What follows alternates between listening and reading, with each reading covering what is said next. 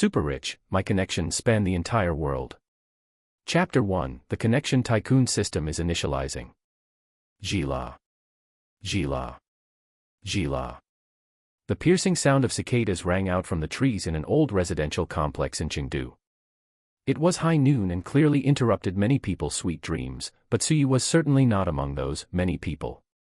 Stupid company. I'm off today, yet they called me early in the morning to work overtime. Work my ass. Summer in Chengdu is like a giant steamer, trapping you in a suffocating shroud of humid, hot vapor. If you're not in an air-conditioned room, it only takes 3 minutes before you start questioning how weak your kidneys are. He quickened his pace, and a sudden sensation of coolness washed over his head. It felt as if a localized rain shower had fallen just for him, like sweet nectar from heaven, cooling his overheated heart. Suyi looked up and saw a few cicadas clinging to the tree trunk, relieving themselves. Damn it.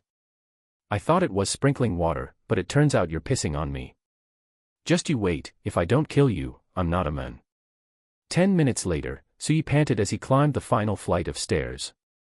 He leaned one hand against the security door while his other hand fumbled around in his trouser pocket for his keys. Huff. Huff. I must have been kicked in the head by a donkey to choose the 6th-floor apartment in an old complex. It's cheap, sure, but there's no elevator. In this weather, climbing to the 6th floor leaves me soaked to the bone. Click. The door behind Suyi opened. A middle-aged woman holding a young child appeared in the doorway, putting on her shoes. Suyi turned around, flashed a grin with neat, white teeth, and greeted her, Sister Zhang, taking the kid out for a stroll. Sister Zhang looked up and saw Suyi with one hand propped against the door, his butt sticking out, and his other hand inside his trousers, constantly wiggling around, all while flashing a lewd smile in her direction. Bang. Pervert. Suyi was stunned. Sister Zhang usually had such a good temper, why was she cursing at him? Then, he looked down at his own posture and his face flushed bright red. He pulled his hand out of his pocket, intending to knock on her door and explain, but the moment he thought of Sister Zhang's husband, whose arms were as thick as Suyi's own thighs, he sheepishly lowered his hand and went back to fumbling in his pocket. Fortunately, this time he grabbed the keys on the first try and opened his door. He threw himself onto the sofa and emptied his right pocket, tossing his lighter, cigarettes, e-bike keys, tissues, and other bits and pieces onto the coffee table. Only then did he slowly and carefully pull a bundle of leaves out of his left pocket. He unwrapped the leaves, revealing a bright green caterpillar inside. The caterpillar, also known as a cabbage worm, was something Suyi had raised a few times as a child. They were very easy to keep, you just needed to toss them 2 leaves a day, and they didn't have any strange odor. Earlier, Suyi had aggressively climbed the tree and killed the cicadas one by one to avenge the indignity of being pissed on. While doing so, he had spotted the caterpillar. Overcome with nostalgia for his carefree childhood, he didn't hesitate to move the clutter from his left pocket to his right, then plucked a leaf to wrap up the caterpillar and tucked it into his left pocket. It was precisely because his right pocket had been so overstuffed that it had caused the misunderstanding earlier. Gila, gila, gila. The sound of cicadas began again from somewhere, sounding like a symphony from the insect world. Whatever, time to cook. Suyi efficiently peeled off his shirt, revealing a slightly bloated belly, and shuffled toward the kitchen in his slippers. As for why he took his shirt off, the landlord of this old place certainly wouldn't install air conditioning. In this stifling 36 or 37-degree heat, Suyi felt that not taking his pants off as well was a sign that he still had some standards. Suyi made a rather perfunctory lunch. He sliced up a bit of the fatty pork he'd brought from home, stir-fried it with some green peppers, and the dish was done. He smashed 2 cucumbers, tossed in some minced garlic, 2 spoonfuls of chili oil, a pinch of salt, and some MSG. The cold cucumber salad was ready. Finally, he popped some leftover rice from last night into the microwave, and he was ready to eat.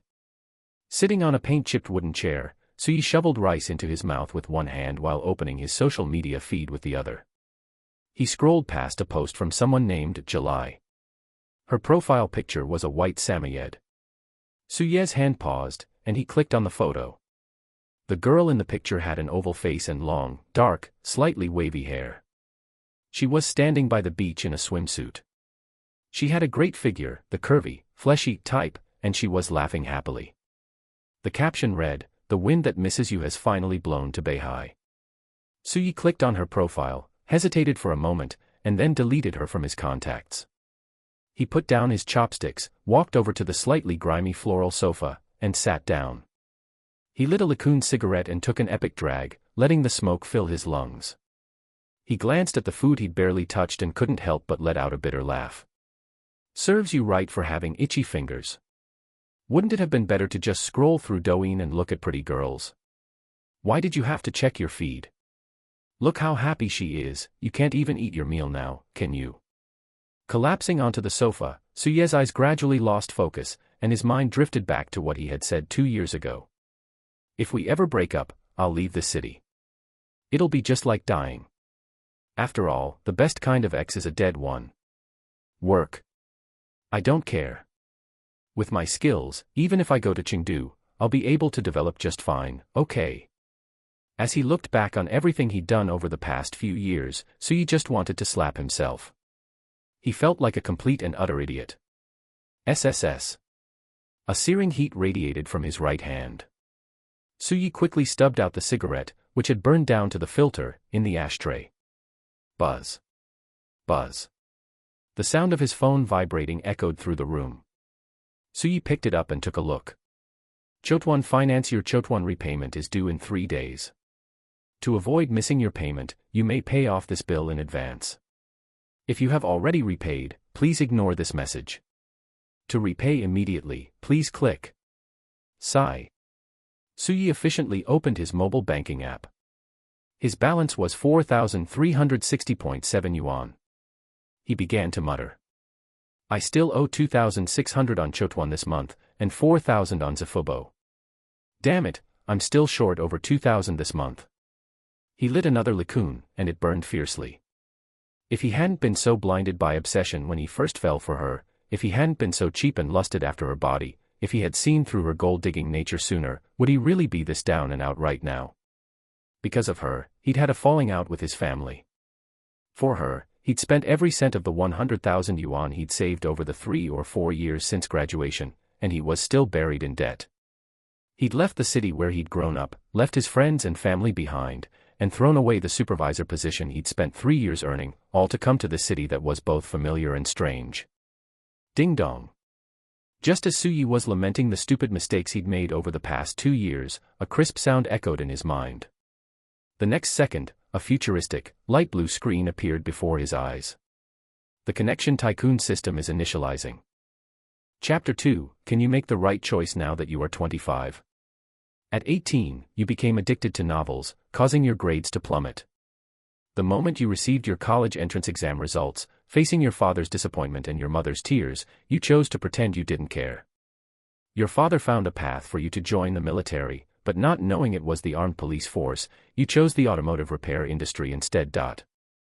At 20, having wasted 2 years in a junior college and holding a senior technician certificate, you were faced with a choice: enter an auto repair shop to further your training and become a mechanic, or work in a factory screwing bolts. Not wanting to smell like engine oil, you chose to screw bolts. At 21, you received that junior college diploma, a piece of paper that seemed light but felt incredibly heavy. Your father wanted you to go back to your hometown to take the civil service exam, but you wanted to strike out on your own and make your mark. So, torn between returning home and staying away to work, you chose to sell insurance. Predictably, 5 months later, having burned through your savings, you slunk back to your hometown. At 22, your father gave you another chance, getting you into a telecom business hall and telling you that you would have opportunities for better development in the future. Looking down on the temporary salary of 3,000 yuan, you chose to join a private company to work in marketing. Fortunately, you met a good mentor who taught you many things hands-on. At 23, your mentor resigned. Being the tallest among the short, you successfully became a marketing supervisor. At that time, clutching your 8,000 yuan salary, you felt you had finally tasted the sweetness after the bitterness. You planned to be promoted to manager in 3 years and general manager in 5, marrying a beautiful, wealthy woman and reaching the pinnacle of your life. But that year, you met a young girl, you spent all your savings on her, gave her everything, and in the end, it all turned into an empty dream. For many years, opportunities had come at you like a violent storm, but you missed them one by one. Now, at 25, can you make the right choice? System loading complete. Bind. Yes/no. Suyi stared blankly at the portrait of his life after 18, his lips trembling. After rubbing his eyes to confirm that none of this was fake, he slowly tapped his right index finger on yes. Ding dong. Congratulations, host, for making the right choice. The social network tycoon system has been successfully bound. System. As a veteran bookworm with nearly 10 years of reading experience, how could he not know what this was? His heart pounded, his hormones surged, and Suyi felt his whole body trembling, terrified that this was just a hallucination. This was the opportunity of a lifetime, the moment that would truly change his life. Compared to the comfort-seeking and reckless youth of his past, Suyi, having been ground down by society for 4 or 5 years, had completely matured. If a person has money and power, even if he points to a pile of excrement and calls it a delicacy, a crowd of people will rush up to taste it, and there will naturally be great scholars to justify his claims. If a person has no money and no power, even if he speaks the truth, everyone will treat him like a madman, constantly mocking, attacking, and distorting his words in every possible way. As for what some people say about life being a wilderness, not a track, and that we should pursue freedom. Bullshit. Only with money can you pursue freedom. With money and power, wherever you are is a wilderness, and wherever you are is freedom. Without money, you can only starve to death. As the system finished binding, the azure screen slowly faded, replaced by a triangular pyramid divided into 9 levels, narrowing towards the top. It represented the cruelest reality of this society. At the very peak of the pyramid sat a jade seal representing power and a gem representing wealth. Host, Suyi. Age, 25. Physical condition, D. Sub-health, appearance, 69, 79, assets, minus 73,650 yuan. Social network, non-current social network level, R9. Ding dong. Please check your first social network task, host. Social network task target, Chao Yi, R9, requirement, increase Chao Ye's favorability to over 90 points. Note, 50 favorability means no impression, 60 is a casual acquaintance, 70 is a friend, 80 is a close friend/relative, 90 is like a brother, 100 is life and death bond. During the task, the system will enable the favorability boost module, increasing the host's affinity and amplifying the favorability the target feels toward the host, slowly raising it to 100. After the task ends, the favorability fixation module will activate, locking the favorability at the current maximum value. Reward, a 100 square meter ground floor shop on Chuanxi Road. Seeing the social network target, Suyi was stunned for a moment. He currently worked at a private group with a market value of 10 billion, mainly involving automotive, catering, finance, and real estate sectors. Suyi was working in marketing in the automotive sector with a monthly salary of 6K, while Chao Yi was the boss of his direct supervisor's boss, essentially a high-level executive in the group, a high-end employee with an annual salary of 700,000 to 800,000 yuan. So, a high-end employee with an annual salary of 700,000 to 800,000 is only considered R9 in the system's eyes. Then what about R8? Wouldn't R7 require an annual income of tens of millions or even hundreds of millions? And this reward, Chuanxi Road. Suyi knew a little about the ground floor shops on Chuanxi Road. The unit price was basically around 40,000 to 100,000. 100 square meters would be at least 4 million. Renting it out would bring in at least 10,000 plus in income every month, whereas he was currently working himself to the bone for only about 6,000 a month. Afterward, Suyi started to look troubled again. Even with the system's help, what right did he have to approach his boss's boss? Based on his 69 rated appearance or his D-grade sub-health status. Suyi certainly wasn't at the level where he could make a shrewd big shot treat him like a brother in 3 sentences. Ding dong. Detected that the host has started the task. Auxiliary module, intelligence system activated. Every day, the host will receive 1 piece of future intelligence regarding the task target. June 9th at 10 a.m., Chao Yi will meet a very important investor. This will determine whether he can take a step forward into the board of directors and completely master the entire group's marketing sector. However, at 9:50 a.m., as Chao Yi comes out of the 7th floor restroom and prepares to head to the investor's office, he will accidentally collide with an employee from the real estate marketing sector, covering his white shirt in coffee stains. After biting the bullet and meeting the investor, not only will he fail to get promoted, but he will also be demoted to acting manager. Note, if Chao Yi is not affected, he will be promoted with 100% certainty. At this moment, Su Yi just wanted to scream in his heart, "System bro is awesome. As long as I can save Chao Yi's career and stand up to save him at his most critical moment, won't his favorability shoot right up?" However, Su Yi immediately frowned. As a veteran who had been struggling in the workplace for several years, he was naturally not a newbie who couldn't see through things. Was it really such a coincidence? Just when Chao Yi was about to be promoted, an employee from the real estate marketing sector just happened to spill coffee on Chao Yi's white shirt. Tisk, TSK, TSK.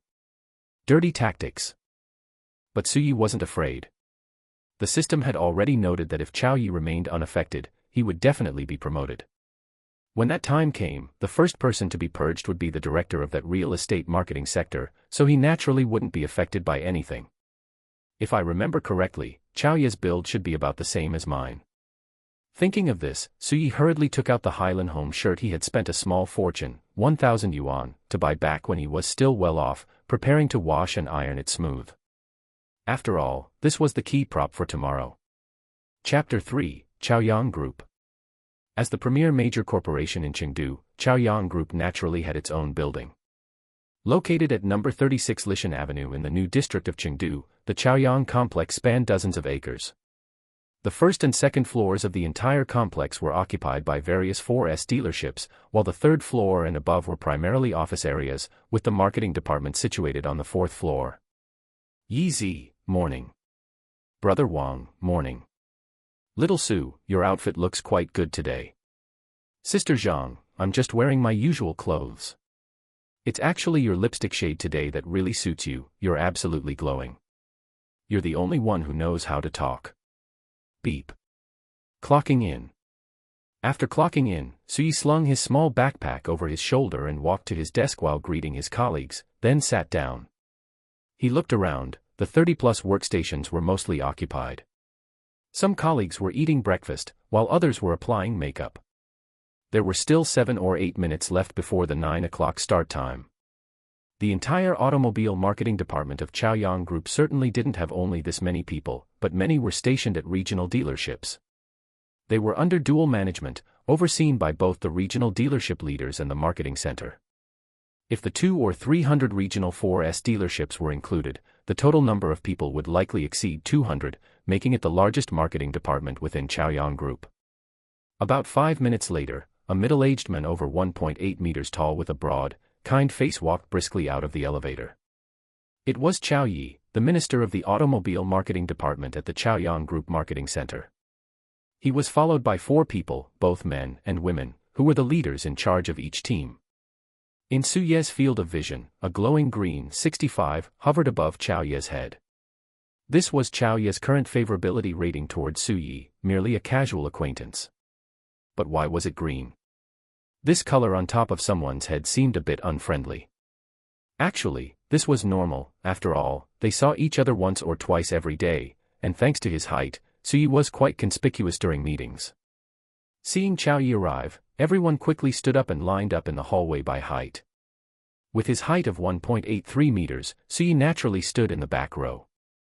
This was a tradition at Chaoyang Group, a morning meeting and roll call every day to announce important matters or arrange work. When short, it was resolved in a few minutes, when long, a half-hour meeting was normal. Today, Chao Yi was clearly preoccupied, he didn't say much and finished in just 3 minutes, breaking the record for the shortest morning meeting. After the department morning meeting came the meetings for each team. The entire automobile marketing department was divided into the pre-sales team, after-sales team, derivative business team, and park team. Su Yi was in the pre-sales team. The team leader was a woman in her 30s named Team Leader Pang Wei. She was petite, only about 1.6 meters tall, and Su Yi would rate her appearance a 70. She was quite a decent person, occasionally a bit overbearing, but she was very protective of her subordinates. Sit. Team leader Pang Wei led Su Yi and 8 or 9 colleagues into a small conference room, where they sat down and began to follow up on the day's work. Since the pre-sales marketing team was composed mostly of veterans, even Su Yi, the newest member, had been there for half a year, and the leadership positions above them were quite stable. The work atmosphere was actually quite good.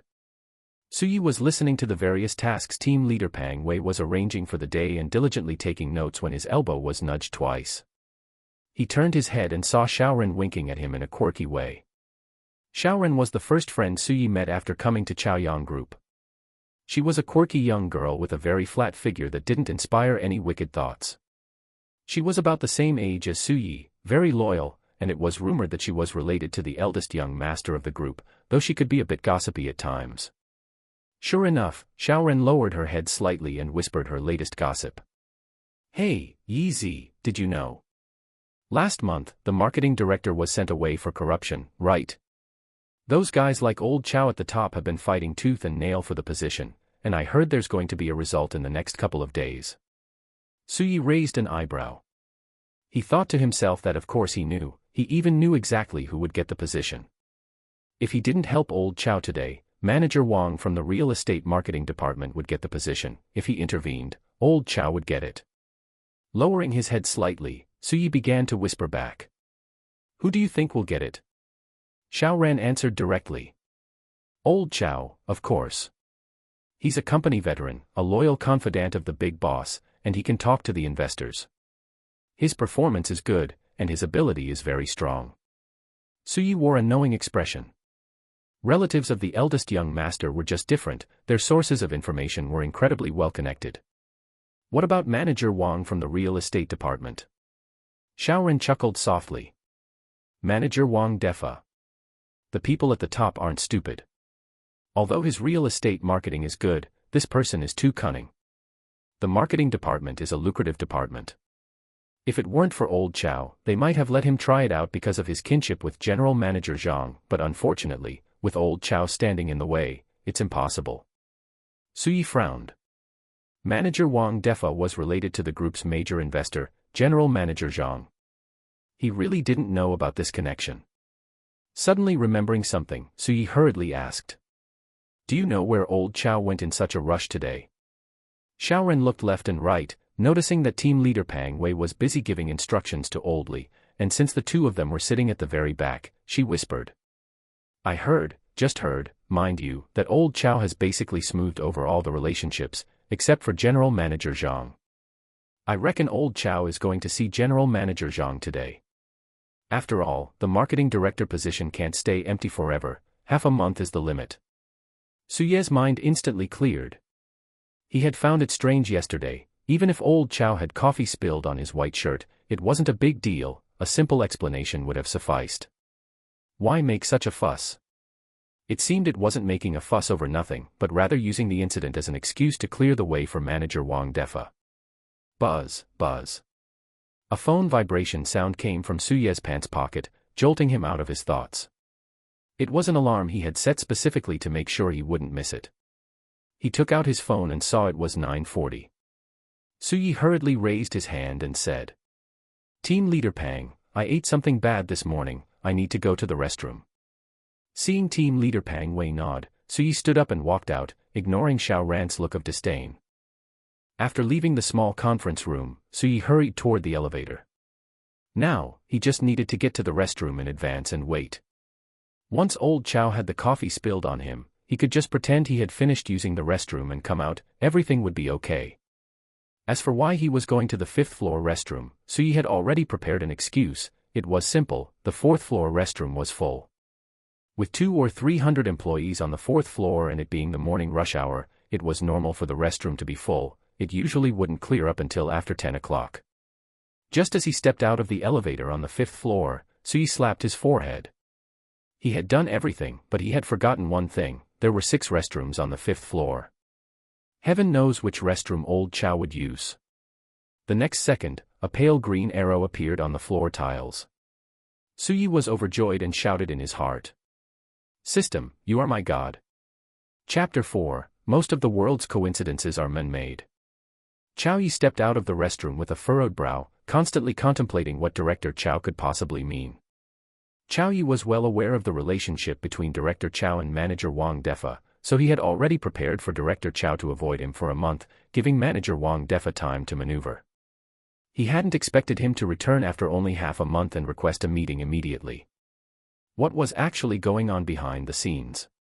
Chow Yi finished washing his hands, pulled out a paper towel from the side, and walked outside while wiping away the water droplets. The corner next to the restroom was the pantry, where free tea, coffee, and some small snacks and biscuits were placed, a small perk for the employees. Bang. Ouch. Hiss. Just as he turned the corner, someone slammed into Chow Yi's chest, spilling piping hot coffee all over him. I'm so sorry, leader. I'll go find something to help you wipe it off right away. Hey, you.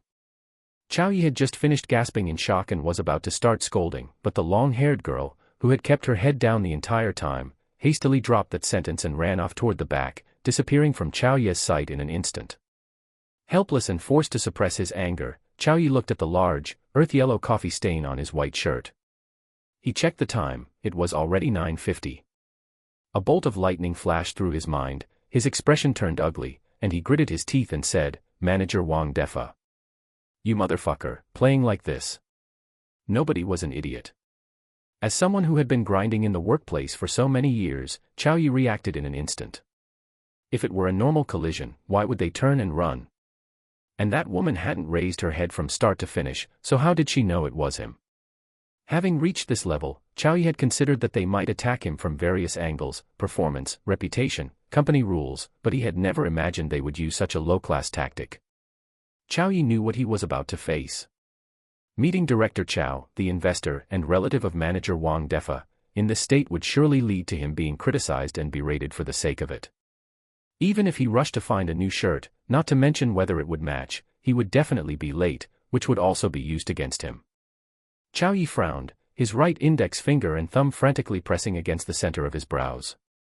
He could feel the blood vessels on his head throbbing. Currently, unless someone appeared immediately wearing a suitable shirt and was willing to lend it to him, he was afraid this hurdle would be hard to pass. The problem was, where would there be such a coincidentally timed person? Director Chow. Chow Yi looked behind him impatiently, only to see a familiar face appear in his line of sight. It seemed to be an employee from his own department. Just as he was about to say something, his eyes lit up. Height is about the same as mine, just a bit thinner. Clean, tidy, and neatly ironed white shirt. An employee from my own department. Holy shit, is there really such a coincidence? Seeing Chow Yi's expression go from impatient to shocked to overjoyed, Su Yi, though unaware of his inner thoughts, could guess a thing or two. He suppressed a smile. There were no coincidences, most of the coincidences in the world were man-made. Su Yi, right? Can you do me a favor and lend me your shirt? Chow Yi made a prompt decision and blurted out his request. After all, changing clothes took time. If he delayed for another 2 minutes, it would truly be hopeless. A flustered Chow Yi, afraid that Su Yi wouldn't lend it to him, quickly added. You saw that my shirt got coffee spilled on it, and I'm currently. Sure. Before Chow Yi could finish his blurted-out explanation, Su Yi agreed immediately, leaving Chow Yi stunned. He then saw Su Yi walk a few steps toward the restroom, nimbly take off his shirt, revealing a slightly chubby physique, and hand the white shirt to him. Seeing the smile on Su Yi's face, Chow Yi laughed as well and nimbly took the shirt. 1 minute later, a neatly dressed Chow Yi walked quickly from the men's restroom toward the elevator entrance. There was still a tough battle to be fought with Director Chow. As for Su Yi, he had just returned to the small conference room, attracting everyone's gaze. Team leader Pang Wei frowned and asked, Su Yi, what's going on with you? Su Yi wore an embarrassed smile and scratched the back of his head. Team leader Pang, I just came out of the office and got bumped into by someone carrying coffee. Team leader Pang Wei furrowed her delicate brows and then said, sit down first. After the meeting, hurry back and change your clothes. You all know how things are in our marketing center lately, don't get caught in the crossfire. Su Yi nodded and quickly returned to his seat. After looking around, team leader Pang Wei emphasized her tone and said, this applies to all of you as well. Pay attention, or if you get caught in the crossfire, even I won't be able to save you. Understood, team leader Pang. Don't worry, boss. Everyone in the conference room chimed in. Xiaoren lowered her head and said to Su Yi, Yeezy, your luck is really too bad. Su Yi lowered his head and said, can't help it. When a person is down on their luck, even drinking cold water makes their teeth ache, and even farting hits their heels. Pfft. Hearing Su Ye's remark about farting hitting their heels, Xiao Ran, whose laughter threshold was already low, couldn't help it and burst out laughing. Team leader Pang Wei glanced over with a slightly angry look. Seeing it was Xiao Ran, she opened her mouth but ultimately didn't say anything, while Xiao Ran shrank her head. 20 minutes later, after verifying everyone's work status, team leader Pang Wei briskly dismissed the meeting. Su Yi said hello and quickly returned home to change his clothes before returning to the company to work. For the entire day, Su Yi kept his composure, waiting for news from Chao Yi, but until he got off work at 6 in the evening, no news came, so he had to go home first. Bang. Throwing himself heavily onto the sofa, Su Yi looked at the old ceiling with a dazed expression. Chao Yi wouldn't have forgotten about me, would he? That shouldn't be right. I heard old Chao is quite loyal. Even the little boss hasn't been able to win him over after trying so many times. Thinking of the gossip he heard from Xiao Ran today, Su Yi clicked his tongue in wonder. To be honest, there really are a lot of messy, dog-shit things in big groups. The father and son are actually fighting for power. The big boss nominally delegates power to the little boss, but in reality, he still holds all the power. Whatever, time to eat. Su Yi rolled off the sofa, took out yesterday's leftovers to make do, and immediately opened his gaming laptop, preparing to have a few hearty rat operations in Delta Force. No, bro, when did the intensity on Monday get this high? You gave me a full 5-man squad on classified damn and kicked me like a stray dog on the side of the road. After a few games, Su Yi felt like he was about to collapse. Seeing that it was already 10 o'clock, he silently turned off the computer, prepared to take a shower, and get into bed to read a novel before sleeping. He still had to work the next day. Selling my love, you carry a debt of conscience. Looking at the phone flashing with an unfamiliar number, Su Ye's heart leaped with joy. It should be Chao Yi calling. After the phone rang 3 or 4 times, Su Yi answered. As soon as he picked up, a somewhat familiar voice came from the other end. Hello. Is this little Su? It's me, Chao Yi. Do you have time now? I'm eating barbecue at the snack street next to the group headquarters. Want to come over and have a taste? Chapter 5, Strategy Target Achieved. Half an hour later, Su Yi followed the location pin to the end of the snack street. Just as he turned the corner, he saw Chao Yi sitting on a chair by the side of the road. He was momentarily stunned, not expecting a high-level executive with an annual income of hundreds of thousands to be so down-to-earth. In his mind, he thought someone like that should at least be in a private room. Chao Yi also saw Su Yi and hurriedly waved to him, "Little Su, over here." After Su Yi sat down, Chao Yi smiled and said, "What, are you surprised to see me eating barbecue here?" Compared to the intense, low-pressure atmosphere Chao Yi exuded while at work, he seemed very down-to-earth now that he was off the clock. He was still wearing his professional attire, but if he were to change into a tank top, shorts, and flip-flops, no one would believe he was a high-level executive. Su Yi nodded and voiced his confusion. Chao Yi laughed heartily, then with a hint of nostalgia in his eyes, he said, "Don't underestimate this place. It's been open for over 20 years. When I first graduated from university and joined Chaoyang Group, the big boss and I would often work late into the night. Back then, the big boss would bring me here to eat. How time flies, in the blink of an eye, I'm already over 40. Putting aside his nostalgic expression, Chao Yi picked up a skewer of barbecue and shoved it into Su Ye's hand, winking as he said, "All right, enough of that. Come on, try the signature kidney skewers here." Su Yi didn't stand on ceremony, he took it and took a bite. A mouthful of rich, savory oil filled his palate. The texture was like tofu, fragrant but not greasy. He couldn't help but give Chao Yi a thumbs up. Chao Yi was quite happy to see this. He didn't know why, but after the incident in the morning, the more he looked at Su Yi, the more pleasing he found him. He liked him more and more, just like his own younger brother. Thinking of this, he rotated the heated grill on the table to make it more convenient for Su Yi. Su Yi smiled at Chao Yi, then suddenly remembered his purpose. He hurriedly opened the system's favorability alert. He had checked it once in the morning and then closed it, mainly because he was afraid he would laugh out loud if he saw that bright green 65-foot floating over Chao Yi's head while changing clothes. After turning on the favorability alert, Suyi looked toward the top of Chow Ye's head again. The bright green number appeared once more. Unlike in the morning, the displayed value was now 89. It could be said that this was already the peak of being close friends and family, one step further, and it would be no different from being biological brothers. Suyi was secretly shocked. He hadn't expected the favorability to increase so quickly. Ding. Host's confusion detected. Refer to the system user manual. This system's favorability module comes with a built-in buff, General's Gratitude. It amplifies the favorability the target has toward the host. For example, regarding this increase in favorability, it elevates the host's actions in the target's mind to the level of saving their career, and solidifies it. As long as the host does not cross the target's bottom line, the favorability will not decrease even if there is no contact for 10 years. Suyi understood in a second.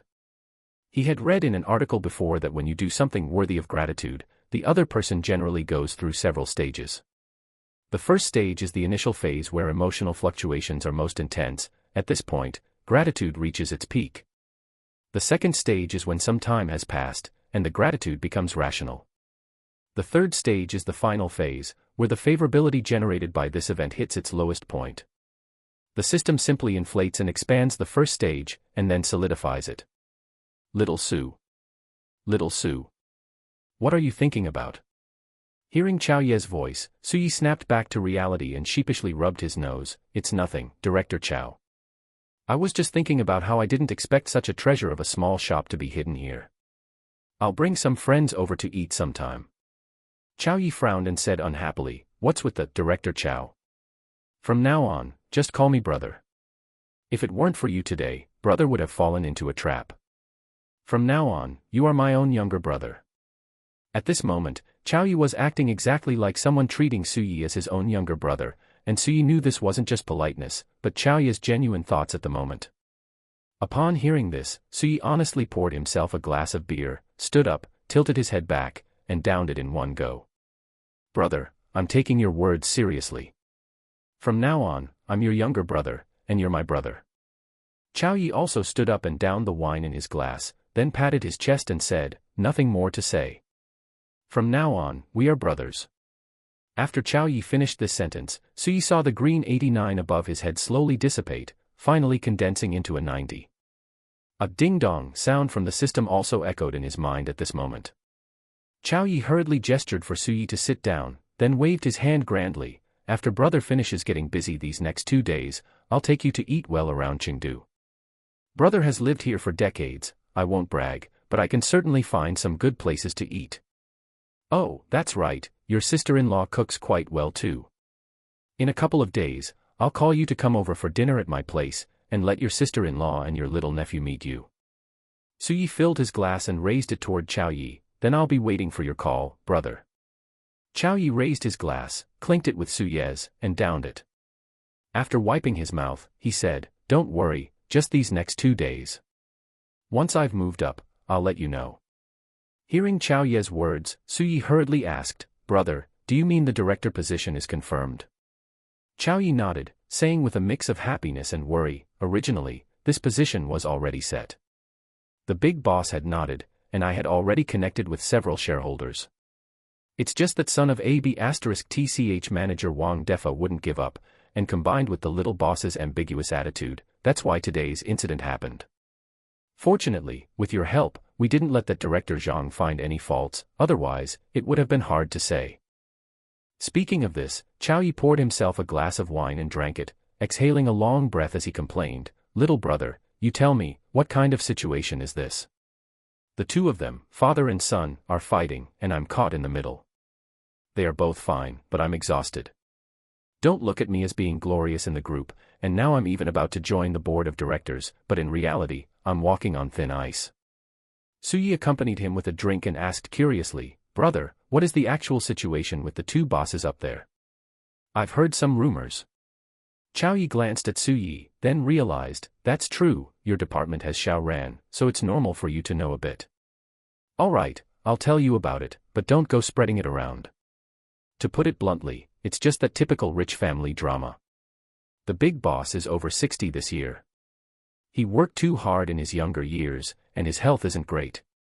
Last year, you weren't here yet, so you wouldn't know. The big boss fell seriously ill. I heard he even went into the ICU. At that time, he transferred half of his shares to the little boss and designated the little boss as his successor. Sigh, who would have thought his health would improve this year? He feels he's still in his prime and wants a second spring.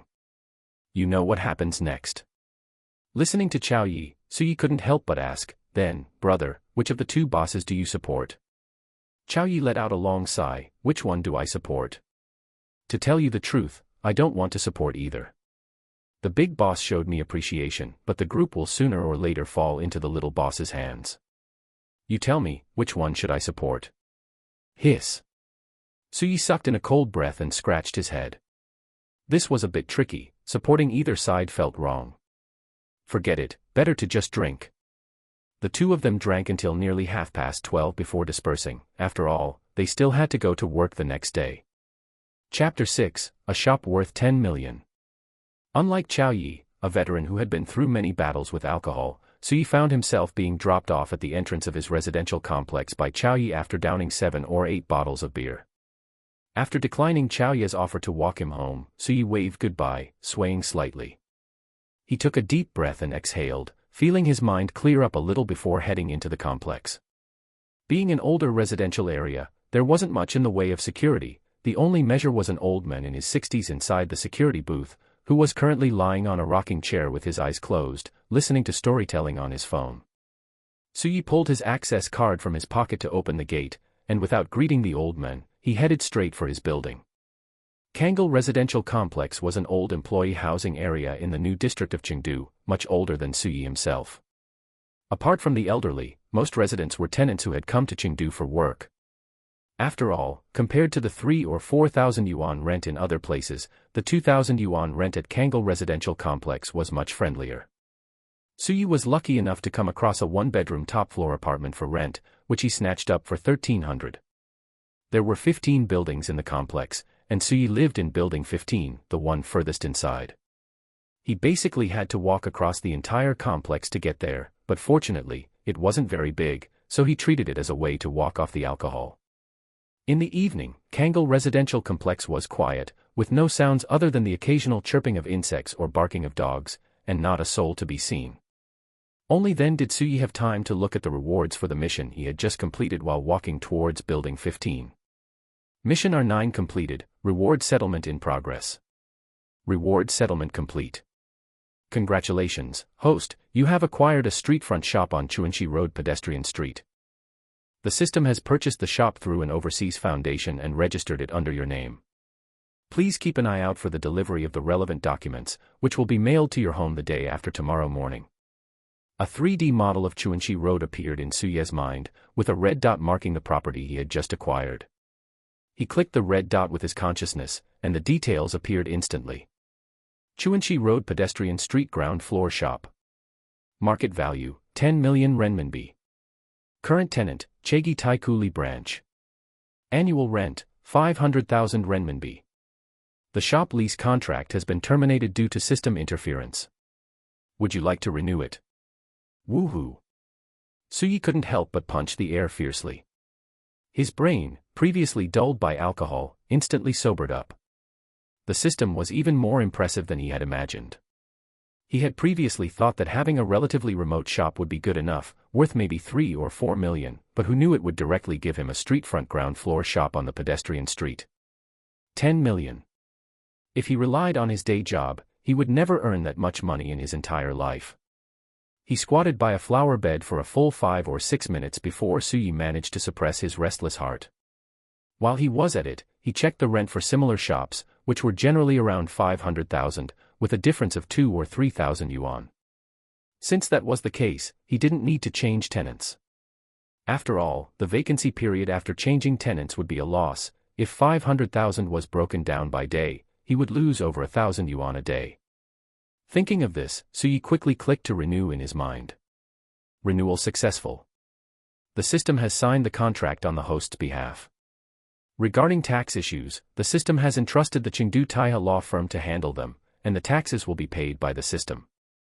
Ding dong, the rent of 500,000 has been deposited into the host's bank card. Please check it. At this moment, Suyi wished he could hug the system and kiss it. He had just used AI to check. If he had to pay taxes himself, he would have to pay 60 or 70,000 a year, which was almost equivalent to his current annual salary. It made Suye's heart ache, but who knew the system would handle it directly? Buzz, buzz. Suye's phone vibrated, and he hurriedly turned on the screen.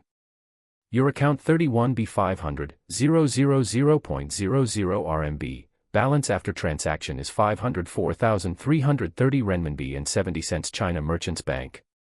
Seeing the funds arrive, Suye's just calmed mood became excited again. Looking at this long string of numbers, this was the most money he had ever seen in his life. His right hand holding the phone was trembling as he hurriedly opened his China Merchants Bank app. Account overview. Total assets, 504,330 renminbi and 70 cents. Suyi kept refreshing the app until the phone screen was hot from the friction. Only then did Suyi finally confirm that he would not lack money now, or ever again. The corners of his mouth slowly curled up, his smile growing wider and wider, and 2 lines of clear tears slid from the corners of his eyes. Only he knew how he had spent the last 6 months. The savings he had worked hard to accumulate over many years were gone. He still owed a mountain of debt, his family situation was in shambles, and he had come to Chengdu alone to forge a path.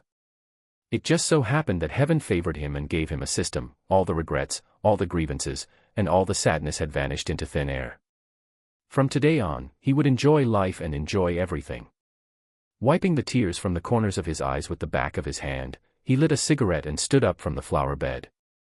He walked towards his rented apartment with long, confident strides. At this moment, his back was straight, and a sense of confidence radiated from him as he walked.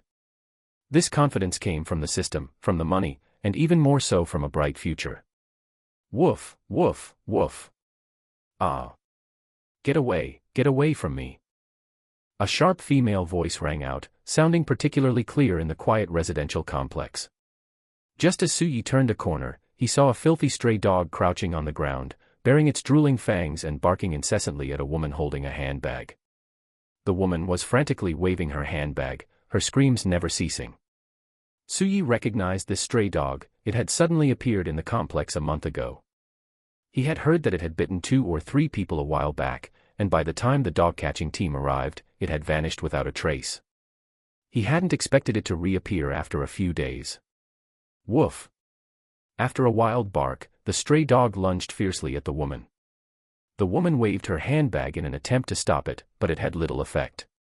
In her panic, she fell to the ground. Thanks to her sudden fall, the stray dog failed to land a solid hit and instead bit into her dress. With a rip, a large piece of the skirt hem was torn off, revealing a fair, tender thigh. The stray dog, having failed to bite her, was naturally unwilling to give up. After landing, it turned its head and lunged at the woman again. She could only hold her handbag in front of her to block it. Bang! Suyi finally ran up just in time. At the critical moment, he kicked the stray dog hard in the stomach with his foot, sending it flying 2 or 3 meters away. The stray dog let out a miserable yelp and couldn't get up for a long time. Are you okay? Suyi asked without turning his head, keeping a wary eye on the stray dog. A crisp, clear voice, like moonlight in a glass display case, said with a hint of hoarseness. I'm fine, thank you. Chapter 7, Guqing Yan. Suyi couldn't help but pause upon hearing the sound. Just then, the stray dog staggered to its feet, whimpering as it limped away toward the nearby greenery. Watching the stray dog disappear from sight, Suyi finally looked behind him. With the help of the dim lighting, he was able to see the girl's appearance clearly. Her voluminous hair was slightly messy, and her naturally fair skin looked even paler, perhaps from the shock. Her willow leaf eyebrows were slightly furrowed, and her large eyes, which held a hint of pitiful vulnerability, were brimming with tears. Beneath her delicate nose, her thin lips were pressed tightly together. Combined with the way she was sprawled on the ground in her torn pink dress, she possessed a moving, fragile beauty. A soft, pained moan pulled Suyi back to reality. Seeing the girl clutching her ankle, he noticed that the strap of her right high heel was broken, and it was clear that her foot was injured. Guqing Yan felt extremely aggrieved. A couple of days ago, she had quit her job in anger because she couldn't stand the harassment from her sleazy boss. Then, her landlord notified her that the apartment had been sold and she needed to move out within a couple of days. Today, she had finally gotten lucky and found a one-bedroom apartment in an older residential complex. Although it was a bit rundown, it was a good option for her, given her limited savings and current unemployment. She had gone out in the evening to have a meal with her best friend. After venting her frustrations, she was targeted by a stray dog from out of nowhere before she even reached home. If someone hadn't saved her, she would likely have been hurt today. Thinking of this, Gu Qingyan felt even more aggrieved. The various unfortunate events of the past few days had come crashing down on her, making her feel suffocated. Her eyes were filled with tears, and droplets rolled down her fair, tender cheeks. Just then, Gu Qingyan suddenly heard a gentle male voice. "Are you okay? Do you need me to take you to the hospital?" Gu Qingyan only then remembered that her savior was still there, so she quickly wiped away her tears and looked up. She saw a handsome, delicate-featured boy staring at her. His obsidian-like eyes held a trace of concern, never wavering as he met her gaze, and he exuded a unique aura. Suyi looked at Gu Qingyan, who was staring at him blankly. His sword-like eyebrows furrowed slightly as he crouched down and asked softly, "Does it hurt a lot? Can you stand up?" Gu Qingyan was startled by Suye's words and came back to her senses, a flush of red appearing on her face. "No, it's nothing, I can do it myself." As she spoke, she braced her hands on the ground to stand up. Unfortunately, as soon as she put weight on her right foot, a stabbing pain shot from her ankle, and she collapsed back down. Seeing Gu Qingyan's state, Suyi understood that the injury was likely not minor. He stood up and extended his right hand. "Come on, let me help you." Gu Qingyan hesitated for a moment before placing her small hand into Suye's. With his help, she slowly stood up, but she could only put weight on her left foot. As soon as her right foot touched the ground, she felt pain. Suyi sighed inwardly. "Fine, if you're going to save someone, you might as well see it through to the end." He then pulled Gu Qingyan's right arm over his left shoulder. Her hair brushed against his cheek, bringing with it a scent like gardenias. "I'm not taking advantage of you, all right? It's just that you look like you're hurt pretty badly. Let me take you to the hospital." Gu Qingyan was startled by Suye's action at first. Feeling the scorching body heat radiating from him as she leaned against him, her ears flushed red. Then, hearing his words, she felt like laughing. Why did he seem so timid? Was he afraid she would accuse him of molestation? She hurriedly shook her head. No need. It's probably just a sprain. I'll find some medicine to rub on it, and it should be fine by tomorrow. Suyi looked down at Gu Qingyan's ankle, which was swollen in a circle. This was clearly not a simple sprain. "Let's go. Looking at your foot, it's not going to get better with just some simple medicine. If you don't want to be unable to move at all tomorrow, you'd better listen to me and go to the hospital." As he spoke, Suyi didn't wait for Gu Qingyan to reply and proceeded to take out his phone to hail a ride. Gu Qingyan turned her head to look at Suye's face. She wanted to protest a bit more, but in the end, she didn't say anything. After booking the ride, Suyi looked at the high heels on Gu Qingyan's feet and reminded her. "If you don't mind, I'll carry you over. Otherwise, it won't be easy for you to walk in those high heels." Gu Qingyan thought about it for a moment, her cheeks flushing red, and she nodded gently. Suyi crouched down, then felt a warm, soft body press against his back. As he stood up slowly, his hands cupped Gu Qingyan's smooth thighs. Having been single for half a year, Suyi couldn't help but feel a bit distracted and began reciting the heart-clearing mantra frantically in his mind. "Heart like ice, clear and calm, even if the sky falls, I remain unfazed." It wasn't that Suyi was doing this just because she was pretty, that was just the kind of person Suyi was. As long as there was no enmity, he was willing to help within his capabilities, especially when it was a pretty, helpless young lady. Walking all the way to the entrance of the residential complex, a BYD was already parked on the side of the road with its hazard lights on. Suyi opened the back door first, then slowly crouched down to let Gu Qingyan get in, before climbing in himself and giving the last few digits of his phone number. The ride was a bit quiet. Suyi took out his phone and checked the time. It was already 1:15 a.m. Now that he still had to take Gu Qingyan to the hospital to treat her injury, he probably wouldn't get back home until 2 o'clock or 3 a.m. at the earliest.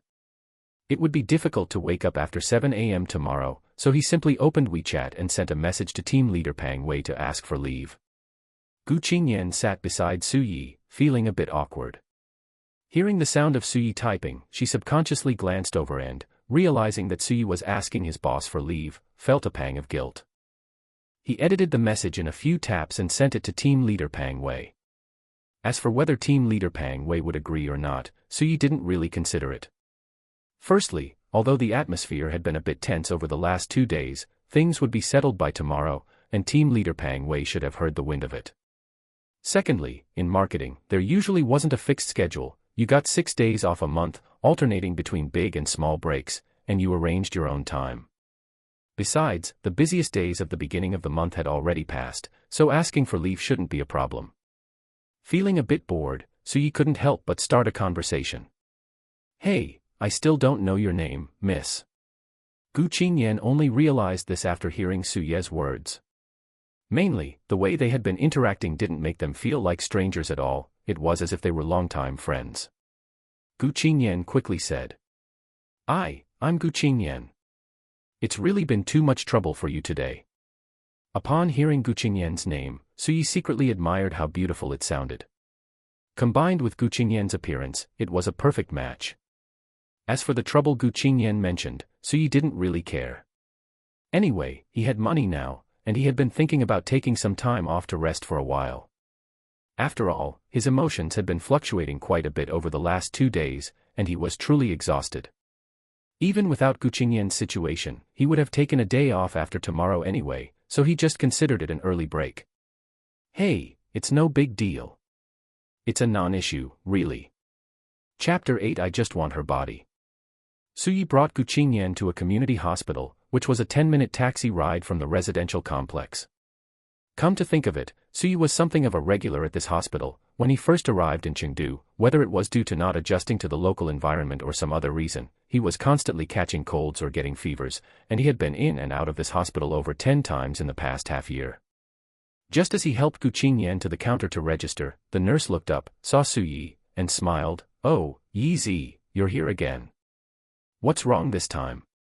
Su Yi replied with a laugh, "Sister Ling, you make it sound like my health is terrible. It's not me this time, I brought a friend to get checked out. She sprained her ankle." Only then did Sister Ling notice Gu Qingyan beside him.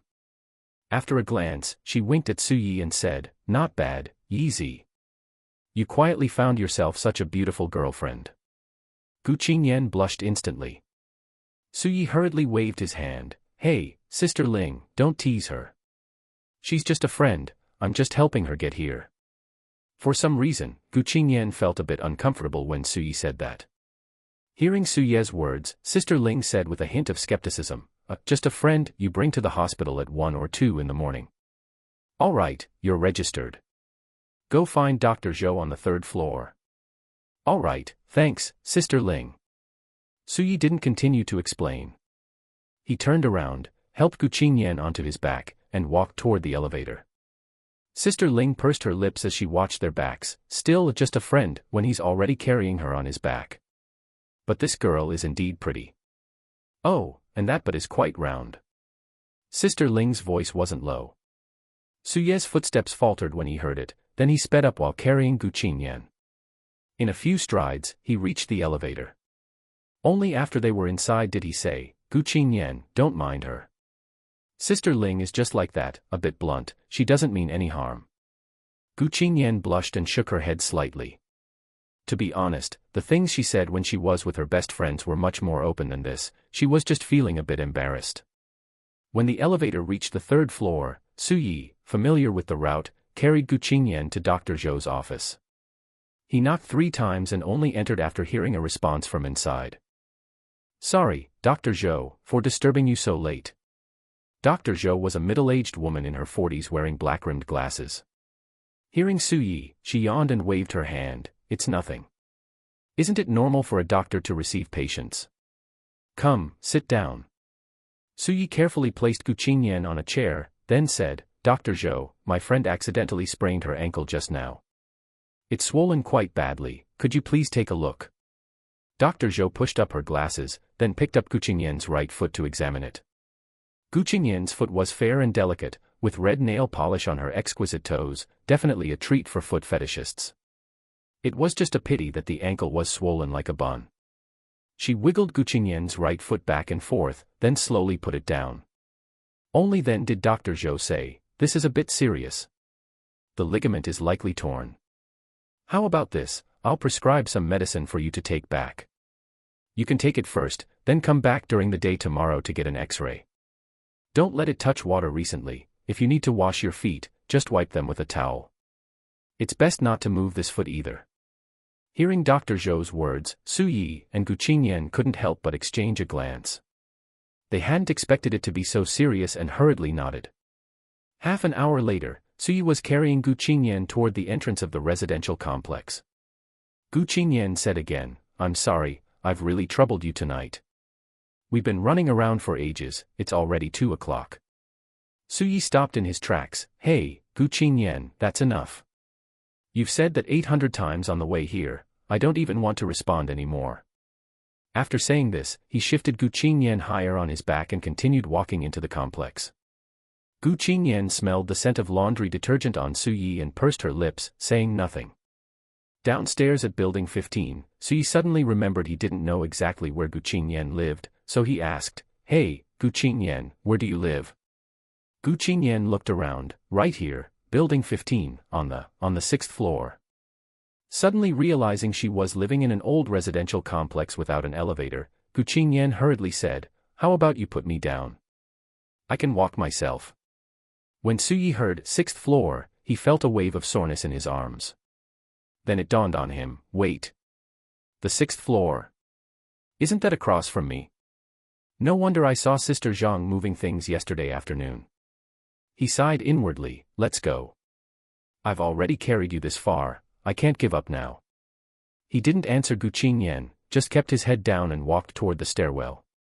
Fortunately, although Gu Qingyan was quite tall, about 1.7 meters, she wasn't very heavy. Su Yi estimated she was under 100 kg. Panting heavily, feeling like his heart was about to jump out of his chest, he finally managed to carry Gu Qingyan up to the 6th floor. Once she was put down, Gu Qingyan looked at Su Ye's white t-shirt, which was soaked with sweat. She felt a bit embarrassed and opened her mouth to thank him again, but before she could speak, Su Yi interrupted. Who, don't say it. We're here. You hurry and go inside. I'm going home too.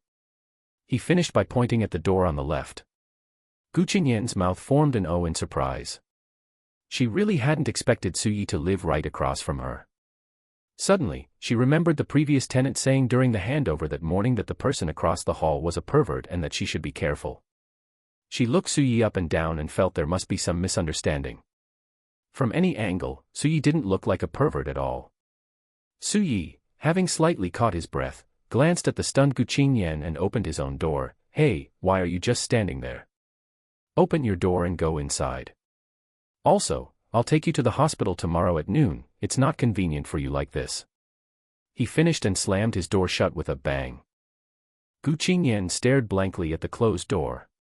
She wanted to say something, but in the end, she silently turned around, opened her own door, and went inside.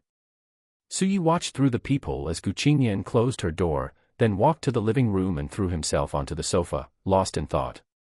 Su Yi swore to the heavens that he really hadn't had any ideas at the beginning, but after interacting with Gu Qingyan just now, he found that this girl was actually quite nice. Moreover, she was all alone in Chengdu and didn't have a boyfriend, so ripples began to stir in his heart. Alright, to be honest, Su Yi coveted her body. But then again, what man, after going through what happened tonight, combined with Gu Qingyan's figure and appearance, wouldn't covet her? If Su Yi didn't, he might as well be the last eunuch in China. Wanting to get up to take a shower but feeling his whole body sore and weak, Su Yi muttered to himself, tomorrow, after tomorrow, I'll start getting back into shape. This physical fitness is really too poor compared to 2 years ago. A system notification sound suddenly rang in his mind. Chapter 9, this buff is super strong, alright. Ding dong. To better acquire connections, a handsome face and a robust body are essential conditions. Side quest issued. Side quest, raise physical fitness to B grade, amateur athlete level, within 30 days. Quest reward, 500,000 renminbi in cash. Side quest, raise attractiveness to 79, 1 in 1,000, within 30 days. Quest reward, 500,000 renminbi in cash. Suyi was stunned. A handsome face and a robust body, how did these have anything to do with expanding connections? Upon a moment's reflection, there actually was a link. Data showed that people with good looks had a 30% higher success rate for promotions than others. First impressions between people were extremely important, and what did first impressions depend on? It was nothing more than these 4 things: temperament, face, clothing, and figure. A good appearance and a tall, straight figure would definitely be bonus points. Otherwise, why would there be so many beauty salons and gyms? Improving these 2 things was already in Suye's plan. Although his ex-girlfriend's looks and figure weren't as good as Gu Qingyan's, they weren't far off. Why did she choose Suyi? Apart from Suyi being a simp and a nice guy, it was because of Suye's 1 in 1,000 looks and his tall, straight figure with six-pack abs. However, due to staying up late for the past 6 months, irregular diet and sleep habits, and being immersed in regret, his 1 in 1,000 attractiveness had almost fallen to that of an ordinary person, and his six-pack abs had long since merged into one, with only faint traces of training visible. The most important thing was that the system gave money. Completing one quest gave 500,000, and both added up to 1 million. Although Suyi now sat on 10 million in assets, unless he sold them, he didn't really have much cash. The 500,000 the system gave previously, after paying off his old loans, left him with 400,000. It seemed like a lot, but if he really wanted to buy something big, like a car, he could only afford an entry-level BBA model, let alone a house. Accept quest. Host's current situation detected. The system will grant the host a buff bonus. Perpetual motion machine, you only need 6 hours of deep sleep every day to restore your mental state to its best. Your body's self-recovery functions will become much faster, even if your stamina is exhausted, it will not affect the next day. Various sports injuries will stay away from you, and your training results will increase tenfold. Attractiveness enhancer, while you sleep every day, it will automatically improve your skin condition, repair skin damage, and improve skin abnormalities. If in a deep sleep state, the effect will increase tenfold. A minute later, after Suyi finished reading the information about the 2 buffs on his retina with his mouth wide open, the light screen disappeared again. A strange feeling emerged from his brain, but nothing changed. Suyi looked at his body, it was completely normal, with no outrageous special effects. Suddenly, Suyi felt his eyelids becoming heavier and heavier, feeling a bit dizzy, just like he had stayed up for 7 days and 7 nights. He only had time to mumble one sentence. I haven't taken a shower yet. Who? A slight snoring sound came from Suyi, who had already entered a sleep as peaceful as a baby's. Suyi had fallen asleep, while Gu Qingyan, across from him, was looking at her own proud figure in the mirror, not knowing what she was thinking.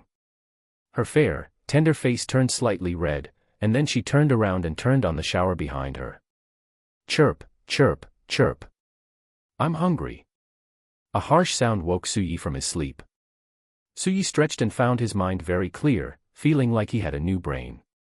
He rubbed his face and sat on the sofa, stunned for a few minutes before realizing what had happened yesterday. He took out his phone and saw it was already 11 a.m. He had fallen asleep at about 2:30 a.m. yesterday, so he had slept for 8.5 hours. Didn't the system say 6 hours?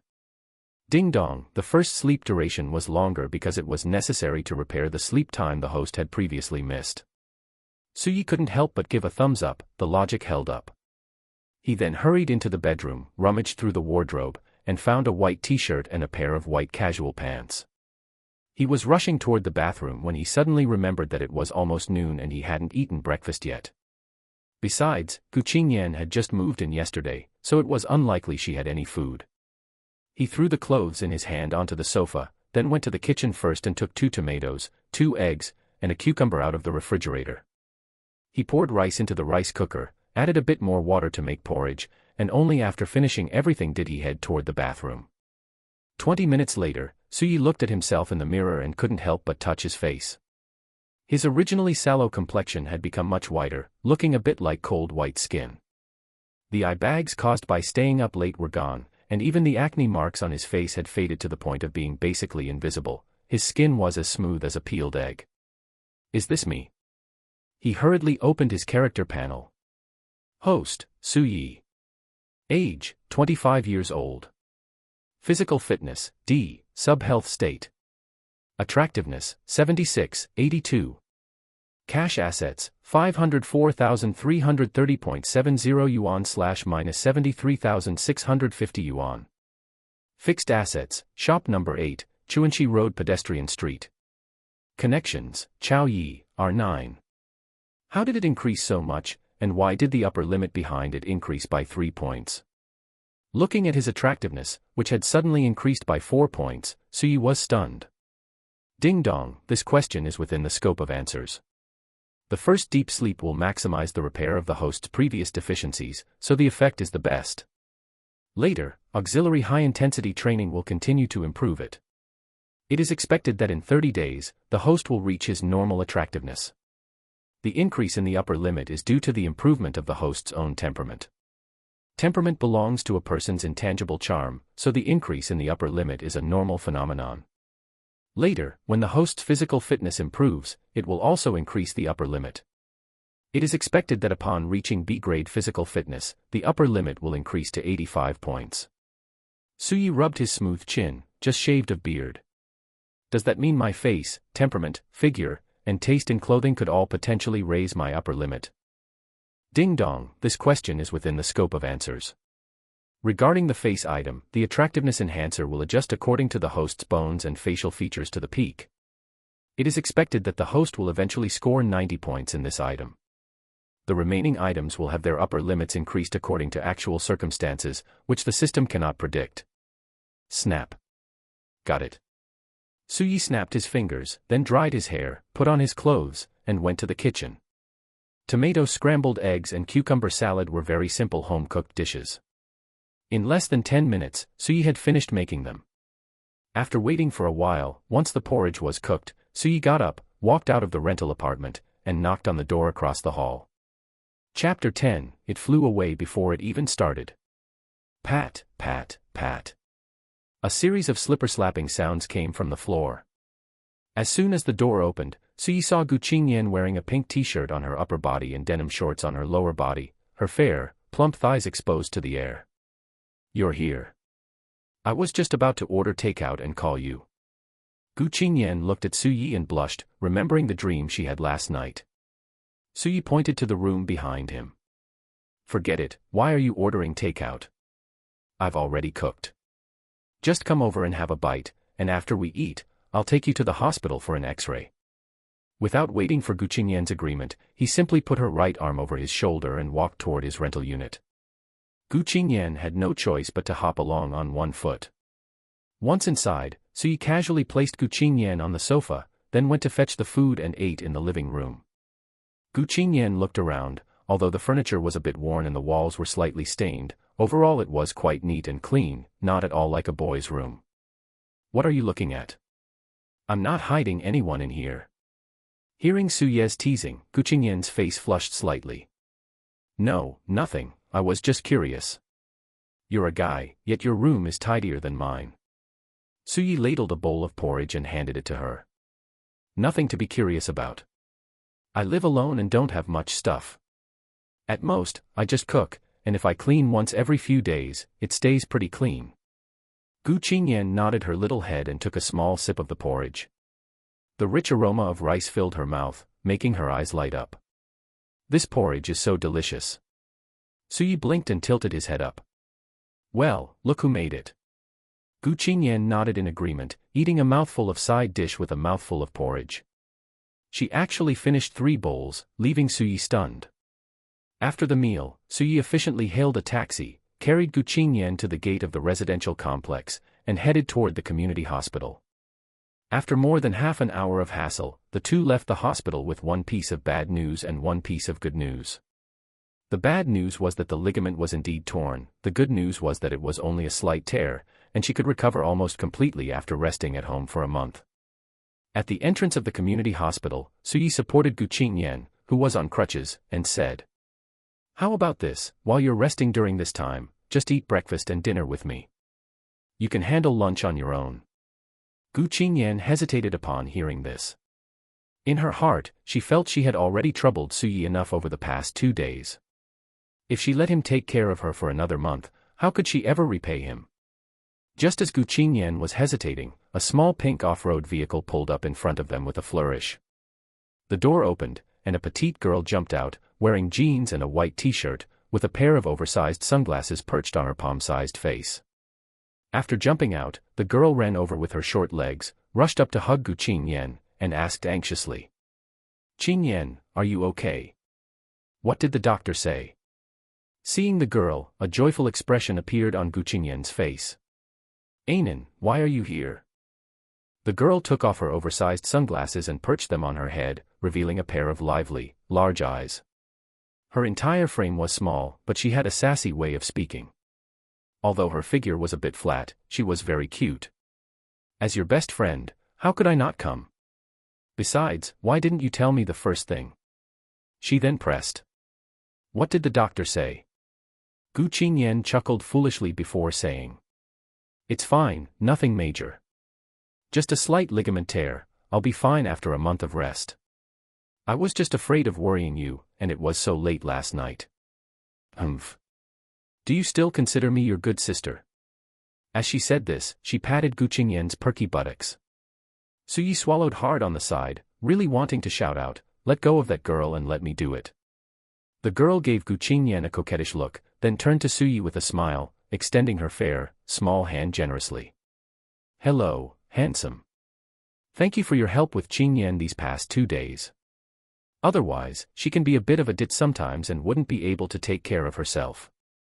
Let's get to know each other. My name is Chen Anan, and I'm Qingyan's best friend." Chen Anan was very straightforward and lacked any affectation, with a bright and open expression in her large eyes. Suyi extended his large hand, gently grasped Chen Anan's fingertips for a brief shake, and then let go. His deep, star-like eyes met Chen Anan's scrutiny without flinching. "Hello, I'm Suyi, Gu Qingyan's neighbor. Actually, I didn't do much, just happened to run into her." Watching Suyi's actions, Chen Anan couldn't help but think, this kid is quite polite, his eyes are very clear, he's a bit handsome, and most importantly, he has a very confident air about him. Waving her small hand, Chen Anan said magnanimously, "Don't worry about it. We judge by actions, not intentions. You really have helped Qingyan a lot. From now on, you're a friend of Chen Anan. Let's add each other on WeChat. If you need anything, just give me a shout. If I can help, I definitely won't refuse." Seeing Chen Anan, who was so small, make such a magnanimous gesture, it felt a bit incongruous. However, Suyi considered a certain saying, if you want to pursue a girl, the best way is to first win over the people around her. After scanning the code, Suyi glanced at Chen Anan's profile picture. It was a selfie of her sitting on the hood of her small pink off-road vehicle, with endless grasslands and blue skies and white clouds in the background, grinning to reveal 2 cute little fangs. "All right, buddy, we're friends from now on. I'll be taking Gu Qingyan with me for now. It's inconvenient for her to be at home alone, so I'll take care of her during this time." Before Suyi could react, Chen Anan helped Gu Qingyan, and in a few steps, they reached the small off-road vehicle. Suyi took a step forward but ultimately decided not to ask her to stay. For one, he really had a lot on his plate lately. Suyi was planning to go to his company tomorrow to submit his resignation. After all, fitness and exercise were the most important things right now. 500,000, he would have to work for 6 or 7 years without eating or drinking to earn that back. Secondly, although Suyi had been in a relationship once, that was because his ex-girlfriend Han Chiyue had taken the initiative. Rounding it off, Suye's dating experience was 0. He wasn't sure if Gu Qingyan actually had feelings for him, and it would be awkward if he were just being wishful. Besides, with his current financial situation and future, couldn't he choose whoever he wanted? He could change partners every day if he wanted. He had no intention of hanging himself from a single tree. Chen Anan skillfully started her small off-road vehicle, rolled down the window, and waved at Suyi, then turned the car around and drove toward home. She glanced at Gu Qingyan, who was still looking back, and said with a bit of exasperation, "Hey, Gu Qingyan, are you in heat? We're already far away and you're still so reluctant to leave. You two only met yesterday, right?" And you usually aren't interested in those guys.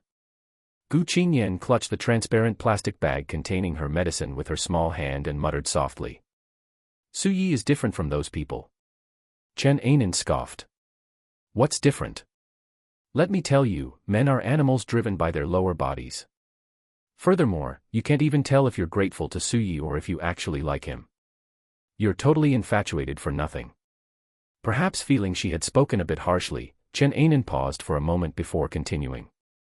How about this, since you'll be recovering at my place for the month anyway, you can use this time to calm down and also see what kind of person he really is. Gu Qingyan was only a bit ditzy occasionally, but she wasn't stupid. She knew what Chen Ainen said was right, so she didn't continue to argue and just nodded gently, though the corner of her eye drifted toward the rearview mirror. Chen Ainen noticed Gu Qingyan's little action, smacked her lips, and said nothing, just pressed the accelerator pedal deeper. Chapter 11, Why Be a Wage Slave When You Have Money? Early the next morning, he was once again woken up by the shrill sound of cicadas. Su Yi got up and stretched, feeling full of energy. After Gu Qingyan left yesterday, Su Yi had gone straight home to play games for the afternoon, paid off his previous debts, and even got a haircut in the evening, feeling completely relaxed. After washing up and getting ready, he looked at his handsome face in the mirror and couldn't help but exclaim, "Sigh, I've gotten even more handsome. If this keeps up, I won't even need the system. I can just sit in a high-end club, waiting for food to be served." He put on his standard professional attire, a white shirt and black trousers, and began another day as a wage slave. However, this would be his last day as a wage slave. He didn't even plan on collecting his salary for the remaining month. After all, if he followed the normal resignation process, he would have to wait a month for the handover, leaving him no time to train. If that caused him to fail his mission, he wouldn't even be able to cry. Su Yi wouldn't do something as stupid as losing a watermelon to pick up a sesame seed.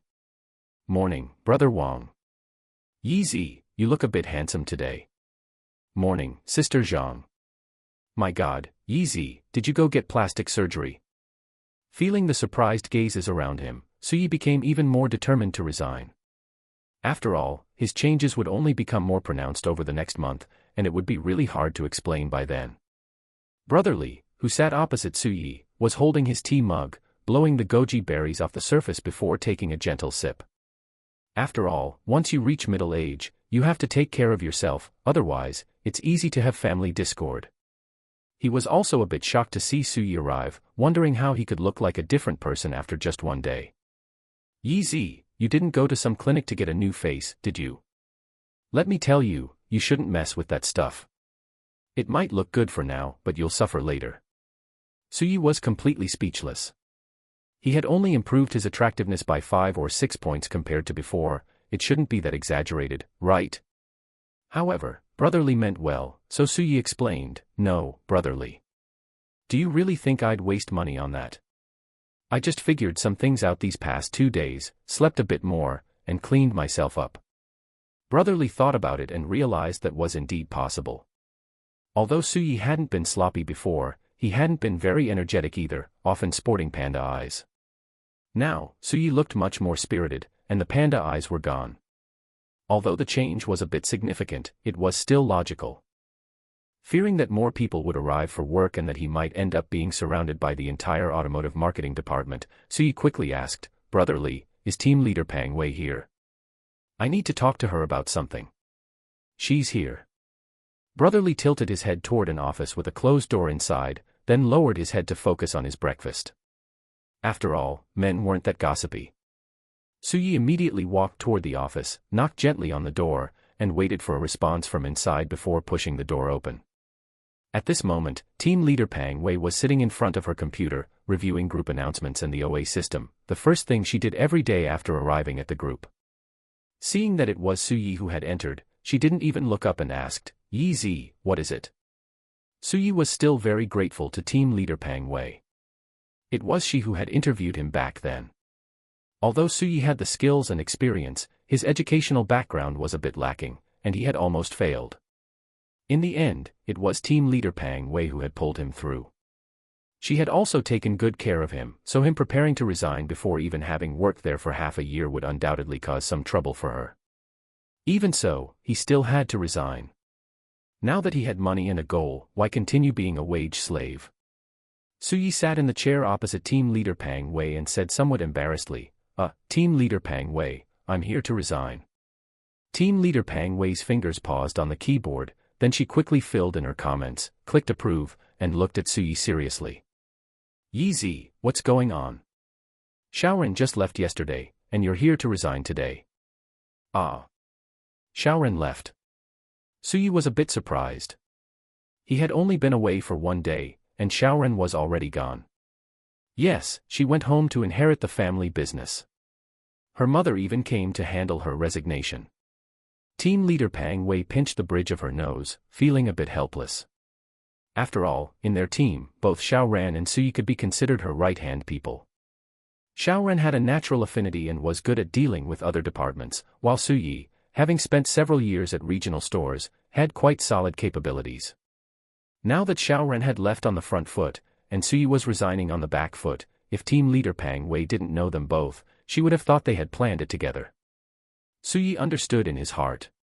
Chaoyang Group was a massive conglomerate with a market value of over 10 billion. Even what leaked through their fingers would be enough to support several small companies. As a relative of the boss of Chaoyang Group, it was very easy to achieve something. Although he hadn't heard Xiaoren mention it, her family background was likely not simple either. As for why she hadn't told him, listening to team leader Pang Wei, he knew she had probably been forced by her family.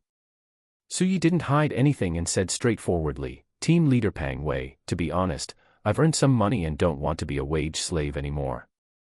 I know how well you've treated me, so if there's anything I can help with in the future, just let me know. Hearing Suyi's straightforward words, team leader Pang Wei felt a headache coming on.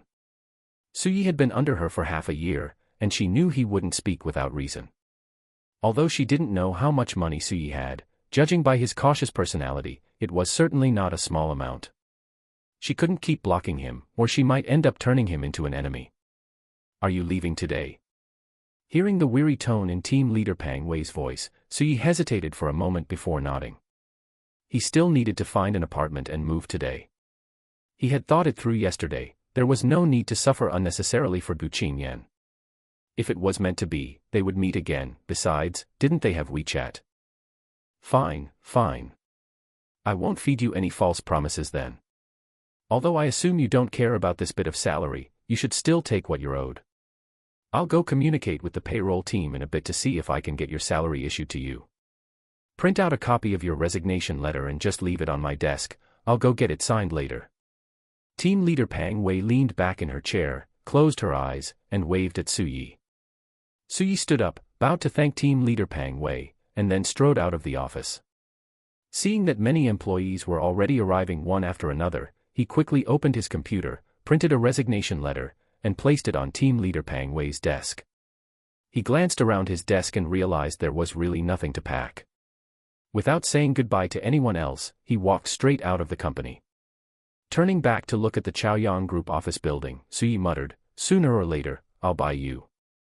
When that happens, old Chao will be the executive director, and team leader Pang Wei will run the marketing center. Perfect. You betrayed my love, you carry a debt of conscience. A ringtone pulled Suyi back from his fantasies. He answered the phone, hello. Yes, right, it's me. Have the apartment listings been filtered? I'll be over there right away. Chapter 12, The New Apartment and Eater Fitness Club. Suyi spent the morning with a Beek real estate agent, visiting 3 or 4 locations and viewing 3 apartments. After grabbing a meal with the agent, he finally chose a 4-bedroom apartment on Chengdu Financial Island. The rent was 12,000 per month, with a 1 month's deposit and 3 months' rent payment structure. Nearly 50,000 was gone in an instant, though the agency fee was naturally covered by the landlord. He called the landlord of his rental in Kangal community to explain the situation. Suyi didn't intend to ask for his deposit back, after all, it was his breach of contract, and the landlord would need time to find a new tenant. There was no reason to make the landlord bear the cost. Besides, the landlord was quite nice and hadn't bothered him once during the 6 months he lived there. Watching the moving company pack his things in an orderly fashion, Suyi handed over the keys to the rental and, after a glance at the tightly closed door across the hall, returned to his new apartment. He opened the fingerprint lock and didn't bother the movers while they organized and cleaned the room, as he had already paid for those services. Looking around, the entire apartment featured a minimalist design with a black and white color scheme. The lighting consisted of adjustable cool white and warm yellow tones. Upon entering, the living room was on the left, while the dining table and open kitchen were on the right. Through the large floor-to-ceiling windows in the living room, one could look directly out at the river view. Walking further in, the guest bathroom was on the right, and a guest room was on the left. Suyi didn't plan to touch this guest room. It could be used if friends or family came to visit. At the end of the hallway, the master bedroom with an ensuite bathroom was on the left, and two smaller rooms were on the right. Suyi planned to convert one into an esports room and the other into a gym. The apartment had a usable area of nearly 150 square meters and came fully furnished with all appliances, making it completely move-in ready. Apart from being on a high floor, the 21st, and the rent being a bit pricey, there were no other issues.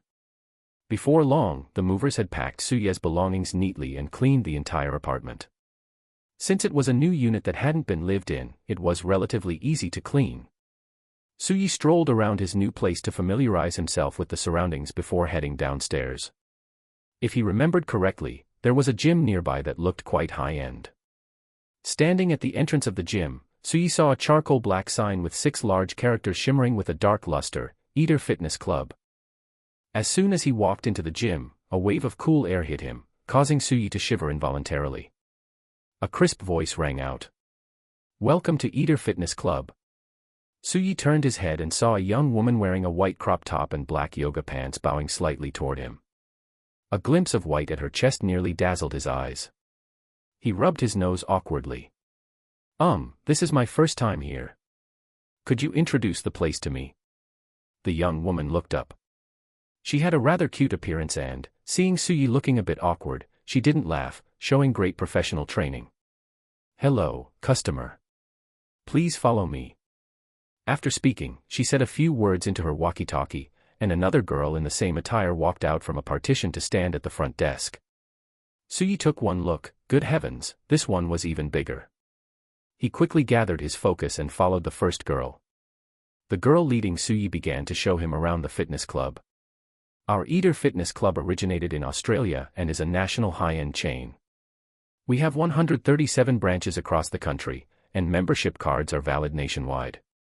We have multiple locations in Chengdu, and each branch occupies no less than 5,000 square meters.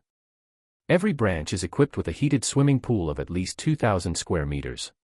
Our Eater Fitness Club offers fashionable and diverse fitness courses. We have introduced the New Zealand Les Mills fitness system, as well as yoga, dance, and other classes.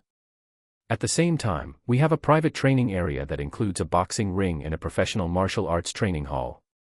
We provide one-on-one exclusive private coaching services, which can be tailored to the fitness enthusiast's physique, interests, hobbies, and goals. We also provide members with in-body body composition testing and analysis, including data on weight, muscle, fat, and more. We also conduct posture assessments and fitness tests, and set the intensity and content of private coaching courses based on the test results and member needs. Additionally, we provide exercise advice and daily healthy diet recommendations. As the girl introduced the club, Suyi looked around and nodded from time to time. Perhaps because it was the afternoon, there were very few people in the gym, but Suyi looked at the equipment and saw it was very comprehensive. Occasionally hearing a bit of guidance from private coaches, it felt quite professional.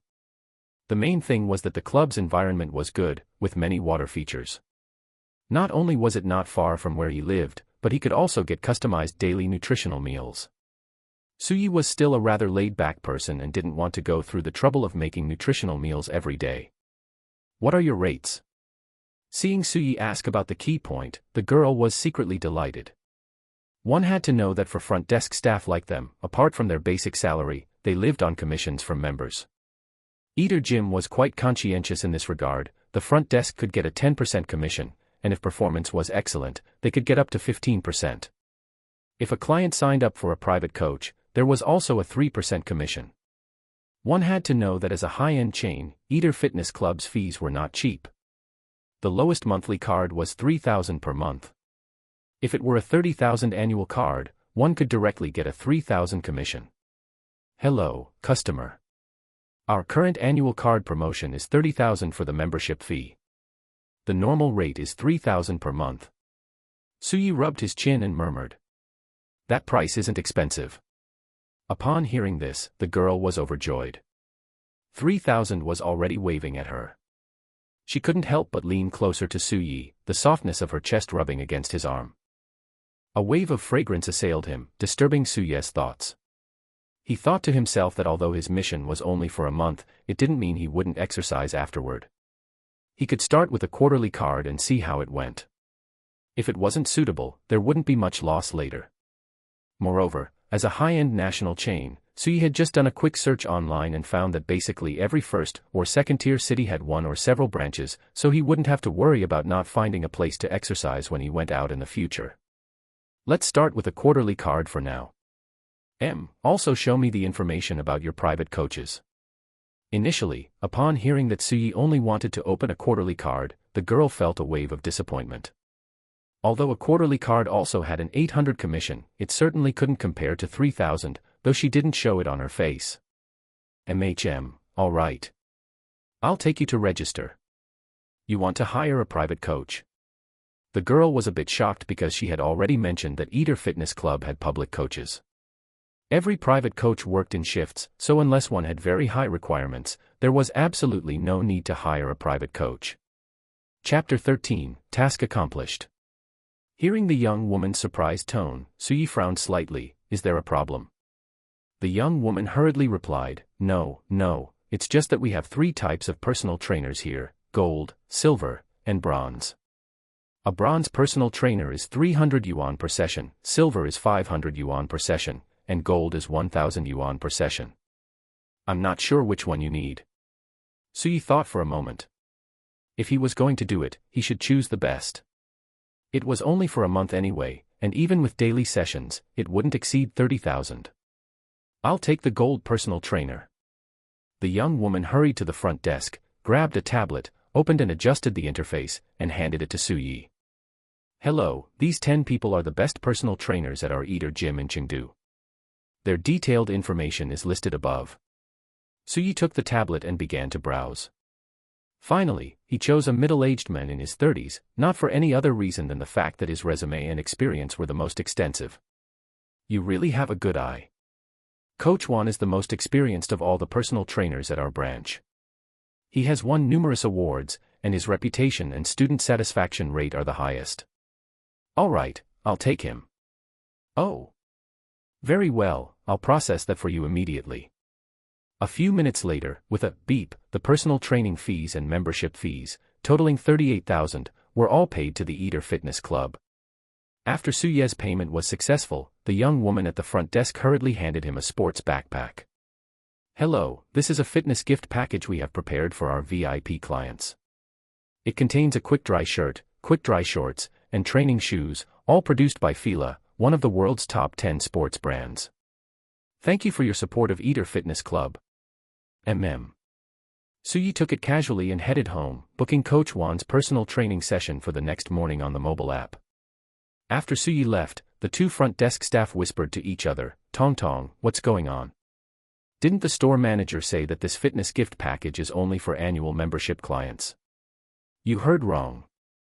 The store manager said it's for clients who spend over 30,000 yuan in a single transaction.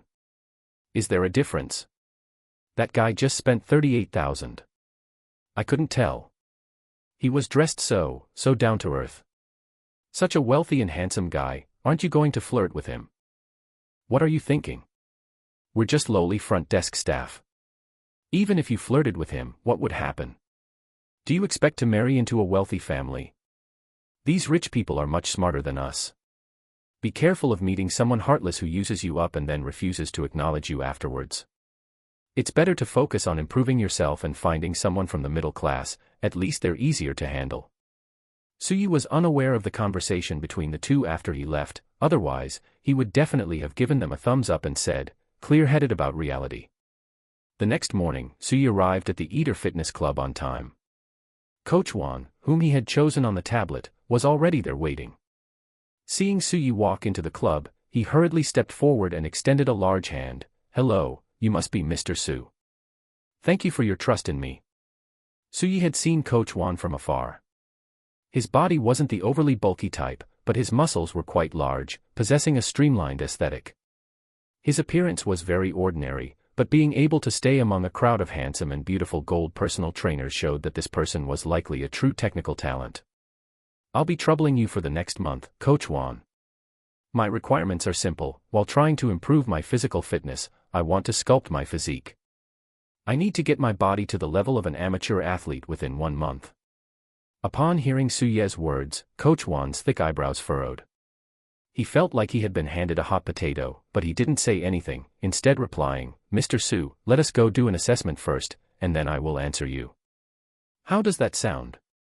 Suyi nodded and followed Coach Wan into the assessment room. Half an hour later, the assessment report came out. Coach Wan's furrowed brows relaxed slightly. It was evident that Suyi had a long-term foundation in exercise, but had given it up later on, leading to a decline in physical fitness and an increase in body fat percentage. "Mr. Su, I've just looked at your assessment report. Let me explain. Raising your physical fitness to the level of an amateur athlete within a month is not impossible, but it requires a massive amount of training. In such a short time, your body might not be able to handle it, and it could even lead to rhabdomyolysis. My suggestion is to extend the time to 3 months, so you can achieve your goal relatively easily. Of course, you only need 1 month to become fully proficient, and later on, I can provide you with a free plan, and you can occasionally come in for a free correction of your form." Suyi finally understood why Coach Wan's ratings were so high. To say nothing else, this attitude of being completely considerate of the client, even offering free corrections and planning later on, unless the client was particularly difficult, no one would be stingy about giving a good review. "Don't worry, Coach Wan. My body recovers exceptionally quickly. How about this, let's try it for 1 day first. If it doesn't work, we can change the plan later." "Very well, Mr. Su. Since you insist, we will give it a try. Now, please go to the changing room to put on some workout clothes, and I will take you through a warm-up." Watching Suye's serious and persistent expression, Coach Wan had no choice but to compromise. Of course, he lowered the training intensity slightly, at least ensuring he could guarantee that Suyi wouldn't end up in the hospital. By the end of the morning, Suyi, who had walked into Eater with his head held high at 9 a.m., stumbled out at 1 p.m. after eating a 100 yuan fitness meal at the club, his legs trembling and leaning against the wall. "Damn, the soreness is refreshing. It's absolutely amazing." The next day, Coach Wan looked at the energetic Suyi in disbelief. With yesterday's training volume, even he would have some muscle soreness, yet Suyi didn't show any signs of it at all. Coach Wan now wanted to see just how strong Suye's body recovery speed really was. Half a month later, after raising Suye's training intensity again and again until even he himself was terrified, Coach Wan was completely convinced. More than once, he lamented in the coach group chat that he had encountered a beast. Host, Suyi age, 25, physical fitness, B, amateur athlete, appearance, 85, assets, 278,620 yuan, connections, non-current connection level, R9, connection task target, Chao Yi, R7. On July 10th, the last day to complete the task, Suyi looked at himself in the mirror. He had 6-pack abs, and even the 8th abdominal muscle was faintly visible. His entire body was lean and streamlined, enough to make countless fangirls drool. His jawline was very distinct, outlining the shape of his bone structure, with a long, fair neck and firm, spirited eyes. From the appearance score of 85, it could be seen that while Suyi wouldn't claim to be more handsome than Eddie Peng, he was confident that he was not lacking in looks or physique. Thanks to Coach Wan's idea of testing, Suyi had reached the system's standard 5 days ago. During this time, he had even learned some UFC fighting techniques from Coach Wan. Regarding Suye's current strength, Coach Wan had said that 2 or 3 ordinary people, as long as they weren't holding weapons, would definitely not be Suye's match. Chapter 14, Speculations about the System. Congratulations, host. Side quest, improve physical fitness to B level, amateur athlete standard, within 30 days has been completed. Task reward, 500,000 renminbi in cash has been issued. Congratulations, host. Side quest, improve appearance to 79, 1 in 1,000, within 30 days. Detected current appearance, 85, 1 in 10,000. Task exceeded. Reward doubled. Prize draw module unlocked. A large die appeared in front of Suyi, with the numbers 2, 3, 4, 6, 8, and 10 on its faces. Suyi hadn't expected this surprise.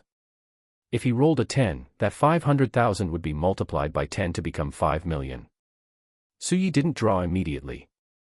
Instead, he lit some aromatherapy in the living room, then ran to the bathroom and scrubbed himself from head to toe until his skin turned red. Only then did he run out of the bathroom and bow in all 4 directions. He looked at the die in front of him with a serious expression and shouted, "Start." The die began to roll crazily and erratically. After 10 seconds, its speed began to drop sharply, and finally, it stopped abruptly on the number 8. Yes.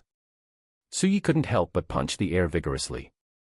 Although he hadn't rolled the maximum 10 times, 8 times was already very good. Prize draw completed. Task reward, 4 million renminbi in cash has been issued.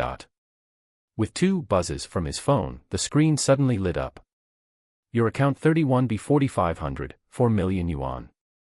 Balance after transaction is 4,778,620 yuan. China Merchants Bank. Seeing nearly 5 million in his online bank account, Suyi finally collapsed onto the sofa and let out a long sigh of relief. To be honest, Suyi had been very anxious during this time, afraid that he was in a farce, afraid that the system would suddenly disappear one day. Only now did Suyi feel at ease. With a set of commercial properties worth 10 million and nearly 5 million in deposits, even if the system suddenly disappeared, Suyi could live very well in a new first-tier city like Chengdu. Ding dong. Detected that the host has completed 1 main quest and 2 side quests.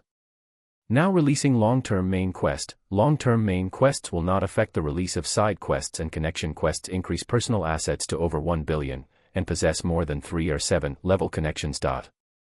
Task reward, connection system upgrade. Ding dong.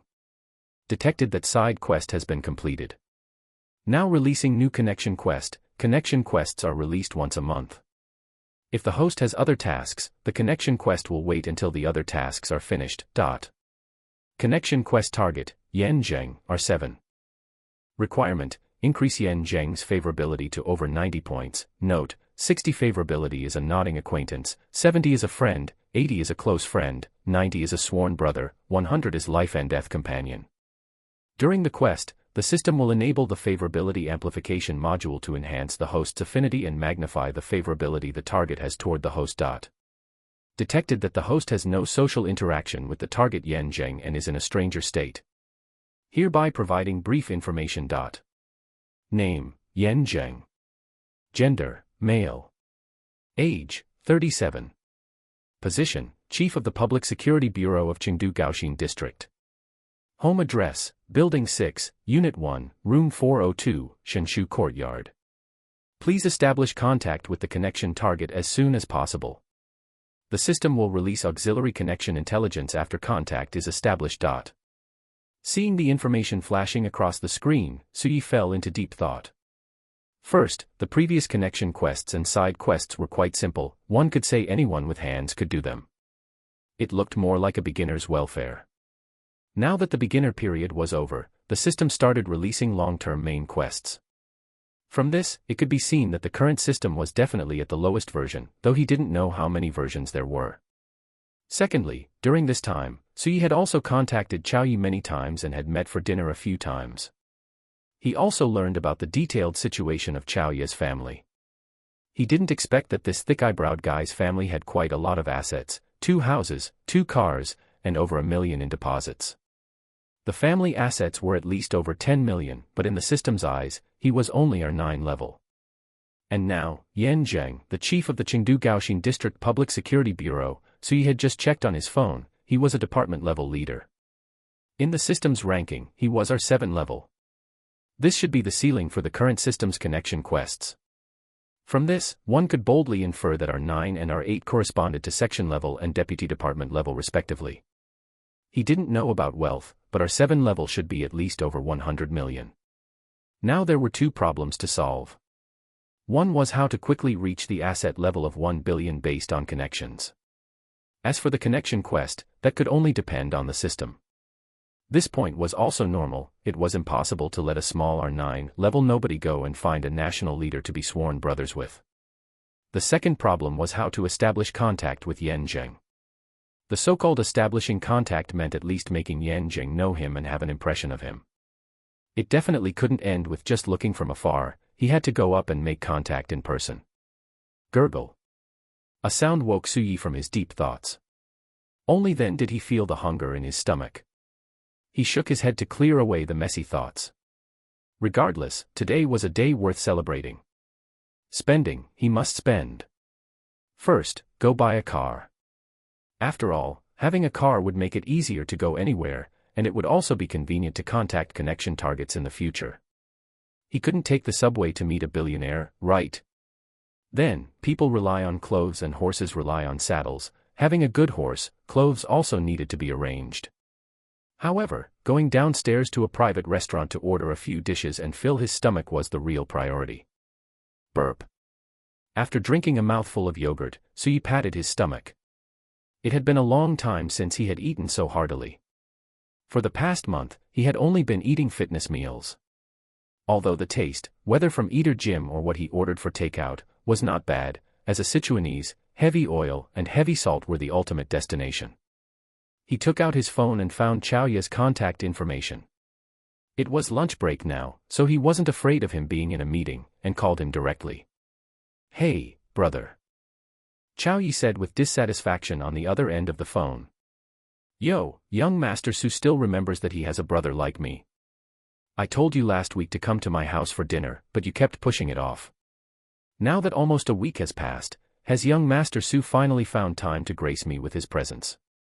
Suyi touched his nose in embarrassment. He had indeed been busy completing system tasks recently, so he hadn't gone when Chow Yi asked him 2 or 3 times. Hee, this weekend, I'll go this weekend. He then quickly changed the subject. "Brother, I want to buy a car here. Do you know the department manager of the Mercedes-Benz Group? Can you help me contact him?" Mercedes-Benz. I am quite familiar with their boss. How about this, when you get to the group, give me a call, and I'll bring him to find you. All right, thanks, brother. After hanging up the phone, Chow Yi called his assistant. "Xiao Yi, go and notify everyone to reschedule this afternoon's meeting to tomorrow. I have something to do in a while." "All right, Director Chow." Then Chow Yi picked up the phone again. "Hey, old Xiang, are you busy in a while?" Chapter 15 AMG GT 63 4matic Plus. Half an hour later, Suyi arrived at the Chaoyang Group campus. After calling Chow Yi, the two agreed to meet at the Mercedes-Benz 4S dealership. The Chaoyang Group campus is huge, covering over 100 acres, but the annoying thing is there are no shuttle buses, so you have to measure it with your own feet. The weather in Chengdu is as muggy as ever. Fortunately, Suyi has been here for half a year and is familiar with it, so he cut straight through the workshops and various 4S dealerships towards the Mercedes-Benz one, occasionally running into acquaintances along the way. For example, there is Oldly, a middle-aged man who has no choice but to work. Suyi didn't really want to talk to Oldly, because although Oldly is a good person, he is a gossip. If you let him know something, it would spread throughout the entire campus in half a day. Yet, this guy is very curious, so people sometimes avoid him. This person looks familiar. Oldly happened to see Suyi's back and quickly nudged his colleague. The colleague took a look and thought for a moment, "Hey, isn't that Suyi who used to be in your department?" Oldly muttered to himself, "Suyi. What is he doing here? Let's go over and take a look." "I'm not going." "Forget it if you're not going, I'll go myself." Saying this, Oldly carried his thermos cup filled with goji berries and water, and strode towards Suyi. Suyi walked for more than 10 minutes and his back was already a bit damp before he finally reached the Mercedes-Benz dealership. The main reason is that the Mercedes-Benz dealership was built later and is at the very back of the entire campus. The back gate hasn't been opened yet, so to go to Mercedes-Benz, you have to cross the entire campus. "Hey, Yeezy, over here." As soon as Suyi entered the store, he heard Chow Ye's voice. Looking up, he saw Chow Yi waving at him from the second floor. The sales consultant who originally wanted to come up to greet him saw the interaction between Chow Yi and Suyi and automatically returned to the front desk. He walked quickly up the stairs to the second floor, took the iced Bisuishan water Chow Yi handed him, and chugged a whole bottle in one go before saying, I haven't been to the campus in a long time, and the walk really tired me out. By the way, brother, you should suggest arranging a few shuttle buses, or open the back gate as soon as possible. That back gate has been under repair for almost 2 months. Chow Yi rolled his eyes at Su Yi. Do you think the group belongs to my family? I'm just a wage earner. After speaking, he introduced Su Yi. This is the general manager of the 6th department, Director Xiang Tian. Our group's BBA and Land Rover brands are all under his management. Su Yi looked over upon hearing this and saw a man about the same height as himself, with a square face and a lean build. He looked like a very capable middle-aged man at a glance. Chow Yi then introduced Su Yi to Xiang Tian. This is my younger brother. He also worked in our group's automotive marketing sector before. I'm the one who dragged him here to buy a Mercedes-Benz today, so you have to take good care of him.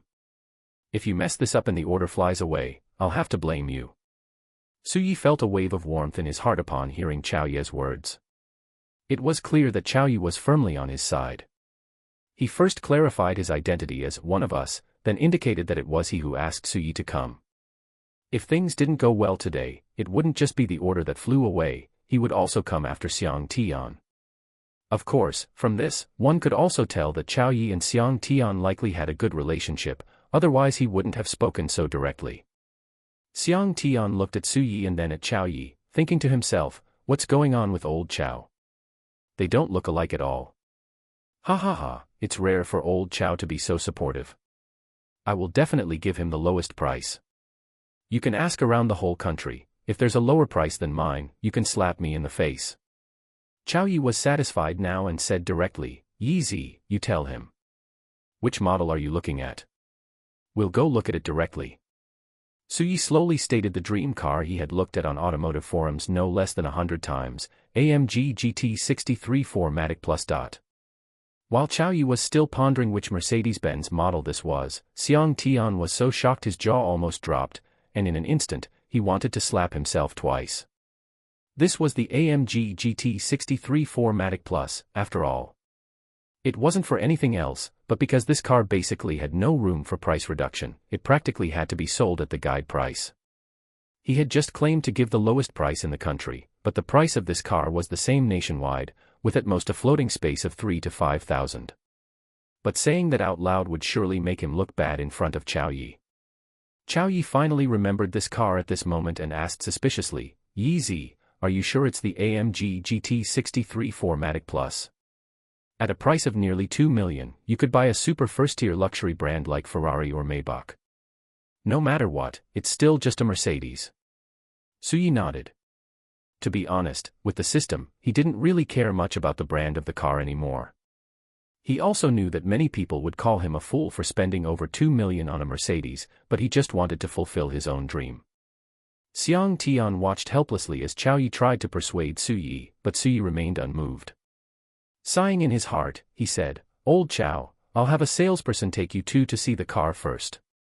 Our store happened to be allocated one AMG GT63 4MATIC Plus last month. I'll make a phone call. After speaking, he shouted downstairs, and a capable-looking male salesperson ran up. Director Chow, hello. Hello, customer. I am Wan Wei, the internal trainer for this store. I will take you two to see the AMG GT63 4MATIC Plus next.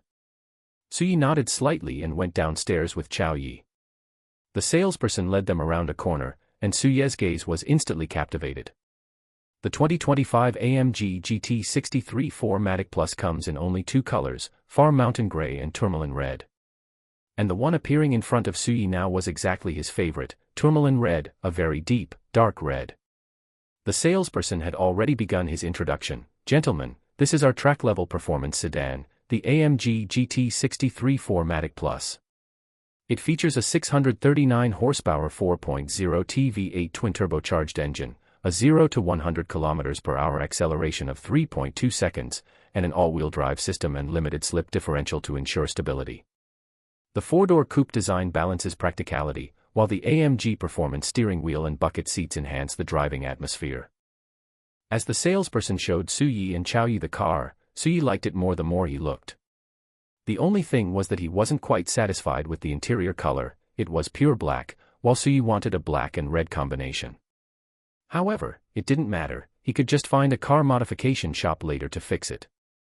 10 minutes later, Xiang Tian hurried over, his face finally wearing a smile compared to the previous embarrassment. "Old Chow, little Su, how is the car looking?" Suyi said without hesitation, "Director Xiang, it looks great. I'm just waiting for your price." Chapter 16, Li Yi and Sister-in-Law. The price is negotiable. "Little Su, you've probably been eyeing this car for a while, so you should know there aren't really any discounts nationwide." Suyi nodded upon hearing this. That was true, based on the information he had gathered online. This car basically didn't have any room for negotiation, with a maximum discount of 3,000 to 5,000 just as a gesture. "Director Xiang, we can be considered insiders now, and you and my brother get along so well. I won't say anything more, you name a price, and I absolutely won't haggle." Suye's words made both Xiang Tian and Chao Yi feel like they had plenty of face. After thinking for a moment, Xiang Tian said, "How about this, little Su? I won't ask if you're paying by mortgage or in full. A 10,000 discount, plus I'll gift you a set of high-end car tints. You know from the automotive forums that the cost of our group's high-end tints is over 10,000. Plus, I'll personally throw in a set of accessories. I've already checked this price with Little Boss earlier, there's absolutely no room left." The reason Xiang Tian was bleeding money like this was partly due to his relationship with Chao Yi, and partly because this car was indeed hard to sell. Although it had a lot of hype, the price of over 2.1 million on the road meant not many people were actually buying it. After doing some mental calculations, Suyi said, "Okay, let's do it. Calculate the total." Xiang Tian was overjoyed. It looked like he would be the first dealer in the country to sell an AMG GT63 4MATIC Plus in the third quarter. This time, he would really be able to make a name for himself with the manufacturer. "Great, great, come sit over here." As he spoke, Xiang Tian led Suyi and Chao Yi aside to chat. A few minutes later, the internal trainer, Wang Wei, had calculated the price. Adding all the fees together, it came to 2.19 million. Suyi handed his bank card directly to Wang Wei. "Swipe the card, full payment." Wang Wei was stunned for a moment but immediately led Suyi toward the finance office. Xiang Tian remembered the instructions Little Boss had given earlier. If Suyi paid in full, he was to gift him a license plate. So, he quickly said, "Little Su, wait a second. Little Boss gave instructions that since you are a friend of Director Chow and were once one of us, he specifically wants to gift you a license plate. I forgot to mention it just now, this license plate is quite good, Chuan A1188. Suyi looked at Chao Yi beside him. To be honest, this license plate was quite good. If he found the right buyer outside, selling it for a few tens of thousands wouldn't be a problem. However, Suyi felt more like this was something Little Boss was giving to Chao Yi. After thinking for a moment, Chao Yi nodded at Suyi. Suyi raised an eyebrow. Was his brother Chao planning to throw himself into the embrace of Little Boss? "All right, please give my regards to Little Boss for me, Director Xiang." "Ha ha ha, no problem, no problem." 2 hours later, Chao Yi took Suyi and Xiang Tian to a private kitchen restaurant near the company for lunch. The car had also been processed, everything went through the group's green channel, which was very convenient. "Well, Director Xiang, brother, I'll be heading off now. I still have some things to do." Director Xiang waved with a smile. "No worries, come over and hang out often, have a cup of tea," Chao Yi said. "Remember, this Saturday. I've already called your sister-in-law to tell her, if you don't show up then, I'll go to your house and drag you here myself." Suyi waved his hand. "Got it." Then, with a step on the gas, the V8 engine let out a beast-like roar, and within seconds, it disappeared from before their eyes. An hour later, at the entrance of the Shenshu Courtyard residential compound, a tourmaline red Mercedes-Benz was parked in a temporary space. Suyi had been thinking about how to approach Yanzheng. Going in directly to ask around was definitely out of the question. After all, Yanzheng had probably lived there for many years. One must never underestimate the intelligence-gathering capabilities of the elderly. If he dared to ask around, Yan Zheng's family would know by that very day. A strange man suddenly asking about the situation at the Public Security Bureau chief's home. What kind of concept was that? Within 3 hours, Suyi would be investigated thoroughly. Suyi waited there until 8:30 p.m. before finally seeing Yan Zheng walk out of the compound gate, carrying a 7 or 8-year-old girl, with a gentle-looking middle-aged woman following beside him. They must be Yan Zheng's daughter and wife. Suyi watched them until they disappeared into the crowd. Hiding in the mountains watching fireworks, guarding that mud pit. A ringtone pulled Suyi's thoughts back. Seeing the contact displayed on his phone, Suyi was first surprised, then a smile curled at the corners of his mouth. Answering the phone. Hello, sister-in-law, you finally decided to pull my number out of your blacklist. Sister-in-law, whose full name was Li Yi, was Suyi's college classmate and a local native of Chengdu. His family owned a chain of branded clothing stores, with 4 shops and 5 chain stores throughout Chengdu. He could be considered a proper second-generation rich kid, even if not worth hundreds of millions, he definitely had tens of millions in assets. The reason he initially came to the college Suyi attended was, firstly, because he was acting out of spite against his family, and secondly, because his grades were just so. Among the 6 people in their dormitory back then, Li had the best relationship with Suyi. Because, although this person was loyal, he was blunt, had a bit of a sharp tongue, and was a bit pretentious and effeminate, so the others didn't have a great relationship with him. The reason he was called sister-in-law, besides him being a bit effeminate, was also because he had 3 older sisters at home who were all very good-looking with tall figures, so quite a few people wanted to be his brother-in-law. A slightly high-pitched voice sounded from the other end of the line. Yo, you still remember me? I thought someone had forgotten all about me. The reason I pulled someone out of the blacklist was just to watch someone's joke. Think back to how I tried to advise you, huh? You were like you were possessed by a ghost and wouldn't listen. How about it now? You've lost both the person and the money, so funny. Suyi gave a wry smile. Just as Li Yi said, not long after he first got together with Han Qiyue, Li Yi knew about it and had even specifically come over to meet Han Qiyue. He said that women understand women best. Although Li Yi wasn't a woman, in some aspects, he was even better than one. He saw at a glance that Han Qiyue was not a good woman, so he kept mocking her. Later, he also kept pestering Suyi about it. This continued for a few months, and one time, Suyi was so impatient that he shouted at Li Yi a few times, and subsequently, he ended up in the blacklist. Suyi guessed that Li Yi must have heard from somewhere today that he had broken up, which is why he pulled him out of the blacklist. I was wrong, sister-in-law. Back then, I was truly blinded by pig lard. Sigh. Thinking about the series of absurd things he had done for Han Qiyue back then, Suyi couldn't help but let out a long sigh. Humph. After acting haughty for a moment, Li Yi said. And you came to Chengdu without even knowing to look for me. What, are we really not brothers anymore? Suyi gave a sheepish laugh. Back then, he had fallen out with Li Yi because of Han Qiyue, and later, he had been played by Han Qiyue to such an extent, how could he have the face to look for Li Yi? Fine, the old place. I'll give you 1 hour. Hearing the busy signal on the phone, Suyi quickly started the car. The old place Li Yi mentioned was not close, even if it wasn't rush hour, it would probably take 40 to 50 minutes to drive there. If he was late again, he didn't know what Li Yi would have to say about him today. Chapter 17, that's right, I've been picked up by a rich woman. In a corner barbecue shop in Chengdu Shuangliu district, a small wooden table, long covered in grease and smoke, looked grimy. Beside it sat a young man who seemed completely out of place in such an environment. Why did he look southwest out of place? Because he was dressed exquisitely from head to toe, and it was obvious that his outfit cost a pretty penny. Little Li, order your food first. Some of the dishes need to be taken out to thaw. A hearty voice came from the entrance, jolting Li Yi out of his memories. With a smile on his face, he said to the shirtless man at the door wearing a floral apron. Uncle Zhang, the usual. 10 skewers each of pork belly, small intestines, pork skirt meat, and beef.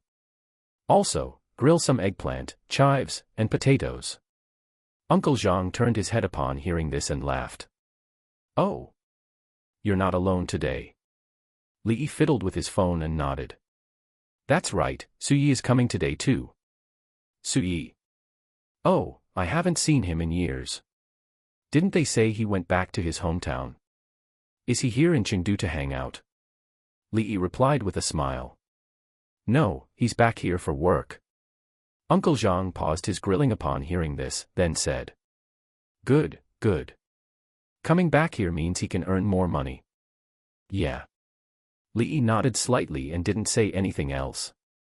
Don't let Li Yi's background fool you. He wasn't from a poor family, he was a bona fide rich second generation. However, being the baby of the family with 3 older sisters, he had been spoiled rotten since childhood. This had shaped his current personality and temper. He hadn't had many friends growing up, and no one at home could control him. After starting college, he unexpectedly clicked with Su Yi. Back when Su Yi was with Han Chiyue, Li Yi had felt something was off. Li Yi knew his brother better than anyone, he knew whether or not he was a love-struck fool. Worried, Li Yi had rushed to Su Ye's hometown overnight. Sure enough, his brother had really been hooked like a fish. Li Yi had tried everything, saying both nice and harsh things until his lips were chapped, but he couldn't make Su Yi wake up. Later, he had no choice but to target Han Chiyue. Who knew that Han Chiyue would turn around and send the chat logs to Su Yi? The two had a huge fight and parted on bad terms. If he hadn't run into Su Ye's cousin while delivering something to the TV station today, Li Yi still wouldn't know about Su Ye's situation. Thinking of his only brother living in a dilapidated apartment, looking depressed and decadent all day long, Li Yi felt a bit heartbroken. Back in college, he had been quite the popular figure. How did he end up like this now? Li Yi made up his mind that he absolutely could not let Su Yi feel anything negative later. Su Yi surely couldn't handle any more stress right now. Thinking of this, Li Yi quickly removed all the accessories he was wearing. V-room. V-room. The low rumble of a V8 engine annoyed Li Yi. He stood up and walked out of the shop to see a dark red Mercedes-Benz slowly pulling into a parking space. Li Yi pursed his lips, planning to walk over and say something snarky. Bam. The car door opened slowly, and when he saw a familiar yet slightly unfamiliar face step out of the driver's seat, Li Yi couldn't help but open his mouth in shock. What's wrong, sister-in-law? Don't you recognize me anymore? Hearing Su Ye's words, Li Yi reflexively retorted sarcastically. Oh, how would I dare to recognize you? You're driving a Mercedes-Benz now. TSK, TSK, TSK, it wasn't cheap, right? You're really rich now. Hearing Li Yi's words, Su Yi smiled. It was the same familiar feeling, the same old routine. He walked up and punched Li Yi in the chest. Don't let Li Yi's effeminate demeanor fool you. He had been learning Muay Thai since he was a kid, and his muscles were incredibly firm. 3 or 5 ordinary people wouldn't be able to beat him, or else his big mouth would have been torn shut long ago. What are you doing? Hitting me as soon as you get here. Li Yi rubbed his chest in dissatisfaction, thinking to himself, has this Yeezy eaten Popeye's spinach? He's so strong. All right, let's go in. Stop acting like a door god at the entrance, right, Uncle Zhang? Uncle Zhang, who was grilling and watching the two interact, laughed heartily. It's fine. There are no customers yet anyway. It's nice having you two as doormen here. Humph. Li Yi gave a delicate huff and walked toward the table, with Su Yi following behind. After sitting down, Li Yi glanced at Su Yi sideways. Yeezy, what's your situation right now? It's a bit different from what your cousin told me. You've been kept by a rich woman, haven't you? Su Yi had already figured it out when he arrived. Apart from his cousin, there was no one else who had a connection to both him and Li Yi. That's right, I'm being kept. The rich woman said she still needs one more person. Sister-in-law, why don't you come with me? I think you've got some looks too. Li Yi rolled his eyes at Su Yi. Some looks? I think you're blind. Do you understand the value of the Peng Yuan of Chengdu? Su Yi laughed and cupped his hands toward Li Yi, saying, Greetings, Peng Yuan of Chengdu. I am the Zun Long of Sichuan province. Hearing Su Ye's words, Li Yi looked him up and down, then nodded with a serious expression. It actually does look a bit like him. It's just that your clothes are too ugly. Your hairstyle is ugly too.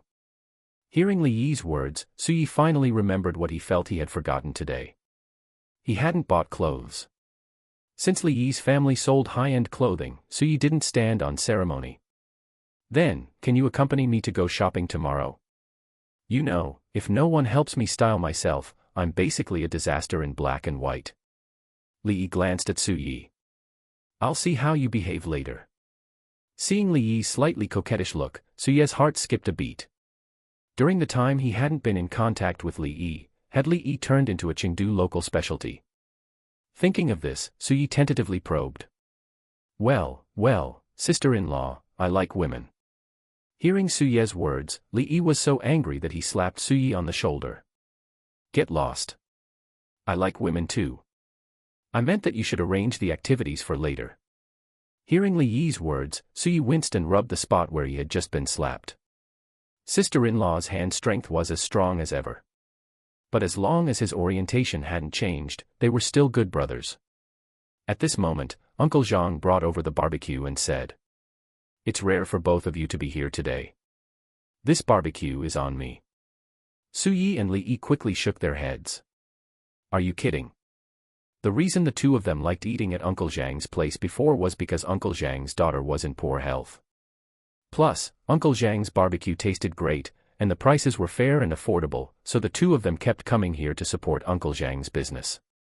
Over time, they had developed a good relationship with Uncle Zhang. A few years ago, before Su Yi had left, sometimes when Uncle Zhang was too busy, the two of them would often fill in as waiters. Uncle Zhang, there's no need. Look, Su Yi is driving a Mercedes-Benz now, he's not short on this bit of money.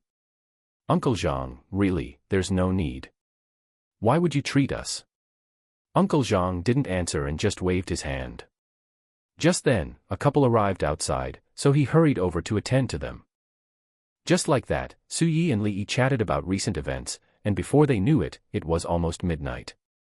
Su Yi raised an eyebrow at Li Yi, then pulled 300 yuan from his pocket and placed it in the chopstick holder on the side. Sister-in-law, shall we go? Li Yi rolled his eyes at Su Yi and then picked up his Gucci bag. Let's go. You decide where we're going. Chapter 18, Playhouse. At the entrance of Playhouse, a marketer standing by the door smoking was chatting with a companion while glancing toward the roadside. Suddenly, a dark red Mercedes-Benz and a Land Rover Range Rover slowly pulled up. The marketer nimbly flicked the half-smoked cigarette from his fingers to the ground and strode toward the two vehicles, expertly pulling a mint from his pocket and popping it into his mouth to chew quickly. The other marketers, a step too slow, had no choice but to stop and watch the first one with envious eyes. Su Yi had just opened the car door to get out when, unexpectedly, a young man of 27 or 28, dressed in a crisply pressed suit, appeared before him. He was looking at Su Yi with a smile that was neither sycophantic nor off-putting. Looking up and seeing the young man's hand placed on the top of the door frame to protect him from bumping his head, Su Yi chuckled and said, "Thank you. It's my pleasure, boss. Hello, my name is Marketing Manager, and I am the marketing manager for this playhouse." Su Yi didn't take marketing manager's words seriously. These days, anyone working a job is either a manager or a consultant. When you're out making a living, a fancy title is important. At this moment, Li Yi also got out of the car, though he had added quite a few accessories to his ears, neck, and hands. Li Yi walked quickly to Su Ye's side, glanced at marketing manager, gave a haughty snort, and walked ahead. Su Yi knew this was because Li Yi felt he had been treated differently due to the service marketing manager had just shown him, so he chuckled and hurried to catch up. Marketing manager quickly caught up and said, "Boss, I'm not sure if this is your first time here, or if you have someone you're familiar with." Su Yi glanced at Li Yi, who was waiting at the door, and seeing him shake his head, replied, "No." Upon hearing Su Ye's "no," marketing manager knew this deal was likely in the bag. "Then it seems this is your first time at our playhouse. Let me introduce it to you first. Our playhouse is divided into 4 areas: the club main hall, lounge bar, underground, and party room. I wonder how you two would like to spend your time." Marketing manager's explanation was quite detailed, as many people who haven't frequented bars might not be familiar with the layout. This playhouse in Chengdu is considered one of the top 3 bars in Chengdu. The venue is extremely large, naturally divided into different areas based on customers' varying needs. For instance, the club main hall is similar to a typical bar. The lounge bar is positioned as a private club for the city's elite circles, with a relatively elegant style and a more relaxed pace. It is generally equipped with private elevators, a cocktail bar, a cigar bar, and other facilities, making it a place for high-end clients to relax and socialize. As for the underground, it is an area where customers can vent their emotions. It usually plays more personalized, niche music, such as underground electronic music. The atmosphere tends to be cooler and more rebellious, and the decor may lean toward a tougher, industrial style. Finally, the party room provides a private space for customers, suitable for hosting private parties, small gatherings, and similar events. Customers can enjoy exclusive service and space here, decorating the venue according to their needs to host birthday parties, company gatherings, and more. Suyi had been to bars a few times before in Chengdu and back home, but since today was mainly about treating Li Yi, the choice of where to go depended on him. Seeing Suyi and marketing manager staring at him, Li Yi thought for a moment and said, "Let's go with the main hall. The lounge bar is too pretentious, the underground is too noisy, and there's no need for a party room when it's just the two of us." Marketing manager nodded and led them into the bar. As they passed through the doors of the main hall, a restless energy rushed toward them, dynamic music filled their ears, and red lights danced all around. Marketing manager led them to the side so they wouldn't block other customers and said loudly, "Bosses, our main hall is divided into 8 areas from the outside in. How would you like to choose?" Li Yi responded loudly, "How is the minimum spend calculated?" Marketing manager had seen the two of them arrive in luxury cars, so naturally, he wouldn't be so tactless as to explain each area one by one, that would be too embarrassing. So, he said loudly, "Since it's your first time here, bosses, just pick whichever spot you like, and I'll arrange it." Suyi knew this was just marketing manager being polite, but he couldn't help feeling very comfortable with it. After looking around, he pointed to the third area from the back and said, "Let's go with this one. Any further toward the stage would be too noisy, and anything behind this is boring." Li Yi nodded in deep agreement. Neither of them was particularly fond of noise, and it wasn't their first time in a bar. Frankly, they were just looking for a place with the right atmosphere to have a drink. Marketing manager nodded, walked to the side, and picked up a walkie-talkie to say something. Afterward, he led Suyi and Li Yi directly to a fairly good spot with relatively good privacy. Then, he pulled a tablet from somewhere and handed it to Suyi, saying, "Bosses, please take a look and see what package you'd like to order." Suyi took a look.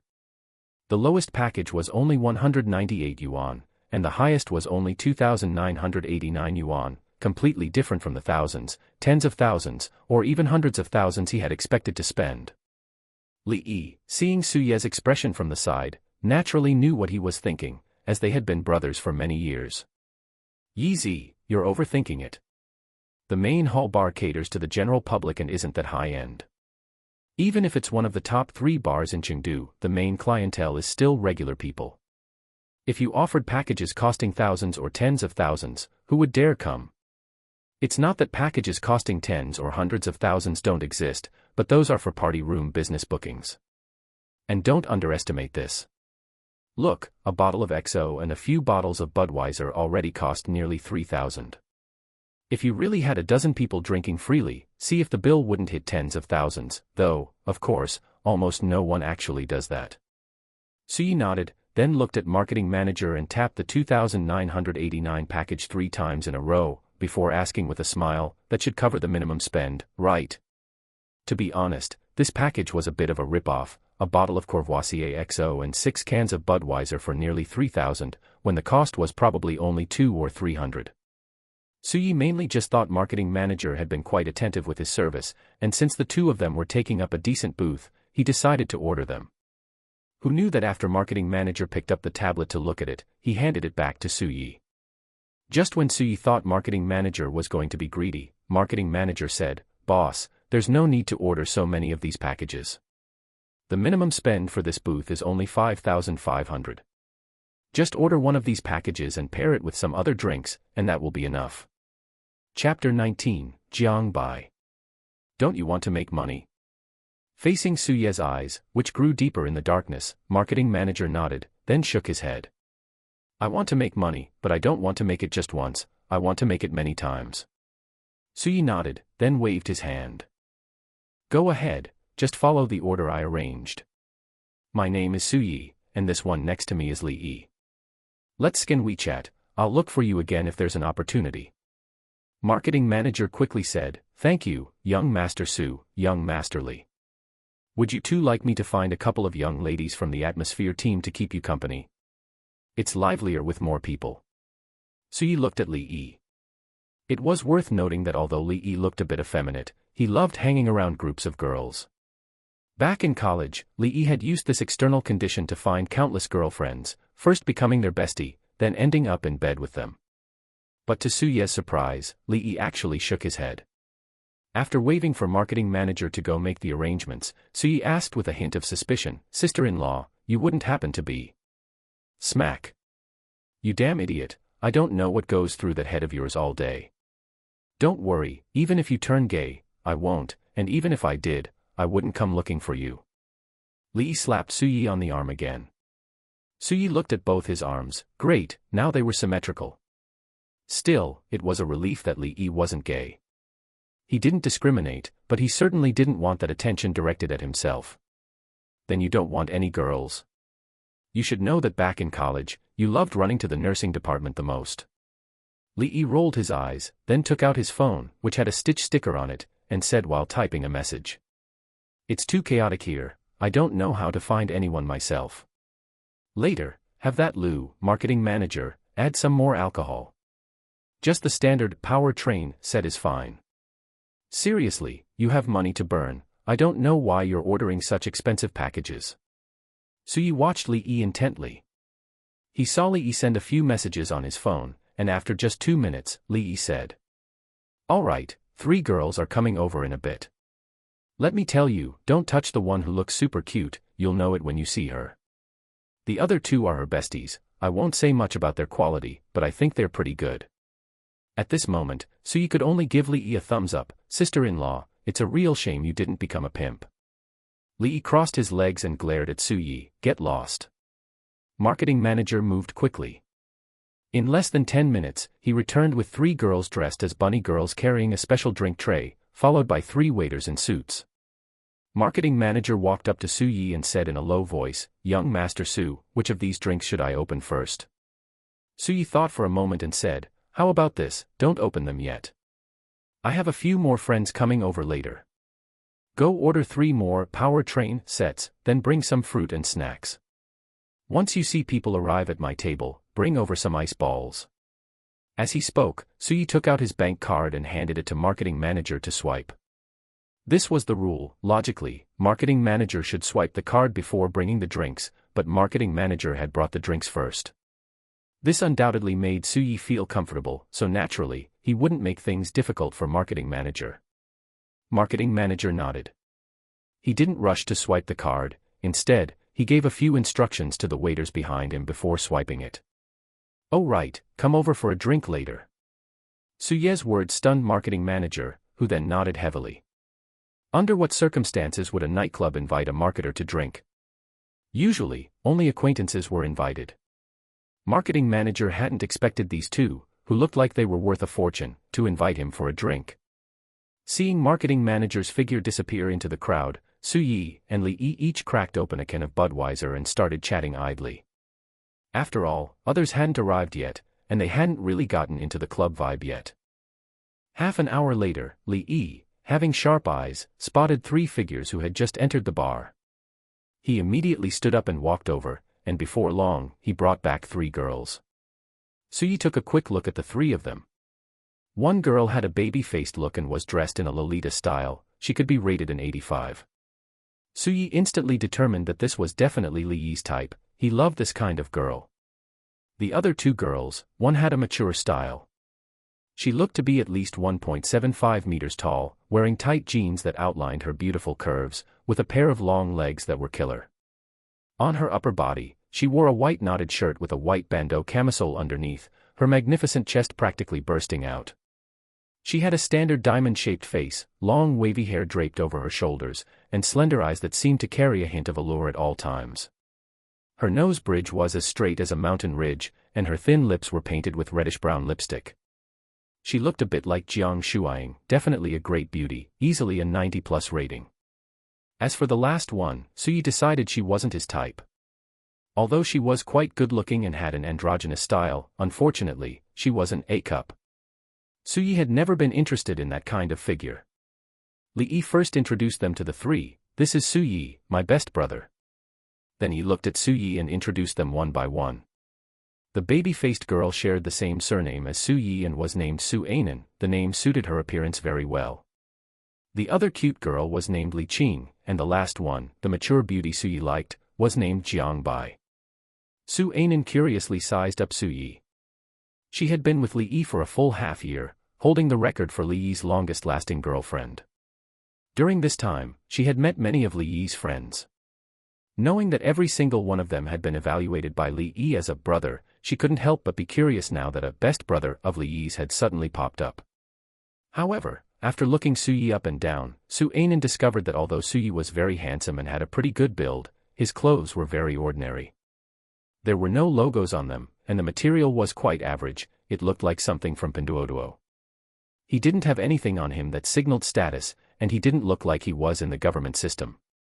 Yet, he had an inexplicable air of confidence, which left Su Ainen very confused about where Su Yi's confidence came from. Although it was strange, Su Ainen still greeted Su Yi warmly. After all, she loved Li Yi to the bone, a fact Su Yi believed, otherwise she wouldn't have been able to endure Li Yi's temper for half a year. Hello, big brother, my name is Su Ainen. It's nice to meet you. Next was Li Qing. Despite her small chest, she spoke with a bit of a cocky attitude. Hello, brother, my name is Li Qing. Take care of me in the future. If you go to the Shinshu courtyard area to hang out, just say the word, and I'll handle the arrangements. Finally, it was the mature Jiang Bai. She looked at Su Yi with a hint of interest in her eyes and said generously, Hello, my name is Jiang Bai. Jiang, as in Yangtze River, Bai, as in the color white. Chapter 20, Li Yi's full-throttle output leaves people defenseless. Marketing manager Lu Hua had arranged for waiters long ago. Seeing that Su Ye's group had arrived, he immediately had various fruit platters, snacks, and even cocktail mixing ingredients and ice balls brought over one after another. After a few drinks, Li Yi felt the atmosphere heating up, so he took Su Ainen and Li Qing to the front of the DJ booth to dance. Su Yi wasn't really into the bar scene, so he didn't go, and for some reason, Jiang Bai didn't go either. Su Yi swirled the glacier glass in his hand. The amber XO enveloped a smooth, round ice ball, and a scent similar to caramel wafted from the rim of the glass, mixing with the bar's fragrance and lively atmosphere, making one feel intoxicated. Seeing Jiang Bai staring at him from the side, Su Yi asked curiously, Why aren't you dancing? Don't you think it's a waste of a good time just sitting in the booth at a bar? Jiang Bai tucked a strand of hair behind her ear, looked at Su Yi with a beaming smile, and asked in return, Why aren't you going? Su Yi pointed to the figure on the dance floor not far away and said, I just don't really like the noise.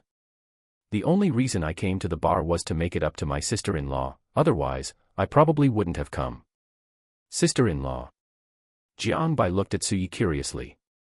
She knew Li Yi, having eaten with him a few times because of Su Ainen, but she really didn't know about this sister-in-law nickname. Since he was bored anyway, Su Yi explained the origin of Li Yi's nickname, sister-in-law, to Jiang Bai. You guys are so mean. Won't Li Yi get mad at you? Jiang Bai laughed until she was trembling, playfully slapping Su Ye's arm. Ha ha ha, he won't. Actually, Li Yi is quite a good guy. Once you get to know him, he's very loyal, he's just a bit impulsive sometimes. Jiang Bai nodded without offering an opinion.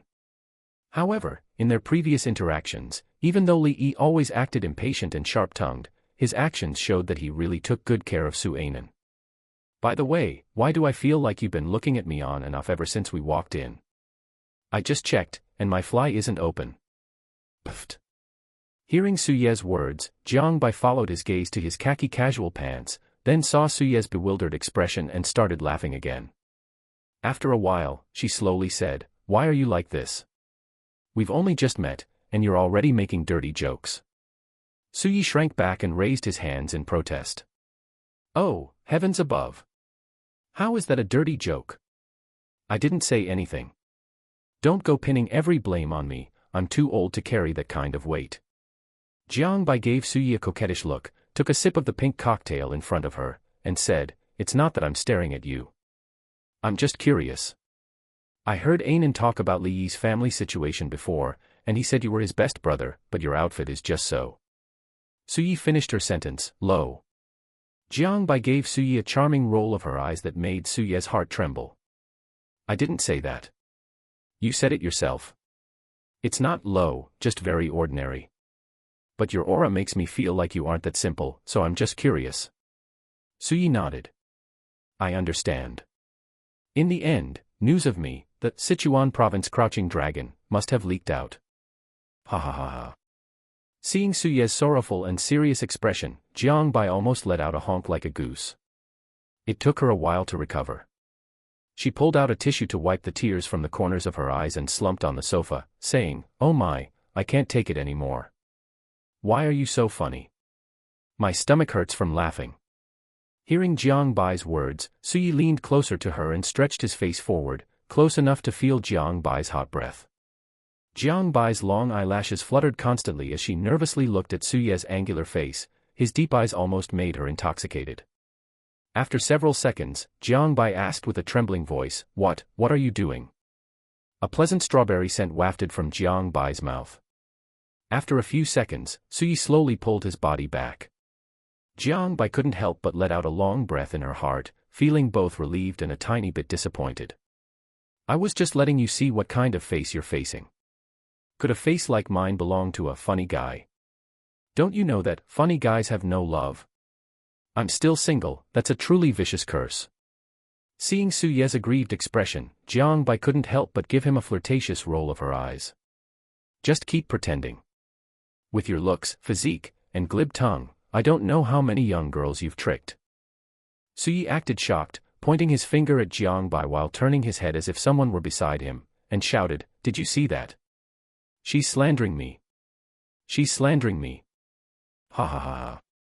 Jiang Bai once again clutched her little belly and bent over, laughing until she was trembling, completely unaware that Suyi's gaze was currently locked on her exposed, magnificent, fair skin. Just as Jiang Bai was about to say something, she suddenly saw Suyi frowning and looking at the stage. Following Suyi's gaze, she saw Li Yi shielding Su Anan and Li Qing behind him, arguing with a few figures opposite them. "Something's happened. You wait here for me, I'm going to go check it out." Suyi stood up and walked over quickly. Of course, Jiang Bai couldn't possibly sit peacefully in the booth at this time, so she quickly clutched her bags to her chest and followed him. As Suyi got a bit closer, he saw 4 young men around 20 years old standing opposite Li Yi. The leader had permed yellow hair and was quite tall, probably nearly 1.9 meters. At this moment, his eyes were bloodshot as he glared at Li Yi. Walking a few more steps forward, Suyi heard Li Yi's somewhat sharp voice, "Yo, I really don't know where these toads crawled out from. You drank a few gulps of horse piss and completely forgot who you are. Especially you, that yellow-haired punk, you're built like a sugarcane, all segmented and everything. What, are you going to perform at a circus? You all want to eat swan meat. I suggest you go pick up some husks when someone is threshing grain, then go home and have your mom sew you a pillow out of her big red panties. That way you can feel the scent of your hometown while you sleep, and at night you can spread your ass cheeks and dream." Li Yi's frantic output almost caused the other side to have a mental breakdown, and the surrounding area erupted in laughter. Puffed. A light chuckle came from behind Suyi. Turning his head, he saw it was Jiang Bai. Suyi frowned slightly. He knew Li Yi's combat ability very well. At his peak, he had actually scolded 3 market aunties until they cried, sitting on the ground wailing. Now that Li Yi was going full throttle, weren't they going to start fighting in a moment? Seeing Suyi's gaze, Jiang Bai stuck out her little pink tongue. "Anan and Qingqing are also my good friends, I can't just hide in the back, can I?" Whoa. Just as Suyi was about to say something, the crowd became rowdy, and Suyi quickly led Jiang Bai as they squeezed their way inside. Chapter 21, Found him, he's at the police station. Suyi just squeezed through the crowd and saw Li Yi beating up the guy with the yellow hair. Li Yi kicked the yellow-haired guy, sending him flying. The few brothers behind him were also sent stumbling before they could catch him. Even though the yellow-haired guy was over 10 centimeters taller than Li Yi was all muscle once he took off his shirt. "Yo, you dare to act like a hooligan with this little strength? Who gave you the courage?" "Liang Jingru. You've got nothing better to do all day than stir up trouble. Go home and bother your mother instead." You brought a few brothers with you to cause trouble. Do you think you're some kind of triad boss? You're just a cigarette but that can't even be stomped out. Ha ha ha ha. Li Yi's words made the surrounding crowd laugh again, and every peal of laughter felt like a sharp knife stabbing into the yellow-haired guy's heart. F***CKU. If you're brothers, help me out. As he spoke, the yellow-haired guy grabbed a beer bottle from a nearby table and charged at Li Yi. The three people behind him exchanged glances, then each grabbed a beer bottle and followed close behind. Su Yi certainly couldn't just watch Li Yi get beaten up. Even if Li Yi had some training, he would definitely get hurt facing four people. Su Yi simply let the yellow-haired guy pass, then stepped forward and kicked a fat guy behind him right in the waist, sending him crashing into the DJ booth nearby. His well-defined hand reached out and grabbed the collar of the person behind the fat guy. Turning his body and using his waist strength, he executed a shoulder throw. Bang! He slammed the man hard onto the ground, where he lay wailing incessantly, just like a beaten stray dog. Jiang Bai, clutching 4 bags to her chest, watched Su Yi with glowing eyes as he swiftly incapacitated 2 people in just a few moves. At this moment, Jiang Bai's heart was beating wildly. Bang! Facing only the yellow-haired guy, Li Yi was under no pressure. In just a few moves, the yellow-haired guy was kicked to the side of the DJ booth to keep the fat guy company. Li Yi walked elegantly over to Su Yi and said, with a hint of complaint but with laughter in his eyes. Who told you to step in? You've stolen all my thunder. Su Yi shrugged and spread his hands. I couldn't help it. Who knew they were so weak? I hadn't even used my full strength yet. After saying this, Su Yi took a step forward to the last young guy. He was holding a beer bottle, looking at Su Yi with some terror, his legs trembling, unsure whether to swing it down or not. Slap, slap. Su Yi gently patted his face twice, then snatched the beer bottle away. Go home and eat with your mom. A dangerous place like this isn't for kids like you. The young guy lowered his head and saw the shameful and angry expressions of the yellow-haired guy and the fat guy by the DJ booth, as well as the mocking eyes of the people around him. Finally, he couldn't take it anymore, let out a shout, and lunged at Su Yi. Bang! The DJ fat/yellow combo gained a new member.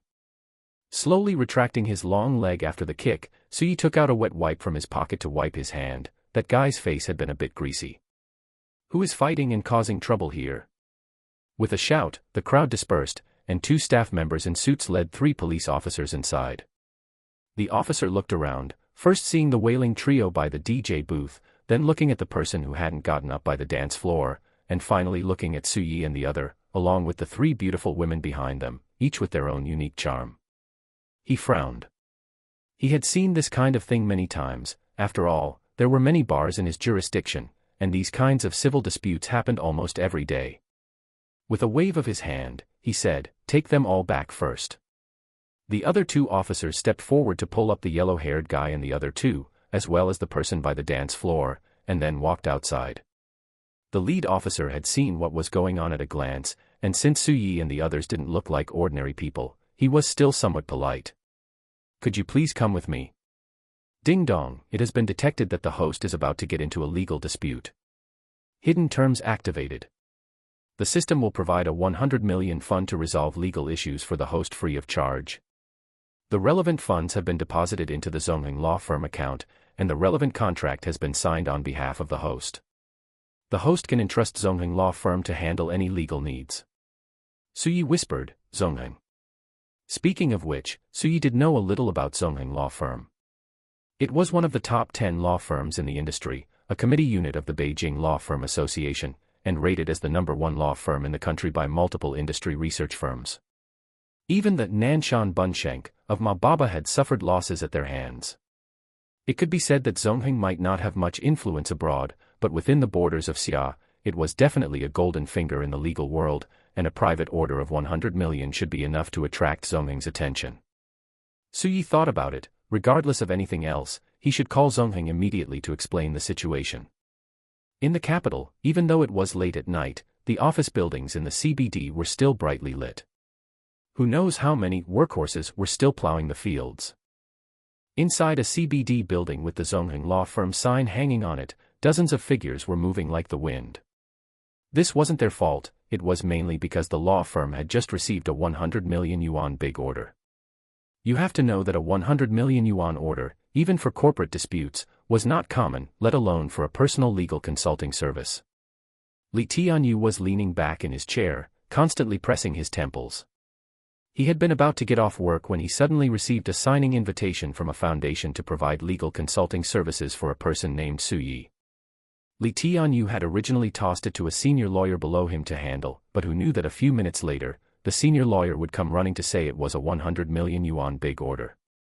At first, Li Tianyu thought it was a joke, but it turned out to be real. Now the money had been transferred, and the relevant contract had been signed on his behalf, but Zongheng law firm hadn't even found the detailed information of the client. Wasn't this a joke? Click, click, click. A sound of high heels quickly striking the floor appeared, and the door to Li Tianyu's office was suddenly pushed open. Li Tianyu stood up and looked at the assistant who pushed the door and entered, asking, "Have you found the detailed information on Mr. Su?" The assistant nodded, took 2 deep breaths, and then said, "General Manager Li, the front desk just received a call. A gentleman claiming to be Su Yi said he needs legal aid services. He is currently at the Wuhou District Police Station in Chengdu and is demanding that we send someone over immediately." Li Tianyu felt his scalp tingle. He hadn't even found the person yet, and the person had already found them, and they were at the police station. Wasn't this a slap in his own face? Who knows what people would say if word got out? A big client of Zongheng law firm had been sent to the police station before they had even met. How much reputational damage would this cause? What are you waiting for? Hurry up and contact the Chengdu branch. At all costs, get Mr. Su released first. Book me the fastest flight to Chengdu. Quick. Looking at Li Tianyu, who was spitting as he spoke, the pretty assistant didn't even bother closing the door and started contacting the Chengdu firm on the spot, while her other hand pulled out another phone to check flights. Chapter 22, Bureau Chief. The station has been surrounded by over a dozen lawyers. Name: Su Yi. Gender: Su Yi lowered his head, looked down, and then said, "Male." 2 police officers sat opposite Su Yi. One was responsible for questioning, while the other took notes. "Speak up, why did you fight?" Leniency for those who confess, severity for those who resist. Su Yi recalled the TV shows he had watched before and then said, "I won't say anything until my lawyer arrives." The 2 officers exchanged a glance, then said nothing, simply packed up their notebooks and walked out of the room. After all, it wasn't a major issue, to put it bluntly, it was just a fight. The earlier questioning was just mandatory procedure. Su Yi and his group didn't look like ordinary people. The 2 men had extraordinary combat skills, and the girls were exceptionally beautiful. In situations like this, small fries like them shouldn't get involved. In less than half an hour, 3 black business vans pulled up steadily into the Wuhou police branch parking lot. Then, over a dozen men and women in suits and ties filed out of the vehicles and, led by a middle-aged man wearing black-rimmed glasses, walked quickly into the police station. Behind the desk, a young female officer hurriedly stood up and asked, "Hello, may I ask what you need?" The lead middle-aged man took out his work ID from his pocket and handed it to the female officer, saying in a slightly hoarse voice, "Hello, I am the head of the Chengdu branch of Zongheng law firm, Senior Attorney Shi Jun. I am here to bail out my client." As soon as Attorney Shi Jun spoke, the dozen or so men and women behind him pulled out their IDs and handed them to the female officer. "Hello, I am Zhang Ying, an associate attorney at the Chengdu branch of Zongheng law firm." "Hello, I am Huang Yang, an associate attorney at the Chengdu branch of Zongheng law firm."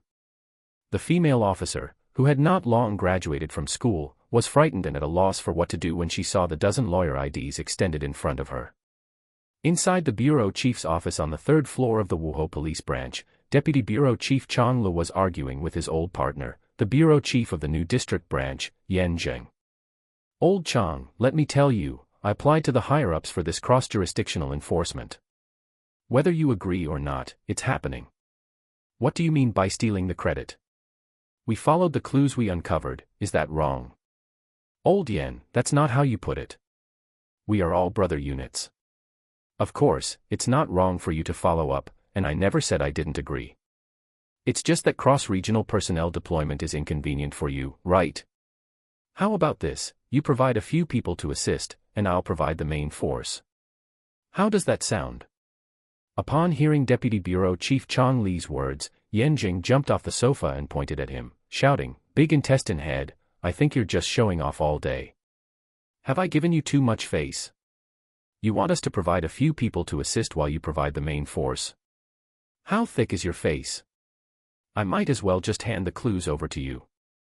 Facing the treatment of having his face washed by Yan Zheng's spit, Deputy Bureau Chief Chong Li didn't panic at all. He even lifted his teacup for a sip and said calmly, "That would be great. You truly are the most loyal among us brothers. You haven't failed the time I took that bullet for you back then, which nearly cost me my life." Yan Zheng was so angry his teeth itched. Deputy Bureau Chief Chong Li had been talking about taking that bullet for him for nearly 10 years. Unfortunately, what he said was true. If it hadn't been for Deputy Bureau Chief Chong Li taking that hit back then, Yan Jing probably wouldn't be here now. The grass on his grave would be 3 feet high. "I took a knife for you." Deputy Bureau Chief Chong Li took a sip of tea. "I took a bullet for you." Yan Jing glared with wide eyes. "I took the fall for you." Deputy Bureau Chief Chong Li continued his tactical tea drinking. "The cause of that was you getting injured, and I kicked a few people to vent your anger. Also, I took a bullet for you." Yan Jing clenched his fists until his veins popped. "I was the one who introduced you to your wife." Deputy Bureau Chief Chong Li paused. "My wife and I fight every other day. I haven't been back for a week. Also, I took a bullet for you." Like a deflated balloon, Yan Jing sat on the sofa. "You provide half the manpower, and I'll provide half. Is that okay?" Deputy Bureau Chief Chong Li glanced at the dispirited Yan Jing and smiled. He then took a cigarette from the table, gave it to Yan Zheng, and said, "Hey, look at you. If you had been like this from the start, there wouldn't have been any issues. Think about it, this is a case in our Wuhou district. If your new district takes the lead in cross-jurisdictional handling, wouldn't that be a slap in our face? How about this? I have a bottle of Matai at home. When do you think is a good time to come over so we can drink it?" Yan Jing said sarcastically, "Didn't you say you hadn't been back in a week?" Deputy Bureau Chief Chong Li waved his hand dismissively and took out a lighter to light the cigarette. "Oh, that's just because my wife went to visit her parents' home for a few days. She'll be back in a few days. Didn't you say you fight every other day?" "Hey, old Yan, I have to criticize you for that. Fighting is affection, scolding is love. When feelings run deep, you give a kick. She hasn't kicked me yet, has she?" Watching Deputy Bureau Chief Chong Li, who was smiling while lighting his cigarette, Yan Jing snorted coldly but still leaned in. In fact, that was Yan Zheng's intention in coming today. He was just habitually looking to banter with his old partner. Bang! The office door was suddenly pushed open, startling Deputy Bureau Chief Chong Li, whose hand shook, causing the flame to poke right under Yan Zheng's nostril.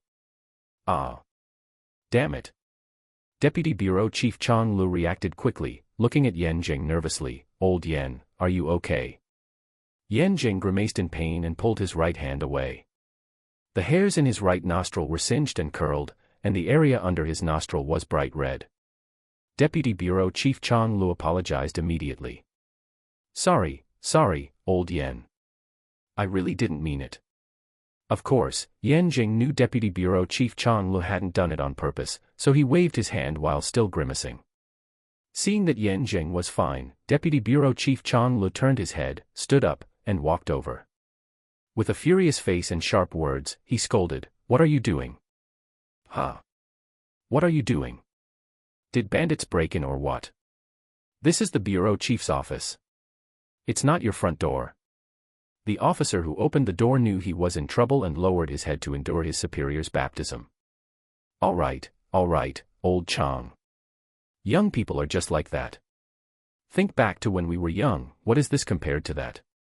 After a full 5 minutes, Deputy Bureau Chief Chong Li finally stopped under Yan Zheng's pacification. Seriously. These kids nowadays have no sense of decorum. Deputy Bureau Chief Chong Li rolled his eyes and then asked, panting, "Speak, what's the situation?"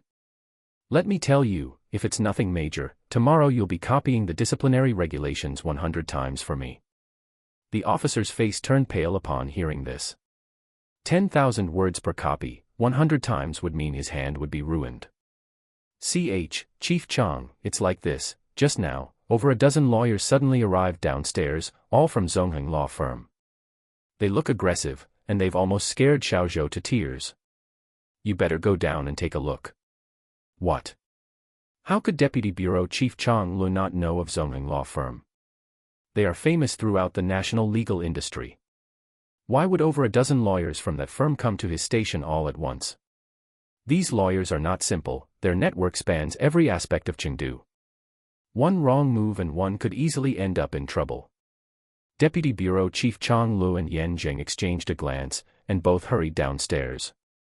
Chapter 23, I am confident I can get him sentenced to 25 years. Deputy Bureau Chief Chang Lu and Yan Zheng had just reached the first floor when they heard a commotion. Both of them thought, oh no, and quickened their pace, but when they looked down and saw what was happening, they were instantly stunned in their tracks. Downstairs, a group of lawyers in suits were currently crowding around a young man in casual clothes, fussing over him and asking if he was all right.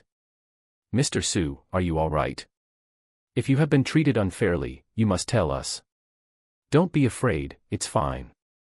The Xia Kingdom is the people's Xia Kingdom, not a bureaucratic one. The vast ocean of the people will drown out bureaucracy. The two police officers who had just interrogated Su Yi turned pale upon hearing this. They hurriedly turned away, praying that Su Yi wouldn't see them. If such a heavy accusation were pinned on them, even the bureau chief himself wouldn't be able to handle it. That's right, Mr. Su.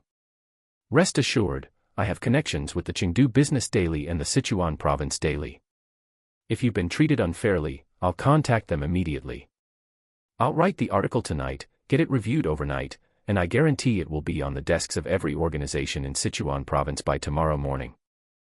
Deputy Bureau Chief Chang Lu felt his heart stop for a minute. He worried whether the brats under him had done anything too extreme. He didn't dare to imagine if the first call he received tomorrow morning would be from the Provincial Public Security Department or the Municipal Commission for Discipline Inspection. Another lawyer said, Mr. Su, this is the internet age. I have connections with several major web portals and big influencers with millions of followers. Rest assured, the video will be released tonight.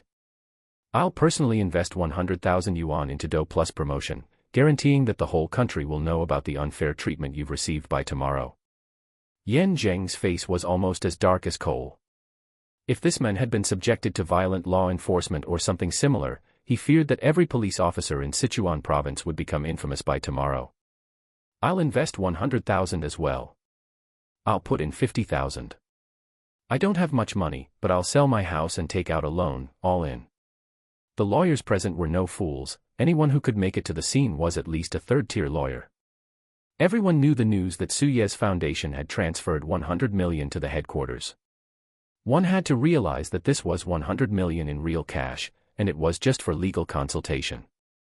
How massive must this person's background and financial resources be?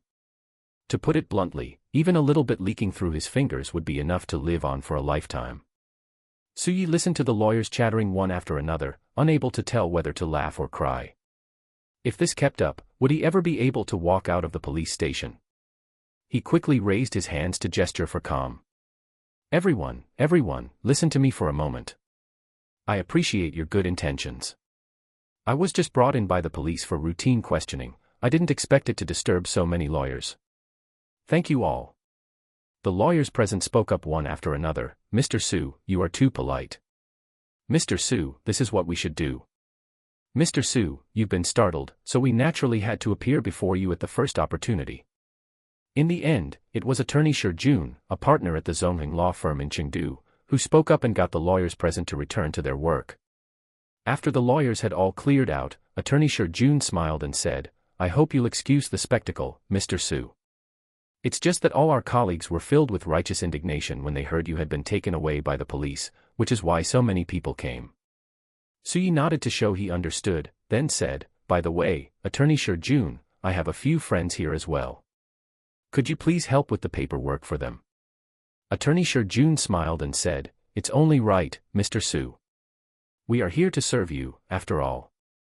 However, before attorney Shi Jun could even go to handle the bail procedures, Li Yi, Bai Jiang, Li Qing, and Su Ainen were already brought out by the quick-witted police officer. He indicated that the matter had been clarified, the other party had struck first, and Su Yi and his group were acting in self-defense, so they could be released. Before Su Yi and his group could even chat for a moment, they heard footsteps behind them, and a voice called out, "Ching Ching. Why are you here?"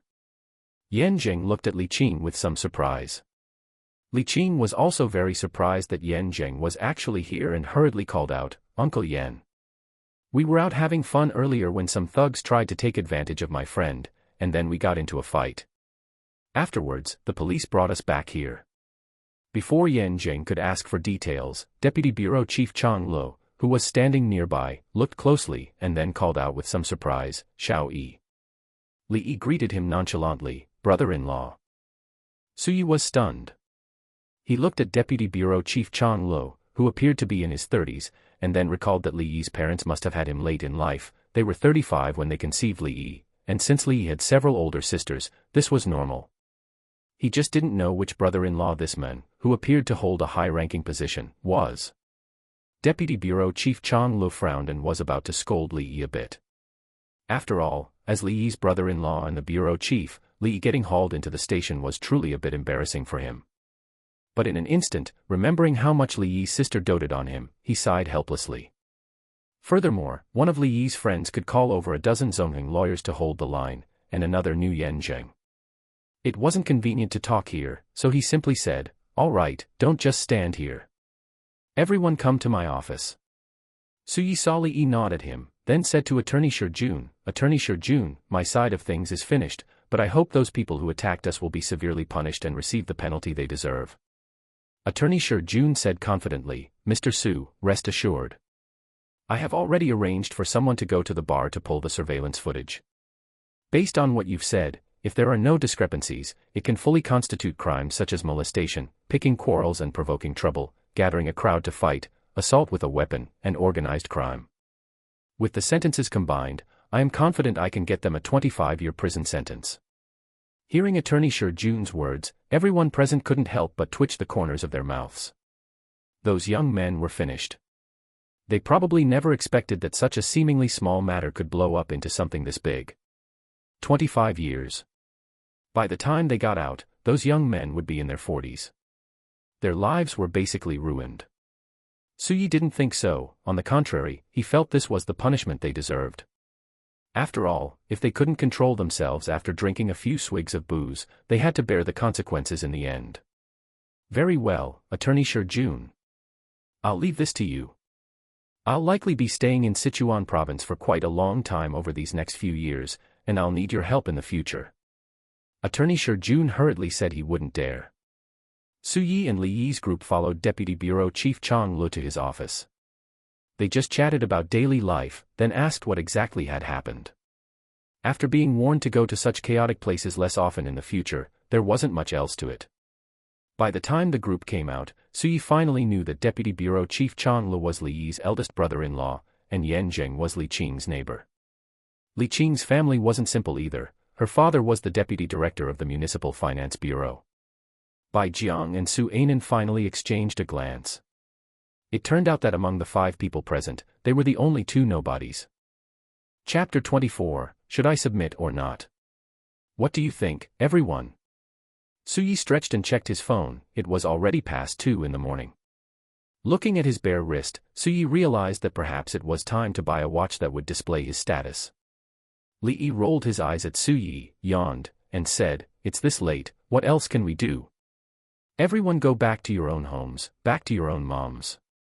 I'm heading out first." Li Qing looked at Jiang Bai and Su Yi, shrugged, and pointed at a black Volkswagen not far away, saying, "I'm heading out too. Uncle Yan is personally taking me home."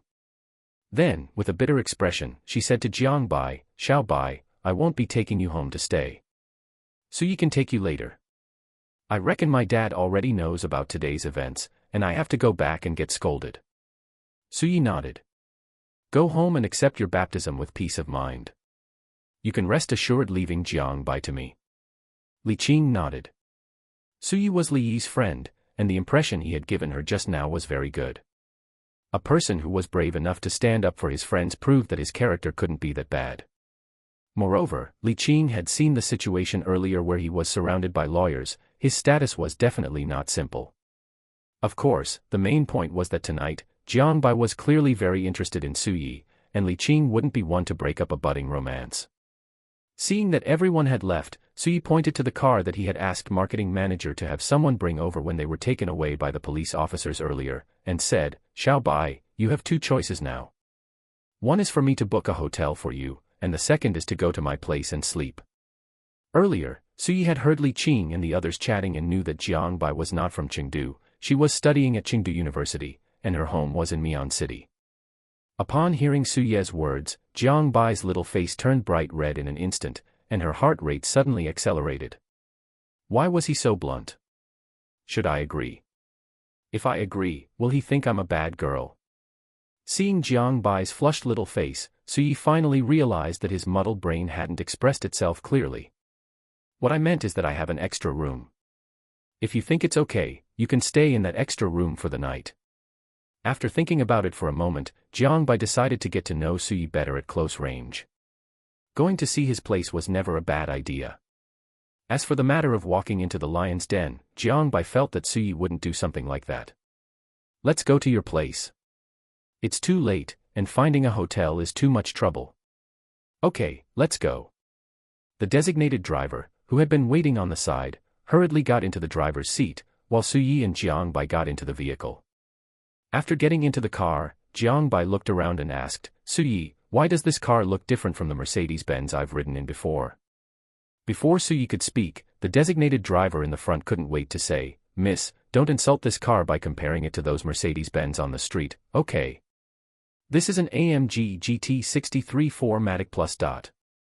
Jiangbai wasn't annoyed and continued to ask curiously, "What's the difference between this AMG GT 63 4MATIC Plus and other Mercedes-Benz cars? I see the logo is the same." Perhaps it was because a beautiful woman was talking to him, or perhaps because the designated driver was truly a car enthusiast, he said, his voice cracking slightly, "They're all the same. The logo is the same, but this Mercedes-Benz could buy 4 or 5 of those ones outside. This AMG GT 63 4MATIC Plus costs at least over 2 million to get on the road, okay? Plus, it has a V8 engine." Jiangbai was stunned. Although her family's financial condition was decent, running a small business with an annual income of 300,000 to 400,000, she still couldn't quite comprehend a car costing 2 million.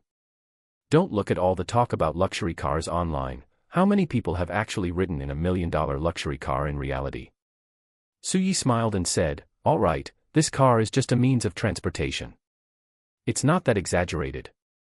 The designated driver seemed to realize he had been a bit too intense and quieted down, while Jiangbai was still looking around, trying to see what was so different about this 2 million plus car.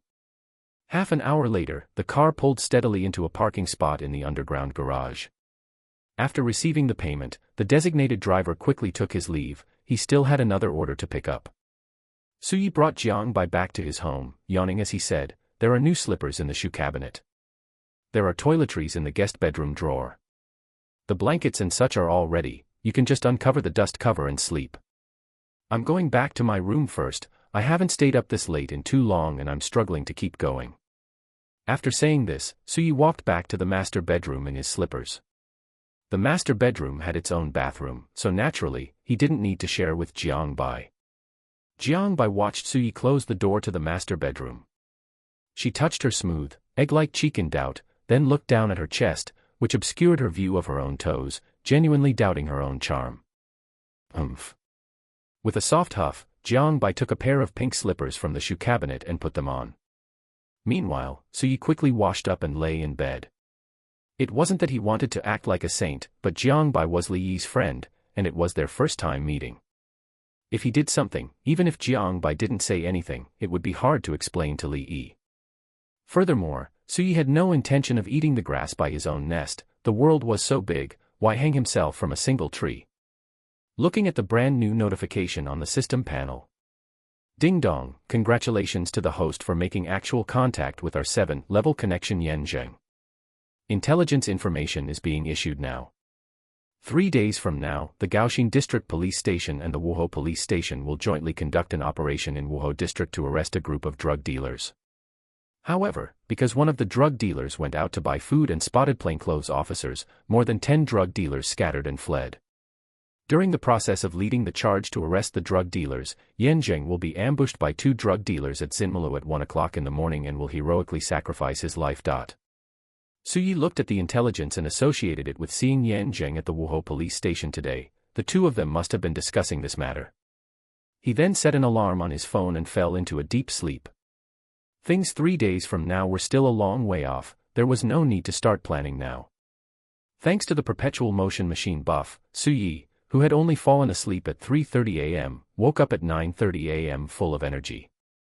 After washing up casually and eating a reasonably balanced breakfast, making an extra portion for Jiang Bai while he was at it, he put on his fitness gear, sent a message to Jiang Bai, and then set off for the Eater Fitness Club. Once you get used to fitness, it really becomes addictive. Not long after Su Yi left, Jiang Bai also woke up, though her hair was messy and her eyes were bloodshot. Last night, she had spent half the night thinking about whether she would submit or not if Su Yi sneaked into her room, whether she should resist before submitting, or just submit directly, which left her unable to sleep all night. Yawning, Jiang Bai saw Su Yi's open bedroom door and the breakfast on the dining table, and a smile couldn't help but tug at the corners of her mouth. Chapter 25, Just Buddies, damn it. He's actually a warm guy. Jiang Bai covered her mouth and chuckled. Su Yi didn't hear this. If he had, he definitely would have jumped 3 feet in the air. The main reason was that Jiang Bai's remark was a bit harsh. Nowadays, being called a warm guy was ranked even lower than being called a dog. After washing up, Jiang Bai ate the multi-grain porridge Su Yi had made while opening her phone. The first message was a WeChat from Su Yi, saying he had gone to Eater Gym and telling Jiang Bai to make herself at home, just remembering to close the door when she left. I felt his physique was pretty good last night. Looks like it's the result of working out. Jiang Bai rolled her bright, spirited eyes, feeling more and more interested in Su Yi. She had originally decided to leave after cleaning up once she finished her breakfast, or rather, lunch, but now she wasn't in such a rush. For people to fall in love, to be realistic, it's because the other person can provide value. Whether it's looks, physique, emotional support, or money and power, they are all just forms of value. In Jiang Bai's eyes, Su Yi was undoubtedly a goldmine of immense value. A mysterious background, 1 in 10,000 looks, a top-tier physique, and the ability to provide emotional value. Honestly, in today's society, if someone possessed even 2 of these, they would be considered a hot commodity. Su Yi possessed all 4. At 12:30, after finishing his nutritional meal at Eater Gym, Su Yi strolled back home. He paused as soon as he reached the door because it wasn't shut, but left ajar. Opening the door, he found the entire apartment had been tidied up. As a man, although Su Yi was generally clean, his place would inevitably get a bit cluttered. As long as it wasn't unbearable, he would just make do. This Jiang Bai is actually quite interesting. She cleaned the place, but didn't close the door. Su Yi muttered as he changed into his slippers. He wasn't stupid. The current state of his home couldn't possibly be the work of some Thumbelina. The only person who could have cleaned it was Jiang Bai. As for the door being left ajar, it wasn't a big deal. First of all, ordinary people couldn't get into this high-end residential complex, and there was surveillance in the hallway. Even if it hadn't been closed, the building manager would have noticed and come to help close it soon enough. He casually took off his quick-dry t-shirt and held it in his hand, planning to toss it into the washing machine later. His robust pectoral muscles and 8 well-defined abdominal muscles were exposed to the air. After all, he hadn't finished working out long ago, and since the air conditioning wasn't on, it was still quite hot inside. He casually used the quick-dry shirt to wipe off the sweat he'd worked up on the way back from Eater Gym and walked inside. As soon as he passed the hallway, Su Yi froze in his tracks. Jiang Bai was currently bent over, wiping the dining table. Su Yi hadn't noticed her earlier because she'd been blocked by the wall. Su Yi couldn't help but step back a little. It wasn't for any other reason, but Jiang Bai's current posture was a bit alluring. Her rounded, pert buttocks, outlined by her jeans, felt a bit tempting. Su Yi, you're back. I stayed in your place and ate your food, so I just tidied up for you on the way. Look. Jiang Bai heard the noise behind her and stood up, turning around to look. She saw Su Yi's powerful, wild, and striking upper body, and her mind instantly went blank. I'm going to go take a shower. Su Yi and Jiang Bai were silent for a few seconds. Su Yi covered his upper body with the quick-dry shirt and then hurried toward his room with his head down. It was several seconds after Suyi disappeared that Jiang Bai finally came to her senses. Her mind was still filled with the image of Suye's bare upper body, and her fair little face was now as red as a ripe apple. He has such a good physique. Jiang Bai slowly walked over to the sofa and sat down, pouring herself a glass of water. She held the glass in her right hand and pressed it against her burning face. More than 10 minutes passed before she heard the sound of a door opening, and she instinctively stood up in a hurry.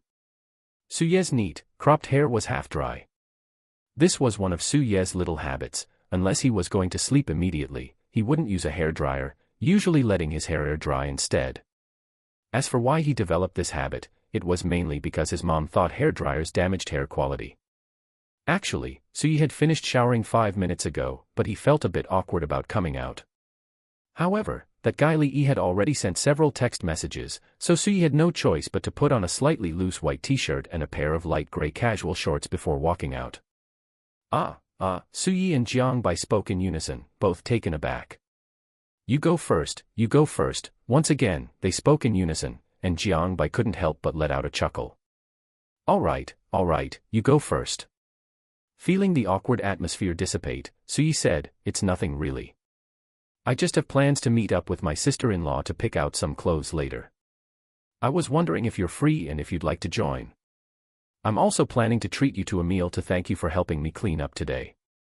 After her spirited eyes darted around, Jiang Bai said somewhat playfully, Suyi, are you planning to take me on a date? Suyi was taken aback by Jiang Bai's words. Heavens, he swore. Yesterday, Suyi had already decided not to eat this tender grass right next to his nest. He really, truly just intended to treat Jiang Bai to a meal. That's not it at all. We're just buddies, 4F*****''s sake. It's just a simple meal. Just buddies. Watching Suyi wave his hand dismissively as he said this, Jiang Bai felt that this was the first time in her life she had ever heard someone say that. Jiang Bai, 172 centimeters tall with long legs, 36D, fair-skinned, beautiful, and elegant, 3-time consecutive campus beauty, am just a buddy to you, Suyi. Am I stupid, or are you just dense? Jiang Bai, have been so proactive, yet you're still playing dumb. Don't I have any pride? Watching Jiang Bai, who had stormed off with her little bag for some unknown reason, Suyi was left completely bewildered. No, is she crazy? Even someone learning face-changing wouldn't be this fast. Besides, I don't plan on eating the grass right next to my nest, so what's wrong with just being buddies? Most importantly, you're still wearing my little pink slippers, hey. Li held a Starbucks cup in his hand, watching the indignant Suyi opposite him, his expression extremely strained as he held back laughter. Suyi said helplessly, if you want to laugh, just laugh. Buffed, wahahaha, just buddies, 4F*****''s sake, wahahaha, bang. Bang. Bang. Suyi watched the customers around them turning their heads to look, and said helplessly to Li, who was laughing and pounding the table like a madman, all right now, the table is innocent. Let it go. Li wiped the tears from the corners of his eyes with the back of his hand, then shoved the Starbucks cup toward Suyi, saying breathlessly, come on, let me interview you. How did you think to say, just, just buddies, 4F*****'s sake. Are you brain dead or something? Chapter 26 This shop is mine. Get lost, you're the one who's an idiot. Suyi rolled his eyes and then shared his concerns from last night. Li sipped his iced coffee with his pinky finger extended, then placed the yellow orchid he'd bought on the street under his nose to sniff it. In a gentle, slightly high-pitched voice, he said, Yeezy, I really don't know what to say to you. Why do you seem so hesitant about everything lately? Suyi pointed at his own nose and asked, timid. Where am I being timid? Li didn't even look at Suyi, continuing to fiddle with the orchid, don't be unconvinced. Just looking at our interactions over the past 2 days, you give me the impression that while you have confidence and seem laid back, you're actually afraid. I don't know what you're afraid of. For instance, last night, calling so many lawyers with just one phone call, were you trying to show off? Also, my relationship with Jiang Bai isn't as close as you think. Besides, in this day and age, aren't one-night stands common? No one is forcing you to get married. This is about mutual consent. Why are you so worried? The impression you give me now is that you aren't yourself, you're deliberately pretending to be someone else. Li Yi's words struck Suyi like a bolt of lightning, causing him to tremble all over, his heart skipping a beat. Suyi couldn't help but reflect on everything he had done since obtaining the system. No matter what he did, he was always putting on an act. It felt like gilding a clay statue. Underneath, he was still just clay. He wanted to package himself as an elite, so he worked toward that, but would a true elite be as indecisive as he was? And what was it that he really wanted? Li Yi watched the silent Suyi. He didn't speak or play on his phone, just scrutinized Suyi with a profound gaze. Ever since meeting Suyi yesterday, Li Yi had felt that he was acting a bit strange, even feeling out of place with him. In his memory, Suyi was a gentle yet laid-back man, a man who was unrestrained, not the person he saw now. Time ticked by, and before they knew it, it was 3 in the afternoon. A ray of sunlight filtered through the street trees and fell onto Suyi's face. The dazzling sunlight felt like a beam of light breaking through his contemplation. Suyi snapped to his senses instantly. Why was he thinking so much? Regardless, as long as he didn't break the law or violate his own principles, he didn't need to put on an act. He could do whatever he wanted, he could just follow his heart. Wasn't that what it meant to respect one's true self? Why should he pretend? With the system, as long as he didn't do anything stupid, he was destined to be the most noble person on this planet. Having figured it out, Suyi curled his lips into a smile. Unlike the polite, feigned smiles from before, this smile was natural, like that of a fresh-faced youth, full of sunny, gentle vibes. Seeing Suyi's smile, Li Yi couldn't help but smile as well. Although he didn't know what Suyi had gone through, he knew his old, gentle, and unrestrained brother was back. He picked up the iced coffee in front of him, casually opened the lid, and gulped it down. The light brown liquid flowed down the corner of Suyi's mouth, and Li Yi pulled out a tissue and handed it to him. After wiping the liquid from his mouth, Suyi tossed the empty coffee cup into a nearby trash can. Let's go, sister-in-law, come with me to buy some clothes. We used to be poor and wore stuff from Pinduoduo, so this time, let's see what it feels like to wear nice clothes. Li Yi smiled, nodded slightly, and then picked up his LV bag and walked outside. Let's just go to my shop. I'm familiar with it, and I can give you a discount. Damn, sister-in-law, isn't your home my home? Do I need a discount to get clothes from my own home? Can't I just take them and wear them? You think too much. Clothes cost money, don't they? Business is business. I can give you a couple of pieces, but I'm afraid you'll clear out my shop. That won't happen. I have no use for the hangers. Li Yi's family business had changed since Suyi left. According to Li Yi, due to the special circumstances of the past 2 years, his family had bought out several brands at the bottom of the market. Now, they had 14 shops in total.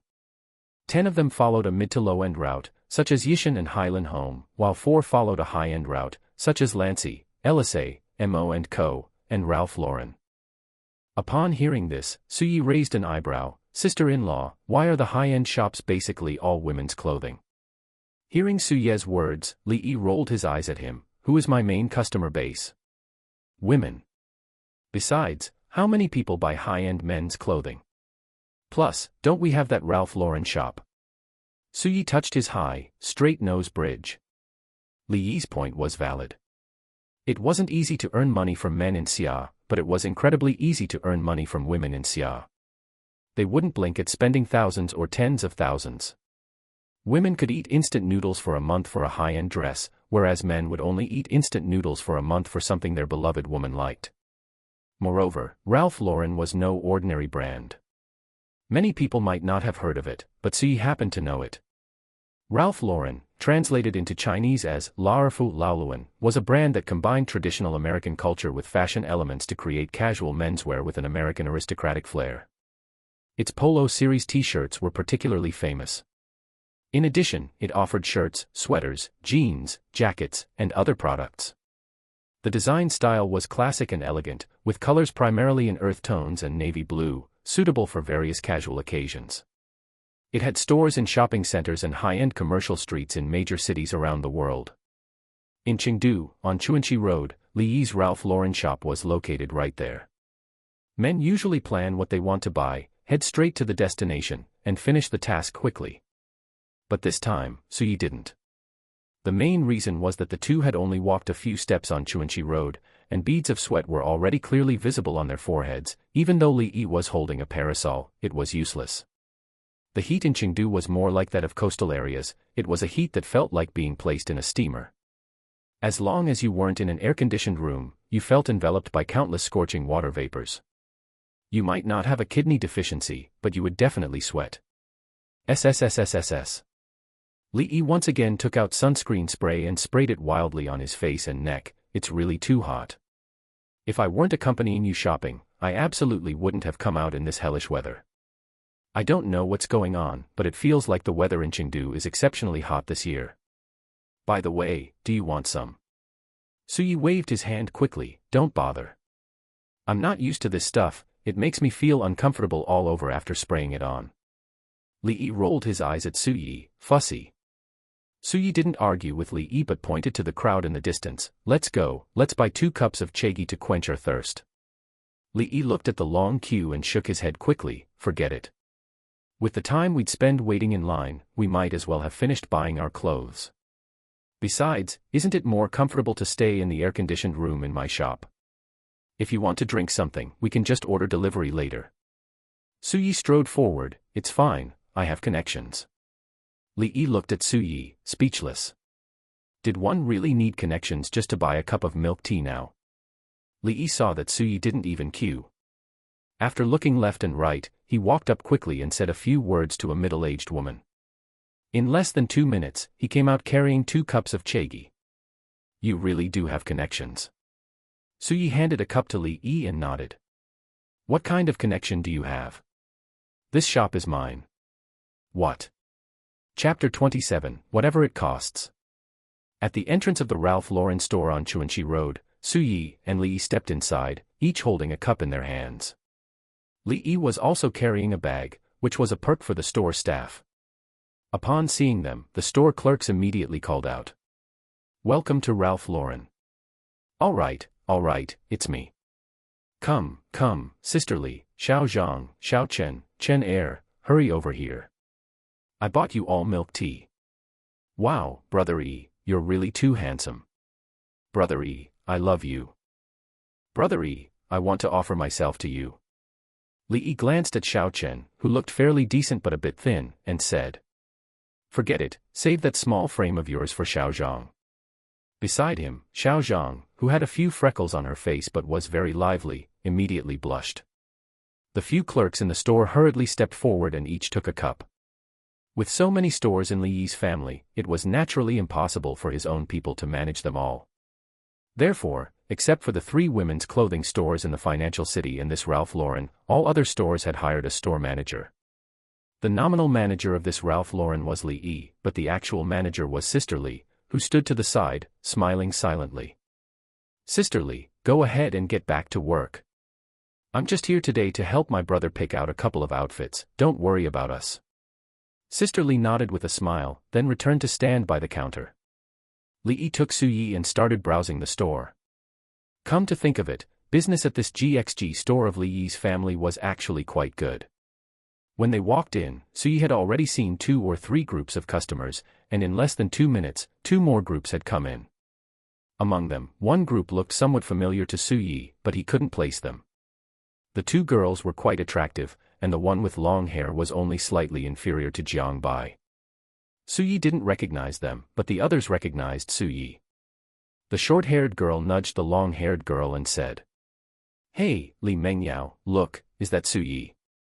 Li Mengyao used the clothing rack as cover to take a careful look, then said with some surprise.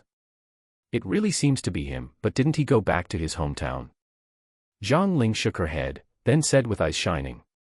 I don't know, but look at how handsome Suyi is now. I remember you and Suyi had a pretty good relationship back at the company. Li Mengyao's eyes flickered as she said. No, you remembered wrong. Back then, he just pestered me to have lunch with him a couple of times. Just then, a young man around 30 years old walked in. Upon seeing Li Mengyao, he walked over with a smile, thoughtfully inserted a straw into the chegi he was holding, and handed it to her. Li Mengyao, this is your Shanghai gardenia. Zhang Ling teased. Oh, our marketing manager Chen Song is so thoughtful, even inserting the straw for you. Marketing manager Chen Song smiled and said nothing. Zhang Ling didn't continue teasing but asked curiously. Is that Chagi really opened by your uncle? You got it so quickly. I remember there were at least 20 or 30 people in line over there just now. Marketing manager Chen Song glanced at Li Mengyao and then said, pretending to be indifferent. To be precise, that Chagi was opened by our family and my uncle's family together. Naturally, there's no need to line up for our own stuff. My family arranged for me to handle the coordination for this store. Zhang Ling exclaimed enthusiastically. Business is so good, you must make quite a lot of money a month. Marketing manager Chen Song quickly said. Not much, just 80 or 90,000 a month. Zhang Ling winked. As expected of marketing manager Chen Kong. You earn 20 or 30,000 a month from your job, and you have plenty of extra income on the side. TSK, you must be making hundreds of thousands a year. Hey, not that much, just 600,000 or 700,000. The main thing is that I'm busy all the time. Look at me, I'm already 27 or 28 and still single. Zhang Ling quickly said. Hey, career first, then family. Someone like you who has a house and a car in Chengdu, is an operations manager in the real estate department of Chaoyang Group with dozens of people under you, and has side businesses, you're a high-quality catch. Finding a girlfriend would be a piece of cake for you, right, Li Mengyao? Li Mengyao looked at the two of them putting on a show and nodded silently. How could she not see that Zhang Ling had received favors from marketing manager Chen Song, which was why every word was full of guidance and hints. Li Mengyao just didn't stop them.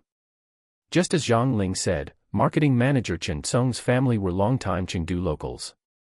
They owned 3 or 4 properties in Chengdu, and his parents were both senior corporate executives. Marketing manager Chen Song also had a house in Chengdu and a BMW X5 worth over 500,000. With an annual income of 600,000 or 700,000, he was indeed a high-quality catch in Chengdu. After all, this was Li Yi's store. Even though he rarely came by, he was quite familiar with it. Furthermore, the stocking and product selection were all handled by Li Yi personally, so it didn't take long for Li Yi to help Suyi put together 3 or 4 outfits. Sister-in-law, you don't have any formal wear here. Li Yi heard Suye's words and glanced at him. Yeezy, you need to look at what kind of brand this is. You can only buy these casual clothes here. Good formal wear has to be custom-made, all right? Don't worry, I have connections. If you want some, I'll take you later. Suyi thought about it and realized it was true. Haute couture, it naturally has to be custom-made to be considered haute couture. What kind of haute couture can you buy in a ready-to-wear store? All right, take me to get 2 suits made later. Just in case I have a more formal occasion, I can wear them. After all, I only have 1 suit from Highland Home at home. Li Yi held a t-shirt up to Suye's upper body and said. All right, let's leave it at that for now. 4 outfits are enough for you to wear this summer. I know your situation. When you need anything later, just let me know, and I'll have someone put it together and send it to you. Let's go, let's check out. Don't say I'm stingy, even when I buy clothes here, I have to pay. There are rules for everything, but I can give you a 30% discount. Suyi grinned, this was really convenient. He then followed Li Yi toward the counter. Sisterly, check out. Hello, checking out. Suyi heard a voice that sounded familiar and habitually took a look, then said with some surprise. Li Mengyao. Seeing that Suyi recognized her, Li Mengyao had no choice but to smile and greet him. Suyi, long time no see. Li Yi narrowed his eyes slightly, looked over the 3 people in front of him, and asked Suyi. Yeezy, your friends. Suyi touched his nose. Colleagues from the insurance company a few years ago. Li Mengyao had been trying to hook him for a long time back at the insurance company. Suyi didn't want to have any contact with this fishing expert now. After all, he was a man who wanted to be a player, not a topmouth coulter in the sea. Li Yi nodded and then said. Sisterly, use my authorization to give these people a discount. Check them out first. Li Mengyao only then realized that after not seeing him for a few years, Su Yi, who had almost been reeled in by her like a fish, now had such high looks and carried an inexplicably free and easy aura. Her heart couldn't help but flutter. Chapter 28, Let's see how awesome you are today. A sweet smile appeared on Li Mengyao's fair face. If Su Yi hadn't almost fallen for her tricks before, he would surely have thought she was a sunny, cheerful, and pure girl. Just look at how marketing manager Chen Sung, standing beside her, was staring at her with wide eyes. Hey, Su Yi, long time no see. Where are you working these days? Li Mengyao glanced over and noticed that Su Yi was holding 6 or 7 bags. She knew that Ralph Lauren clothes weren't cheap, averaging 2,000 or 3,000 each. Buying 10,000 or 20,000 worth of clothes at once would make even marketing manager Chen Sung, who was standing next to her, wince. Then, she looked at Li Yi, who was beside Su Yi, and combined with Su Yi's handsome looks, she suddenly realized, could it be that Su Yi was living off a woman now? Su Yi smiled indifferently and said, "Oh, I wouldn't call it a high-paying job. I'm just an unemployed wanderer right now." Li Yi, standing nearby, rolled his eyes. Yes, you're an unemployed wanderer, who just happens to own a 100-square-meter shop at the prime location of Chuanxi Road, drives a 2 million-plus Mercedes-Benz, and can summon dozens of elite lawyers with a single phone call. Meanwhile, marketing manager Chen Sung, who had felt his alarm bells ringing upon seeing Su Yi's appearance, didn't lower his guard even after hearing that Su Yi was unemployed. There was no other reason than the fact that Su Yi's face was simply too lethal. Just look at how Zhang Ling was still stealing glances at him. Marketing manager Chen Sung gently nudged Zhang Ling and then shook the clothes she had chosen in his hand. Zhang Ling looked conflicted as she glanced at Su Yi's face and then at the 2 pieces of clothing she had just selected in marketing manager Chen Sung's hand, which cost 4,000 or 5,000.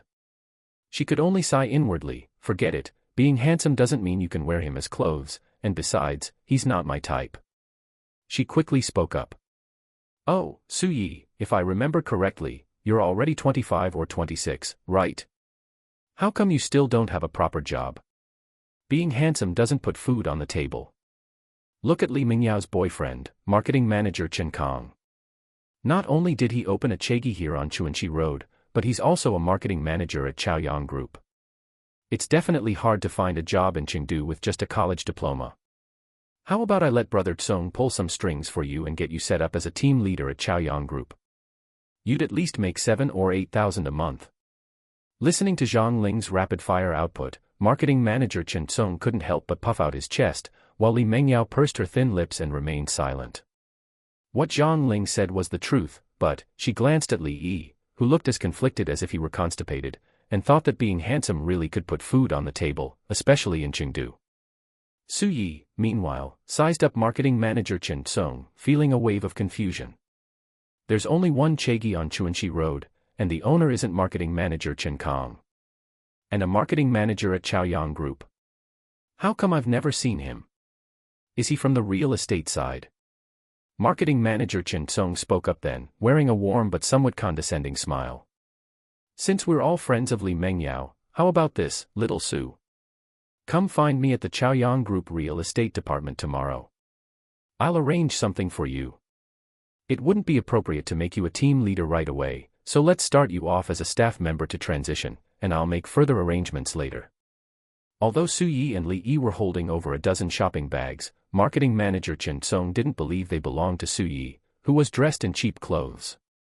Just then, Sister Li finished calculating the price of the clothes marketing manager Chen Sung and the others had bought and packed them up. "Hello, your total for this purchase is 12,300. Will you be paying by card or WeChat?" Even marketing manager Chen Sung's face twitched slightly when he heard this number. Despite his bragging about Chegi and being an executive, the truth was his family only held a 20% stake in the Chegi shop, which only yielded a little over 100,000 a year in dividends. As a marketing manager at Chaoyang Real Estate, not the sales department, his fixed monthly salary was only a little over 10,000. This single purchase had wiped out an entire month's salary. However, with Su Yi, his great rival, standing right there, marketing manager Chen Sung naturally couldn't show any weakness. He pulled out a Gucci wallet with an air of great generosity, took out a credit card, handed it to Sister Li, and said, "Charge it to the card." After handing the card to Sister Li, marketing manager Chen Sung said in the tone of a superior, Little Sue, life in Chengdu isn't easy. You're not young anymore, so you should really consider your future. After all, in a few more years, no company will want to hire you. At this point, Li Yi couldn't hold back any longer after hearing marketing manager Chen Song's words. He had stayed quiet earlier because he wanted to see the fool make a clown of himself, but he hadn't expected Su Yi to remain silent for so long without fighting back. Oh, which zoo left its gate unlatched and let this big bad wolf out? Seriously, you're old, and on top of that, you love to act all high and mighty. You never stop, do you? A manager? I think you're just a small-time official who loves to puff himself up all day long. Marketing manager Chen Song's face turned green. Li Yi's words had hit his sore spot. He was actually only 28 years old, but he looked older, which made him appear to be around 30. Still, he was an adult. Furthermore, he was certain that the clothes Su Yi and Li Yi were holding had been bought by Li Yi, and even the cheapest items would cost 10 or 20,000. Not knowing Li Yi's background, marketing manager Chen Song didn't dare to speak recklessly. I don't know, where does this brother work? Hearing marketing manager Chen Song's words, Li Yi rolled his eyes. High-paying job. Someone who didn't know better would think you're some big shot. The way you talk is so pretentious.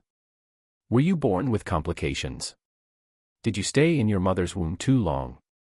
What the F***ck did you say, you dead cross-dresser? Hearing Li Yi start bringing up his family history, marketing manager Chen Song finally snapped. Ignoring whether Li Mengyao was present or if he needed to maintain his gentlemanly demeanor, he started swearing and pointed his right index finger at Li Yi. Ah. F***ck. Just as marketing manager Chen Song raised his right index finger, Su Yi, who was standing to the side, grabbed it and bent it upwards. Instantly, marketing manager Chen Song doubled over in pain, howling. The only reason Su Yi hadn't lashed out earlier was that he was in Li Yi's shop and didn't want to cause trouble for him. But now that Li Yi had stood up for him, if he still didn't do anything, what would be the difference between him and a coward? Su Yi, what are you doing? Su Yi, let go. Seeing Su Yi suddenly explode into action, Li Mengyao and Zhang Ling were stunned for a moment before hurriedly speaking up. What am I doing?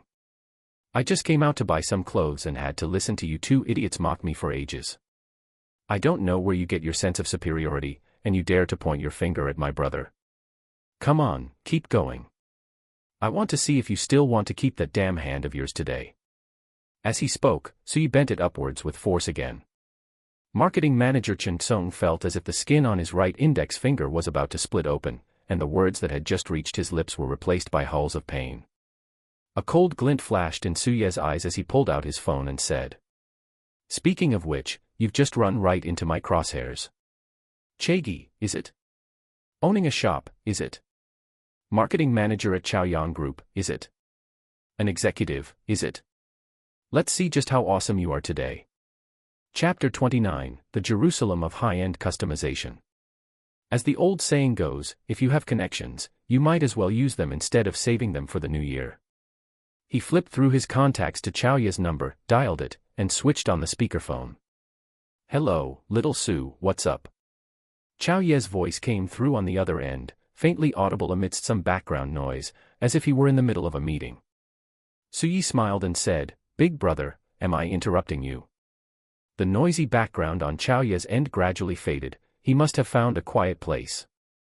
"It's fine, I was just holding a quick meeting with the various departments. Just tell me what's up.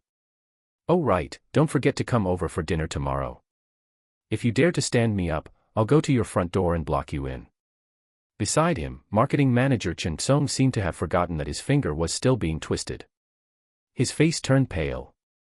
How could he not recognize that voice? It was Director Chao, his boss's boss's boss. Su Yi ignored marketing manager Chen Song's pleading gaze and said straightforwardly, "Big brother, is there a marketing manager named marketing manager Chen Song in the marketing department right now?" Chao Yi paused on the other end before saying, "There is one who joined in the middle of last month. You know, after I took over, manager Wang Defa was sent back to the human resources department due to red line issues, which led to many people being rooted out. This marketing manager Chen Song was hired around that time and is probably still on probation. What's wrong? Is he an acquaintance of yours? If so, I'll go talk to old Lee in HR in a bit and have him made permanent in the next couple of days. No need, big brother. I don't know marketing manager Chen Kong.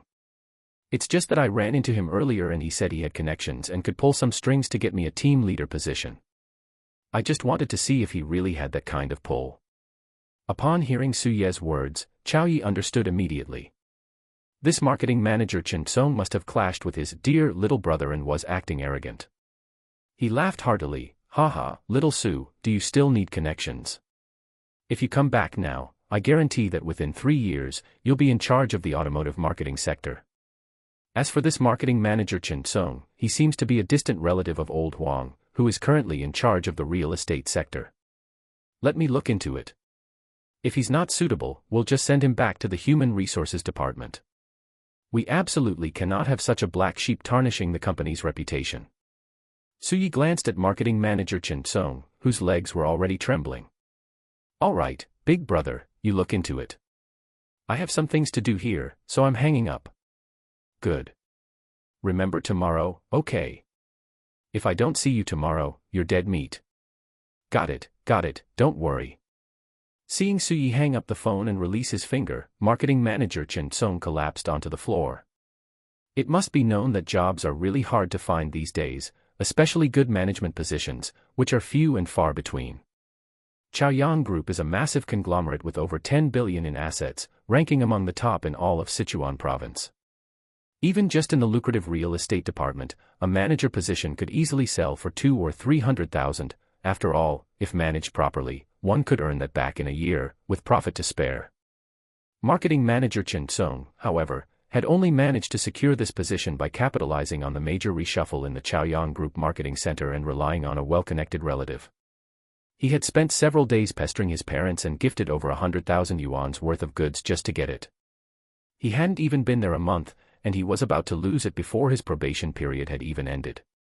If he were truly sent back to the Human Resources Department, he would have no choice but to go back to working at the small company with a few hundred employees where his parents worked.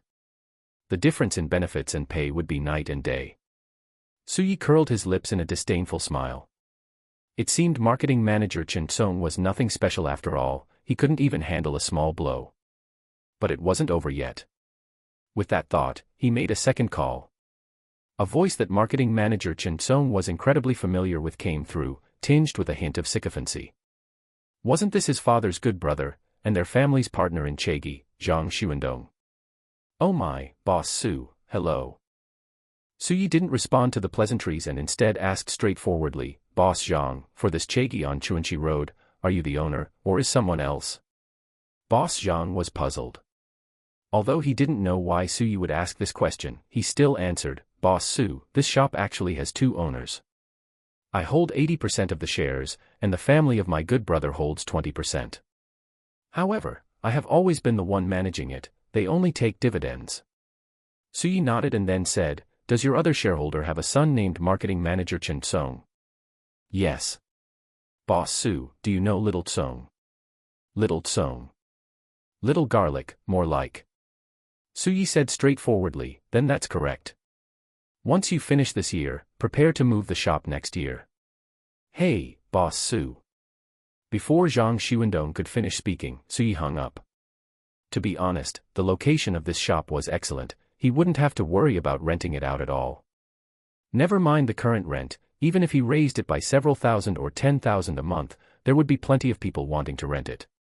The contract for this year had already been signed, so he wouldn't go so far as to pay a penalty to break it. That would be bad for his reputation and might make future tenants wary. Fortunately, the contract was renewed annually, so he could just choose not to renew it when it expired next year. Glancing at marketing manager Chen Song, who was sitting on the floor with eyes flashing with fear and regret, Su Yi said directly, let's go, sister-in-law. I'll transfer the money to you in a bit, let's not bother with the bill. We've wasted enough time, and I have things to do later. Li Yi didn't dawdle either, following Su Yi as he stepped over marketing manager Chen Song's feet and headed toward the door. Once outside, Li Yi laughed and punched Su Yi, saying, not bad, Yi Zi. You were really showing off your dominance today. 2 phone calls and that marketing manager Chen Song looks like he just ate sh*t. Su Yi grinned. Basic operation, don't overreact. An hour later, Su Yi and Li Yi were standing at the entrance of a small alley, each sucking on an old-fashioned popsicle. Su Yi turned his head to look at Li Yi, his expression slightly skeptical. Sister-in-law, are you saying the best high-end custom tailor in all of Chengdu is right here? Li Yi rolled his eyes at Su Yi and carefully pinched a short hair on Su Yi's shoulder with his index finger and thumb. Don't look down on this place. The only reason old Master Qin is here is because this shop is his ancestral property. Otherwise, there are plenty of big shops that would invite the old master to preside over them. Is he really that good? Su Yi looked at the dilapidated alley, which was thick with a sense of history. It's not about being good, it's about reputation. You know Savile Row in London, right? Su Yi nodded. Over the past month or so, he had absorbed quite a bit of knowledge, and naturally, he had searched for information on high-end custom suits. How could Su Yi not know the most famous street in this industry? London's Savile Row is known as the Jerusalem of the suit world, dubbed the Holy Land of Suits. Among the top 10 high-end custom suit shops in the world, 3 originated from Savile Row. Could it be that this old Master Qin? Li Yi patted the non-existent dust off Su Yi's shoulder and walked into the alley first. That's right.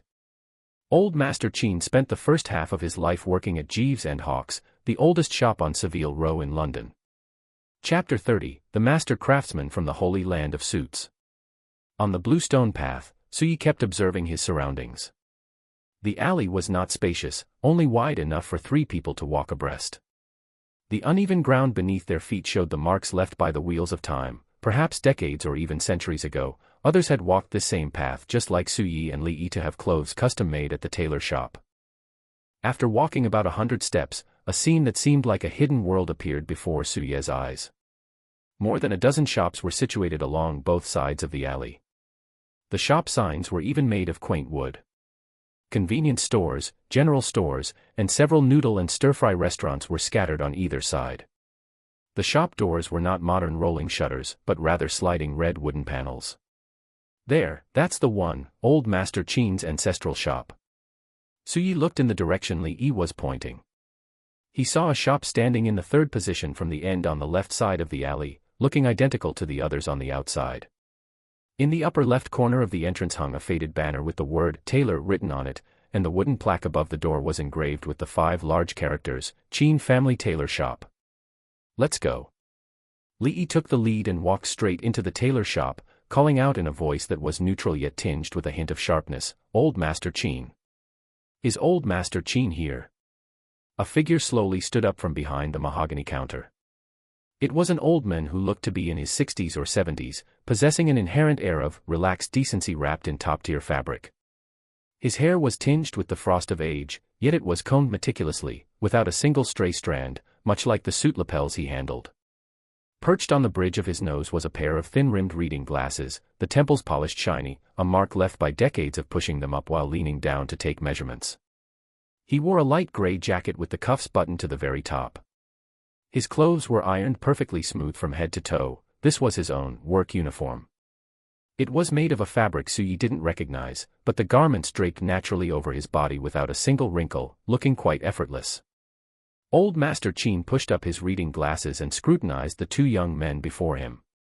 When he saw Su Yi, a look of appreciation unconsciously appeared in his eyes. This was the best clothes hanger he had seen in his dozen-plus years in the business. He then glanced at Li Yi beside him and said in a voice that was slightly hoarse but full of vigor, "Little sissy, I'm not deaf, you don't need to be so loud."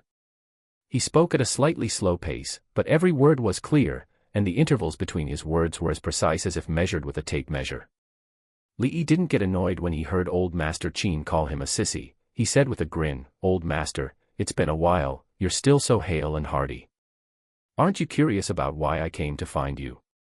Old Master Qin scoffed, "Why? I'm a tailor, what do you think someone coming to find me would want?" After finishing, he sized up Su Yi and nodded with satisfaction. "It's good that the person you brought today is satisfactory." Not bad, he's a good hanger. Unlike before, you always brought over some sorry lot, wasting my craftsmanship." Su Yi had been standing to the side smiling without speaking, and now he said at the opportune moment, "Old Master Qin, I'll have to trouble you this time." Old Master Chin waved his right hand and said, "What trouble is there? You're quite polite for a kid." "I'm just a tailor, making clothes is the most normal thing in the world. How is this any trouble?" As he spoke, he walked out from behind the mahogany counter and led Su Yi and Li Yi to a three-paneled mirror, saying, "I don't know if the little sissy told you the rules here. Custom-made clothes are fine, 100,000 per suit, no bargaining." Su Yi didn't hesitate at all. He trusted that Li Yi wouldn't scam him, so he nodded directly, "It's up to you, old master." Old Master Chin was very satisfied with Su Ye's response. He pointed to the center, "Go stand there, stand naturally, just your usual posture. Let me see your details." Su Yi stood in front of the three-paneled mirror, standing very naturally with his long arms hanging loosely at his sides. After a few minutes, Old Master Chin pulled out a soft tape measure from behind him and measured from the side of his neck to his waist and abdomen. When his fingers lightly pressed against Su Ye's shoulder blades, he said, "Relax, imagine how you usually stand." He then crouched down very naturally, as if he had done it thousands of times, and said, "Tip your toes." His calloused right hand measured around Su Ye's ankle before he stood up and said, "A good pair of suit trousers should have a half-finger break on the shoe, any more looks sloppy, and any less looks cramped." After taking the measurements and observing the details, Old Master Chin led them back to the counter and pulled out several panels from underneath, asking, "What kind of fabric do you want?" Su Yi looked left and right, feeling they were all about the same, and then said, "Old Master Chin, I don't really understand fabrics. Could you recommend something?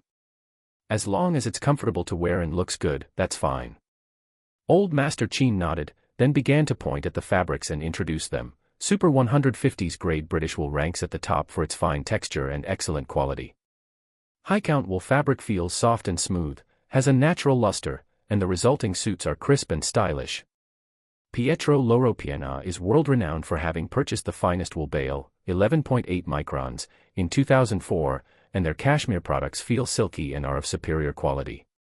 Halfway through, Old Master Chin saw Su Ye's somewhat blank expression, chuckled, and put the panels away. "All right, you have to trust this old man. I'll choose for you." Su Yi had listened to a bunch of what Old Master Chin said, and felt his brain itching a bit, as if knowledge had come in but stayed stuck on the cerebral cortex. Now that Old Master Chin was willing to choose for him personally, he naturally agreed. "No problem, Old Master, I trust your eye." "Ha ha ha, all right, you kid are to my liking, so I'll choose for you. Don't worry, I know the preferences of you young people, and I also keep up with the times. Customization isn't about buying a brand, it's about making the clothes understand you, rather than you accommodating the clothes."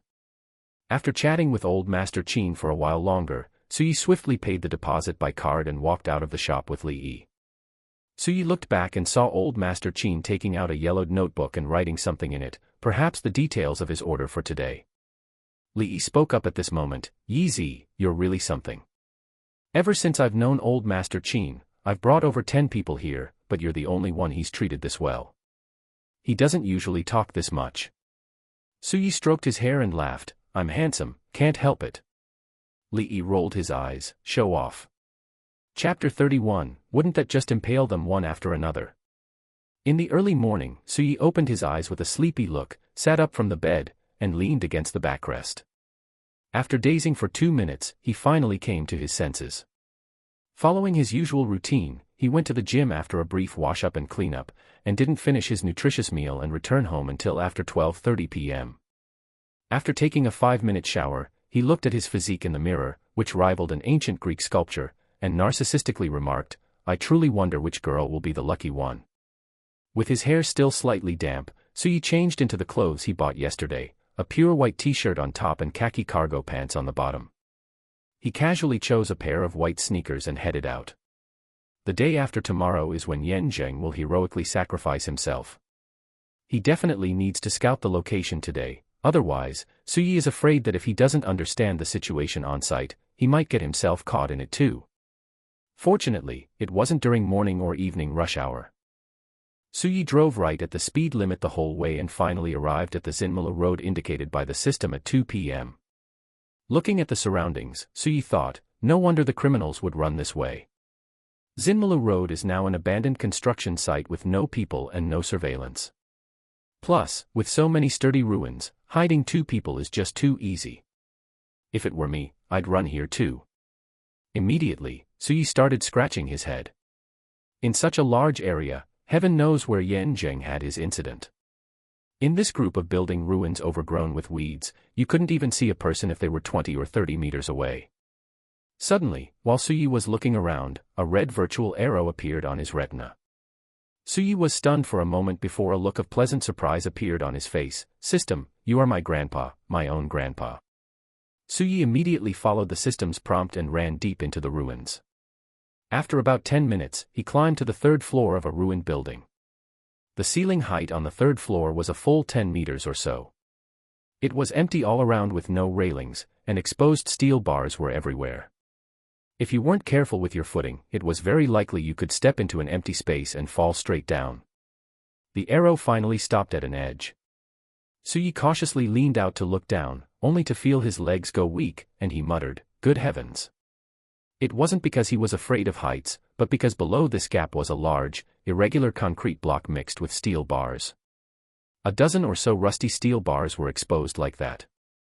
If someone fell, there would be no need for rescue. You could just start the funeral banquet directly. It would absolutely skewer a person like a hornet's nest. Looking left and right, Suyi noticed there was a wide load-bearing pillar on his left side. If you weren't standing behind it, you couldn't see a person hiding behind it at all. If Yan Zheng were forced by some situation to stand in this empty spot, the person hiding behind the pillar would only need to give him a push. Wouldn't he be skewered, 1 bar here and 1 bar there, once he went down? As for whether the drug dealers had firearms, Suyi wasn't very worried. After all, Chengdu wasn't on the border, and with the state's strict control over firearms, if it were just drug trafficking, it would most likely be the police handling it, and the drug dealers might still have a chance to escape. If they were found to be harboring firearms, then it would likely be the armed police force taking action. One is a police arrest, the other is an armed police counterterrorism operation. Anyone would know the difference in severity. Suyi continued to observe the surroundings, and in his heart, he had an idea of what to do the day after tomorrow. Afterward, he walked back to his car, prepared to buy some gifts, and visit Chao Ye's home. After all, Chao Ye had called him 3 times this morning. At 5 p.m., the sun was still hanging high in the sky, constantly casting down light, but most of it was blocked by the clouds in the sky over Chengdu. The moisture permeating the air clung to the skin of everyone not in an air-conditioned room. Perhaps the reason Chengdu people have good skin is because they don't get much sun, combined with the fact that they are always doing spa treatments. Chao Ye's home was in Huajin Mansion, a high-end residential complex in the new district. They had only moved in 2 years ago when the units were handed over. According to Chao Ye, the unit price was over 30,000 per square meter when he bought it, and it went up to around 50,000 at its peak. Now it had dropped a bit to just over 40,000. After registering his visit, Suyi parked his car in the underground parking lot and then arrived at the door of Chao Ye's home according to the address Chao Ye had given him. Suyi didn't buy anything too expensive, but of course, it wouldn't be cheap either. There were only 3 people in Chao Ye's family: Chao Ye, his wife, and a little princess who was almost 4 years old. So, Suyi bought a gift box of Ferrero Rocher chocolates, a Chanel set worth over 2,000, and a gift box of Day 7542 tea. He rang the doorbell. After more than 10 seconds, the door slowly opened. Suyi saw that his line of sight was empty in front of him, and he was confused for a moment. Just then, a soft, sweet voice came from below. "Uncle, are you Uncle Su?" A little girl wearing a puffy skirt, with 2 small buns tied on her head, was looking up at him. One chubby little hand was still resting on the doorknob. Her big, black grape-like eyes were watery, and the baby fat on both sides of her cheeks made her rosy little mouth pout. At this moment, Suyi felt his heart was about to melt. He quickly crouched down and said, "That's right, I am Uncle Su. Are you little friend Chao Mengmeng?" Seeing Suyi crouch down to look at her, Chao Mengmeng pursed her little mouth shyly and nodded heavily. "I am Mengmeng, Uncle Su. How did you know my name?" At this moment, Chao Ye's appearance appeared in Su Ye's mind. He looked carefully at Chao Mengmeng's face again. Suyi could be quite certain that Chao Ye's wife must be very beautiful, and Chao Mengmeng took after her mother. Sure enough, a gentle voice came from inside the house. "Mengmeng, haven't you opened the door yet?" Appearing with the voice was a beautiful young woman who looked to be about 30 years old. Her appearance had the unique gentleness of a woman from the Jiangnan water towns. Seeing Suyi crouching on the ground, a smile appeared on her face. "You must be little Su. I'm sorry, your brother Chow is cooking. I was just helping him chop vegetables and couldn't get away, so I let Meng Meng open the door. Come in, no need to change your shoes." Suyi smiled and said, "It's fine, sister-in-law. I'm not a fussy person, there's no need to be so polite with me." After seeing Suyi, Chow Meng Meng wasn't shy at all. Once she confirmed it was Suyi, she tilted her little head, looked at Suyi, spread out her two chubby little hands, and shouted, "Uncle Su, hug." Suyi hurriedly moved all the gifts to his right hand, then crouched down, wrapped his large hands around Chow Meng Meng, and lifted her into his arms before standing up. At this moment, Chow Ye's voice also came from the kitchen on the right, "Little Su, make yourself at home. Wife, pour little Su a glass of water." Chapter 32, Gunshots resounding through the night sky. Chow Ye's family was extremely enthusiastic about Su Ye's arrival, preparing a full 8 dishes. At the dining table, Chow Yi raised his glass and introduced him to Suyi. "Yi Zi, this is your sister-in-law, Wang Wen." Then he turned to Wang Wen and said, "This is my best brother, little Su." Wang Wen smiled somewhat reservedly and said, "Little Su, I really have to thank you for helping our old Chow with such a big favor before. Otherwise." Seeing the gratitude in Wang Wen's eyes, Suyi waved his hands quickly and said, "Sister-in-law, I just happened to be there and helped brother Chow with a small favor. You are being too polite, you're not treating me like one of your own." Seeing Su Ye's mischievous expression, Wang Wen and Chow Yi couldn't help but laugh. "All right, little Su is not an outsider, so let's stop saying such polite things. Come, let's raise our glasses to welcome little Su to our home." Seeing Chow Yi raise his glass, Su Yi and Wang Wen quickly followed suit. At this moment, little Meng Meng also hurriedly stood on her high chair, holding her yogurt with her two fair, chubby little hands, and shouted in a milky voice, "Cheers." By the time Suyi left Chow Ye's home, it was already 9 o'clock in the evening. He was quite satisfied with his performance this time. Thanks to the system's optimization and his own training, he had successfully drunk Chow Yi under the table, while he himself only felt about 50% tipsy. One has to realize that the two of them had been drinking 500 milliliters bottles of Wuliangye, and each of them had finished 2 bottles. After the designated driver brought his car to the underground parking lot, Suyi returned home in a slightly dazed state. After a quick wash, he collapsed onto his bed and drifted off into dreamland. The next day, Suyi did nothing but go to an outdoor supply store to buy a collapsible 3-section staff. He found a place to test it out, and with a full force swing, a branch as thick as a forearm was snapped directly in two by the staff. Once he got interested, Suyi didn't stop until he had wrecked over a dozen trees. On the evening of July 13 at exactly 9 o'clock, in the open space in front of the Wuhou police branch, a full 40 elite police officers from the Wuhou and Gaoxing district branches stood in straight lines, fully armed, with an invisible sense of pressure permeating the surroundings. Yan Zheng and Deputy Bureau Chief Chang Lu were standing at the very front of the formation, both with solemn expressions. Yan Zheng said in a hoarse and sharp voice, "Everyone, this month our Gaoxing district branch, in conjunction with the Wuhou police branch, has jointly discovered a group of drug traffickers who smuggled themselves from the Yunnan border into our Chengdu to conduct transit transactions. According to reliable intelligence, they will be conducting a transaction tonight. As people's police, it is our duty to eliminate evil. Can we tolerate crimes happening right under our noses?" The 40 police officers roared in unison, "No." Deputy Bureau Chief Chang Lu stepped forward and said, "According to reliable information, this drug transaction involves a full 20 kilograms, a rare and major case. This is a contempt for the Chengdu police, a disgrace. If we let them succeed or escape the sanctions of the law, needless to say, we will all be firmly nailed to the pillar of shame in history. Can you allow such a situation to occur?" The roar grew 3 times louder, "No." Deputy Bureau Chief Chang Lu and Yan Zheng exchanged a glance and then said, "Good. The code name for this operation is 713. Everyone, hand over your communication devices, board the vehicles, and depart for the designated location immediately. Be aware that these drug traffickers are ruthless and vicious. We cannot rule out the possibility that they may have firearms. Everyone must be on high alert. The officers below quickly placed their mobile phones into a plastic basket in front of them and then promptly boarded their respective police vehicles. Wee woo. Wee woo. Wee woo. A total of 7 police cars activated the sirens on their roofs, filing out from the gate of the Wuho police branch and disappearing into the dead of night. The Jinxing Hotel, though it's called a hotel, it's actually just a small inn. It only changed its name to hotel to cater to the current era, but even with the name change, its interior decoration is no different from an inn from the early 2000s, with wall plaster peeling off in many places. If this hotel were located in a bustling downtown area, it naturally wouldn't have much business. However, in this location on Airport Road 4, business is surprisingly decent. This is because it is not far from Shuangliu Airport, and there are many migrant workers working on nearby construction sites. The cheap prices of the Jinxing Hotel are naturally the first choice for many people looking for a temporary place to rest or needing to satisfy their physiological needs.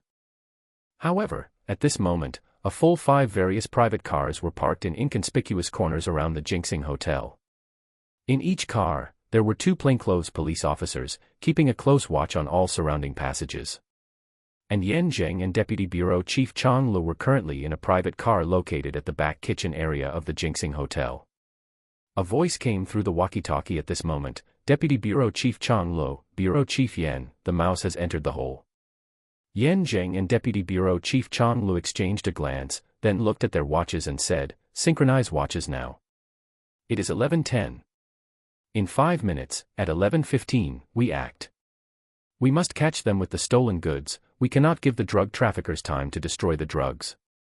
The first and second teams will breach from the front door, the third team will enter from the back door, the fourth team will breach from the kitchen's back door, and the traffic police brigade will seal off the surrounding roads.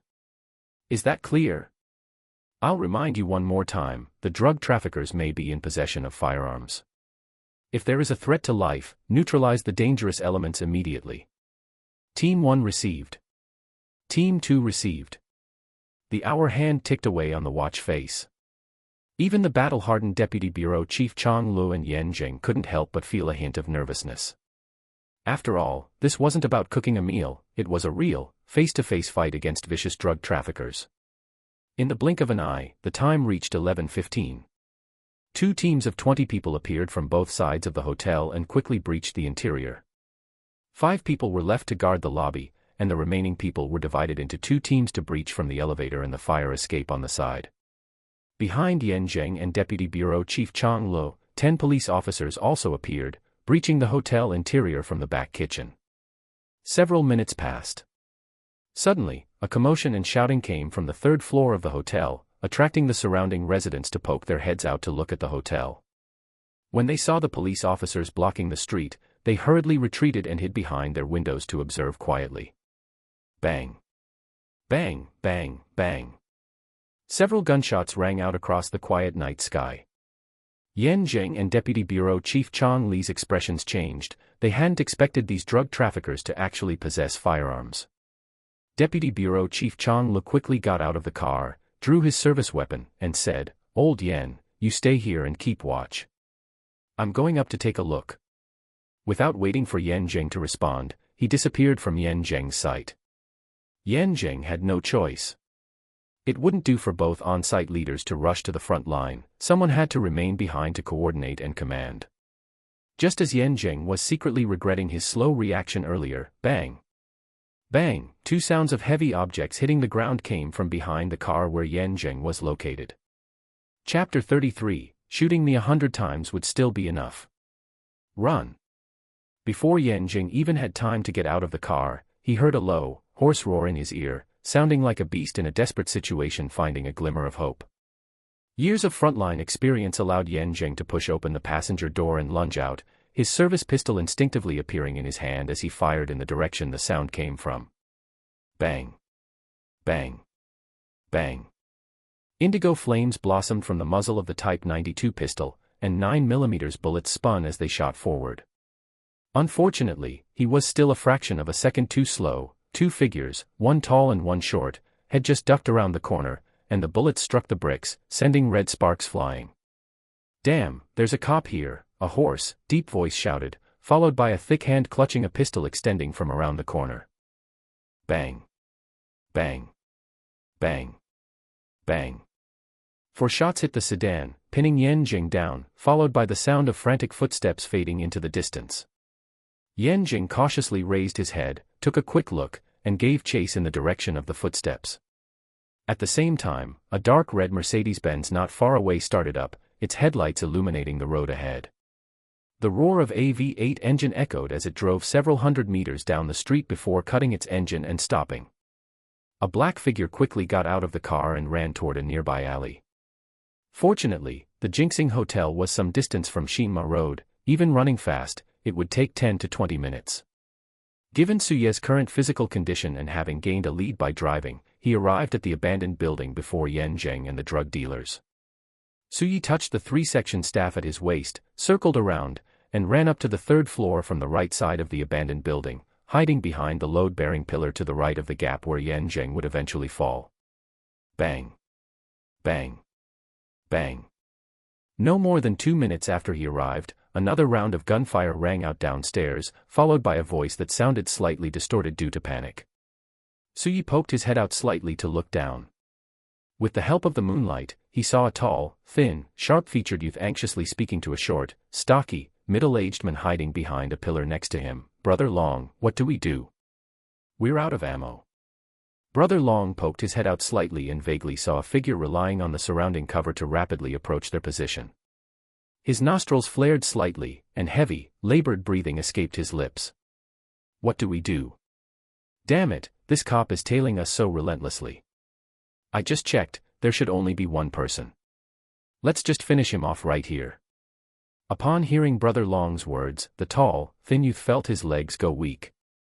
Killing a police officer was a capital offense. If they dared to kill a cop, they might not be able to escape even if they fled abroad. Brother Long clearly knew what the tall, thin youth was thinking. He grabbed his floral shirt and stared at him viciously with bloodshot eyes. "Then tell me, what do we do? Huh? Do we wait for him to come over and let us be captured without a fight? Huh? Don't you know what you've done? With this much narcotics, we will definitely be executed. Instead of waiting to die, we might as well fight for our lives." The tall, thin youth stared blankly at Brother Long, completely ignoring the foul-smelling saliva sprayed all over his face. Brother Long was right, death was inevitable either way, so they might as well fight. "Brother Long, tell me what to do." Brother Long calmed his breathing slightly and patted the tall, thin man's shoulder, saying, "Monkey, don't worry. Brother Long will definitely get you out alive, and then we'll be rich together.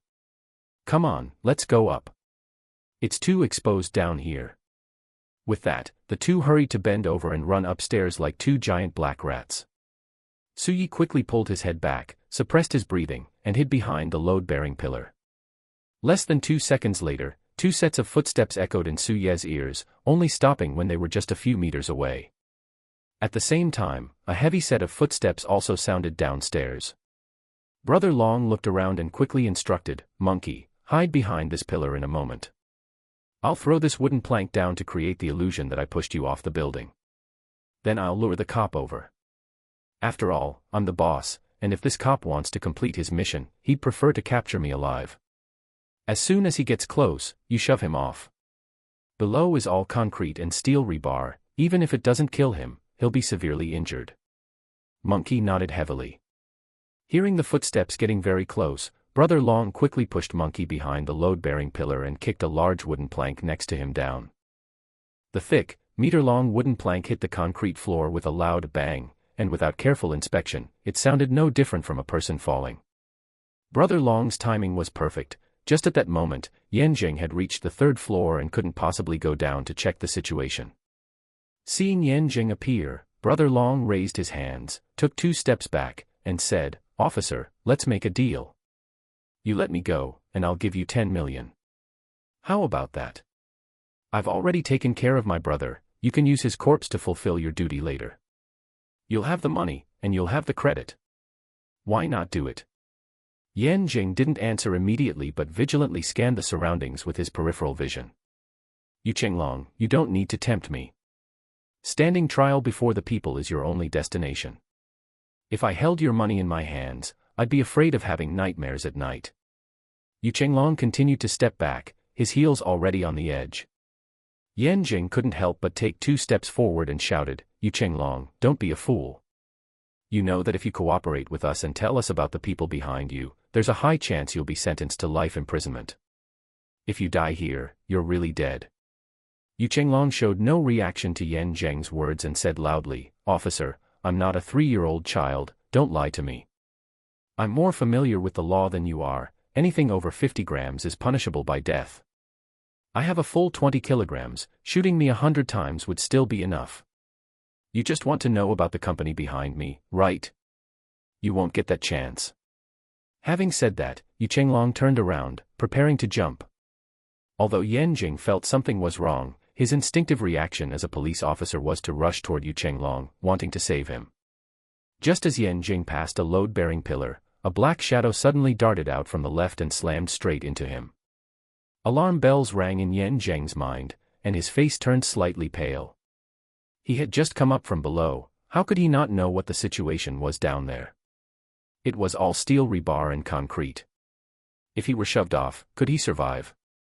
There were protruding bars and chunks of debris everywhere. But at this moment, Yan Jing's body didn't allow him to make any significant evasive maneuvers. Countless faces flashed before his eyes, his former partners, his wife, and his child. Bang! Yan Jing felt a massive force slam into his waist, and his entire body went flying. He couldn't help but close his eyes. From the first day he became a police officer, he had been prepared to sacrifice himself, but it was just a pity that his daughter was only 5 years old. Chapter 34, 3 Strikes, Lulling You to Sleep. Snap. Just as Yan Jing thought he was about to die a glorious death, a large hand reached out from the darkness and clamped onto his ankle like an iron pincer. The veins on Suye's right hand bulged like coiled dragons, and he let out a low growl from his throat. He forcibly pulled back Yan Jing's 100-plus-pound body, slamming him heavily onto the concrete floor and kicking up a cloud of dust.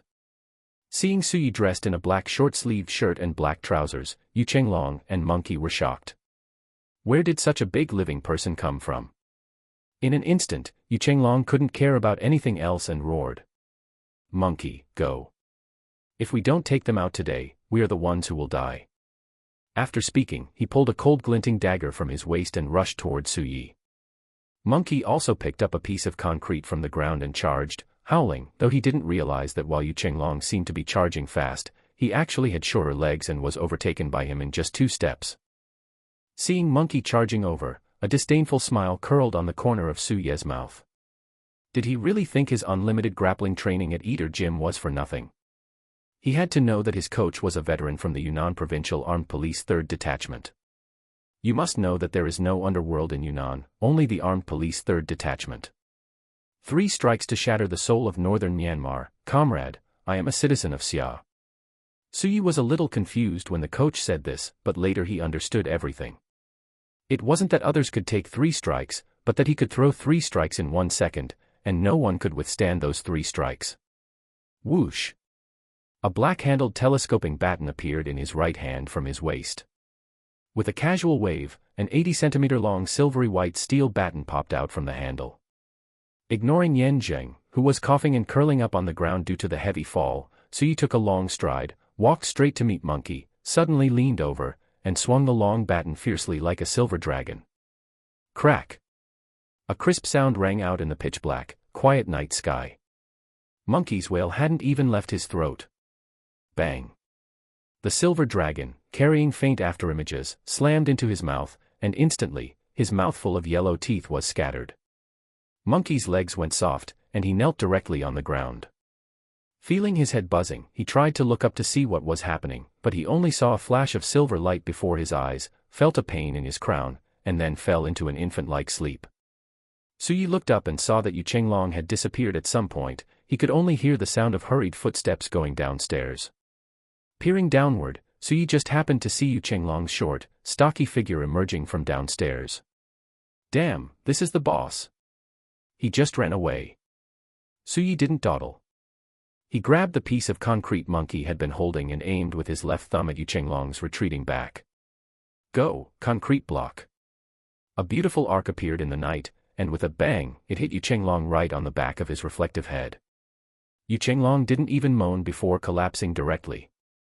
Suyi couldn't help but shrink his neck, thinking. I didn't kill him with one rock, did I? But then he immediately thought that he was punishing evil and promoting good, acting bravely for a just cause, and helping the police uncle catch a criminal. What was he afraid of? The back he had just bent straightened up again. Yan Jing struggled to stand up at this moment. He first looked at Monkey, who was sleeping like a baby at his feet with his lower right leg bent and his left cheek swollen high, and the corner of his mouth twitched. He staggered to Su Ye's side and immediately saw Yu Chenglong lying on the ground face down. A constipated expression appeared on his face. He had been a police officer for decades, and he didn't expect that even now as a bureau chief, he would still capsize in the gutter. Taking a deep breath to calm his mood, Yan Zheng looked at his savior, but the next second he was stunned. It's you. Suyi turned his head to look at Yan Zheng, grinned, revealing a mouthful of big white teeth, and said, Long time no see, Bureau Chief Yan. Yan Jing felt as if he was hallucinating. How could Suyi, a person who could summon over a dozen lawyers with one phone call, appear in this unfinished building? How could he risk his life to save him, and with such good fighting skills? It was strange no matter how he thought about it. Seeing Yan Jing start to brainstorm, Suyi immediately stated the reason he had already prepared. I was just hungry at night. You came to an unfinished building to find food because you were hungry. Suyi looked at Yan Zheng with dissatisfaction. Bureau Chief Yan, I haven't finished speaking yet. Plus, I'm your savior, can you show me some respect? Yan Jing felt that his tone just now sounded like he was interrogating a criminal, so he quickly said. Sorry, please continue. Suyi took a deep breath and continued. There's a famous internet-famous shop near Jinxing Hotel. I just finished eating there and was about to drive away when I heard gunshots from the alley. I was curious, went to take a look, and happened to see you chasing these two people here. So I took a shortcut and arrived one step ahead. It's a good thing I arrived in time, otherwise, TSK. Although Yan Jing was a little suspicious about how it could be such a coincidence, there was nothing suspicious about what Suyi said. Most streets had surveillance cameras, and it could be checked. By rights, he should investigate, but Yan Jing didn't know what was going on. His heart was filled with gratitude towards Suyi, and subconsciously he didn't want to investigate these matters. Just then, the light of more than a dozen flashlights cut through the night sky from afar, accompanied by the barking of police dogs. Deputy Bureau Chief Chang Lu took the lead and ran toward the unfinished building. Old Yen, are you okay? Hearing Deputy Bureau Chief Chang Li's voice, Yan Zheng quickly said. Old Chang, I'm here. I'm fine. The one down there is Yu Chenglong. Check his condition first.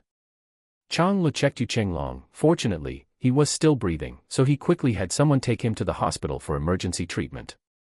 After all, as the boss of this drug trafficking ring, there was a lot to dig into behind him, for example, how they managed to come from the Yunnan border to Chengdu safely and securely. This was a very unusual matter. Chang Lu was also surprised when he saw Suyi, but under Suyi's explanation and Yan Zheng's testimony, he didn't dig deeper. However, Suyi definitely had to go back to the police station to record a statement. After everything was handled, the sky was already showing the white belly of dawn. Suyi stood at the entrance of the police station, yawning, waiting for Yan Zheng. Before long, Yan Zheng walked out of the police station, limping, having changed into casual clothes. Let's go, little Su. I'll take you to breakfast first. There's a Chongqing noodle shop at the entrance of the Wuhou police branch that makes them very well. It's truly, delicious. All right. Suyi looked at the green 90 above Yan Zheng's head and a smile curled on the corner of his mouth. Chapter 35, Future Technology and Silly Goo. After finishing breakfast with Yan Zheng, the two chatted for a while. Suyi felt a wave of sleepiness and couldn't hold out any longer, so he decided not to drive his car and just took a taxi straight home.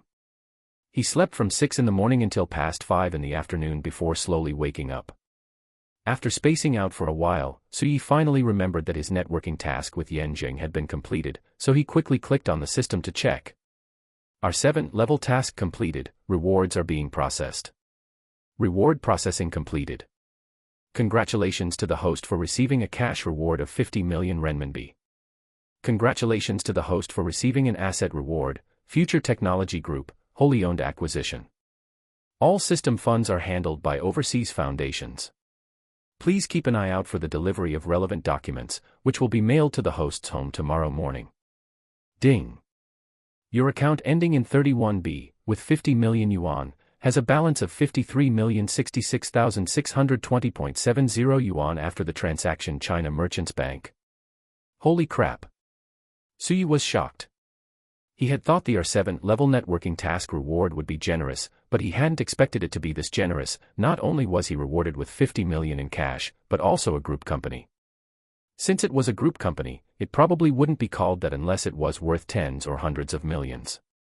Thinking of this, Suyi quickly opened the detailed introduction of Future Technology Group.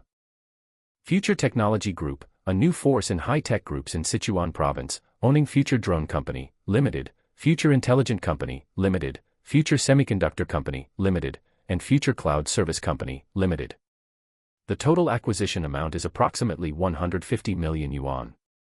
Note, the acquisition of this group company is currently complete. Relevant contracts have been signed on behalf of the host by an overseas foundation. Please contact Zongheng Law Firm to proceed to Future Technology Group for the handover. Suyi felt completely stunned. In an instant, he had transformed into a boss with tens of millions in cash flow and a group company worth over 100 million. Suyi hadn't heard of Future Technology Group, but he had heard of Future Drone. It was a new force in the drone industry across the entire Xia Kingdom, a hot upstart that many big influencers and internet celebrities were promoting. He quickly checked other information about Future Technology on his phone and discovered that Future Technology was definitely undervalued. It was likely because it hadn't gone public. If it were listed, its market value could easily reach billions or even tens of billions. Not to mention anything else, aside from Future Drone, the currently very popular Future app belonged to Future Intelligent. Future Semiconductor was one of the designated suppliers for the Xiaomi company, and Future Cloud Service was a company that had signed a major contract with Alibaba. It was just that these things hadn't been exposed, Future Technology hadn't gone public, and a lot of funds needed time to materialize, which resulted in the valuation being only 180 million. Suyi was certain that even if he did nothing, within just 1 year, the value of Future Technology would definitely reach the billions. I'm rich, I'm rich. I have money, and I don't know how to spend it. The huge surprise made Suyi feel a bit dizzy. He felt like whatever he did didn't quite feel right.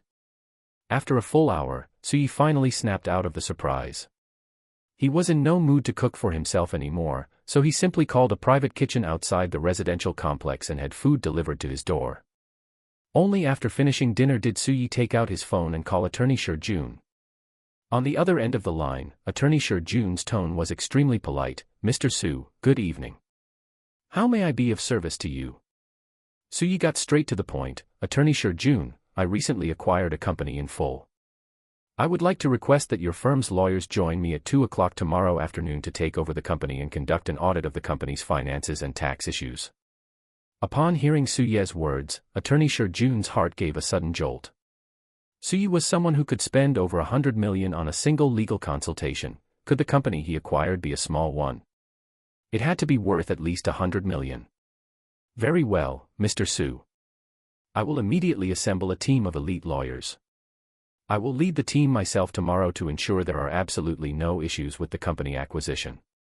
Understood. Let's meet directly at the entrance of Future Technology Group at 2 o'clock tomorrow afternoon. After saying this, Suyi hung up the phone. Tonight was destined to be a sleepless night. The next day, Suyi woke up and washed up at 7 o'clock sharp. He didn't go to the gym, as the courier would be arriving shortly with company contracts worth over 100 million inside. By 9 o'clock, the building manager brought up Suyi's package. Before he could even open it, a phone call came in. Suyi glanced at it and saw it was a call from China Merchants Bank, so he answered it casually. A crisp voice, like pearls falling onto a jade plate, rang out. Hello, may I ask if you are Mr. Suyi? Suyi was stunned when he heard the voice on the other end of the line. He checked the phone number. It was definitely China Merchants Bank. Gu Qingyan. A surprised and slightly silly voice came from the other end of the line. Suyi. It really is you. Hearing Gu Qingyan's silly voice, Suyi smiled. You can't even recognize my voice anymore? Oh my, I remember this isn't your phone number. It had been over a month since Gu Qingyan was picked up by her best friend. Suyi had been busy with his fitness regimen, and Gu Qingyan had been recuperating at her friend's house, making it difficult to arrange a meeting. Thus, they had mainly been communicating via WeChat. Their relationship had remained a bit ambiguous, somewhere between friends and lovers. "This is my work phone number. The one you had before was my personal phone number, so of course it's different." Gu Qingyan continued to laugh in a silly way. Hee, I guess that's right. To be honest, Gu Qingyan had initially given Suyi the impression of a cold, aloof goddess, but after getting to know her, Suyi finally realized that in front of people she knew, she was just a total dork. "Alright, why are you calling me from a China Merchants Bank number?" Suyi was confused. Logically speaking, shouldn't Gu Qingyan be recuperating at her friend's house? After all, this total dork had been staying at her friend's place and felt bad about it, wanting to cook a big meal for her friend, only to end up spraining her ankle again. Gu Qingyan lowered her voice and whispered, "My injury is almost healed." Suyi could imagine Gu Qingyan looking left and right to make sure no one was around before bowing her head, pressing against the desk, and covering the mouthpiece with her phone. After a pause, she sounded a bit aggrieved. It's just that I'm out of money, and I wanted to find a job." Ainin didn't agree at first, but after I pestered her, she finally helped me arrange this job as a key account manager at the China Merchants Bank here in Chengdu. The job is actually quite good. I just have to make phone calls every day and don't really have to do anything else. Suyi slapped his forehead. It really was true. Even if Sun Wukong came here, he would have to make 500 phone calls before he could leave Chengdu. Alright. So, are you calling me to sell me some product? Gu Qingyan lowered her voice once again and said, "You absolutely must not buy these financial products. They are all scams and carry huge risks." Chapter 36, I guess I can shield you from the wind and rain, silly Gu. Hearing Gu Qingyan's words, Suyi couldn't help but chuckle. This silly Gu was really something at work. He wondered what kind of expression their bank president would have if he heard her say that. It would probably be quite entertaining. Alright, I won't buy it. You go back to work, let's chat on WeChat. Also, this phone call of yours, if I'm not mistaken, is likely being recorded. If you're not careful, you might have to find a new job, ha ha ha. Ha. Hearing Suye's words, Gu Qingyan was stunned for a moment, then realized what he meant. With a mournful little face, she hung up the phone. The vice president in charge of their major clients spot-checked recordings every day. If she got caught, she would be finished. At this moment, a slightly plump middle-aged woman walked past behind Gu Qingyan and asked casually, "Qingyan, have you contacted that major client President Zhou asked you to reach out to? He was just telling me to keep an eye on you." Gu Qingyan looked up and blinked. "I contacted him, Sister Zhang." Sister Zhang hurriedly asked, "What did that major client say? When can we visit? President Zhou wants to go with you." Huh. A minute later, Suyi received another call from China Merchants Bank. Looking at the familiar number, the corner of Suye's mouth twitched. Surely this silly Gu wasn't using the company's landline as a free chat tool, right? "Hello." Gu Qingyan hesitated for a moment, then quickly spoke before Suyi could say anything else. Mr. Su, it's like this. You are a distinguished VIP client of our bank, and our president would like to pay you a visit. Is that convenient for you?" After speaking, Gu Qingyan glanced at Sister Zhang, who was standing to the side staring at her. Upon hearing this, Suyi knew there was someone else beside Gu Qingyan, so he stopped teasing her. "It's convenient. You know where I live, just bring your president over." Sister Zhang's eyes widened completely upon hearing this, and Gu Qingyan, fearing that Suyi would say something else outrageous, hurriedly hung up the phone and lowered her little head, looking like she had made a mistake. Sister Zhang didn't say anything further but gave Gu Qingyan a deep look before turning to report to President Zhou. Only after Sister Zhang's footsteps faded did Gu Qingyan lift her little face, which was as flushed as a ripe apple. Meanwhile, Suyi tidied up his room. Although he hired a cleaning service every week, some clutter was inevitable. He found a drawer to store the contract he had received. An hour later, with Suye's permission, the building manager brought Gu Qingyan and President Zhou up. Seeing Suyi waiting at the door from a distance, President Zhou enthusiastically extended both hands and smiled. Oh my, Mr. Su, hello, hello. I am Zhou Changxing, the branch president of China Merchants Bank in Sichuan province. Mr. Su, you are truly a young and promising talent.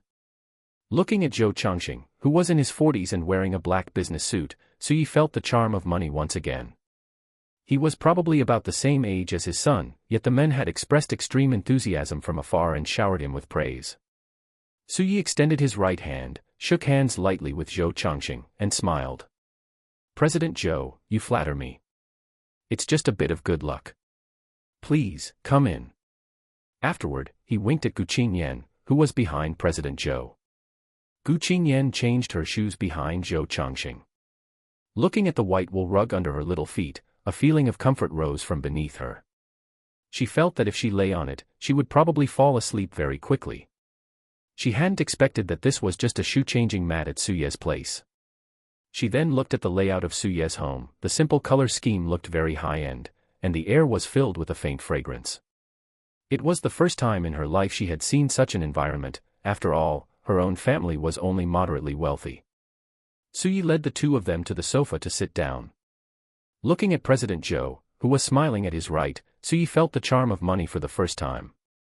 One had to realize what kind of figure the Chengdu branch president was. Although he wasn't the president of the Chengdu headquarters of China Merchants Bank, to the former Suye, he was a figure of immense power. Even if Suye had tried to curry favor to see him, he wouldn't have been able to. He never expected that the men would now personally come to visit him. Don't let the title of branch president fool you. The connections he held were beyond what ordinary people could compare to. Suye even felt it was a bit surreal. In the subsequent conversation, Suye learned that there were various explicit regulations in China Merchants Bank's service system. Even in a new first-tier city like Chengdu, any single deposit exceeding 50 million required the branch president to personally receive the client or pay a home visit. If it exceeded 100 million, even the branch president would be alerted. People might not quite understand this concept. Let's put it this way, many people might have a net worth of several hundred million, but that involves investments and fixed assets like houses, cars, and luxury goods. They might not even be able to produce 30 million in actual cash flow. Of course, having 50 million in cash flow deposited in a single bank is, after all, the minority of the minority. Such a situation might not happen twice a year, and the vast majority of cases are the result of banks begging and pleading for the business. For a client like Suye, who was unknown and suddenly dropped 50 million, President Zhou was as pleasantly surprised as if he had been hit by a pie falling from the sky. Therefore, in this situation, President Zhou naturally attached great importance to it. As for why he asked Gu Qingyan to make this call, silly Gu, sitting to the side, was already completely bewildered. What had she just heard? Suye actually had 50 million deposited in her bank. What was the concept of 50 million? Although she had only joined China Merchants Bank a few days ago, Gu Qingyan had a slight understanding. Usually, the threshold for private banking at major banks was 5 million. China Merchants Bank was the most arrogant, but even that was only 10 million. So, Suye was equivalent to being able to enter China Merchants Bank's private banking 5 times. Her own monthly salary was only a base of 4,000. Calculating that as 50,000 a year, she would have to work for 1,000 years to earn that amount, equivalent to working from the Tang dynasty until now. The huge disparity in life made Gu Qingyan feel as if she were in the clouds. Mr. Su, the reason for our visit this time is, first, to pay you a visit. Second, because you are a private VIP client of our China Merchants Bank, we have arranged a private consultant for you. We happen to hear that you know little Gu. Do you think it would be okay to let little Gu be your private consultant? Suye poured a cup of golden tea into the glazed bone china cup on the small tea table in front of him, picked it up, and looked at the clear tea liquid. This President Zhou was not being honest. He claimed he brought Gu Qingyan along because she knew Suye, but did he know she knew Suye before she made the call? However, given Gu Qingyan's beauty, she would encounter similar problems wherever she went. He might as well keep her firmly by his side this time. It could be considered shielding Gu Qingyan from the wind and rain. Chapter 37, You Guys Compete. Suye glanced at Gu Qingyan, who still looked dazed, and chuckled. He then said, President Zhou, it's settled then. From now on, Qingyan will be my one-on-one contact. I may have quite a bit more capital arriving in the future.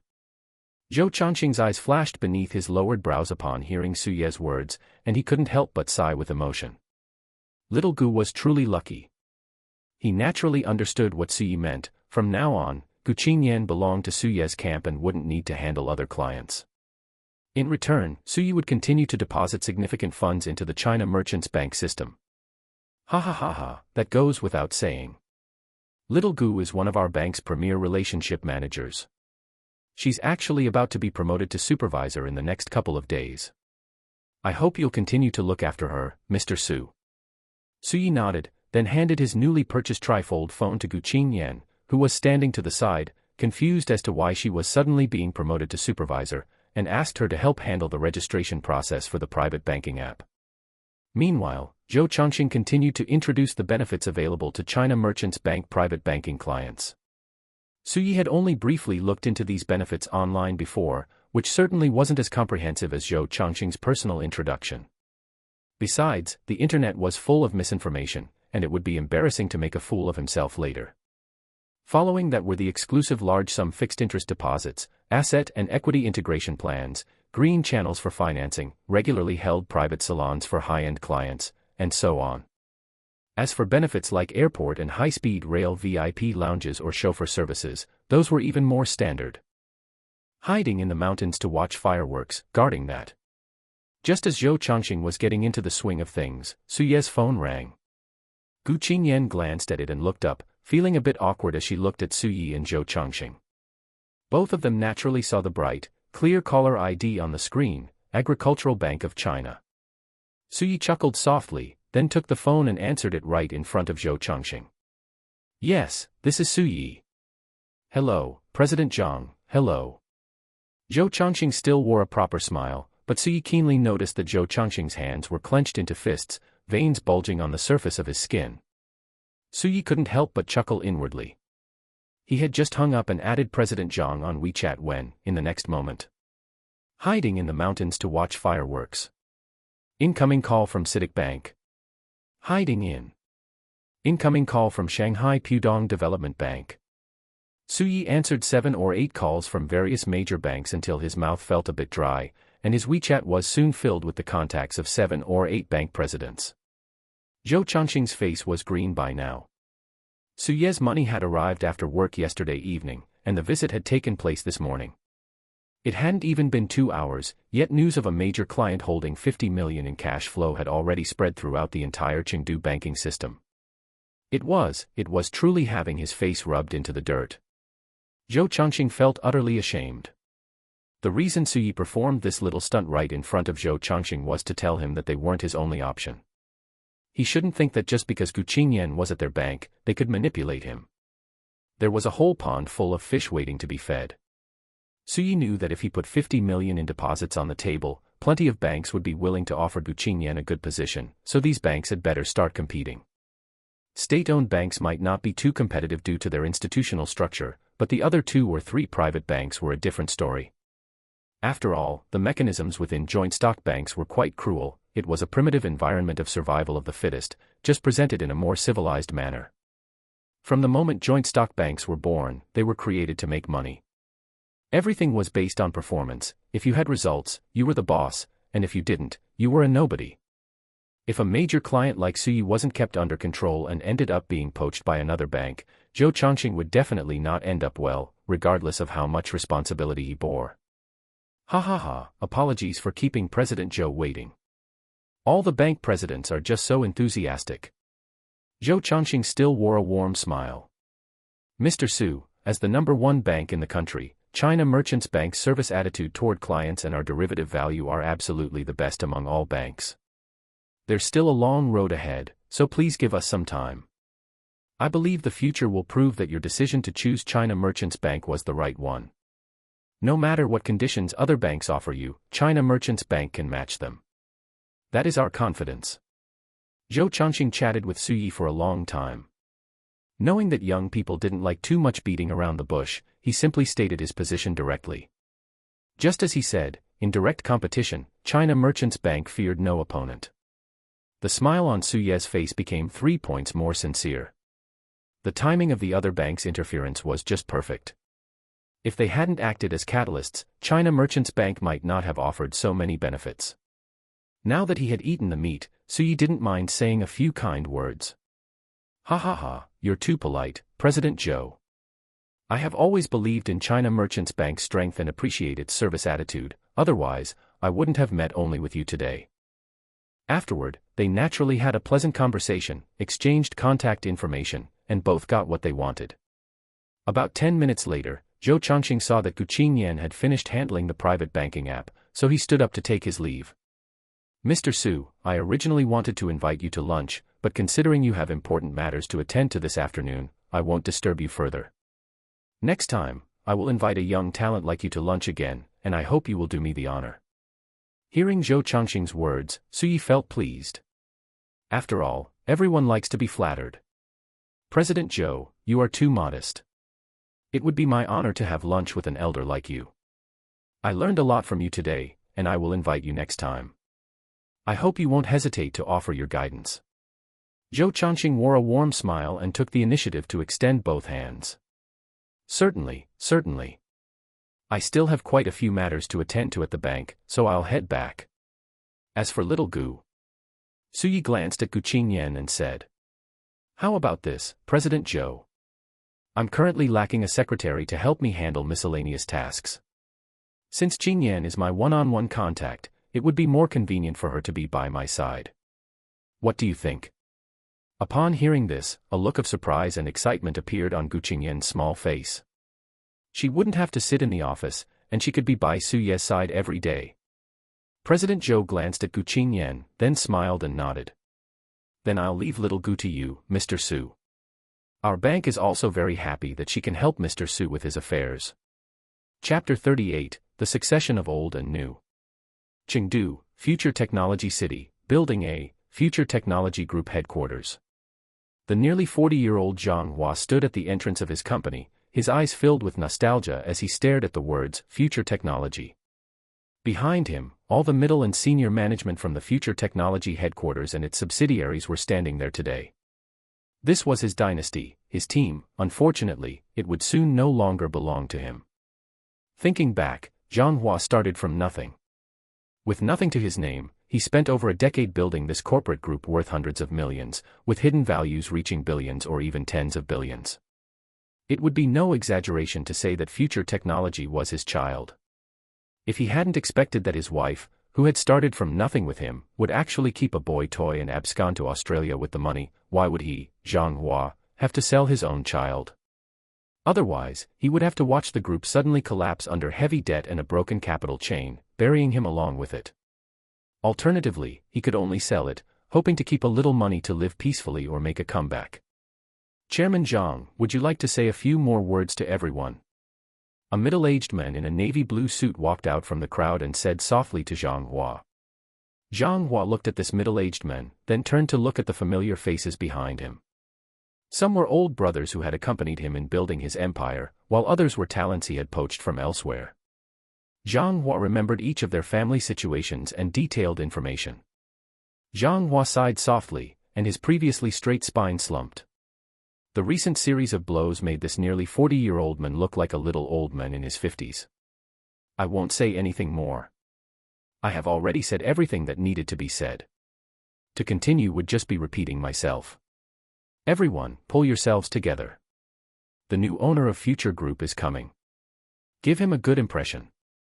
I, Zhang Hua, have let you all down. I failed to fulfill my initial promises to you, and I failed to lead you to the pinnacle of the Xia Kingdom. Taking a deep breath, Zhang Hua slightly straightened his hunched spine. In a moment, I will request that the new boss of Future Group ensure you all have the best possible outcome. That is all. Dispirited, Zhang Hua waved his hand and then walked towards the elevator. His straightened back slumped again, as if every step he took was consuming his remaining energy. The remaining people looked at each other, then couldn't help but tidy up their work uniforms, trying to perk up to present a good face to the new boss. After all, jobs were hard to find now, and everyone knew about the future prospects of Future Group. As long as they could get past this hurdle today, it would be a rebirth, a chance to soar to the skies. At the back of the crowd, younger sister Suli, who had just been promoted to manager of the Future Intelligent Channel Department, couldn't help but wipe the sweat from her palms on her slacks. Looking at her calm and composed old leader beside her, she asked curiously, "Sister Xiuxiu, aren't you nervous?" Qian Xiuxiu was the deputy general manager of Future Intelligent and also younger sister Su Li's old leader. She had been mentoring younger sister Su Li since she was a fresh college graduate, and later even brought her along when she jumped ship to Future Intelligent, securing a high-level executive position for herself and a middle management role for younger sister Su Li. Qian Xiuxiu's face was expressionless as she took a discreet look at her old subordinate. "What are you nervous about? My position has the word deputy in it, and you are just a middle manager at a branch company. We just arrived, we have no historical baggage, and the power in our hands isn't that great. If anyone should be nervous, it's those leaders at headquarters or the heads of each branch company. A new official's 3 fires won't burn us." Saying this, a gleam flashed in her eyes, and she lowered her voice. "If things go well, I might even be able to take a step up this time." Younger sister Su Li was stunned by Qian Xiuxiu's words. It would be good enough not to get fired, let alone taking a step up. After all, she was an old hand who had been grinding in society for many years.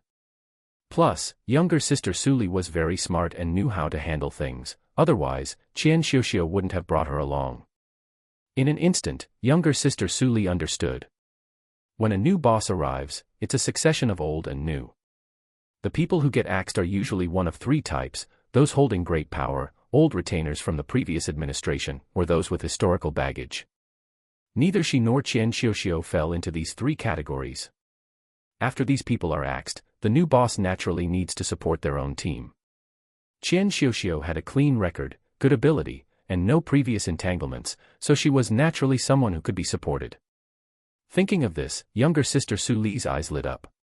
If Qian Xiuxiu moved up, as her loyal follower, could she not get some benefits? At this moment, there was some commotion in the front. Qian Xiuxiu hurriedly straightened her back and put a warm, enthusiastic smile on her face.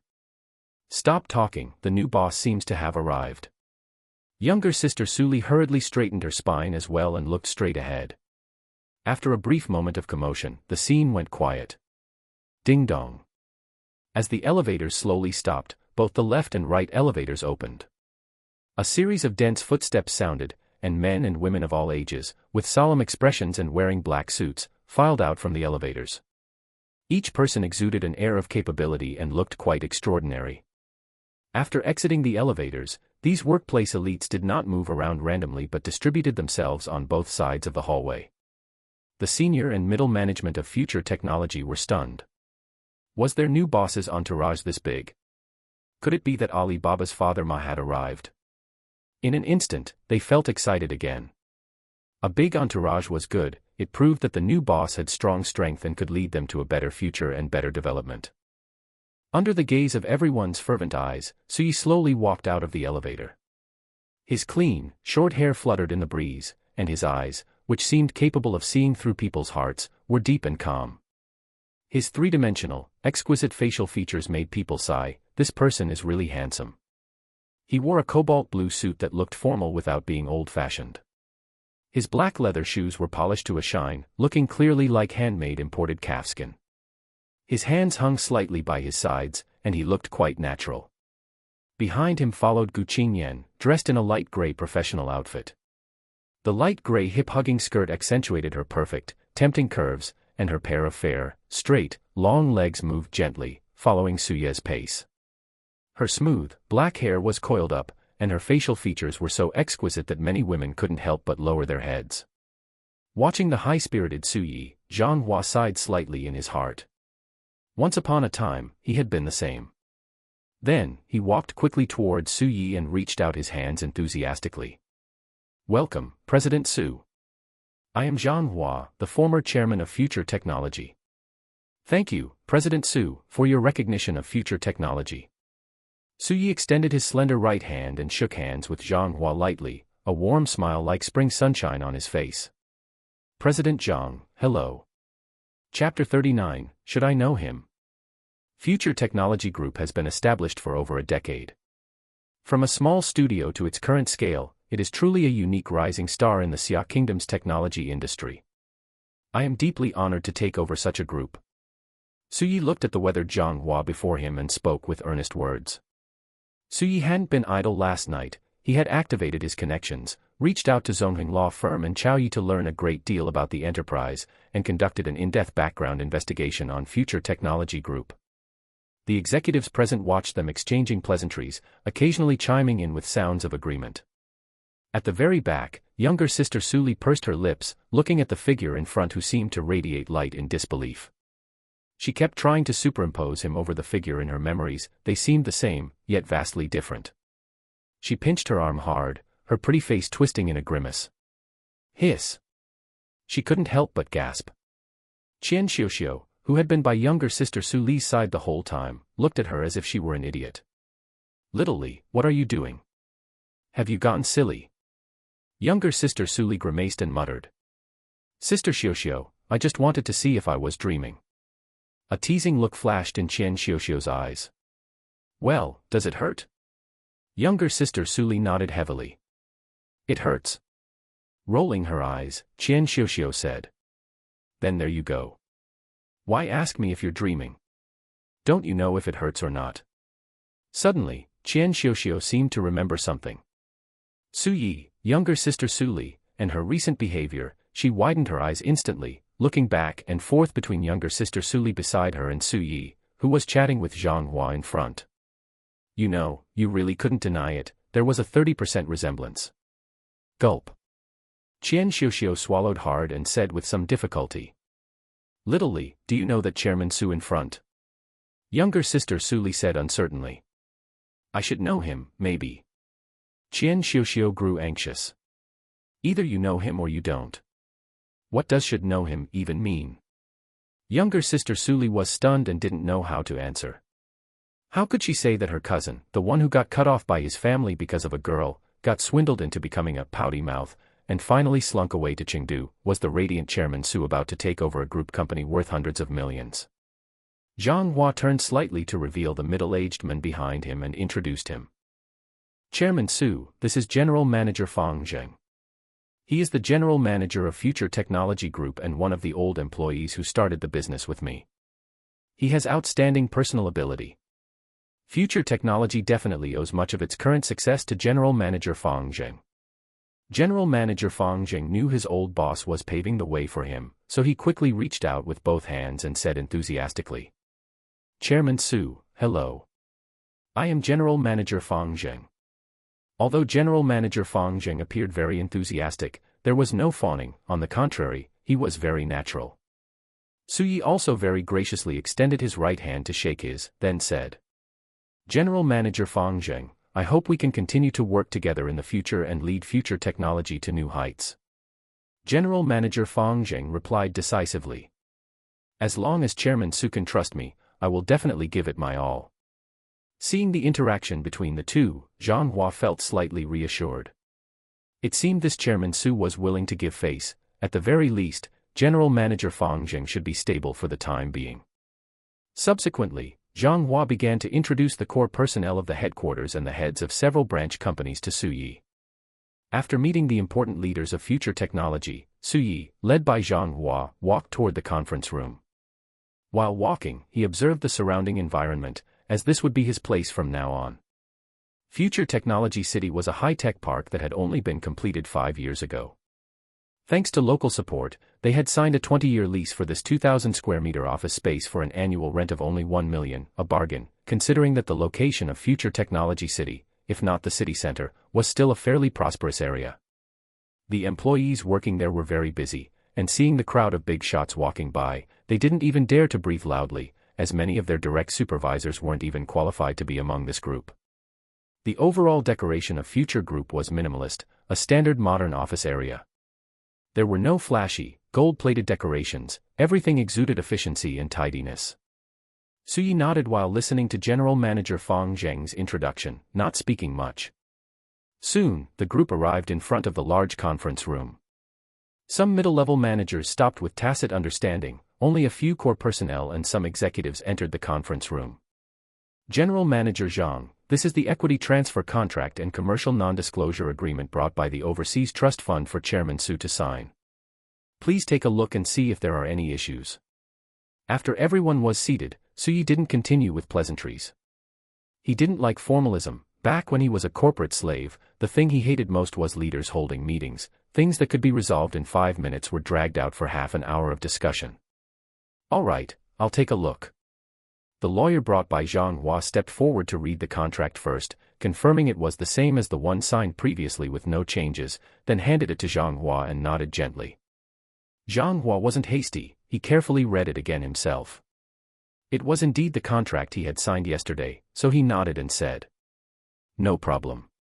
Suyi nodded and then looked at General Manager Fang Zheng and said, "Then, could you please introduce the specific situation of future technology to me, General Manager Fang Zheng?" General Manager Fang Zheng nodded and opened the prepared PPT. After all, Zhang Hua had not decided to sell the company overnight. General Manager Fang Zheng had prepared this PPT long ago. "Chairman Su, please allow me to introduce our Future Technology Group. Our Future Technology Group was founded in 2011. Currently, it has several subsidiaries such as Future Technology and Future Drones. Our philosophy is to create the future, embrace the future, accept the future. We want to walk at the forefront of the times." Suyi listened to General Manager Fang Zheng's eloquent voice. From the company's philosophy to its layout, to the achievements made so far and the outlook for future development, his words were grounded, and every point was supported by actual data, forming a logical loop. From this, one could tell that General Manager Fang Zheng was definitely a capable professional manager. While listening to General Manager Fang Zheng's introduction, Suyi discreetly sized up the surrounding executives. Some were pretending to be attentive but had wandering eyes, some were listening carefully to Zhang Hua's analysis and aligning it with the group information they currently knew, some were listening seriously but had dull expressions. It was a gallery of human nature. Chapter 40, the group has changed hands, but not entirely. Half an hour later, Suyi capped his fountain pen and initiated the applause. After a moment of stunned silence, enthusiastic clapping filled the entire conference room, no less intense than a meeting at any government department. Zhang Hua stood up and extended both hands. Suyi quickly grasped them. "Chairman Su, if I may say something that might make you laugh, this Future Technology Group is like my own child. I hope you will treat it well in the future. The helm of Future Technology Group is now in your hands." Suyi said sincerely. "Chairman Zhang, you are speaking from the heart. Why would I find that laughable? This is a genuine expression of your feelings. Rest assured, Chairman Zhang, Future Technology Group is now my property, and I will definitely take it to the heights it deserves." Zhang Hua looked around at the familiar faces and the familiar floor beneath his feet. He had held meetings here for countless days and nights, and he couldn't help but feel his eyes redden. "Then I leave it to you, Chairman Su." After saying this, he turned to walk out of the conference room, but Suyi quickly called out, "Chairman Zhang, please stay." Zhang Hua stopped in confusion and looked at Suyi. "Chairman Su, is there anything else?" Suyi asked with a warm smile on his face. "Chairman Zhang, are you really willing to just leave a place you've spent half your life striving for?" Hearing Suyi's words, Zhang Hua was stunned, then shook his head with a bitter smile. What else could he do if he wasn't willing? If he hadn't reached the end of his rope, Zhang Hua would never have sold the company he had founded with his own hands. Suyi said with sincere words, "To be honest, Chairman Zhang, if you are willing to lower yourself, I would like to invite you to serve as the Executive Director of Future Technology Group. I am willing to offer you 1,000,000 yuan annual salary plus dividends on dry shares." Zhang Hua was stunned upon hearing Suyi's words, his brain beginning to race. There was a reason why Suyi wanted Zhang Hua to stay. First, Suyi was a college graduate with a degree in automobile repair, a field completely unrelated to high-tech industries. Even if he could learn, and was willing to learn, how long would it take for him to be competent? Secondly, Suyi was aware of the circumstances under which Zhang Hua had sold the company. It wasn't a personal issue, but rather a case of meeting the wrong person. Who could have imagined that his wife of over a decade would abandon her husband and children for a gigolo, and even abscond with all the company's funds? In terms of individual ability, Zhang Hua was perfectly capable, and Future Technology Group would have its best development under his hands. Furthermore, Suyi was destined to have more than just one or two companies in the future, he would have dozens or hundreds. Suyi couldn't possibly keep an eye on every single one, he didn't have that much energy. Since he would have to find professional managers regardless, who could possibly understand Future Technology Group better than Zhang Hua. Finally, Suyi also wanted to use this matter to demonstrate his attitude of paying a high price to attract talent. If I, Suyi, can retain Zhang Hua today with $1,000,000 annual salary plus dividends, then as long as you have the ability, I can offer you the same tomorrow. Time passed second by second, and no one in the conference room dared to breathe too loudly. Zhang Hua finally raised his head, a relieved smile appearing on his face. If Chairman Su doesn't mind this old bag of bones, I think I am willing to continue to shine and generate heat for Future Technology Group. Zhang Hua had just realized something. This wasn't the same trend as when he started. Nowadays, if you want to achieve anything in this field, you won't even see a ripple without investing tens of millions. He was almost 40 and didn't have the drive of his youth. After paying off his debts, he would have a few million left. It would be better to stay in this place he knew so well, Future Technology, and incidentally, raise his children well. Good. Welcome back to the helm of Future Technology Group, Chairman Zhang. I believe that under your management, Future Technology Group will definitely reach a higher level and usher in a better development prospect. Suyi led the applause, and for a moment, the conference room was filled with continuous clapping. After a long while, the applause died down. Suyi returned to the head seat and sat down, and Zhang Hua naturally continued to sit to Suyi's left. After looking around, Suyi said, "Now, Chairman Zhang, General Manager Fang, and the Financial Director, please stay behind. Everyone else can go and attend to your own affairs. Financial Director, please organize all the company's financial transaction vouchers and external contracts from the past 3 years and bring it to the conference room."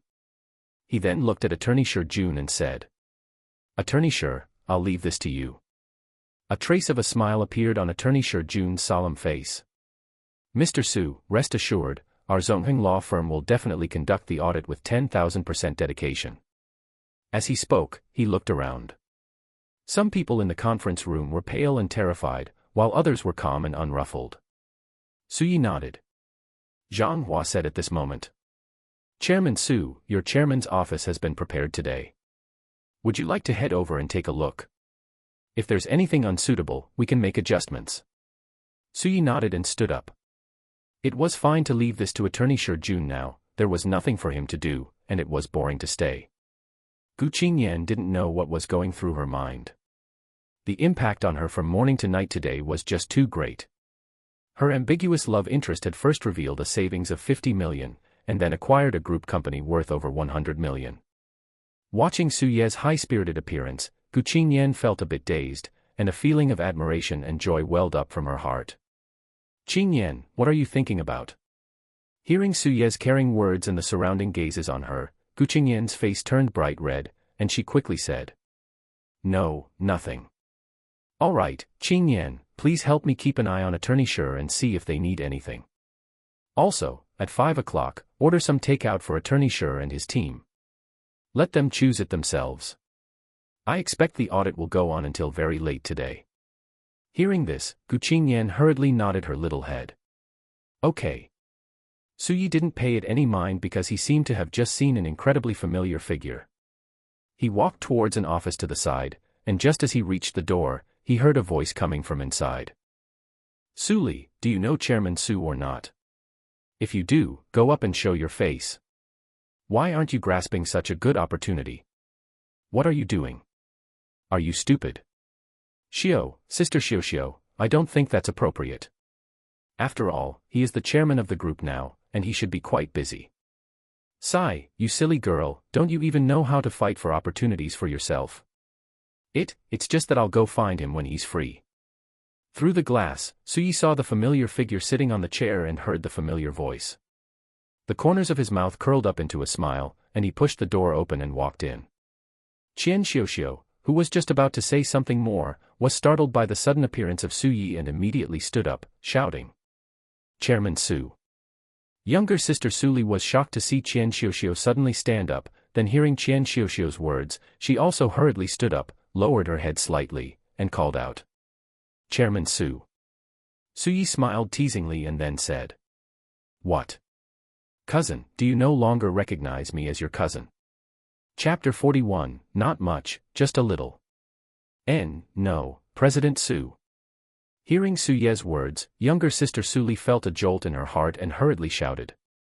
Qian Xiuxiu lowered her head slightly and stole a glance at younger sister Su Li, thinking to herself, usually, younger sister Su Li seems quite sharp and knows how to handle things. Sigh, why is she now? Su Yi took 2 steps forward, lowered his body slightly, and made eye contact with the head-bowing younger sister Su Li. You're my own cousin, don't you dare sabotage me. If my mom finds out, I'll never be able to go home again. I really don't want to eat spicy radishes. Buffed. Hearing Su Ye's words, younger sister Su Li remembered when they were little Su Yi had run out to play and stayed out too late, causing the whole family to mobilize and search for him everywhere. They finally dragged him back from an internet cafe past midnight. The image of Su Yi crying while eating spicy radishes made her burst into laughter. Hearing younger sister Su Li's laughter, Su Yi let out a sigh of relief. Ever since his cousin graduated from university, she had stayed in Chengdu, and they hadn't met many times over the years, so their bond had grown quite distant. Su Yi glanced at Qian Xiuxiu, Zhang Hua, and General Manager Fang Zheng. The 3 of them tacitly walked out of the office, leaving the territory to the 2 siblings who hadn't seen each other in a long time. As she left, Qian Xiuxiu thoughtfully closed the office door. With no outsiders present, younger sister Su Li finally relaxed quite a bit and was pulled by Su Yi to sit on the reception sofa. Cousin, don't I remember you working at a company called Xinghe? Why are you at Future Technology now? Hearing Su Ye's words, younger sister Su Li rolled her eyes at him and coquettishly retorted, What, aren't you allowed to let your cousin develop better and better? Aren't you allowed to let me change jobs?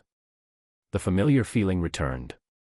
Su Yi knew that when he was a child, he hadn't been spared from younger sister Su Li's beatings, so he hurriedly smiled sheepishly. No, how could that be?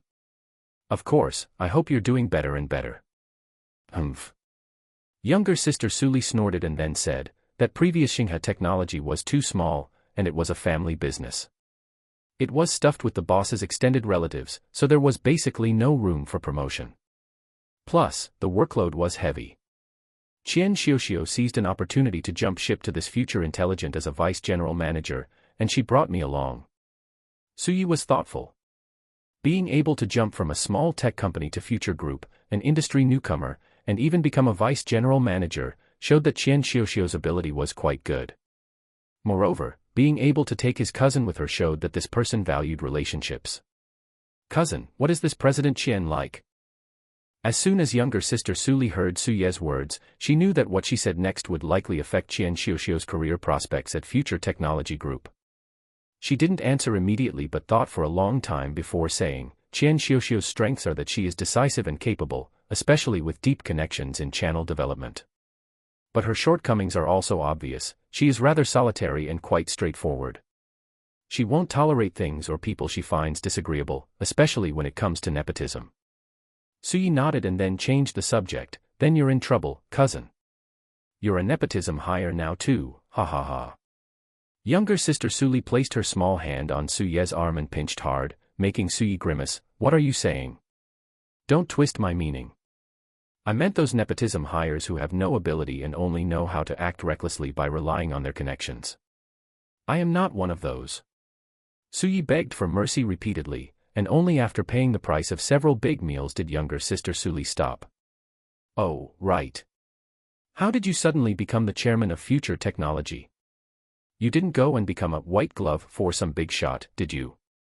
Gloves are things that get tossed aside once they get dirty.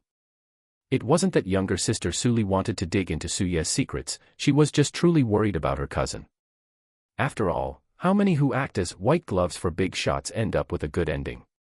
Su Yi naturally understood what younger sister Su Li meant, and his heart warmed. Don't worry, sis. It's impossible for me to be a white glove. It's just that a few months ago, I suddenly remembered I had obtained some Bitcoin when I was young. I sold them, and added to the bit I earned from trading foreign exchange in the last few months. I happened to hear that Future Technology was looking to sell, so I bought it. After all, the prospects for Future Technology are quite good. Younger sister Su Li looked at Su Yi in disbelief. Of course, she knew what Bitcoin was, and she had happened to see a news article a few days ago. The value of a single Bitcoin had broken through 800,000 yuan. And this some Bitcoin that Suyi had was clearly not a small amount. Gulp. Younger sister Suli couldn't help but swallow her saliva, then asked, "How much do you mean by some?" Suyi had long since thought of the excuse for how he started his business. "Not much, just 100 or 200, I guess." Younger sister Suli quickly calculated in her mind. Nearly 200 bitcoins, that would be worth 150 or 160 million. Plus the bit Suyi said he made from foreign exchange trading, which clearly wasn't just a bit but at least tens of millions, otherwise he couldn't have bought future technology. In fact, Suyi himself knew there were big holes in his story. For example, the development prospects of future technology had been thoroughly researched in the industry. Although the actual value was 180 million, if it were really sold, it could easily go for 200 or 300 million. It was just that many people knew Manhwa was in a rush and wanted to drag it out to drive the price down, which gave the system time to swoop in. But that was the system's operation. If Suyi had really bought it himself, people would have been interfering and driving up the price in minutes. But there was no help for it. After all, Suyi couldn't explain this point. No lie could be 100% perfect. Fortunately, younger sister Suli didn't dig deeper.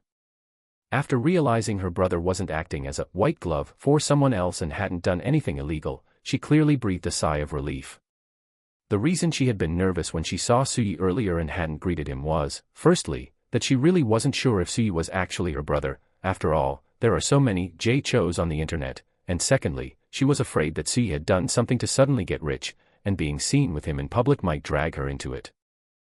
Alright, now our little Sue is a billionaire, too. Your cousin can finally achieve her dream of walking sideways in the company. Suyi laughed. Cousin, I remember you were born in the year of the ox. When did you become a crab? Walking sideways. Younger sister Suli lifted her little face. None of your business. Oh, right. How long has it been since you contacted my aunt? Auntie doesn't even know your situation, and she doesn't feel comfortable calling you. A couple of days ago, she even asked me to go find you when I had the time. Hearing these words, Suyi fell into silence. Although he had fallen out with his family, the majority of the reason was because he had fallen out with his father. He had still been in contact with his mother from time to time, until they had a big fight a week before he got the system, and they hadn't been in contact since. Chapter 42, Giving a Sweet, then a Slap, then a Bite of Cake. Seeing Suyi looking somewhat silent, younger sister Suli grew anxious. Oh my, Suyi, how big of a deal is that matter between you and uncle? Is it really worth it? It's caused such a huge scene, and my aunt is stuck in the middle, caught between both of you. Plus, you're a billionaire now. Just go back and apologize to uncle, I believe he will definitely forgive you. Younger sister Suli was genuinely worried.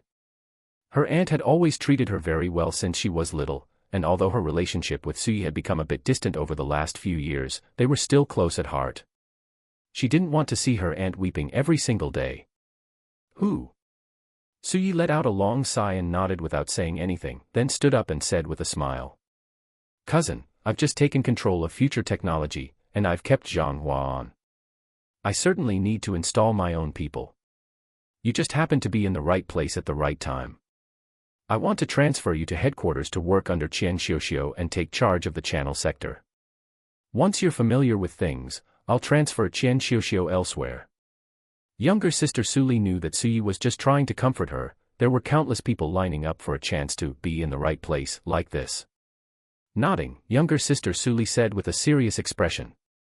Don't worry, little Sue, I will grow into this role as quickly as possible. Then you go ahead and get busy. I'm going to go take a look at my office. After stepping out of the office, Suyi looked at the three people standing about 10 meters away, thought for a moment, and said.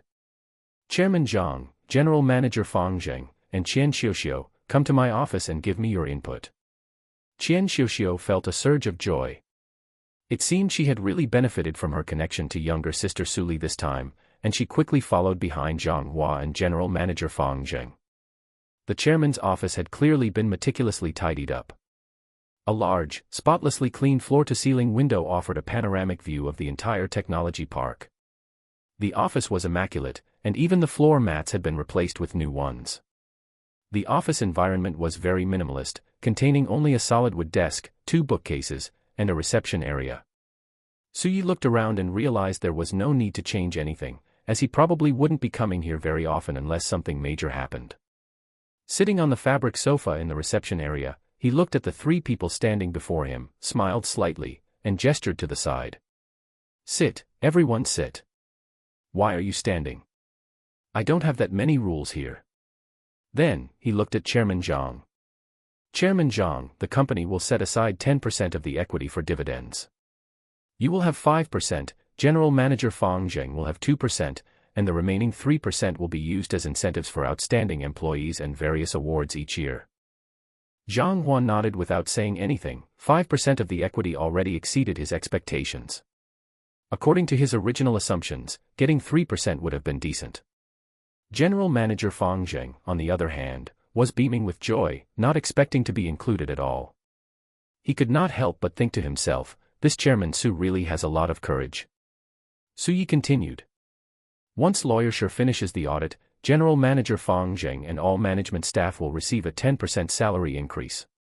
Everyone's positions will remain unchanged for now. I trust Chairman Zhang's judgment.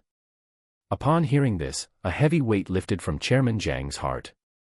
After all, they were all long-time employees who had followed him, and he would have felt uncomfortable no matter who was let go. Suyi, however, had his own considerations. Firstly, Zhang Hua was a man who trusted those he employed and employed those he trusted. Since he had already offered such generous terms to keep him on, Suyi certainly would not interfere too much. Zhang Hua would definitely be most comfortable using his original team. Furthermore, the 10% salary increase was intended to win people over and stabilize the entire company. Secondly, it was to let everyone know one thing: those who follow Suyi will have meat to eat. Zhang Hua stood up, bowed respectfully, and said, "Thank you for your trust, Chairman Su. I will definitely convey your expectations for the management team." Suyi could not help but marvel that Zhang Hua was truly someone who started from scratch and built future technology to its current scale. He was indeed capable of bending and stretching, and knew how to position himself well. General Manager Fang Zheng also stood up and bowed slightly toward Suyi. "Thank you for the encouragement, Chairman Su. I will certainly continue to work hard to contribute to the company and help it take great strides forward." Suyi hurriedly extended both hands, pressing them downward to gesture for the two of them to sit, while simultaneously looking at Qian Xiuxiu. "Qian Xiuxiu, I have a rough understanding of your abilities. At the moment, the company is in a phase of recovery, so I hope you will use your skills to help build it up. Therefore, I have decided that Qian Xiuxiu will be transferred to the group headquarters as Deputy General Manager and can currently serve as the company's Channel Department Director. Younger sister Suli will be transferred to the company to serve as the Deputy Director of the Channel Department." Upon hearing Su Ye's words, the three people present had different expressions. Chairman Zhang was a bit confused by Su Ye's intention. Was this giving a sweet date and then hitting General Manager Fang Zheng with a big stick?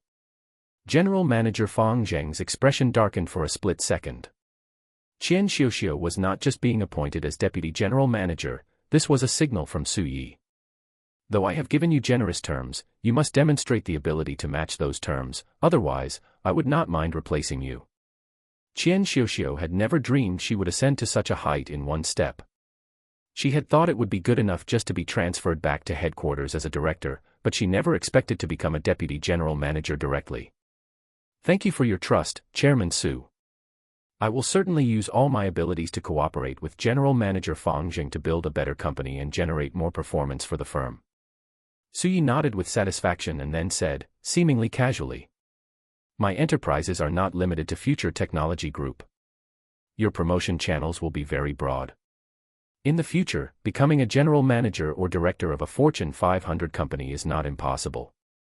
Upon hearing Su Ye's words, Chairman Zhang understood. After all, being able to acquire future technology for 180 million without any other companies causing trouble certainly implied a terrifying background. This was one of the reasons why Chairman Zhang was willing to stay earlier. General Manager Fang Zheng and Qian Xiuxiu looked at the handsome but very youthful Suyi before them, their hearts filled with 5 parts longing and 5 parts skepticism. "All right, you three should get ready for the coming days. I will randomly select branch companies for surprise inspections. I hope to see a real future technology group. Do you all understand?" The three immediately straightened their backs and said, Understood, Chairman Su. Understood, Chairman Su. Good, then you may all leave and get back to your work. Chairman Zhang and General Manager Fang Zheng, I'm sorry to trouble you, but please go to the conference room to assist the lawyers from Zongheng Law Firm in reviewing the relevant documents of each department. After all, you two are the most familiar with Future Technology Group. Watching the backs of the three as they left the office, Sui sat in the boss's chair and looked out the floor-to-ceiling windows at the entire technology park. On the ground, countless figures the size of ants were hurrying about. Once upon a time, Sui had been one of them, but now it was different. He could stay in this spacious office, sit in this comfortable and soft boss's chair, and look down upon them from high above.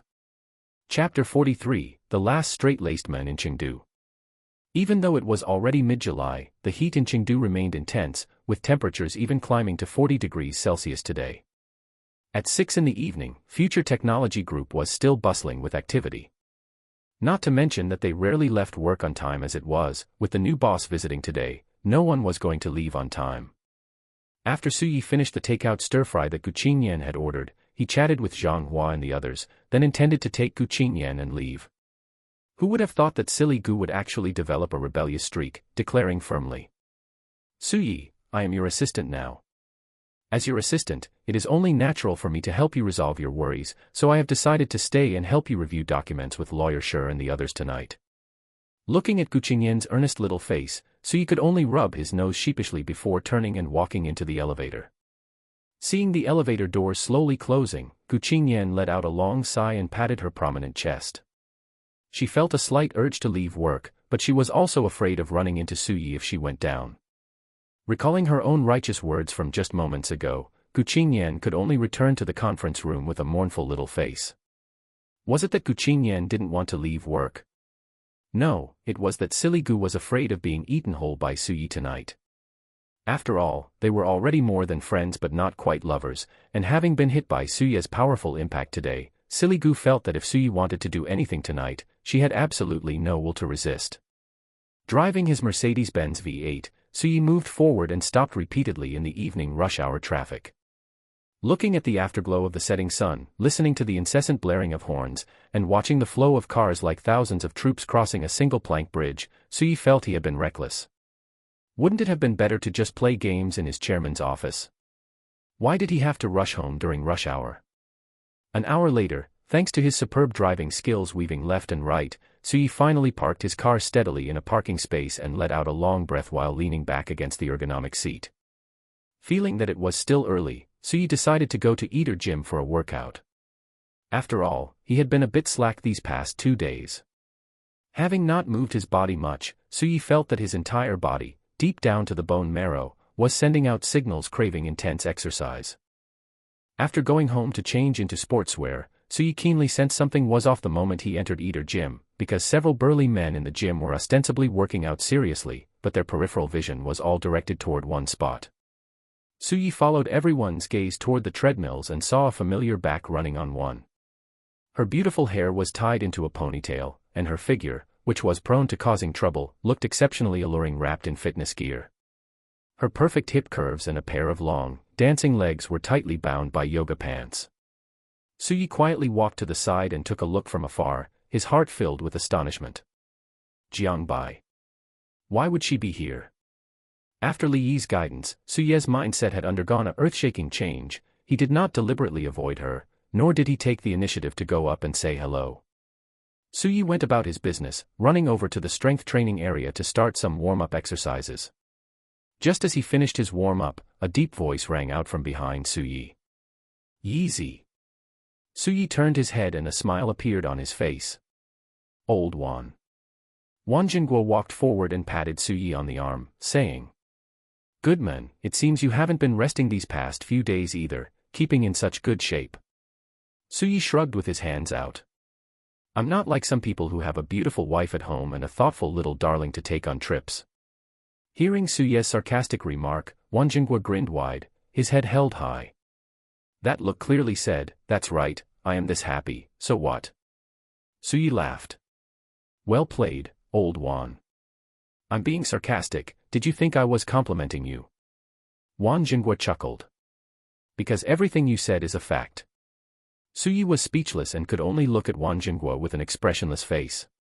Wang Jingguo quickly said, all right, haven't seen you in a week. Let's go, get on the ring and let me see if you've regressed lately. Speaking of which, your standards are a bit high. It's not like there aren't beautiful young ladies at our eater, we even have a few young married women, but you just don't take a fancy to any of them. What are you talking about? I'm just afraid they're after my body. Ha ha ha ha. You shameless kid. He casually draped his arm over Suye's shoulder and, without caring whether Suyi was willing or not, headed toward the ring. Suyi, half pushed and half yielding, went along with it, as it had indeed been a while since he had trained. Wang Jingguo's hearty laughter drew many people to look over. After seeing it was Wang Jingguo and Suyi, most people put down the equipment in their hands and walked toward the ring in groups of 3 or 5. Hey, do you think Yizi can beat Coach Wan today? You're dreaming. Yizi has only been learning for a month or so, even a genius would need 2 years of study. Hey, don't say that. You really shouldn't say that. This Suyi is a bit of a freak, he could spar with Coach Wan for half a day after just 1 month. Bullshit, that's Coach Wan going easy on him, can't you tell? Tisk, you're just jealous. Even if Coach Wan went easy on you, you'd only last 3 moves. If you lasted 1 more, Coach Wan would be lying on the ground with you, fearing you'd try to scam him for medical expenses. Jiang Bai, who was walking briskly, heard the conversation and hurriedly stopped the treadmill, her face full of astonishment. Suyi. Is it the same last straight-laced man in Chengdu that I know? Curiosity drove her to walk toward the ring as well. On the ring, the two of them, having already put on protective gear, stood on opposite sides. Suyi said with some excitement. Old Wan, what are the rules today? Wang Jingguo looked at the crowd gathering around and said. Rules. The rule today is that there are no rules. Free combat. Hearing this, Suyi became even more excited. His eyes seemed to be glowing, and his whole body was trembling slightly. This wasn't fear, it was his body's hormones secreting rapidly under Suye's desire to fight. Seeing Suyi like this, Wang Jingguo suddenly remembered something. Feeling a faint pain in his crotch, his expression changed and he hurriedly added. Of course, weak points cannot be struck. Upon hearing this, the light in Suye's eye seemed to dim significantly. He then said listlessly. Fine. This isn't realistic at all. In real combat, who has parts that can't be hit? Wang Jingguo's face darkened. The logic was sound, but you couldn't just keep attacking the lower regions, he still wanted to use them for a few more years. All right, enough chatter. Let's start. The two sides first stood in the center of the ring, and their fists touched lightly to signal the start of the match. Jiang Bai had already reached the edge of the ring. Seeing the familiar figure on the ring, she was a bit stunned. She didn't expect this Suyi to really be the big straight-laced man she knew. In an instant, she figured it out. It made sense, Suyi lived so close, and he was quite good at fighting in the bar before, so it was normal for him to be a regular at a fitness club. Suddenly, Jiang Bai exclaimed, her delicate hand covering her thin lips, because she saw Wang Jingguo's right hand suddenly strike Suye's cheek with lightning speed. Chapter 44, The Times Are Calling. Suyi keenly sensed the gust of wind from a punch heading toward his left cheek. He tilted his head slightly to the right, dodging it by a hair's breadth. One had to know that Wang Jingguo never held back during a fight, and with his strength, taking a solid punch would certainly not end well. Hey, Yizi, don't get distracted when you're fighting. Looking at Wang Jingguo grinning opposite him, Suyi raised an eyebrow slightly and began to shuffle his feet. Suddenly stepping forward, he launched a fierce side kick with his right leg. His leg was completely relaxed yet filled with a sense of power, whipping heavily against Wang Jingguo's raised thigh like the tail of a giant python. Hiss! Wang Jingguo sucked in a cold breath, calling him a monster in his heart. It had only been a little over a week, yet Suye's strength had actually increased again. If Wang Jingguo were to take off his shorts right now, he would be able to see that his thigh and buttocks were slightly red and swollen. Wang Jingguo just planted his leg on the ground and took a couple of light steps to recover. A sharp look flashed in his eyes, and he stared at Suye's every move like an old wolf, ready to unleash a storm-like assault the moment Suyi revealed a flaw. The people under the ring didn't care whether the two were observing each other's flaws, they just wanted to see the fierce, wave-like clash. In the end, Suyi was distracted and lost his composure. He shuffled closer to Wang Jingguo, testing him, and launched a series of jabs that left afterimages, slamming toward Wang Jingguo's face. Wang Jingguo protected his face with both hands, and after taking a few punches, he suddenly dove down to grab Suyi's waist and abdomen. Suyi thought to himself, "Oh no," and pulled back sharply, trying to drag Wang Jingguo down to force him to let go. Bang, bang, bang. The sound of their footsteps rang out on the ring floor like drum beats. Wang Jingguo's lower body was planted firmly on the ground like an old tree, following Suyi closely no matter how much he pulled back. Thump, thump, thump. Suyi continuously struck Wang Jingguo's back with his elbows, causing Wang Jingguo's face to flush red. Holding his breath, Wang Jingguo let out a sudden roar and actually lifted Suyi, who weighed over 80 kilograms, into the air, before slamming him down onto the ground with his own weight. Hiss! Hearing the loud thud, everyone present felt the impact for Suyi, and a look of concern appeared in Jiang Bai's eyes. Cough, cough, cough. Suyi coughed a few times and quickly began ground grappling with Wang Jingguo. 10 minutes later, the two of them, panting and drenched in sweat, finally gave up. In the end, Wang Jingguo was slightly better. Huff, huff. Suyi felt as if his chest was about to explode, and a wave of soreness washed over his entire body, yet in his brain, he felt an extreme sense of pleasure. Awesome. Suyi lay on the ring in a spread-eagled position and couldn't help but shout out. Suddenly, a bottle of mineral water with the cap twisted off appeared before Suyi's eyes. Suyi followed the bottle to look up and saw Jiang Bai looking at him with a teasing expression. A smile curled at the corner of his mouth. He propped himself up with both hands, sat up, took the mineral water bottle, and began to gulp it down. Beads of crystal-clear sweat flowed down his reddened skin and hair tips. His slender neck kept swallowing the source of life, and his protruding Adam's apple bobbed up and down. Jiang Bai felt herself becoming mesmerized. Ah! Suyi was truly thirsty and finished the whole bottle of mineral water in one go. Seeing Jiang Bai staring at him in a daze, he shook the empty water bottle in front of her and said, "Hey, come back to reality. You're staring like a fool. What, are you lusting after my body?" Jiang Bai, having snapped out of it, did something unexpected to Suyi and said directly, "Yeah, I am lusting after your body." Jiang Bai didn't blush, but Suyi blushed a little. Fortunately, it wasn't very noticeable after the intense exercise. What kind of wild words are those? I have to criticize you, comrade Jiang Bai. We've only met a few times, and you're already like this. If we meet a few more times, wouldn't you go crazy? Jiang Bai stood up, revealing her perfect curves. She turned around, and then, under Suyi's puzzled gaze, turned back, playfully blinked, and said, "See, haven't we met one more time now?" Suyi couldn't help but click his tongue. Are post 00's kids this open now? Ignoring the teasing or envious gazes of those around him who wanted to take his place, Suyi quickly stood up and said, I'm out. Can't mess with this. I'm going swimming." Watching Suyi's panicked retreating figure, a bright smile appeared on Jiang Bai's face. Then, her eyes darted cleverly, and she turned and walked toward the locker room as well.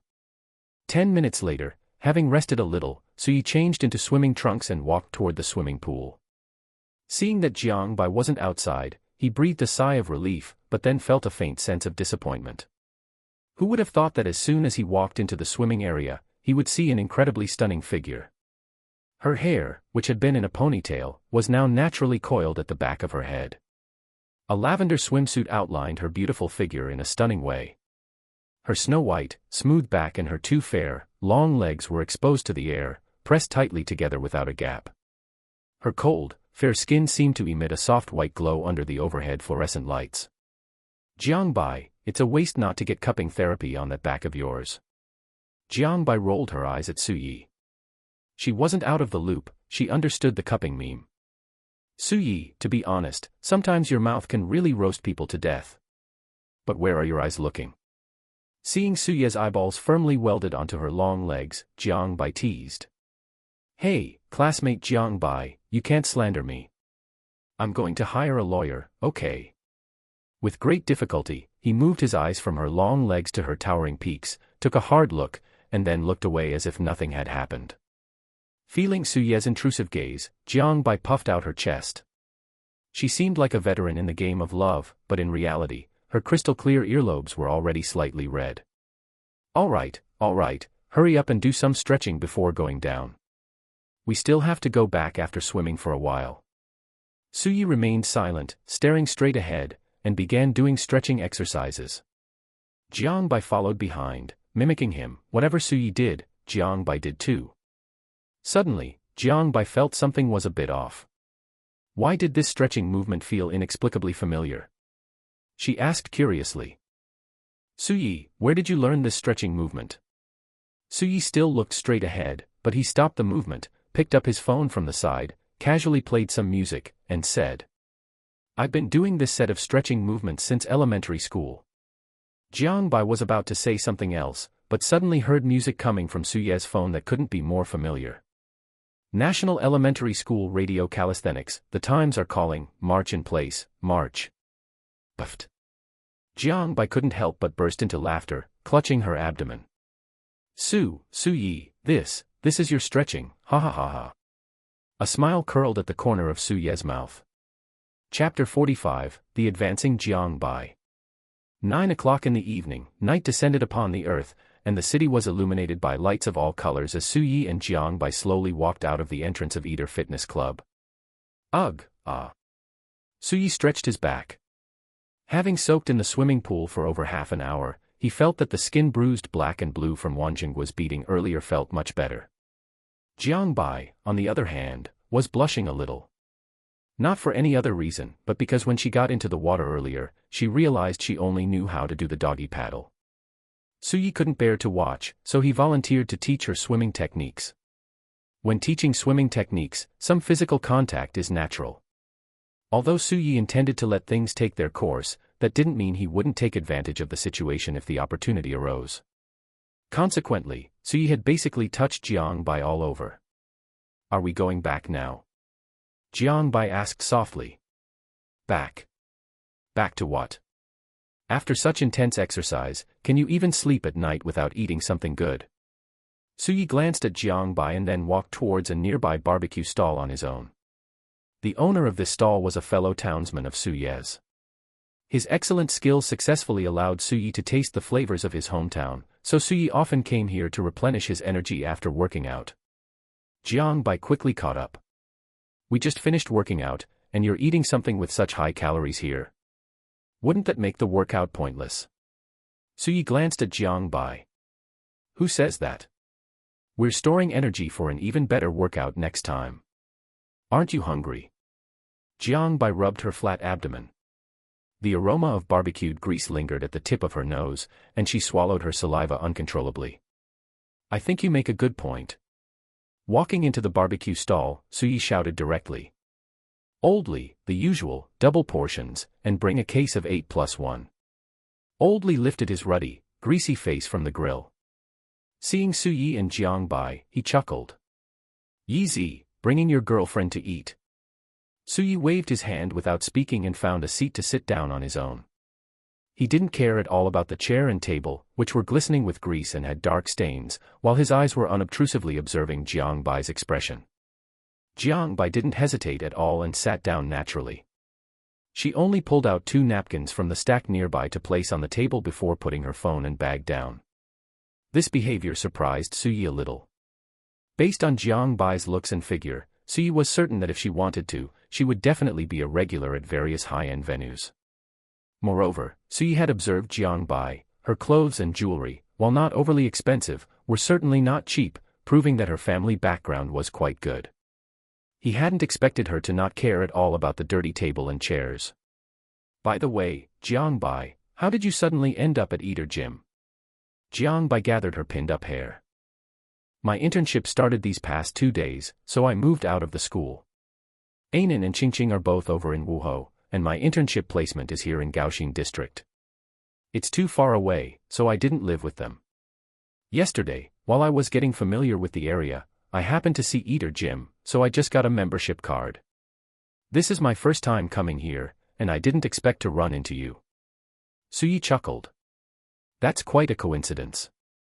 If I'm not mistaken, you must live on Financial Island, right? I can't compare to young Master Su. I just rented a small 2-bedroom apartment. Why is the rent on Financial Island so expensive? A 2-bedroom place of less than 80 square meters actually costs me 3,500 a month. My little wallet is almost empty. Hearing Jiang Bai's complaint, Suyi was speechless. He didn't believe she couldn't find a cheaper place. As far as he knew, there were several residential complexes in Gaoxing district where small 2-bedroom apartments cost around 2,000. It's just that the community environment, supporting facilities, and housing conditions were a big step down from Financial Island.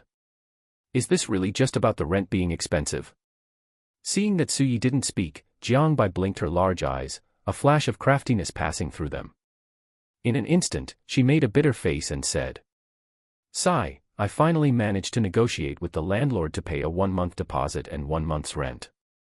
My internship salary isn't even as high as the rent right now." Looking at the pitiful-looking Jiang Bai, Suyi had a bad premonition. "How about I share a rental with you, Suyi? I only need 1 room, and I can help you clean every day. Plus, I'm really good at cooking." Looking at the advancing Jiang Bai, Suyi only felt a tingling sensation shoot straight from his tailbone to the top of his head. He wailed in his heart. "It's over, I'm going to fall for it. A beautiful, fit, mature-style young lady like this is making a pitiful face in front of you, offering to live with you, clean for you, and cook for you. How do you deal with this?" As for Jiang Bai saying she had no money for rent, Suyi just wanted to say, "Who are you trying to fool? If you don't have money for rent, why did you get a membership card at Eater Gym? Don't you know how much it costs a month?" To be honest, Suyi was tempted, but he calmed down in an instant. If Jiang Bai lived with him, how could he continue to roam among the flowers? Now he had money, good looks, a good body, and status. This was exactly the time to boldly venture into the sea of flowers. How could he hang himself on one tree at such a critical moment? Even if this tree was quite fragrant. Just as Suyi didn't know how to respond, Old Li brought up a small brazier. Coming, be careful, it's hot." The grill with the alcohol lamp was placed between Suyi and Jiang Bai, separating the two as if it were the Chuhan boundary, and it also gave Suyi a chance to catch his breath. Suyi quickly grabbed a skewer and handed it to Jiang Bai. Come, the taste here at Old Li's is really good. You should try it." Jiang Bai cast a resentful look at Suyi and then said, "Have you ever seen a girl eat grilled kidneys?"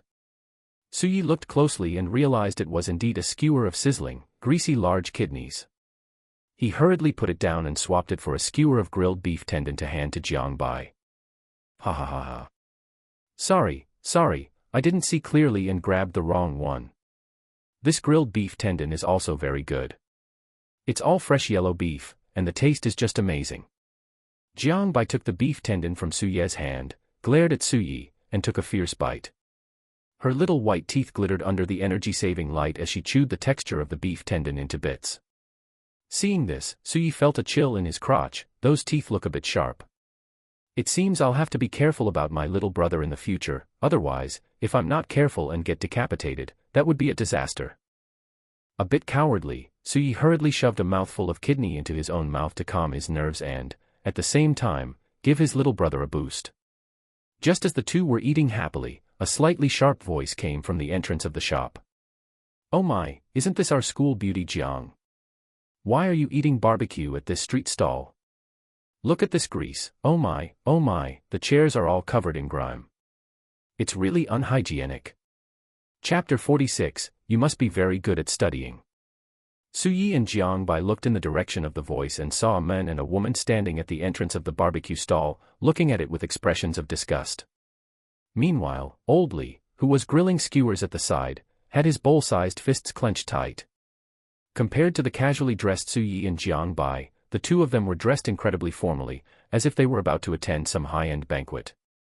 The woman was wearing a purple dress with a high slit, her fair, tender thighs exposed to the air. If one looked closely, a hint of purple lace could even be seen peeking out. She carried a Gucci bag in her hand and had highlighted, wavy hair.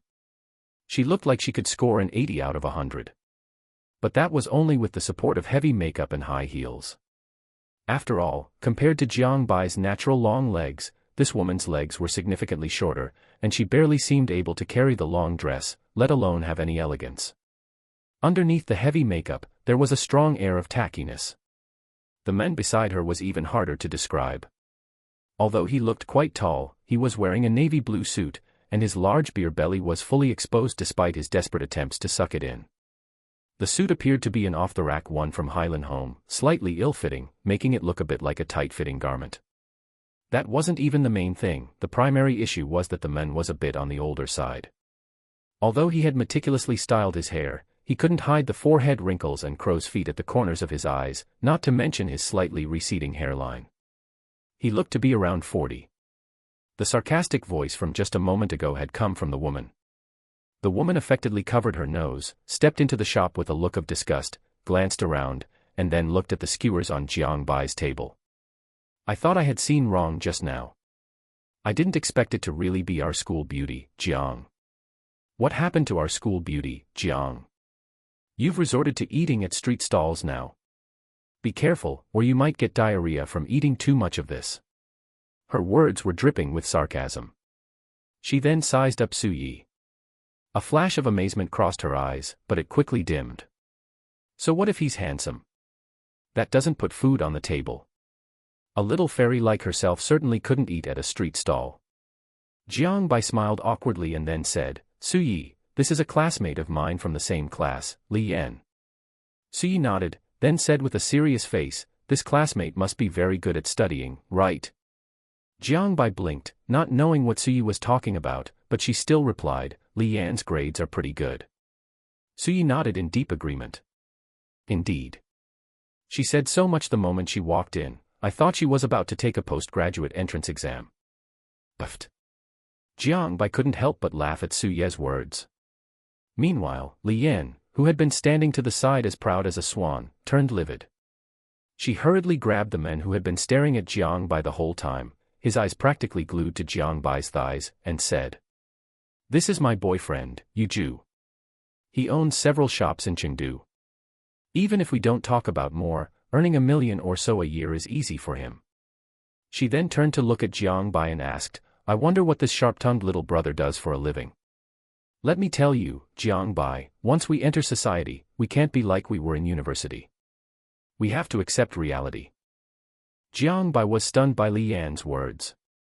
Up until now, she really didn't know what Su Yi did for a living. She only knew that Su Ye's financial resources must be extremely vast, otherwise he wouldn't have been able to summon so many lawyers with just one phone call. Su Yi gave Jiang Bai a reassuring look, then smiled and said, I don't do much. I just have a small shop, run a small company, and have a little bit of savings, that's all. Li Yan was convinced that Su Yi was just puffing himself up. In her impression, how could those high-end individuals be eating skewers at this greasy, dirty street stall? People like that should be frequenting high-end places like Michelin-starred restaurants. However, before Li Yan could say anything, the man beside her suddenly remembered something. He took out his entry-level Patek Philippe to check the time and said impatiently, All right, let's go. We have a dinner appointment with Bureau Chief Yan tonight. This was not easy to schedule. Whether the matter gets resolved depends on how this meal goes. After all, Bureau Chief Yan has been quite busy lately. I heard he just cracked a big case and is about to get a promotion. Facing the man's impatience, Li Yan dared not resist at all. Jiang Bai, I'll be going first. It's just that my old Yu has a dinner appointment with the director of the new district police station today. Oh, it's such a hassle when you have a big business. Don't look at how my old Yu has a bit of assets. In the Xia Kingdom, no matter how rich you are, you still need to have connections in official circles. Watching Li Yan's figure sway as she left and got into a BMW X5, Jiang Bai looked at Su Yi with an apologetic expression. I'm sorry, Su Yi. That Li Yan and I used to have a good relationship, but some things happened later, so now she is very hostile towards me. I've dragged you into this. Su Yi didn't think much of it. Instead, he thought thoughtfully that this Bureau Chief Yan must be old Yan. He hadn't expected that this thick-browed, big-eyed fellow had now started engaging in collusion between officials and businessmen. Just as Su Yi was thinking about this, a call suddenly came in. Su Yi took out his phone and looked. As the Sichuanese saying goes, speak of the devil, it was indeed Yan Jing calling. Hello, little Su, are you free right now? Hearing Yan Zheng's voice on the phone, Suyi glanced at Jiang Bai and said, I'm free. Brother Yan, what's the matter? Tell me. It's like this, little Su. I might be moving up recently, and I've invited a few friends to eat out today. If you have time, come over. I'll introduce a few friends to you so that if you need anything in the future, you can ask them to handle some small matters. Suyi instantly understood that Yan Zheng was introducing his connections to him. Although he had shown Yan Zheng a different background before, a local official is better than a distant authority. After glancing at Jiang Bai, Suyi thought for a moment and said, I don't have anything going on right now, but I have a friend here with me. Can I bring her along? No matter how good the relationship was, Suyi felt that some things still needed to be clearly distinguished, for example, not bringing extra guests. Back when he was in his hometown, one time he went out to play, and a friend he got along well with called a bunch of people over without telling Suyi, who had organized the gathering. That had really disgusted Suyi at the time. Yan Zheng's voice paused for a moment before he said, all right, bring your friend over. Once you get to Fangxiang Garden, just report my name and you can come in. Listening to the busy signal on the phone, Suyi waved the phone in his hand at Jiang Bai and said, how about it, Jiang Bai? An older brother here invited me to go eat. Want to come along? Seeing Jiang Bai hesitate, Suyi directly called Old Li over to pack up the barbecue and then settled the bill. He took Jiang Bai's slender wrist and walked towards the residential complex. After all, his current attire wasn't quite appropriate, and he still needed to change his clothes. It wasn't that Suyi wanted to do anything specific, but thinking of the look on Li Yan's face earlier, Suyi prepared to take Jiang Bai over to show off and slap some faces. That was sure to be spectacular. Chapter 47, You're experiencing a reversal of aging. The name Fangxiang Yuan might sound a bit tacky, like a restaurant from the early 2000s, but in reality, it was established in 1820 and has a history spanning over a century. It is a genuine, time-honored brand that has produced several state banquet chefs and specializes in Sichuan cuisine. Although it isn't located in the bustling downtown area, to dine at Fangxiang Yuan, one must book at least a month in advance. They only host 12 guests daily, and there are only 12 private rooms in total, named after the heavenly stems. At 9:40, a tourmaline red Mercedes-Benz slowly pulled to a stop not far from Fangxiang Yuan, and a rare, stunningly handsome man and beautiful woman stepped out from the driver and passenger seats respectively. This is Fangxiang Yuan. Jiang Bai looked at Suyi with a hint of confusion. The nearby Fangxiang Yuan looked antique, evoking a feel from the Qing dynasty. 2 large red lanterns hung at the entrance, and the 3 gilded characters on the wooden plaque reflected a hazy golden light under the red glow. Suyi shrugged, spreading his hands like a little bear, I don't know either. It's my first time here, but judging by the name, we shouldn't be in the wrong place. Let's go, we'll know once we go inside. Jiang Bai had no choice but to follow closely behind.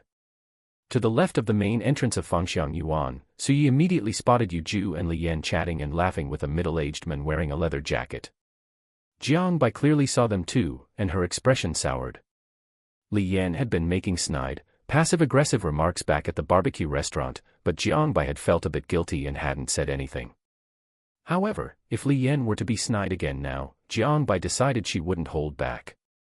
As Suyi and Jiang Bai walked to the main entrance of Fangxiang Yuan, just as the greeter was about to step forward to ask if Suyi had a reservation, Li Yan's slightly sharp voice rang out, Oh, Jiang Bai, don't tell me you followed us here, trying to puff yourself up to look like a fat man just to show me how well you're doing now. Facing Li Yan's undisguised words, Jiang Bai tightly clenched her small fists. Li Yan, why are you being so passive-aggressive here? A friend of Suyi invited us to eat here. Li Yan hadn't expected that Jiang Bai, who hadn't resisted any of her passive-aggressive remarks for the past 2 years, would fight back now, and her voice instantly became even sharper. Invited you to eat here? Ha ha ha ha, that's hilarious. Do you know what kind of place this is? Regular people have to book at least a month in advance, and a single meal costs more than your salary for 2 or 3 months. You're eating here. Stop putting on airs. Jiang Bai furrowed her brows and retorted, Li Yan, don't you think you're overstepping? Do you want to be the world's police? Where I eat is none of your business. If you don't know how to speak properly, keep your mouth shut. You're spewing nonsense all day long.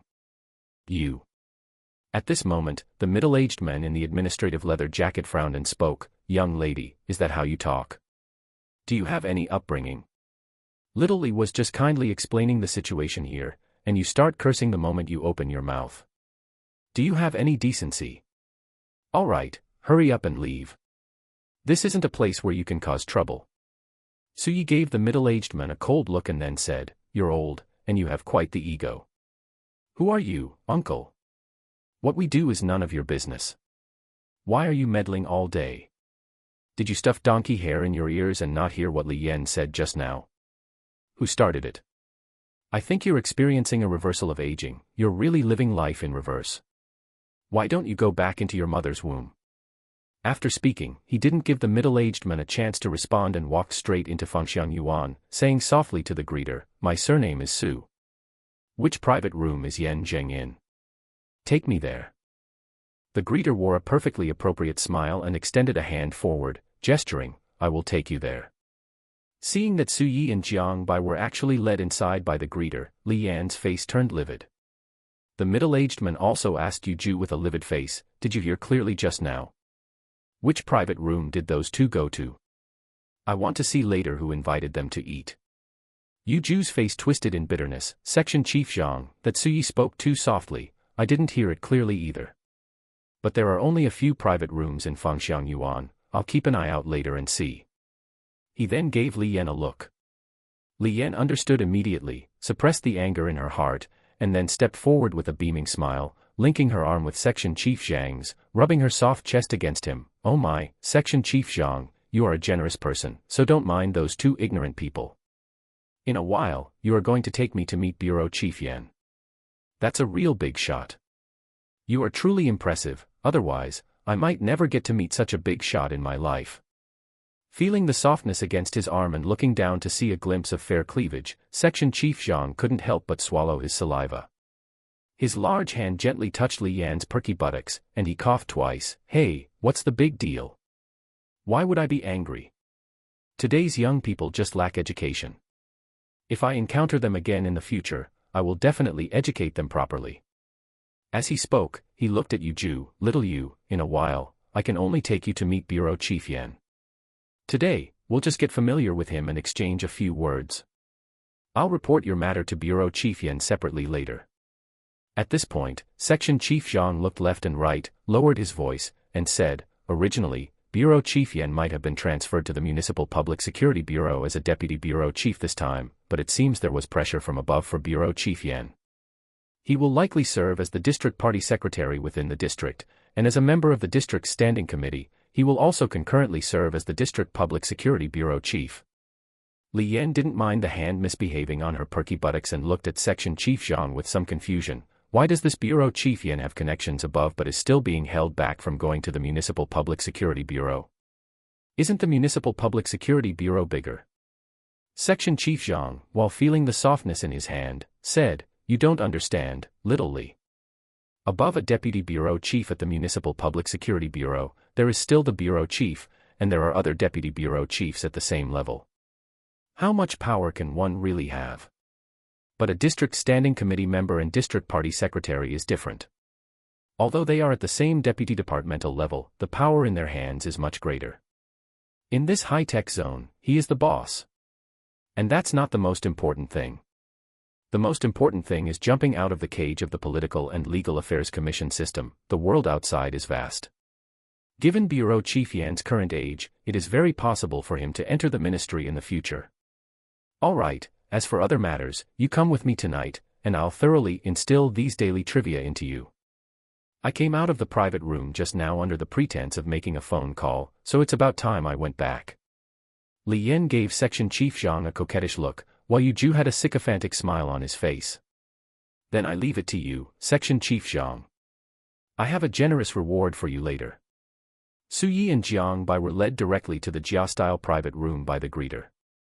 After the greeter knocked on the door, Su Yi walked straight in. Looking around, he immediately saw Yan Jing sitting in the main seat. Inside the private room was a large solid wood round table that could seat 20 people. At this moment, next to Yan Zheng were the Wuhou Police Branch's Deputy Bureau Chief Chang Lu and a dozen or so men he didn't recognize. The moment he saw Su Yi, Yan Jing stood up and said enthusiastically, "Little Su is here. Come sit next to me." Chapter 48, This is Power. Su Yi first smiled and nodded at the others. Although the others looked at him with curious and scrutinizing gazes, seeing how close Yan Jing was with Su Yi, they all smiled and nodded in response. After Su Yi led Jiang Bai to sit down at Yan Jing's left hand, Yan Jing looked at Jiang Bai and said with a smile, "This must be your girlfriend, right? Little Su, you have a good eye, finding such a beautiful girlfriend." Hearing Yan Jing's teasing, Jiang Bai's face instantly flushed red. Although she was a bit shy, she still very magnanimously poured herself a glass of beer, stood up, and toasted Yan Jing. "Brother Yan, I've often heard Su Yi mention you recently, saying that you are like his own older brother. I'd like to toast you to thank you for taking care of Su Yi." Yan Jing, who had previously appeared somewhat dignified, laughed so hard upon hearing Jiang Bai's words that wrinkles appeared on his face. Good.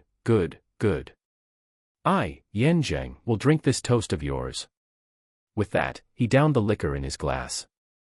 Jiang Bai also followed suit quite boldly. Only then did Su Yi slowly say with a smile, "Brother Yan, Jiang Bai has toasted you, but I haven't yet. However, before I toast you, shouldn't you introduce everyone to me first?" Hearing Su Ye's words, Yan Jing slapped his forehead, repeatedly saying he had drunk too much tonight, and then began introducing everyone to Su Yi. "Deputy Bureau Chief Chang Lo, there's no need for me to say much about him, right?" Su Yi poured a glass of wine and said to Deputy Bureau Chief Chang Lo with a smile. "Deputy Bureau Chief Chang, we meet again." Deputy Bureau Chief Chang Lo didn't put on airs either. He picked up his glass, stood up, and said, "Why are you being so polite, kid? Still calling me Deputy Bureau Chief Chang? Just call me Brother Chang from now on." After seeing the two clink glasses and down their drinks, he continued to introduce others to Su Yi. "This is Team Leader Li, who is in charge of anti-narcotics. This is my younger brother, Su Yi." "Hello, Team Leader Li.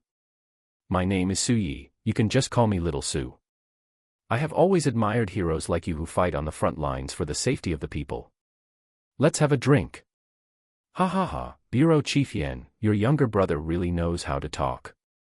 I'm making friends with him. Little Su, this is Station Chief Zheng from the Heping Police Station. Hello, Station Chief Zheng. After toasting everyone around the table, Su Yi finally understood what kind of gathering this was. Present were various police station chiefs, captains of several powerful departments within the district bureau, as well as people from the court and the procuratorate.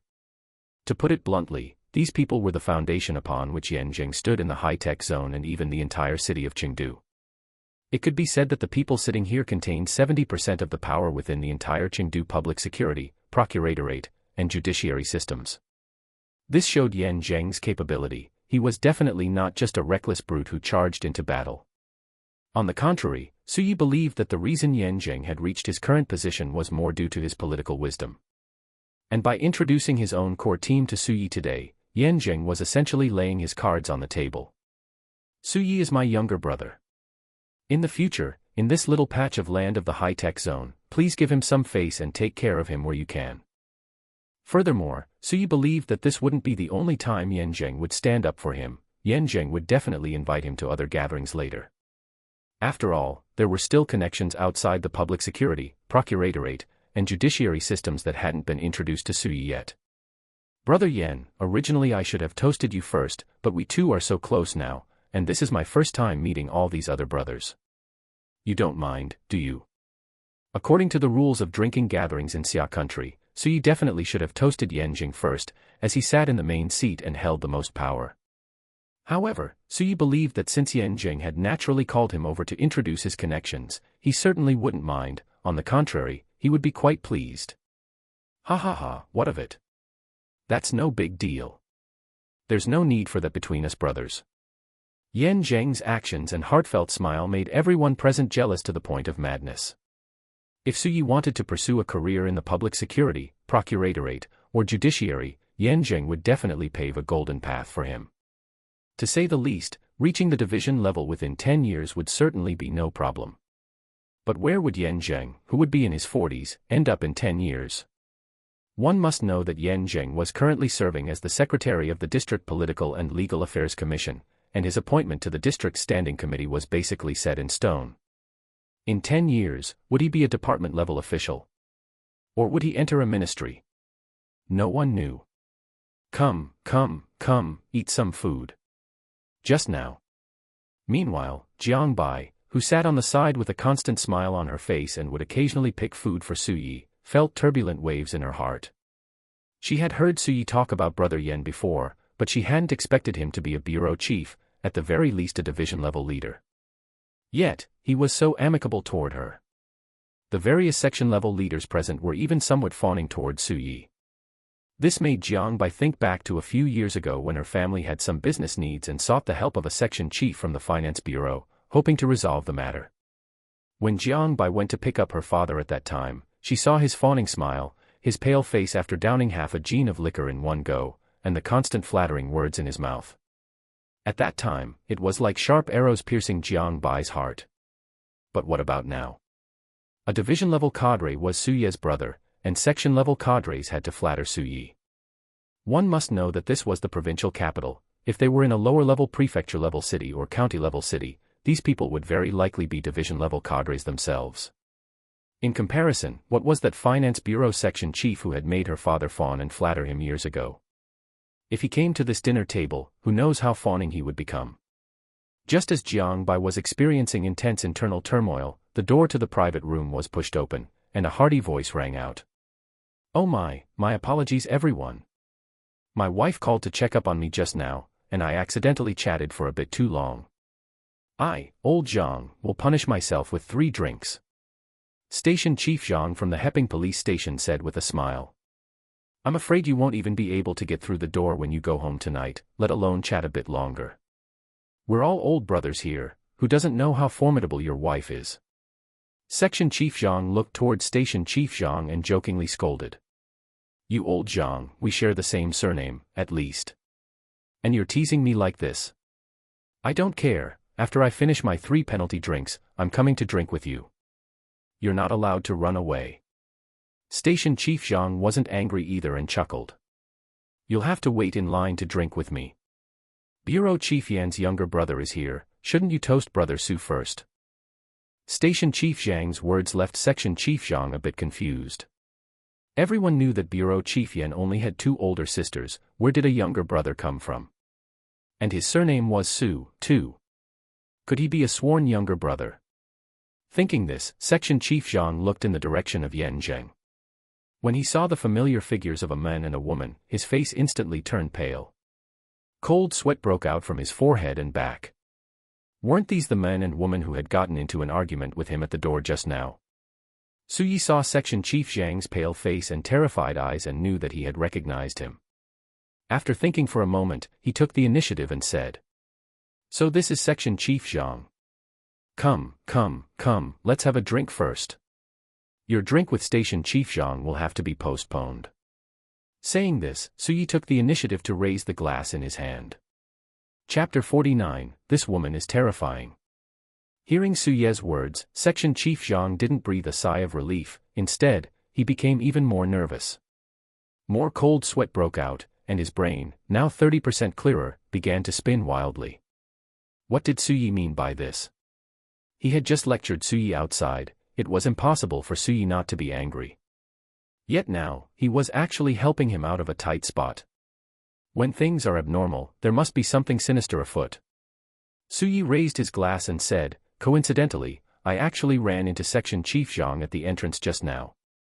Hearing this, Section Chief Zhang's legs almost gave way. He certainly didn't want to be transferred to the archives to retire just because he stepped into the office with his right leg first tomorrow. Yan Zheng laughed upon hearing Su Ye's words. "That is quite a coincidence. Section Chief Zhang only just went out to take a call a few minutes before you came in." Su Yi nodded and smiled. "It is quite a coincidence. I also happened to run into 2 of my good friends at the time. They also know Section Chief Zhang, and I was thinking that in the future, Section Chief Zhang could help me take good care of them." Section Chief Zhang understood instantly. He hurriedly bent over, lowered his glass to clink it with Su Ye's, and said, "Brother Su's friends are my friends. Rest assured, I will definitely take good care of them. Suyi stared at Section Chief Zhang with a faint, inscrutable smile before downing the wine in his glass. The moment he saw Section Chief Zhang, Suyi had calculated in his mind. If he had exposed what happened earlier right then and there, Yan Zheng would certainly have stood up for him. But it wasn't a major issue to begin with, and he had already given Section Chief Zhang a hard time earlier. There was no need to make a mountain out of a molehill.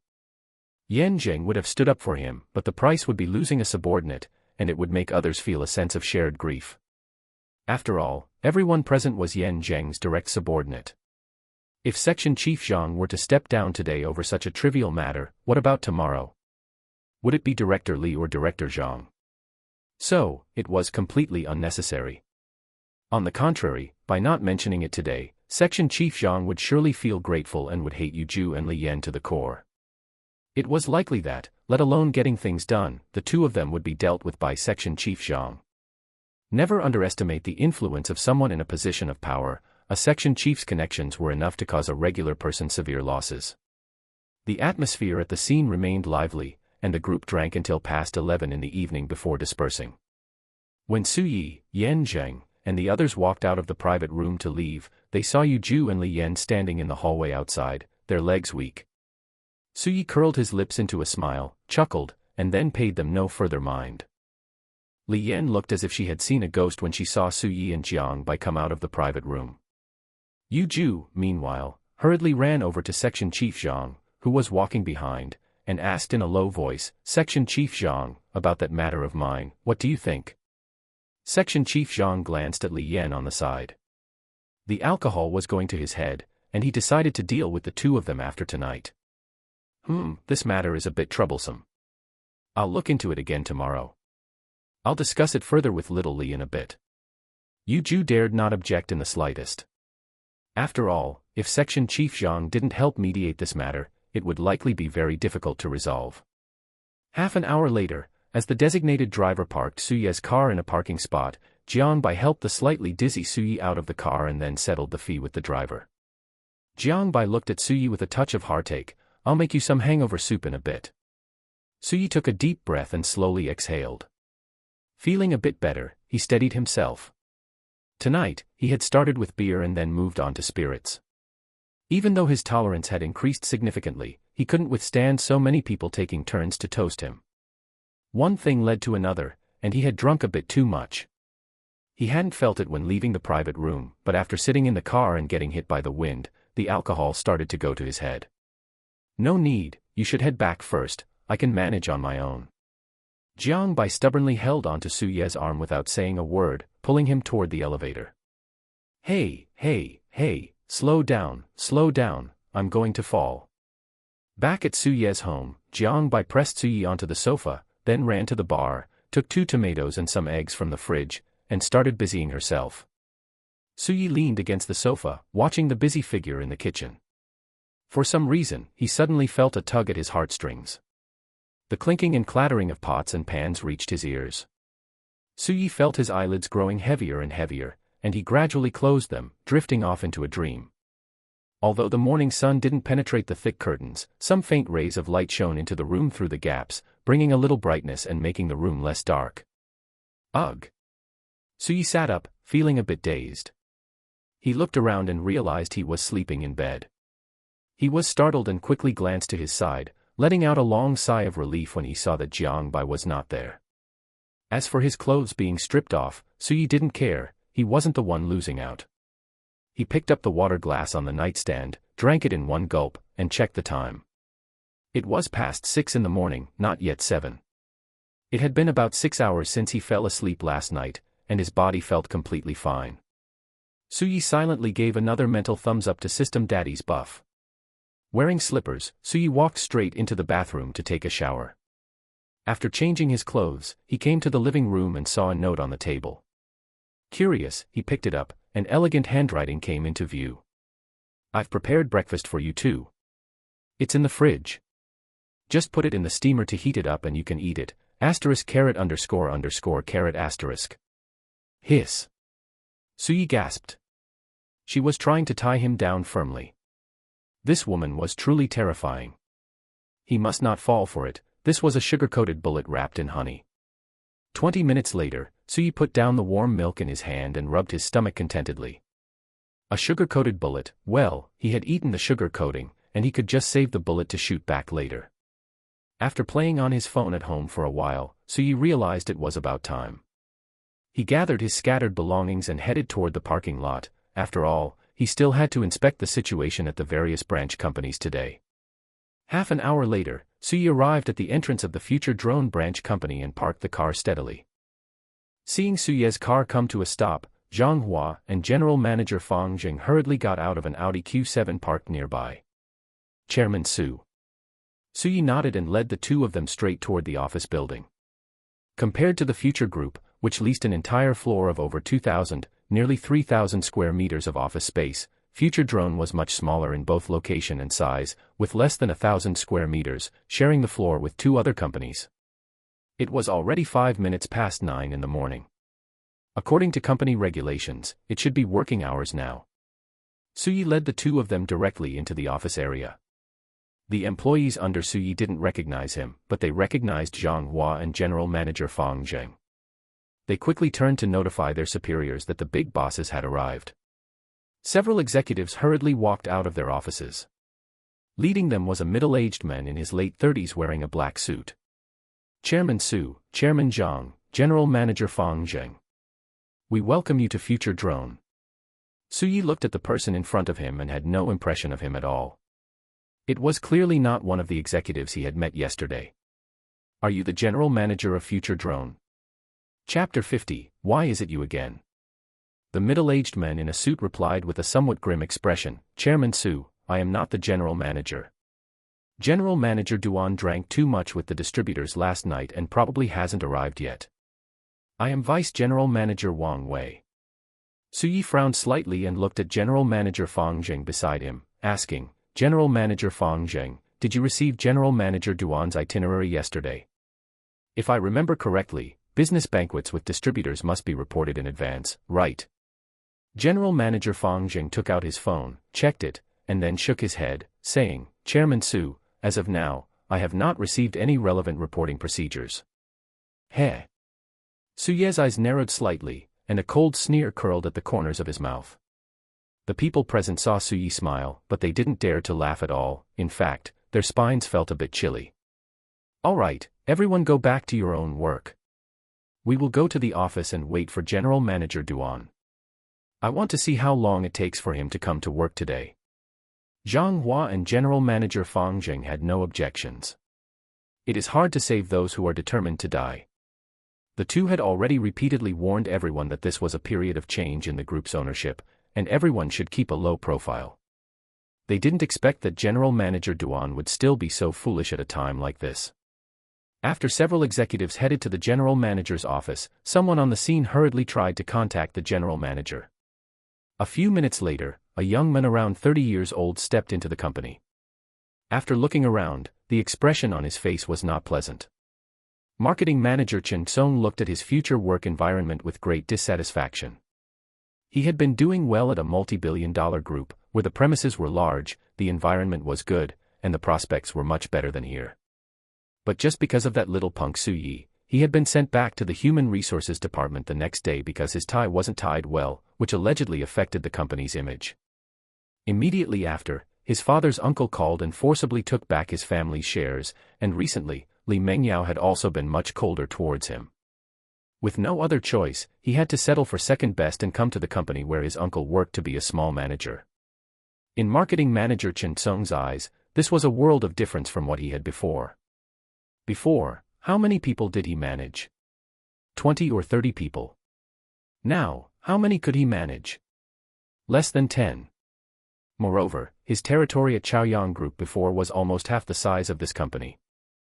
He shook his head to shake the dissatisfaction out of his mind.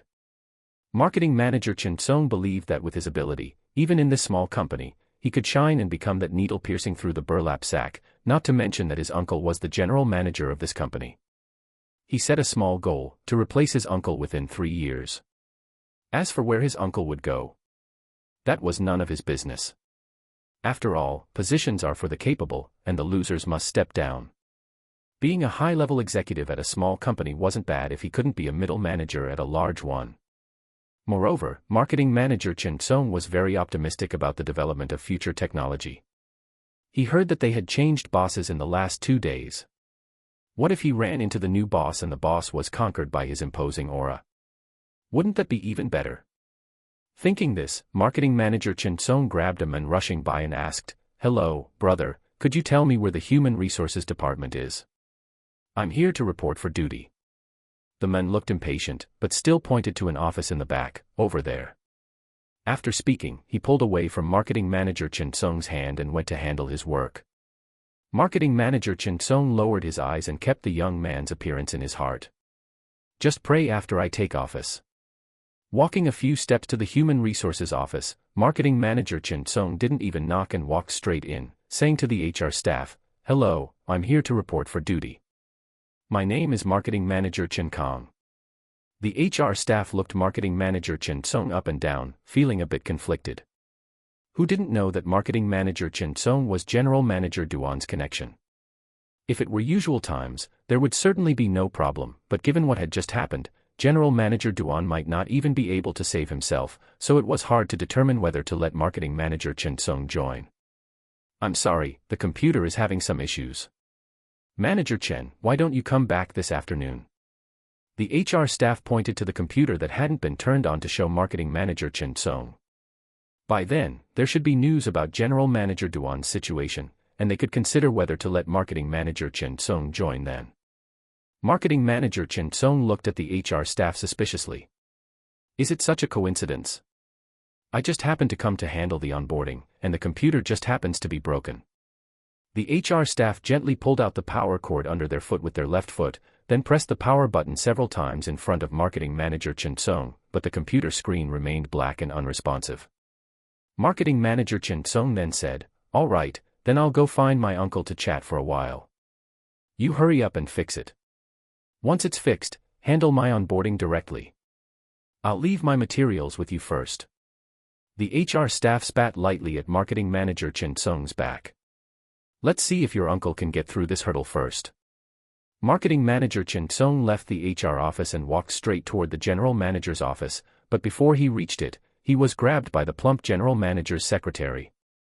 "Marketing manager Chen Song, do you know where general manager Duan is right now?" Looking at the charming young woman's anxious face, marketing manager Chen Song couldn't help but think to himself, his uncle really eats well. "I don't know. Hasn't he come to work?" The plump young woman became even more anxious upon hearing this. General manager Duan was her backer in the company who allowed her to live comfortably and profit well. If something happened to general manager Duan, it would be terrible. "He hasn't come. His phone isn't getting through, and he's not replying to WeChat. You need to hurry and call other people in your uncle's family. The new boss just arrived, and since general manager Duan isn't here, the new boss is waiting in the general manager's office." The plump young woman's words made marketing manager Chen Song's eyes light up. Was his uncle going to make way for him so soon? The new boss was clearly dissatisfied with his uncle. If he could find a chance to strike up a conversation with the new boss, then subtly show that he had once been a manager at a multi-billion-dollar enterprise but was harmed by extremely capable villains, and express his vision for the future of drones, then being valued by the new boss and replacing his uncle wouldn't be a difficult matter. Just as marketing manager Chen Song was about to speak, the door to the general manager's office opened. Wang Wei walked out and shouted to the plump young woman, "Kai Kai, go buy a few cups of coffee, iced ones." Marketing manager Chen Song was overjoyed. Wasn't this the opportunity he wanted? "Okay, Vice General Manager Wang Wei, I'll go buy them right away." Marketing manager Chen Song agreed immediately, then gave the plump young woman a reassuring look. "Don't worry, when I become general manager, I won't replace you. After all, you are quite attractive." The plump young woman watched marketing manager Chen Song's disappearing back with a mix of frustration and helplessness, and could only continue to take out her phone and frantically dial general manager Duan's phone number. Before long, marketing manager Chen Song returned to the company carrying several Starbucks cups. He even specifically went to the restroom to make his hair a bit damp, as if he had been sweating, to show how hard he was working. After tidying up his attire slightly, marketing manager Chen Song held his head high, pushed open the office door, and said with a sunny, bright smile, "Leaders, the coffee is here." Looking at the figure sitting in the general manager's chair that he could never forget even in death, marketing manager Chen Sung's face changed drastically. His voice was as sharp as a young wife being molested. "Why is it you again?" Chapter 51, I give you two choices. Suyi manipulated his game character, found a spot to lie down, and looked up in astonishment. "Why are you here?" Standing to the side, Wang Wei saw that marketing manager Chen Sung knew the new boss, Chairman Su, and hurriedly explained, "Chairman Su, marketing manager Chen Sung is here to handle his onboarding today." Suyi smiled, his expression radiant like the brilliant sun. "General Manager Wang, please take the coffee from marketing manager Chen Sung first." Wang Wei thought Suyi wanted to catch up with marketing manager Chen Sung, so he quickly took the coffee, thinking to himself, "I was planning to kick marketing manager Chen Sung out if general manager Duan fell, but I didn't expect Chairman Su to actually know him. It seems I need to be careful now." After watching Wang Wei take the coffee, Suyi finally said to marketing manager Chen Sung, "All right, you can go out now." Marketing manager Chen Sung was so angry his face turned ashen, his fists clenched tight. He longed to punch Suyi's handsome face, and said viciously, "Suyi, don't be arrogant. The tides turn every 30 years, do not bully a young man because he is poor." Unbothered, Suyi picked up his phone and said, "And then what? Do not bully a middle-aged man because he is poor. Do not bully an old man because he is poor. Is that my miserable life? Besides, at your age, you aren't exactly a youth anymore.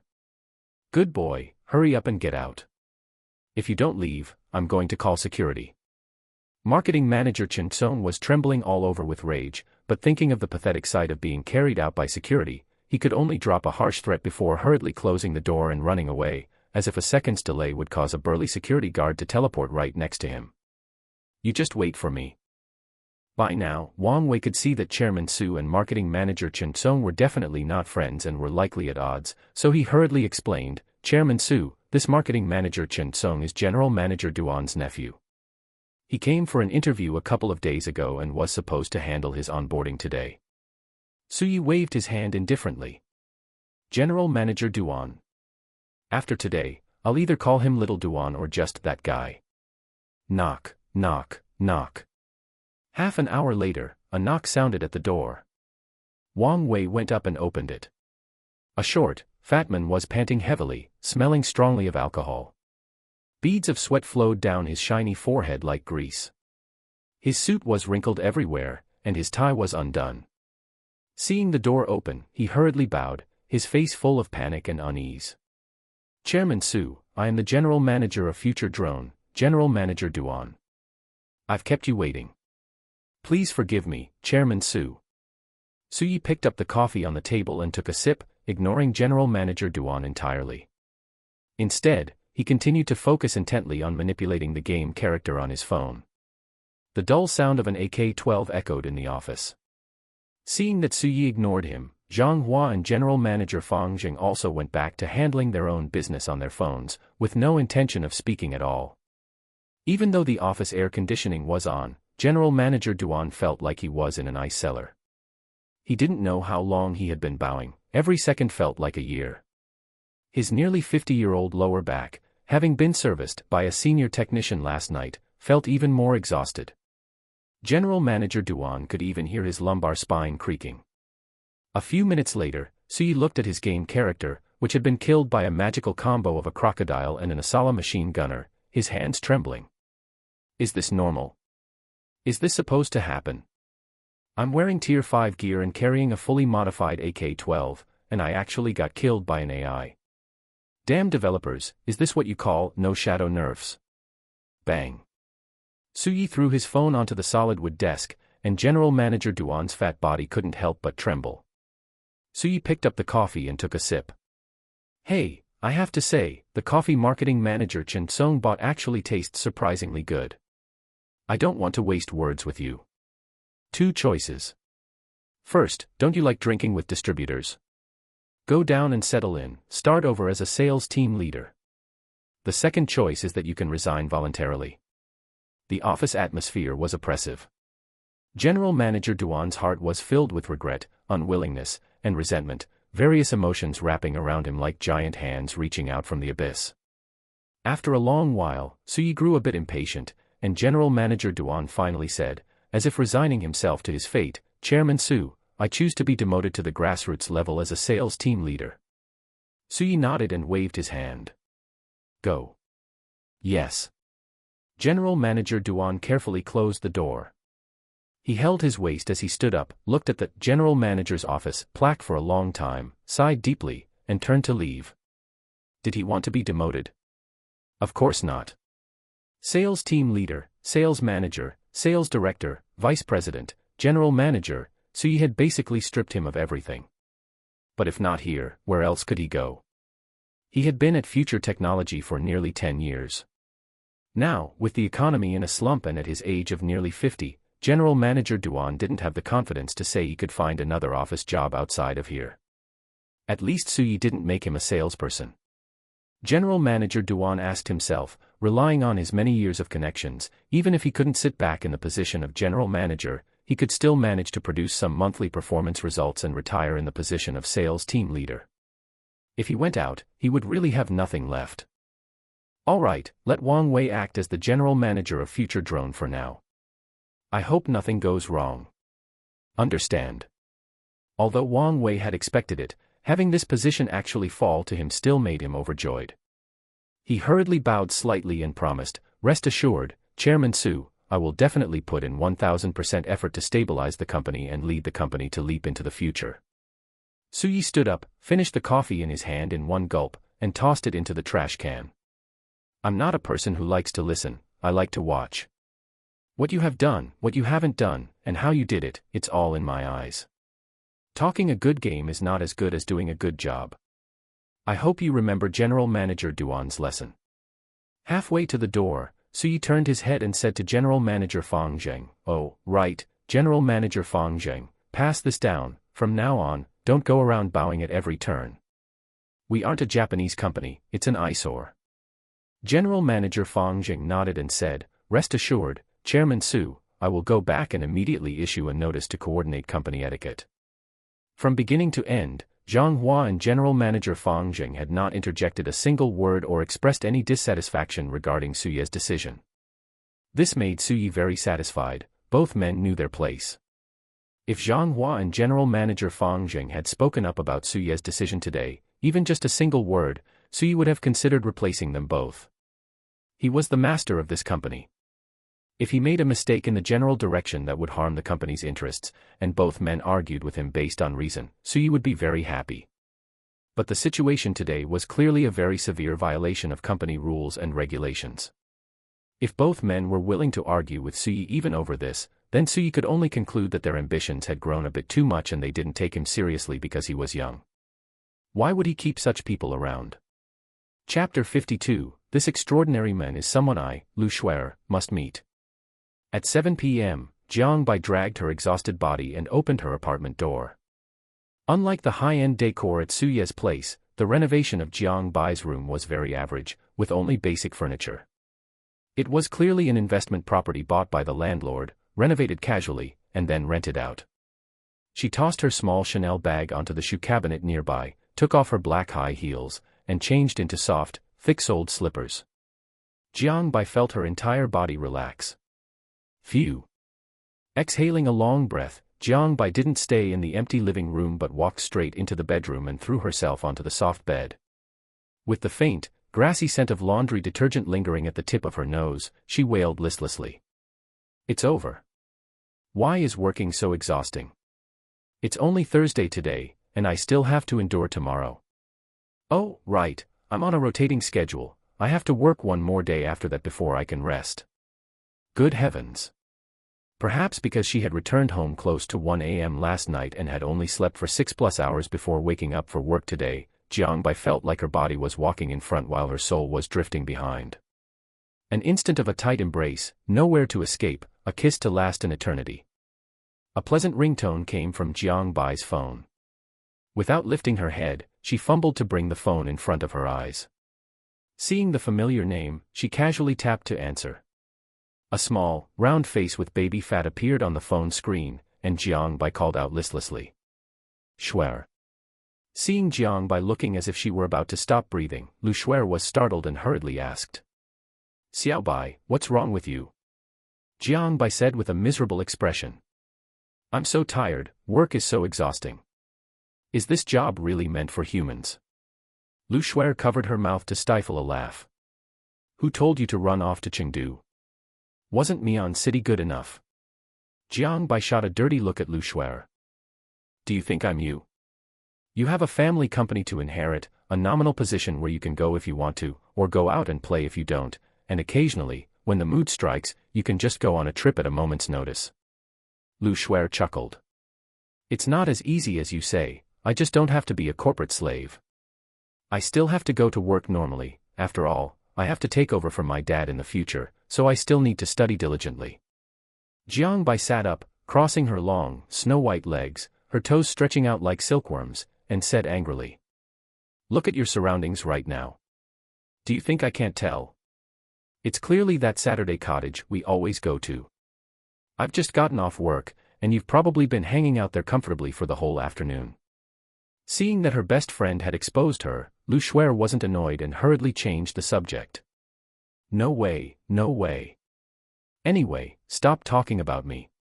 How are things going with that secret crush you mentioned last time, the one who's handsome, has a great physique, is overflowing with boyfriend material, is humorous and witty, and is also very mysterious, whom you praised as being rarer than a national treasure? Lu Shuer counted on her small fingers as she enumerated all the good qualities of Su Yi that Jiang Bai had listed during their last chat, her eyes flashing with a crazy amount of gossip. Sigh. Hearing Lu Shuer's words, Jiang Bai slumped instantly as if her spirit had been drained, her face showing utter despair. If it weren't for the fact that I can sometimes feel his gaze, I would have started doubting his sexual orientation. Lu Shuer asked curiously. Did you use the tactics I told you about last time? Jiang Bai recalled for a moment, then nodded. I've used most of them. Showing him gentle concern, cooking for him, suggesting we share an apartment, finding opportunities to show off my figure, I've used all these tactics. Lu Shuer put her thumb to her mouth and gently nibbled on her fingernail, muttering with a puzzled look. That shouldn't be right. My mom used these exact methods to chase after my dad. Besides, what man nowadays could resist such a top-tier beauty doing these things? It's not scientific. Could it be that this Su Yi really doesn't like women? Jiang Bai shook her little head. Impossible. When I wore a swimsuit yesterday, I clearly saw him get excited. And when he was teaching me to swim yesterday, he was very enthusiastic about touching me too. Now it was Lu Shuer's turn to be shocked, her mouth wide open as she looked at Jiang Bai on the phone. My dear sister, you really are bold. I told you to showcase your figure, for you to let him look, not to let him get handsy. How many times have you two even met? You're about to be eaten clean. Are you that desperate to get married? Have you been put under a spell or something? If you're being forced, just blink your eyes. Is this still the high-altitude flower of the third middle school? Jiang Bai said with a miserable face. I didn't want to either, but I don't know why, when facing Su Yi, I just can't muster any desire to resist. You don't know, I had originally planned to just let him touch my hands and legs to give him a taste of the sweetness, but as soon as he touched me, my whole mind went blank. Do you understand that feeling? It was like being struck by lightning. It's over, you've fallen in love, girl. I didn't think you were the type to be love-brained before, why are you being so exaggerated now? Jiang Bai didn't explain but said excitedly. Shuer, you don't know, I only found out yesterday why Su Yi is so good at fighting. Do you know? I ran into Su Yi while working out last night. Lu Shuer grumbled internally, I know, of course I know. You said you were moving there because the environment was good, but in reality, it's because Su Yi lives there, isn't it? Such a stubborn woman. You probably don't know Coach Wan from our place. I also only found out yesterday that he's a master who retired from the armed police. I heard Su Yi learned from him, and he only learned for a little over a month. My God, they were actually trading blows back and forth in the ring last night, I was so scared. It was completely real fighting. Later, while swimming, I saw bruises all over Su Yi's body. And, the way Su Yi looked covered in sweat after they finished fighting yesterday, oh my God, it really struck my heart. Listening to Jiang Bai's chattering, Lu Shuer felt that the coffee she drank in the afternoon must have been fake, otherwise, why would she be so sleepy right now? To prevent herself from falling asleep, Lu Shuer had to interrupt. All right, I know your Suyi is the most amazing, okay. The only extraordinary man in the heavens and on earth. How about this, I'll come to Chengdu this weekend. I want to see what kind of man can make my best friend, this high-altitude flower of Mian City, so infatuated. Hearing that Lu Shuer was coming to see her, Jiang Bai was happy at first, but then said with a bit of trepidation. You can come to visit, but Suyi is very busy lately, he might not have time. Lu Shuer said bluntly. Don't you worry about that. After saying that, she hung up the phone. Chapter 53, Save the Mother or the Child. 2 days later, Suyi, accompanied by Zhang Hua and General Manager Fang Zheng, inspected several subsidiaries under Future Technology. Simply put, the prospects for these subsidiaries are quite good. For example, Future Drones has already captured a share of the youth market and has relatively high brand recognition among young people. However, due to cash flow issues, it lacks its own factory production lines and relies almost entirely on external outsourcing. In the long run, this will inevitably lead to quality issues for Future Drones.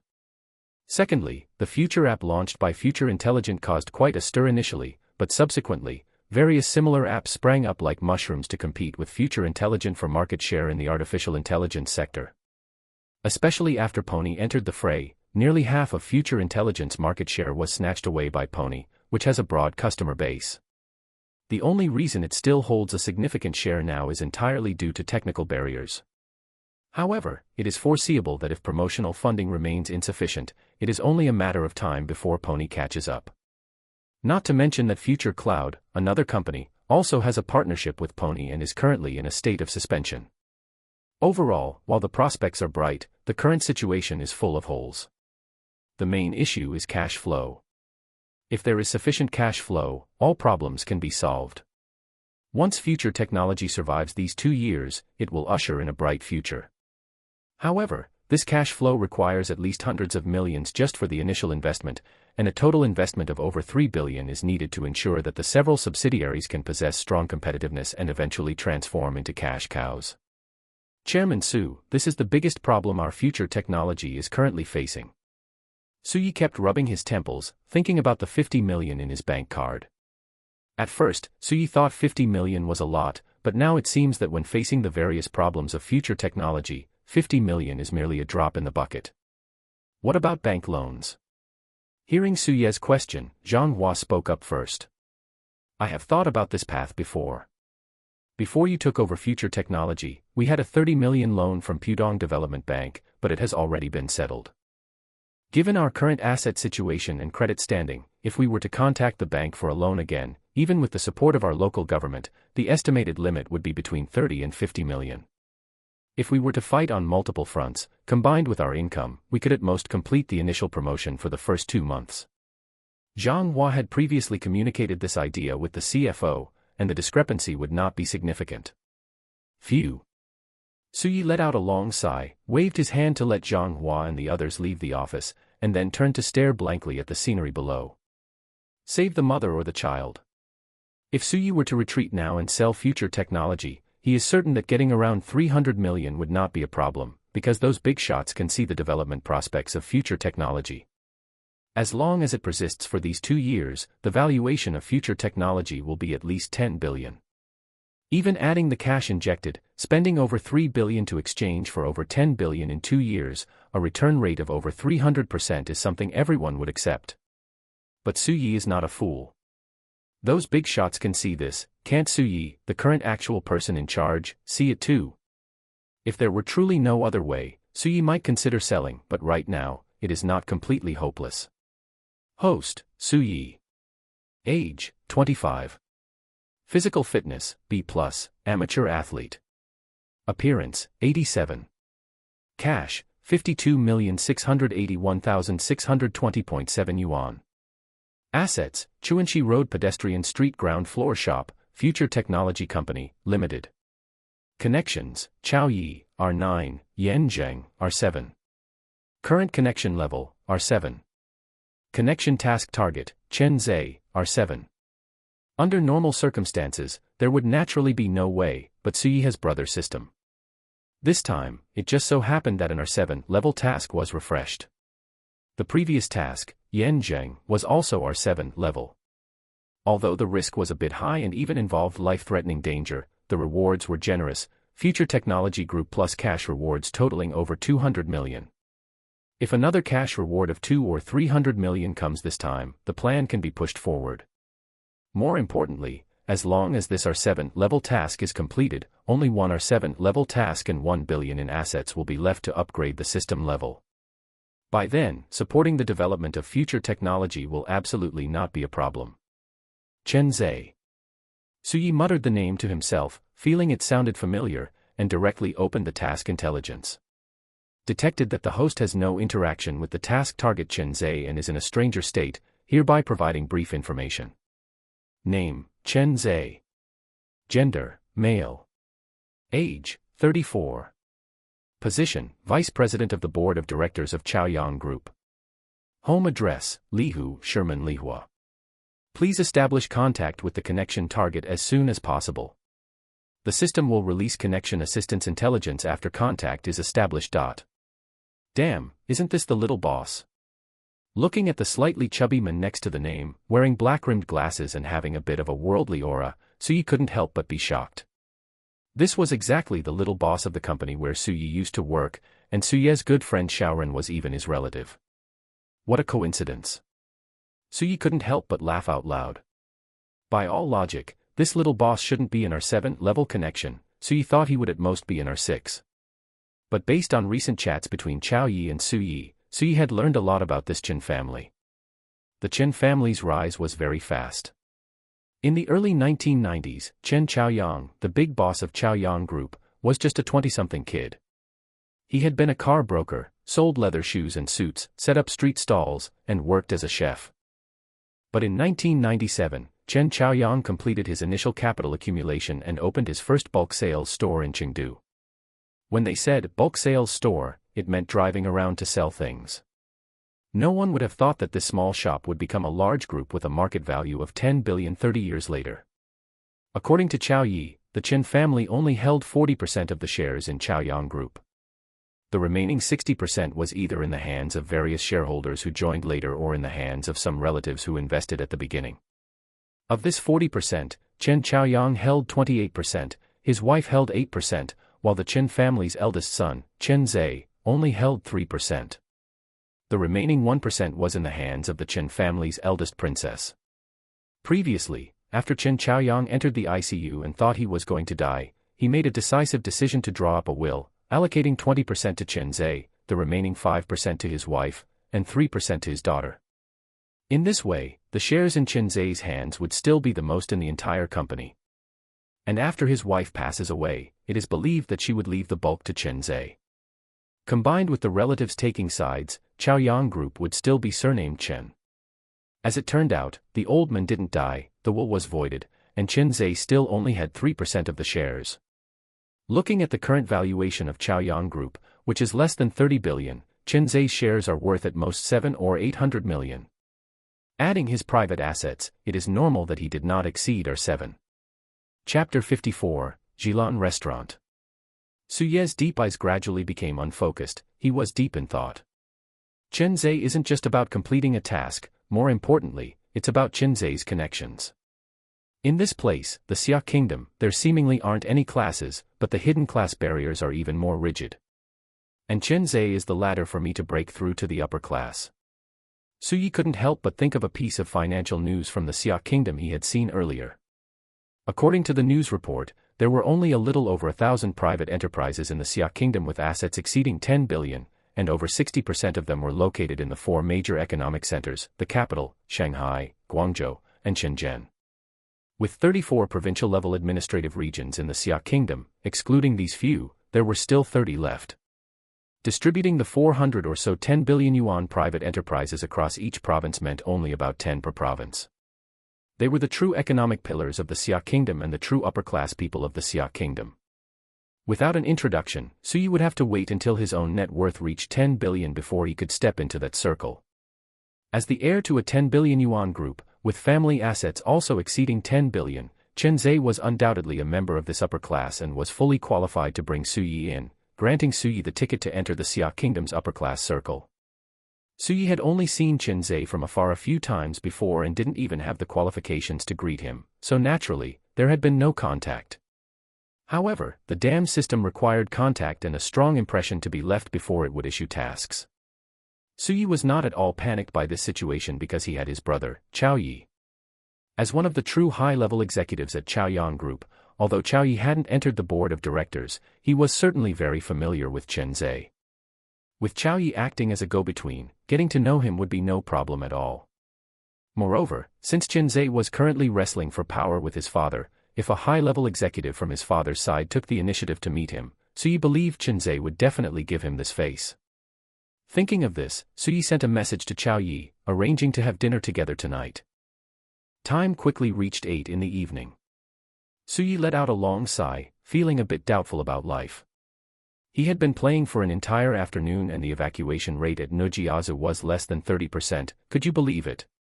Looking at the less than 1 million have coins left in his warehouse, Su Yi familiarly opened the club he often visited, ordered a black slave for 100 million have coins, and then prepared to get up and head to the place for dinner tonight.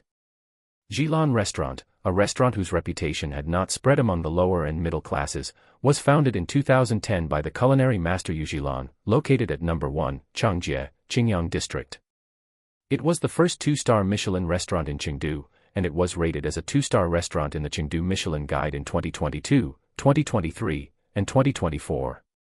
Normally, dining at Jilan Restaurant required booking more than 3 months in advance, but since Su Yi was a private banking VIP client of China Merchants Bank, he basically didn't have to wait in line at most places that required it, and he managed to secure a private room.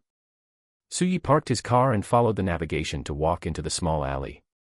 There was no obvious sign, there were only lifelike stone-carved door piers and wooden doors decorated with auspicious beast door knockers.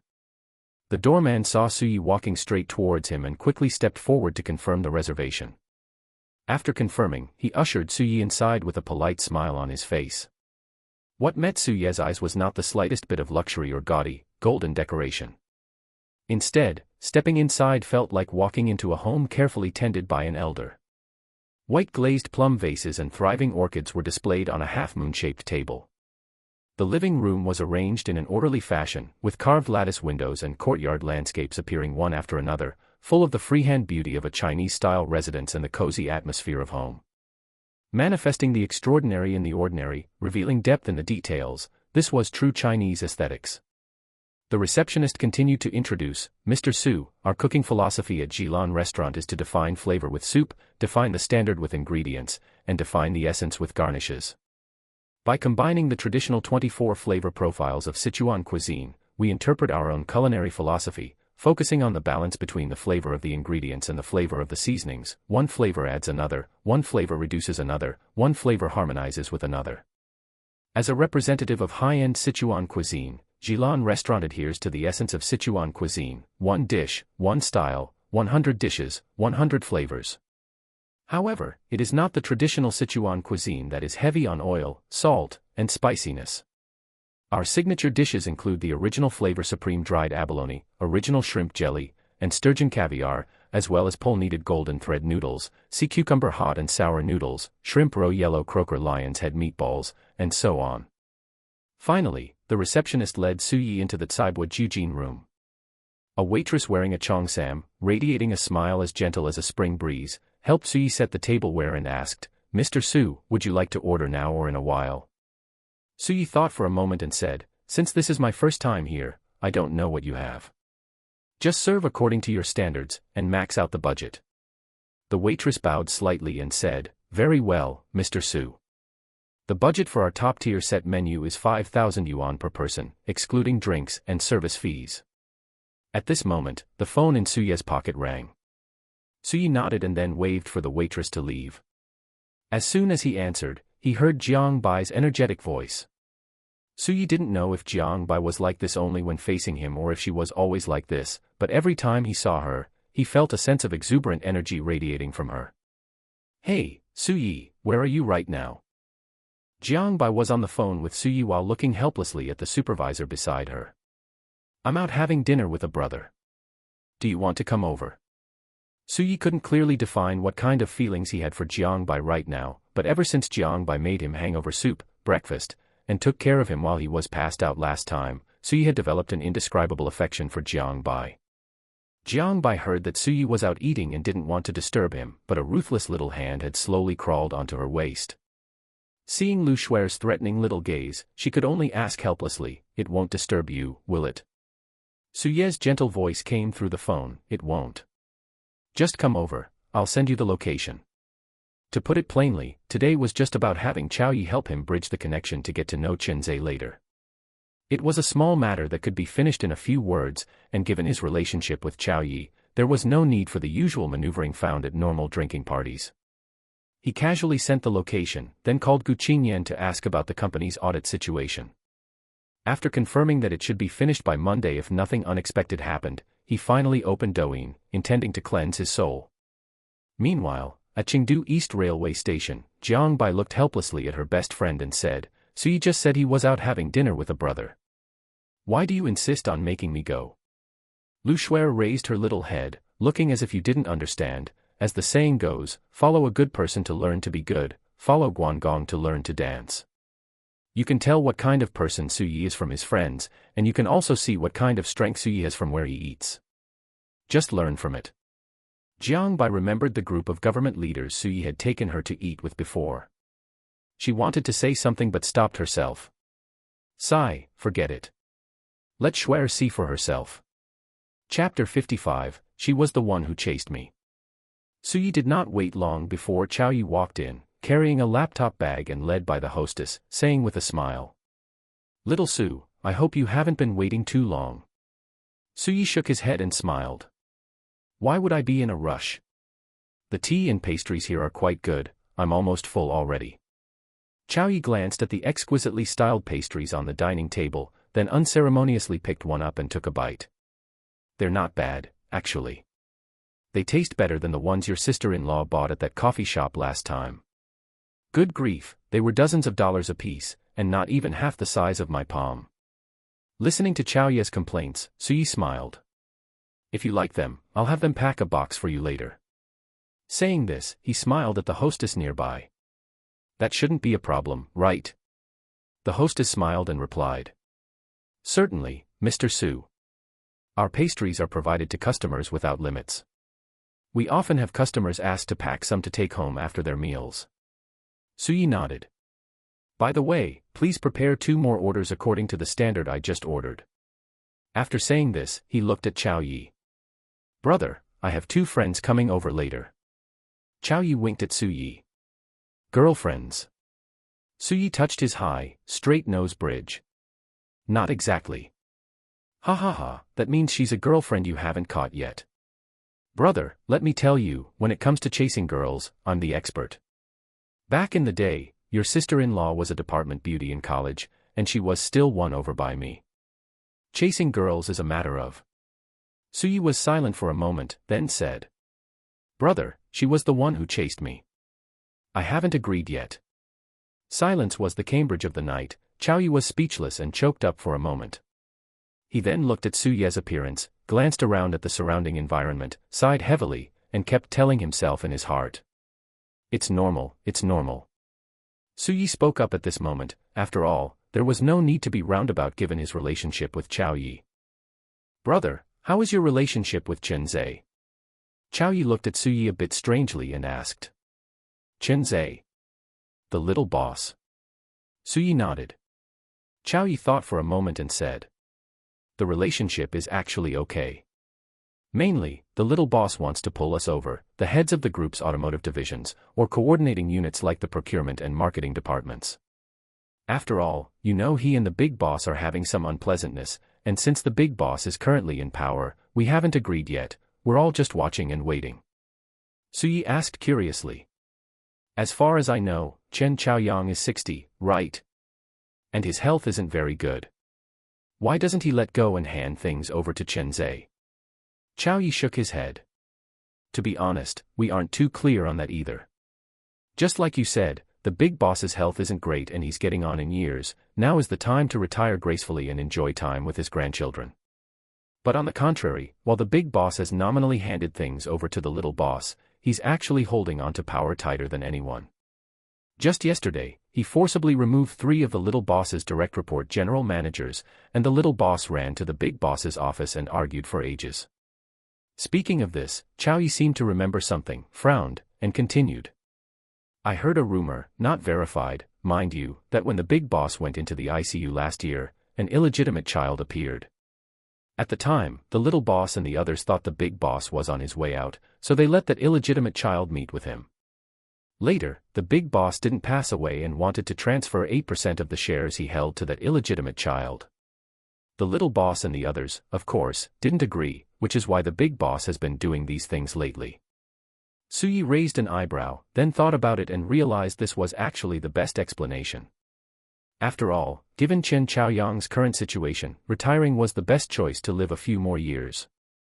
Furthermore, Chen Zhe had been in the company for over a decade, and his grasp of the business and various aspects was not weak, otherwise, he wouldn't have been able to stand up against Chen Chaoyang for this long. Brother, I want you to arrange for me to meet Chen Zhe. Tell me, is that difficult for you? Chow Yi didn't expect that this was the reason Su Yi was looking for him today, and laughed. Why would that be difficult? I just told you my relationship with the little boss is pretty good. The main reason is that over the last 2 years, the little boss has eaten with us several times. You know, the fighting at the top is their business. Regardless, the fact that the little boss will take over the group won't change. If nothing else, at the very least, the lady boss and the little boss's sister will definitely stand on the little boss's side. We just can't openly declare our allegiance to the little boss's side because the big boss is still in power, and the big boss tacitly accepts this. Tell you what, I'll ask the little boss when he has time and set up a meeting for you. See where you think is appropriate for the location, and let me know what exactly you need to speak to the little boss about. Su Yi didn't expect Chow Yi to be so decisive, and then looked at the surrounding environment. Let's go with here, Jilan Restaurant. The class is high, and the privacy is quite good. Then, Su Yi stated the reason he had thought of earlier. Mainly, brother, you know that I've taken over a company, and I've been having some difficulties with funds recently. Our group has a pretty good relationship with Pudong Development Bank, doesn't it? I just wanted to see if the little boss could help smooth things over there. Chow Yi nodded, then took out his phone and made the call, not avoiding Su Yi in the slightest. Boss, it's me, Chow Yi. I'm sorry to bother you so late. It's like this, there's a personal matter I'd like to ask of you. I have a younger brother here who would like to invite you to dinner. It's not a big deal. My brother has taken over a company and is still young and getting the hang of things. I don't understand much about company management, so he'd like to ask for your advice. After all, everyone has seen your capabilities since you took over the company in the last 2 years. Good, good, good. Then the night after tomorrow, my brother and I will wait for you at Jilan Restaurant. Thank you, boss. Chow Yi gave Su Yi an okay gesture while hanging up the phone, then said. Done, easy. The little boss has something on at home tomorrow, so it's scheduled for 7 p.m. the day after tomorrow. Just book the private room and send me the details. Su Yi raised his teacup to toast Chow Yi. Then thank you, big brother. Chow Yi waved his hand and raised his teacup to clink it with Su Ye's. What are we, strangers? You're my brother, if I don't help you, who will? But don't try to fob me off with tea. We'll have to drink later. I drank quite a bit with that group from the OEM factory yesterday, so let's drink a little less later just to loosen up. No problem. We'll drink however much you say later, as long as we have a good time, that's all that matters. At this moment, a taxi slowly stopped at the entrance of the small alley. Jiang Bai and Lu Shuer got out of the car, looked left and right, but didn't see any trace of a restaurant. Hey, Xiao Bai, Su Yi isn't pulling your leg, is he? Where is there any restaurant here? Jiang Bai was also full of confusion. She opened her phone, checked it, and then said. It's correct. Su Yi wouldn't lie to me either. That Jilan restaurant is right here. Lu Shuer grabbed Jiang Bai's arm and shouted. What? Jilan Restaurant. Chapter 56, The Wonders of Fate. Speak, Jiang Bai, hurry up and tell me, is it that Jilan Restaurant? Jiang Bai's little head was being shaken so hard by Lu Shuer that it was about to snap off, so she hurriedly grabbed Lu Shuer's arm. Stop. Why are you so excited? Lu Shuer looked at Jiang Bai with a face full of surprise. Jiang Bai, you've changed. You actually asked me why I'm so excited. Have you wasted the years you've spent in Chengdu? You don't know about Jilan Restaurant. Never mind the minimum consumption of over 2,000 per person, the key is the months-long waitlist. If it weren't for the owner of Jilan Restaurant cracking down hard, scalpers would probably have driven the price of a private room up to several thousand by now, and even then, there would be no availability. Jiang Bai, upon hearing Lu Shuer's words, expressed her inability to understand. Isn't it just a meal?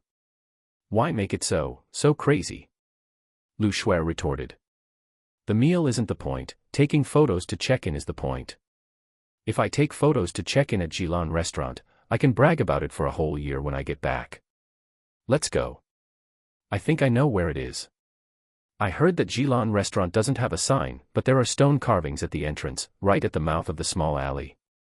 The doorman greeting guests at the entrance saw from afar a mature, stunning beauty and a cute little beauty looking around for something. Combining this with the news that had just come from the private room, that Mr. Su had two friends coming over, the greeter hurriedly went up to them, asking with a polite smile. Pardon the intrusion, may I ask if you two are friends of Mr. Su Yi? Jiang Bai nodded, feeling a bit confused. The greeter then said. Mr. Su gave instructions that if you two came, I should help bring you in. Ladies, please follow me. Looking at the greeter who was impeccable in both appearance and speech, Jiang Bai seemed to understand a little why eating a meal here cost over 2,000 and required a wait of several months. What she saw next made Jiang Bai agree. Not to mention anything else, the environment was truly elegant. Meanwhile, Lu Shuer was filled with excitement, taking pictures everywhere. Her raised phone never stopped, which made Jiang Bai feel a bit embarrassed. However, the greeter waited very patiently, without a trace of dissatisfaction on their face. It took a full 10 to 20 minutes before the two were brought to the private room. Su Yi was chatting with Chao Yi at the time, and upon hearing the knock on the door, he knew it must be Jiang Bai and her best friend. With a "come in," the door to the private room opened. The tall Jiang Bai was wearing a beige sleeveless vest, revealing two slender, snow-white arms at the armholes. The V-neck design made Jiang Bai's already long, snow-white neck appear even more slender. The white wide-leg trousers on her lower body combined with the beige vest on her upper body created a sense of freshness. The white strappy low-heeled sandals on her feet were both comfortable and stylish, and the cat-eye sunglasses hanging from her collar along with the small woven straw bag she held gave Jiang Bai the air of being on vacation in the countryside. Hello, Su Yi. Upon seeing Su Yi, a happy smile involuntarily appeared on Jiang Bai's pretty face. Good evening, Jiang Bai. Seeing Jiang Bai and Lu Shuer enter the private room, the greeter slowly closed the door. Su Yi was just about to introduce Chao Yi to Jiang Bai when, unexpectedly, Chao Yi spoke first, smiling as he said. Little Jiang. When Jiang Bai entered the room earlier, Chao Yi had his back turned, so she hadn't noticed him. Now, seeing Chao Yi, she was also surprised and said. Director Chao. Su Yi looked at the two suspiciously and said. You two know each other. Chao Yi laughed and pointed at Su Yi, saying. Little Su, didn't you and Xiao Ren resign before? Later, due to some issues in the group, we temporarily stopped hiring. A few days ago, your team started hiring again, and little Jiang came over to apply for an internship. Su Yi also laughed upon hearing Chao Yi's words. It seems I did make room for Jiang Bai after all. Chao Yi also smiled and said. If you put it that way, that is indeed the case. Jiang Bai's eyes, like autumn waters, rippled with light. She hadn't expected that she and Su Yi would have this kind of connection. Lu Shuer tugged gently on Jiang Bai's beige vest from behind. Jiang Bai then remembered she hadn't introduced her best friend yet and hurriedly said. This is Su Yi, you know who he is. Lu Shuer generously extended her small hand to greet him. Hello Su Yi, I am Lu Shuer, Jiang Bai's best friend. Su Yi stood up and looked at the girl in front of him, who was wearing a light blue cropped puff-sleeve t-shirt, giving people a fresh and serene feeling. She paired it with a white pleated miniskirt, wore pink Mary Jane shoes on her feet, had a high ponytail, and was carrying a little yellow duck crossbody bag. She looked like a very energetic, cute-style girl. "Hello, Su-yi, a friend of Jiang Bai," he then said with a smile. "Let's sit down first. We're all friends, no need to be so formal." Jiang Bai then looked at Lu Shuer and introduced Chao Yi. "Director Chao, the marketing director of the company I'm currently at." Lu Shuer smiled at Chao Yi. "Director Chao, I'll have to trouble you to take good care of our Jiang Bai in the future." Chao Yi looked at Lu Shuer, who was showing 2 little canine teeth, and felt as if he had been infected by her vitality. He was in a great mood. "Little Jiang is very hard-working at the company. And given my relationship with Little Su, if you have any issues in the group in the future, just come to me. Let's exchange contact information later." Jiang Bai first glanced at Su-yi, and after seeing Su-yi nod with a smile, she smiled and said, "All right, Director Chao." Chao Yi felt a bit sour in his heart and clicked his tongue, saying, "Little Su, your discipline is a bit strict, huh? She even has to check with you first before deciding whether to exchange numbers. TSK, impressive." Su-yi, being thick-skinned, just chuckled, while Jiang Bai blushed bright red. "All right, your Su-yi has already agreed. Also, don't call me Director Chao anymore. We aren't at work, just call me Brother Chao in private." Jiang Bai nodded her little head, readily following his suggestion. At this moment, there was a knock on the door. After Su-yi said, "Come in," several waitresses wearing kipeos walked in, carrying black wooden boxes. "Good evening, guests. Now, let us introduce our appetizer platter, the panda Manhwa, as well as the cold palace lobster with strange flavor colorful noodles." Su-yi and Chao Yi were already hungry, so without a word, they started eating to line their stomachs before drinking. Meanwhile, Lu Shuer and Jiang Bai started taking pictures like crazy. To be honest, the taste was really good. The various small dishes in the panda Manhwa each had their own distinct flavors, and they paired very well with the cold palace lobster with strange flavor colorful noodles. At the very least, Su-yi felt it was quite good. Next came the Zhuang Didao golden silk noodles, followed by various main courses served one after another, such as shrimp jelly paste, Sichuan province sturgeon caviar, chrysanthemum scallops, mushroom-scented fish maw, South African 16-head premium abalone, and so on. Su-yi and Chao Yi ate to their heart's content, so much so that they didn't even drink much alcohol.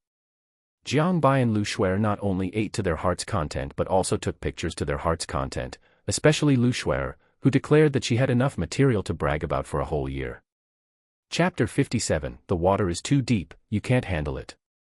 By the time the 4 of them finished eating, it was already past 9, nearing 10 o'clock in the evening. Chao Yi was in a rush to get back to his wife and children, so he left after only a few words. According to Chao Yi, he had been drinking with people from the factory until 2 in the morning last night, and if he went back late again tonight, the Sichuan Chongqing Tyrannosaurus would show him what cruelty really meant. Watching Chao Yi's car drive away, Su-yi looked at Jiang Bai and then, dangling the car keys in his hand, asked, "It's not far anyway, why don't you drive?" Jiang Bai hurriedly shook her little head, "Forget it, if I scratch or dent your car, I wouldn't be able to afford the repairs." Su-yi pressed the unlock button on the car keys in his hand. The tourmaline red Mercedes-Benz not far away flashed its lights. Lu Shuer stepped forward, examined it carefully, and said in surprise, "AMG GT." Su-yi looked at Lu Shuer with surprise, he hadn't expected her to know this car. After all, unless one was a hardcore fan of Mercedes-Benz or someone who paid close attention to cars, they probably wouldn't recognize this model. Of course, there was another group, gold diggers who specialized in hooking wealthy men. Because of their professional needs, they would frantically research all sorts of luxury goods and expensive, niche items. However, Lu Shuer didn't seem like a gold digger. Jiang Bai was also confused. Her best friend couldn't even recognize many car logos, yet now she could identify such a niche model. Jiang Bai herself had only known about it after looking it up specifically after riding in it the other day. Seeing their strange looks, Lu Shuer hurriedly explained, "Why are you looking at me like that? My brother, that spendthrift, has been nagging my dad about this car, wanting him to buy it for him. So, I got curious and looked it up. Good heavens, it's over 2 million. Our family doesn't even make that much in a year." After saying that, Lu Shuer suddenly reached out her small hand toward Su-yi with some excitement, come on, if Jiangbai won't drive, I will. If that spendthrift brother of mine knew I was driving an AMG GT, he'd definitely be driven mad with rage. Suyi didn't mind and gently placed the keys into Lu Shuer's hand, smiling, if you want to drive, go ahead and try. Just take it a bit slow, this car has a lot of power. Lu Shuer confidently patted her small chest and said, Suyi, you can rest assured. Saying that, she made a gesture that would drive Korean men crazy, it's a piece of cake. However, Suyi and Jiangbai regretted it as soon as they got into the car. At first, Lu Shuer was normal, just taking a few selfies, then she slowly drove the car out of the parking space. But as the car exited the parking space, there was a roar like a sleeping beast waking up. Suyi only had time to say one thing, slow down. The AMG GT turned into a dark red streak of light and vanished from the spot instantly. 20 minutes later, Suyi got out of the parking lot with a slightly pale face. He took the car keys from Lu Shuer with a trembling right hand, turned, and walked toward his home, not even wanting to speak. Lu Shuer looked at Jiangbai, who had been leaning against the car roof trying to recover for a while, and said, Hey, Jiangbai, is Suyi angry? Jiangbai's naturally cool, pale face was devoid of any color at this moment. Duh. You're usually so sharp, why were you so thoughtless this time? Drag racing in someone else's car right in front of them. And you wouldn't get out no matter what I said. Looking at the roaring Jiangbai, Lu Shuer smiled obsequiously and stepped forward to support her. Oh, Jiangbai, you know me. I've had my license for 3 years, but I've actually been driving for 5 or 6 years. There aren't many cars out at night, so I know what I'm doing. I just got carried away earlier. I'll apologize to Suyi. Jiangbai indicated she didn't want to talk and walked toward the elevator. Lu Shuer hurriedly followed, her mouth chattering away with sweet talk. Good Jiangbai, you're the best. You definitely won't be angry, right? Jiangbai, I'll scrub your back when we get back. I've been practicing my back scrubbing technique, and it's really good now. Sister Bai, see if you can talk to Suyi next time and let me drive it again. Impossible. Don't even think about touching a car in front of me again. After the two made a scene for a while, Jiangbai wasn't truly angry at Lu Shuer. They returned home, took showers, applied face masks, and lay on the sofa. Jiangbai, munching on a cucumber, nudged Lu Shuer beside her and said, Hey, Shuer, what do you think of Suyi? Although Jiangbai believed she would continue to like Suyi regardless, having her best friend's approval would make it feel even more perfect. Plus, Lu Shuer could be considered Jiangbai's family, and Jiangbai placed great importance on the opinion of the first family member she had met. Lu Shuer's lively eyes darted around, and she deliberately drew out her tone, this Suyi is, Jiangbai rolled her eyes and slapped Lu Shuer on the shoulder in annoyance, speak properly. Stop acting like that. Lu Shuer chuckled, then her face turned a bit more serious, according to my observations, this Suyi should be quite wealthy. Not to mention anything else, you can tell from his clothes, the car he drives, and the friends around him. Secondly, he's very handsome, his physique should be good, and he has a very good temper. Plus, what you said before, this Suyi could be called the dream of 1.3 billion girls. To be honest, if you weren't my best friend, I might not be able to help but chase after him. Lu Shuer's words made Jiangbai's heart bloom with joy, the person she had set her sights on was being so acknowledged by her best friend. Then, Lu Shuer changed the subject, but Lu Shuer said earnestly, Jiangbai, does such an outstanding person really exist? He has power and wealth, his looks and physique are top tier, his temper is good, and he's witty and humorous. Even if he isn't faking it, even if he really is that kind of person, have you thought about this, in the face of such a person, I, your best friend since childhood, almost couldn't help myself. Can others resist? In this society, I believe 99% of girls would rush at such a high-quality man like moths to a flame if they had the chance. Even if you are together with Suyi, can you guarantee he belongs only to you? Will he marry you? Have you considered this very realistic question? If Lu Shuer's initial words had made Jiangbai feel sweet inside, every subsequent sentence was like a sharp knife plunged into Jiangbai's chest, exposing the very thing she was most worried about deep in her heart. Yeah, Suyi is so outstanding, can she really hold on to him? Seeing Jiangbai lost in thought, her little face shifting between determination and confusion, sweetness and pain, Lu Shuer let out a long sigh. As the old saying goes, meeting someone incredibly stunning when we're young isn't necessarily a good thing, because they will permeate your whole life, leaving their image in your mind and heart, so that compared to him, everyone else is like standing old Pen next to John Lone. Chapter 58, Consumption, Must Consume. After waking up from a nap, Suyi felt much better. Last night, Lu Shuer's violent driving had truly scared him. After all, given his current net worth, if he were to die in a car accident, he would have to slap himself twice even after being reincarnated. Therefore, Suyi decided to take care of 3 things today. The first was that a few days ago, he had contacted the real estate agent to ask him to help negotiate with the landlord about whether the apartment he was currently renting was for sale. After all, he hadn't had the money before, but now that he was wealthy, Suyi wanted to give himself a home. The apartment he was currently renting was quite satisfactory in every aspect, whether it was the location, the renovation, or the floor, so Suyi couldn't be bothered to move and planned to buy it outright. Yesterday, the agent sent a message saying he had reached an agreement with the landlord, and the price was reasonable, $9 million for a full cash transaction. After all, although housing prices on Financial Island had dropped slightly in the past 2 years, they were still within a normal range.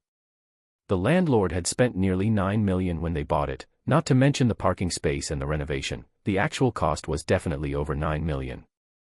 However, the landlord was abroad, so they would entrust a lawyer to sign the contract on their behalf at noon. But it was still early, only 7 a.m., so Suyi planned to head to Eater Gym first to enjoy himself. After playing Niu Jiao Zhou at home for a while, Suyi put down his phone, panting heavily. Disgusting, too disgusting. Who invented these hellish spawn points? My Lu Tao.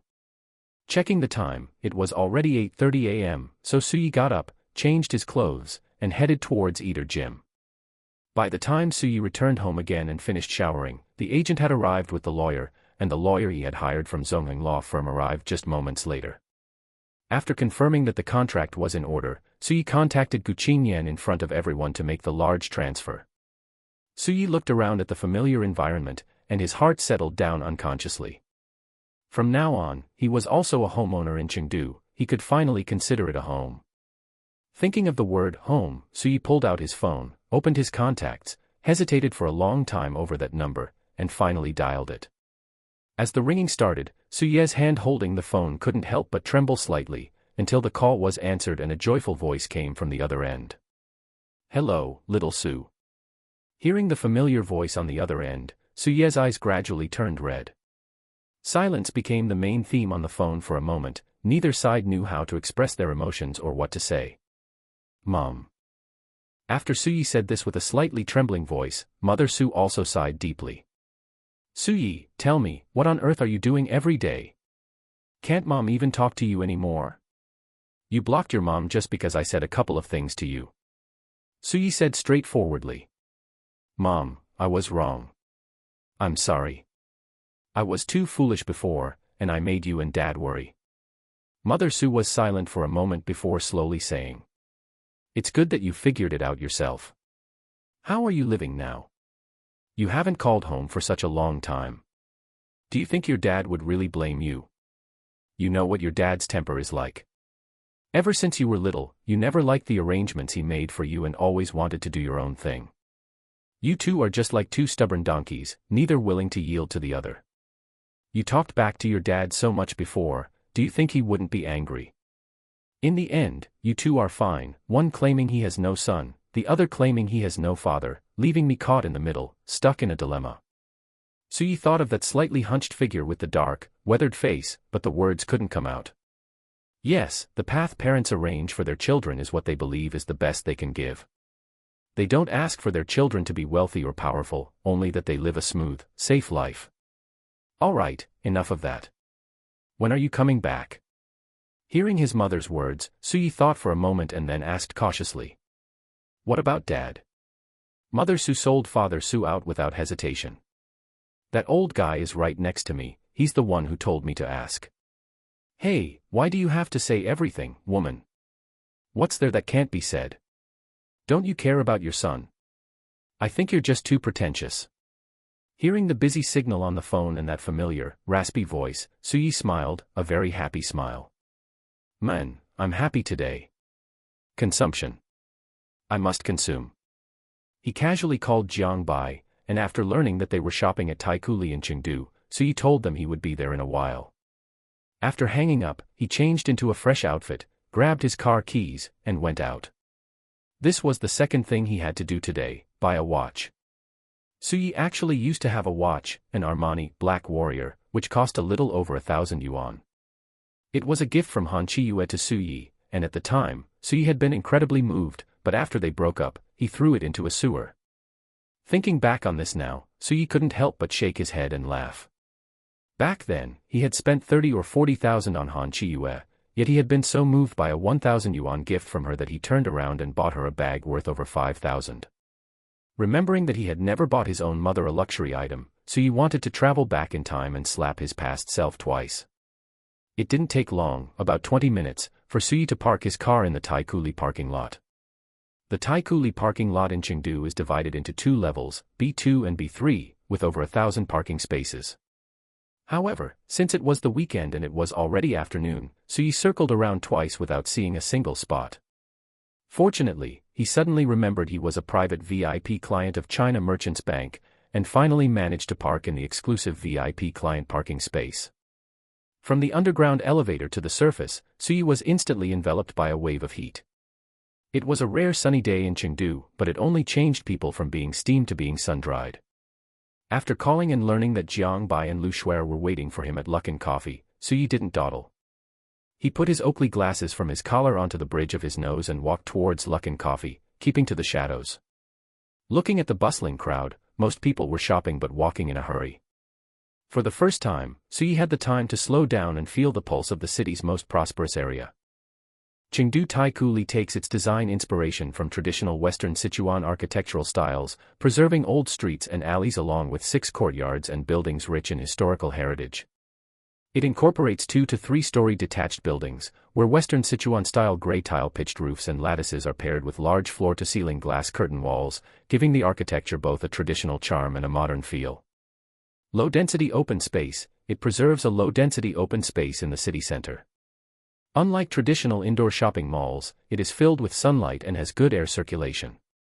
Street-style layout, the character Li means street/alley. The crisscrossing alleys are a major feature of Taikuli, connecting various areas and shops, creating a shopping environment full of life and allowing people to feel as if they are traversing the ancient streets of Chengdu while shopping. Chapter 59, Patek Philippe worth over 100 million. Sui, rarely in the mood for a stroll, wandered alone to the Luckin Coffee in the Taikuli pedestrian street. From afar, he saw Jiang Bai and Lu Shuer sitting by the window chatting. It wasn't that Sui had particularly sharp eyesight, but rather that both women were dressed so brightly, like the morning sun, that anyone's attention would be immediately drawn to such lovely sights. Today, Jiang Bai was wearing a black tencel shirt dress. The pointed collar accentuated her aura, and silver geometric earrings hung naturally. The slit of the dress reached mid-thigh, which not only made her legs look long and slender but also ensured she wouldn't have any wardrobe malfunctions. A light purple silk ribbon tied around her waist highlighted her perfect waist-to-hip ratio. On her feet, she wore a pair of white platform loafers, which were perfect for walking around. Though they made the already tall Jiang Bai look even taller, the loafers seemed to add about 4 centimeters to her height. A black Quake bag was placed casually on the side of the seat to prevent anyone from coming over to strike up a conversation or share the table. Opposite Jiang Bai, Lu Shuer was acting silly. Although she wasn't as striking as Jiang Bai, she wasn't far behind. In fact, for certain groups of people, she might even be more popular than Jiang Bai. She wore a goose yellow, short-sleeved doll collar shirt. The doll collar was adorned with 3 pearl buttons, and the slightly turned-out collar added a playful touch. The short sleeves were slightly puffed, and the shirt length ended 3 centimeters above the waistline, just enough to reveal a sliver of her waist and abdomen, looking fresh and uncluttered. She wore light blue high-waisted denim hot pants that reached mid-thigh, with frayed hems. The waistband had a 2 cm wide elastic band, and the side pockets featured top stitching to add a vintage feel. The light blue, washed-out look clashed with the goose yellow to create a fresh summer vibe. She wore white platform canvas shoes with playful pink accents, and a lemon yellow canvas tote bag was placed on the seat beside her.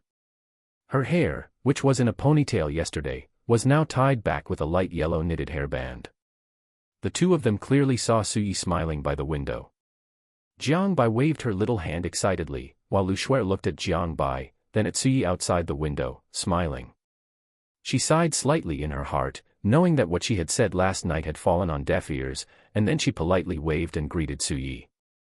Suyi waved back, nodded with a smile, and then walked into the Luckin Coffee, heading straight to Jiang Bai's side.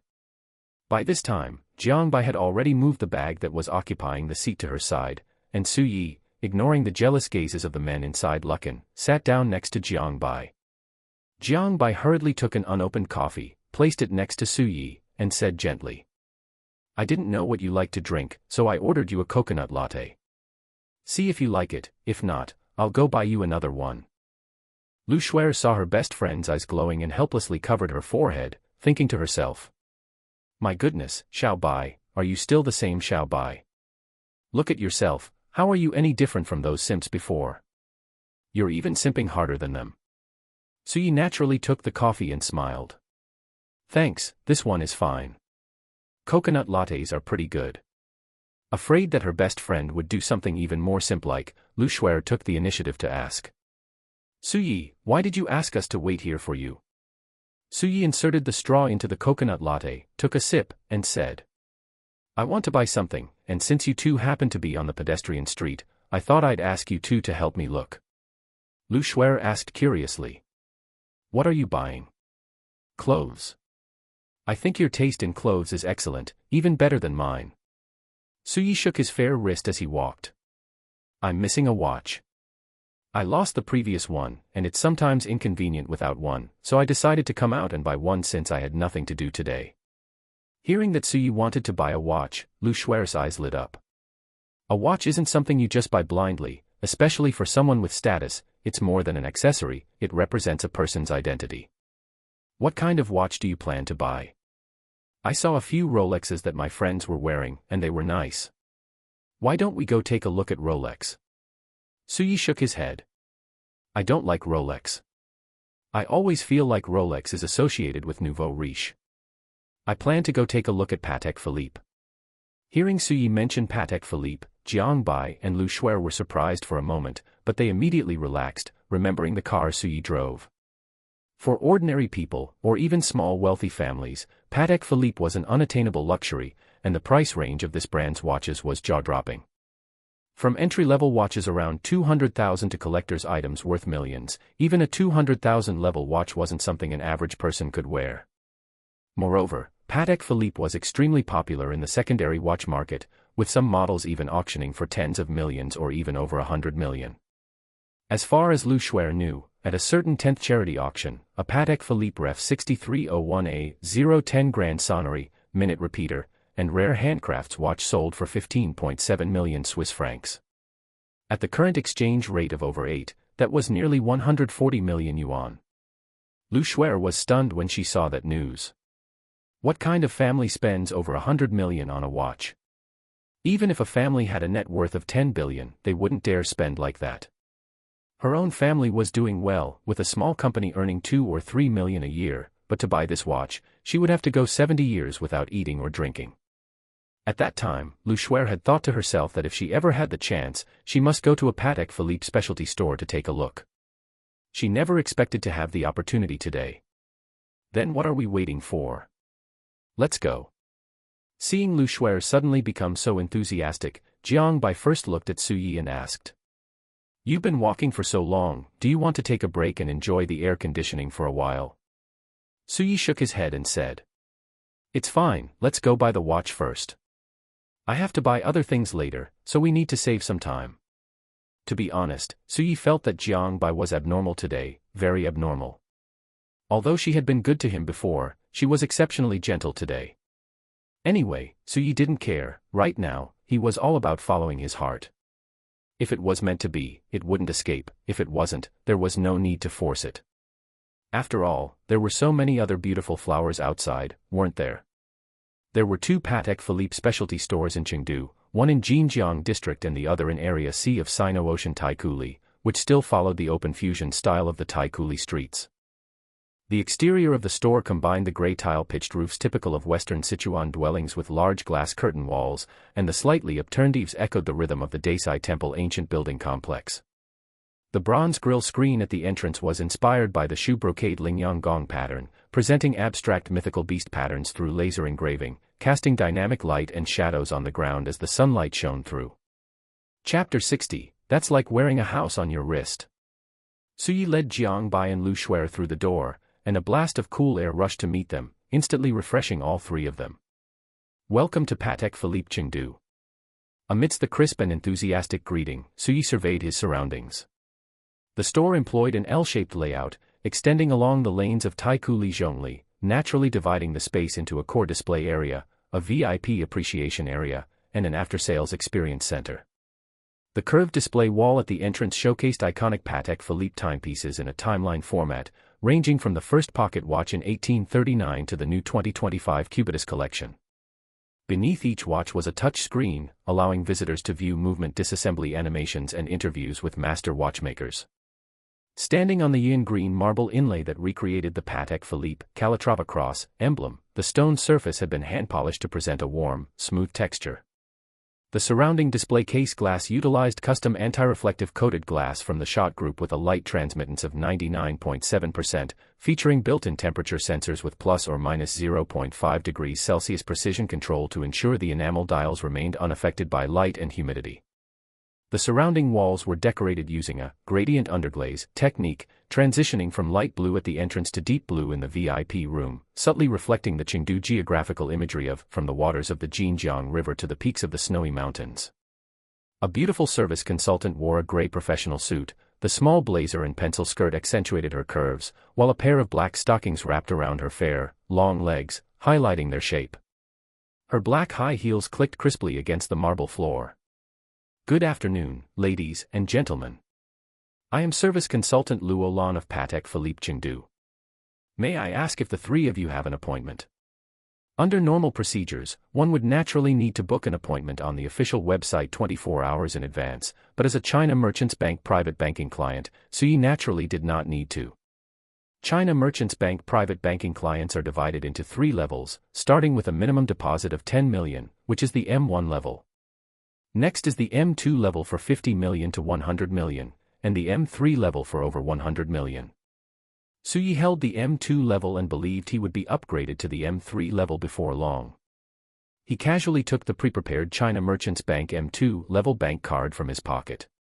When service consultant Luo Lan saw the matte black bank card in Suyi's hand, she noticed the four large characters, private banking, engraved on it using 3D microrelief technology.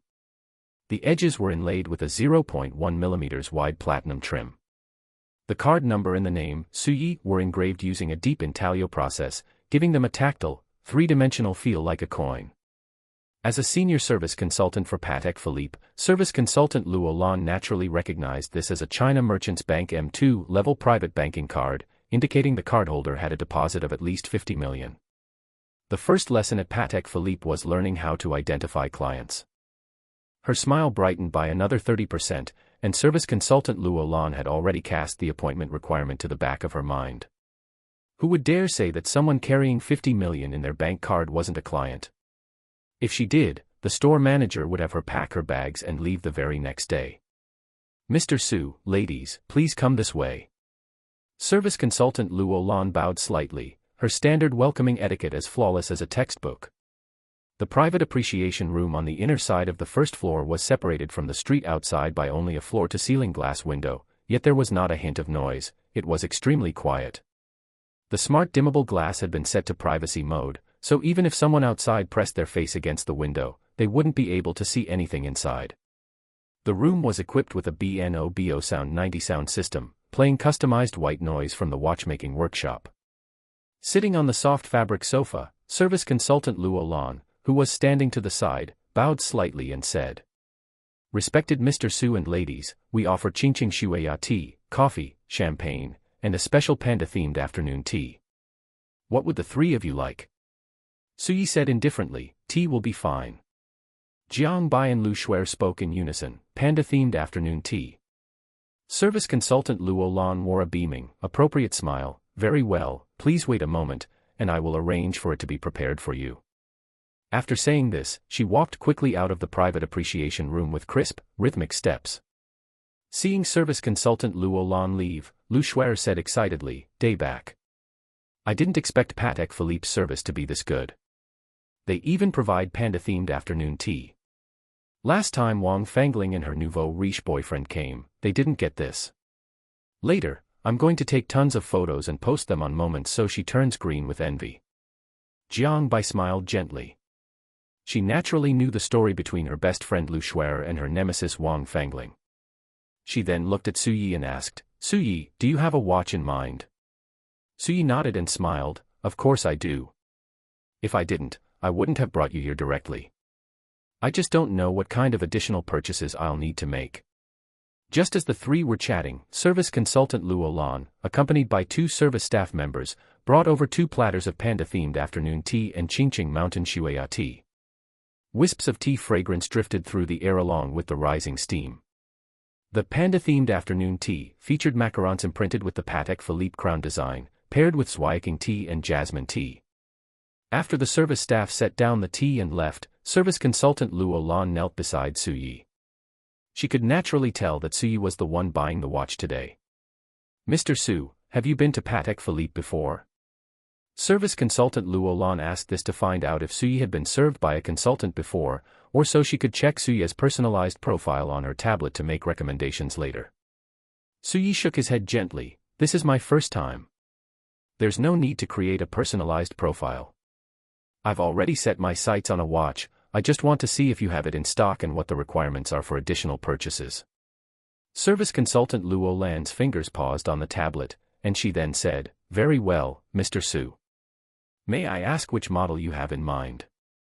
While asking, service consultant Luo Lan frantically scanned her store's inventory and the status of additional purchase requirements in her mind. The Patek Philippe Perpetual Calendar Series 6159G. Upon hearing Su Ye's words, service consultant Luo Lan first confirmed it on her tablet and then smiled, saying, "Mr. Su, you are very lucky. This watch was ordered by a gentleman 8 months ago, but after it arrived at the store this month, he waived his right to purchase, so we have it in stock. Please wait a moment while I go get the watch." Hearing service consultant Luo Lan's words, Su Yi felt great. After all, Su Yi had researched the Patek Philippe Perpetual Calendar Series 6159G online beforehand. It usually required 6 to 12 months of waiting for additional purchases. However, this watch was very popular, and if one was lucky enough, there was still a chance to pick it up. Su Yi had already decided that if he had to wait, he would raise the price range for the watch and buy an in-stock model to wear in the meantime. Opposite him, Lu Shuer heard the conversation between Su Yi and service consultant Luo Lan and hurriedly flipped through her phone to look up the watch they had just mentioned. Looking at the price displayed on her phone, Lu Shuer opened her small mouth in shock, then poked Jiang Bai, who was beside her, and whispered, "Xiao Bai, that's a whole house." Chapter 61 Patek Philippe Perpetual Calendar. Su Ye's favorite slogan for Patek Philippe is, "You never actually own a Patek Philippe, you merely look after it for the next generation." This is not merely a slogan, but a declaration of reverence for the art of watchmaking by the Stern family and the brand's artisans, as well as an invitation to every wearer to safeguard an eternal legacy. It reveals that the value of a top-tier timepiece lies not in the fleeting pleasure of possession, but in becoming a witness to time that connects life stories and bridges generational gaps. When people fasten a Patek Philippe onto their children, what is passed down is not just precision machinery, but the pursuit of excellence, a commitment to the family, and a profound agreement that true luxury stands the test of time. This philosophy allows Patek Philippe to remain sober and unique in the noisy world of luxury goods. It is not just a watch manufacturer, but a guardian and architect of heritage within the long river of time.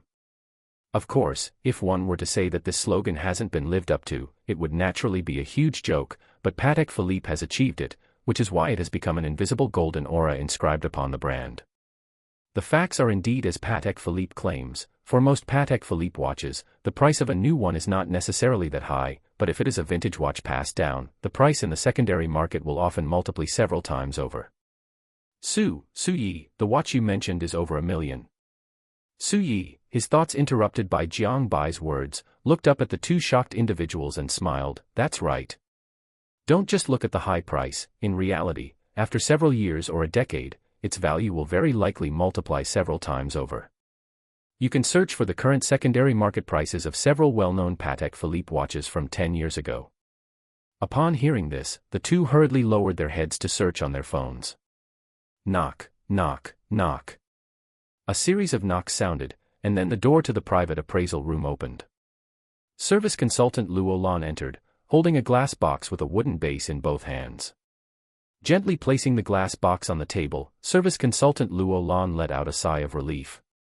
After all, it was $1 million item. If it were to suffer any bumps or scratches in her hands, she would likely have to work for half a year or even a year for free, even with her salary of tens of thousands per month.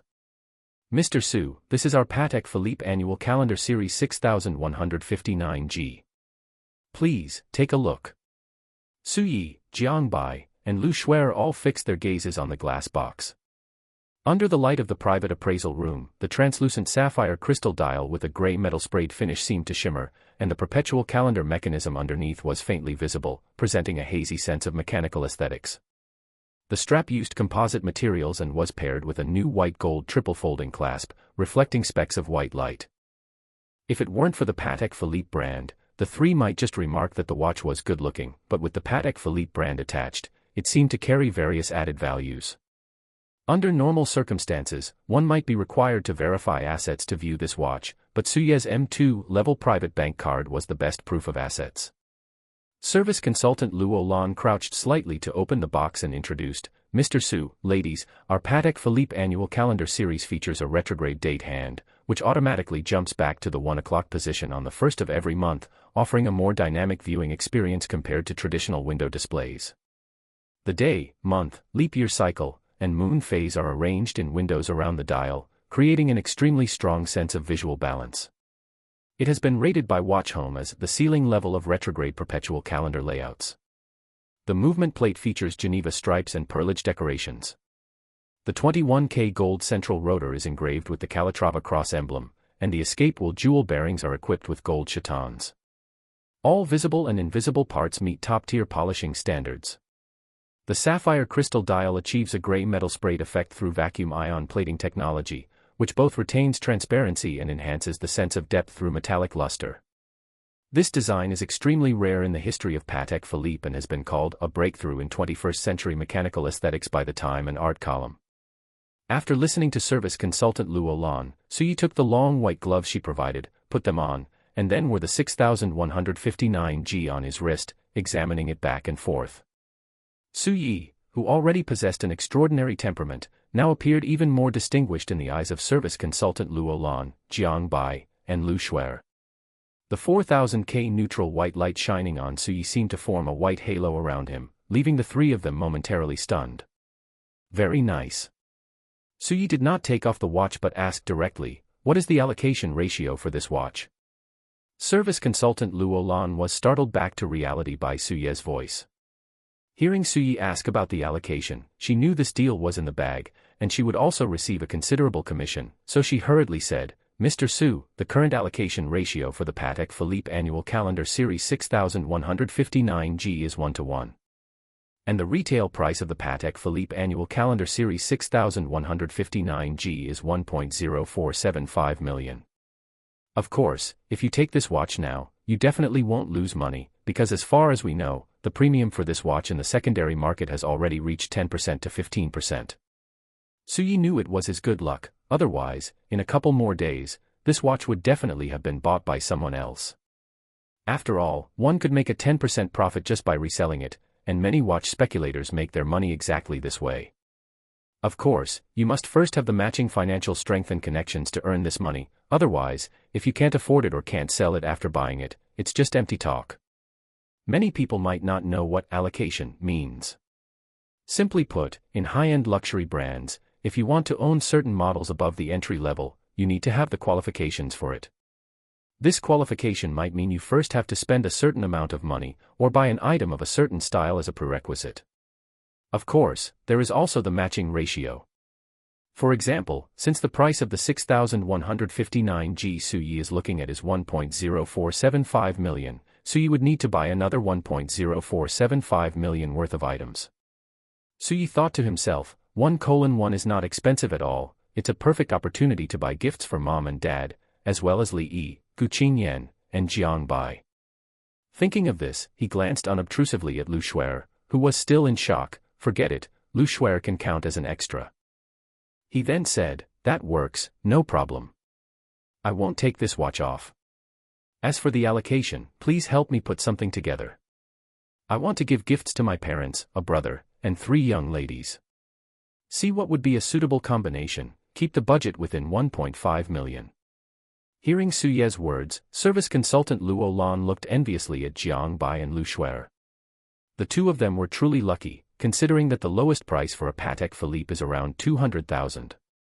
She then nodded and said, very well, Mr. Su, I will go prepare that for you right away. As for paying up front, service consultant Luo Lan was not stupid enough to think that, with over 50 million in deposits in his card, would he be unable to come up with these 2 million plus? Chapter 62, Is Su Yi trying to woo me?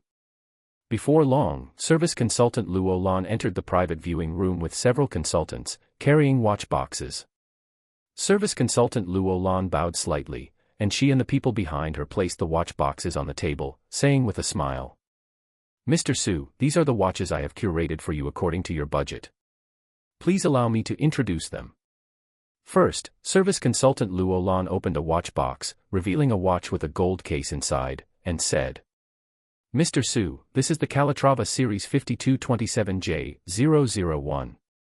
This watch features an 18K gold case, a diameter of 39 mm, an ivory lacquered dial, applied gold trapezoidal hour markers, and Dauphine hands, exuding a simple yet grand aesthetic.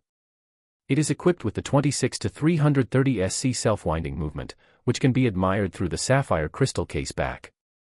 Paired with a shiny chocolate brown square-scaled alligator strap, it embodies elegance and luxury, making it suitable for your father's daily wear or business occasions. Su Yi nodded gently to signal his approval, and service consultant Luo Lan then opened the second one. This is the classical series 4897R010. It features a 33 mm 18K rose gold case and a manual mechanical movement. The dial design is simple, paired with rose gold hands and hour markers, highlighting an elegant temperament, suitable for your mother to wear on various occasions. She then opened the remaining 3 watch boxes. For instance, the Aquanaut Lu Series 5267/200A001. It has a stainless steel case paired with a blue dial, a diameter of 38.8 mm, and is equipped with a self-winding movement with a date display function. The blue composite strap is comfortable and durable. Its sporty style is suitable for young men and is very appropriate for daily wear or sports.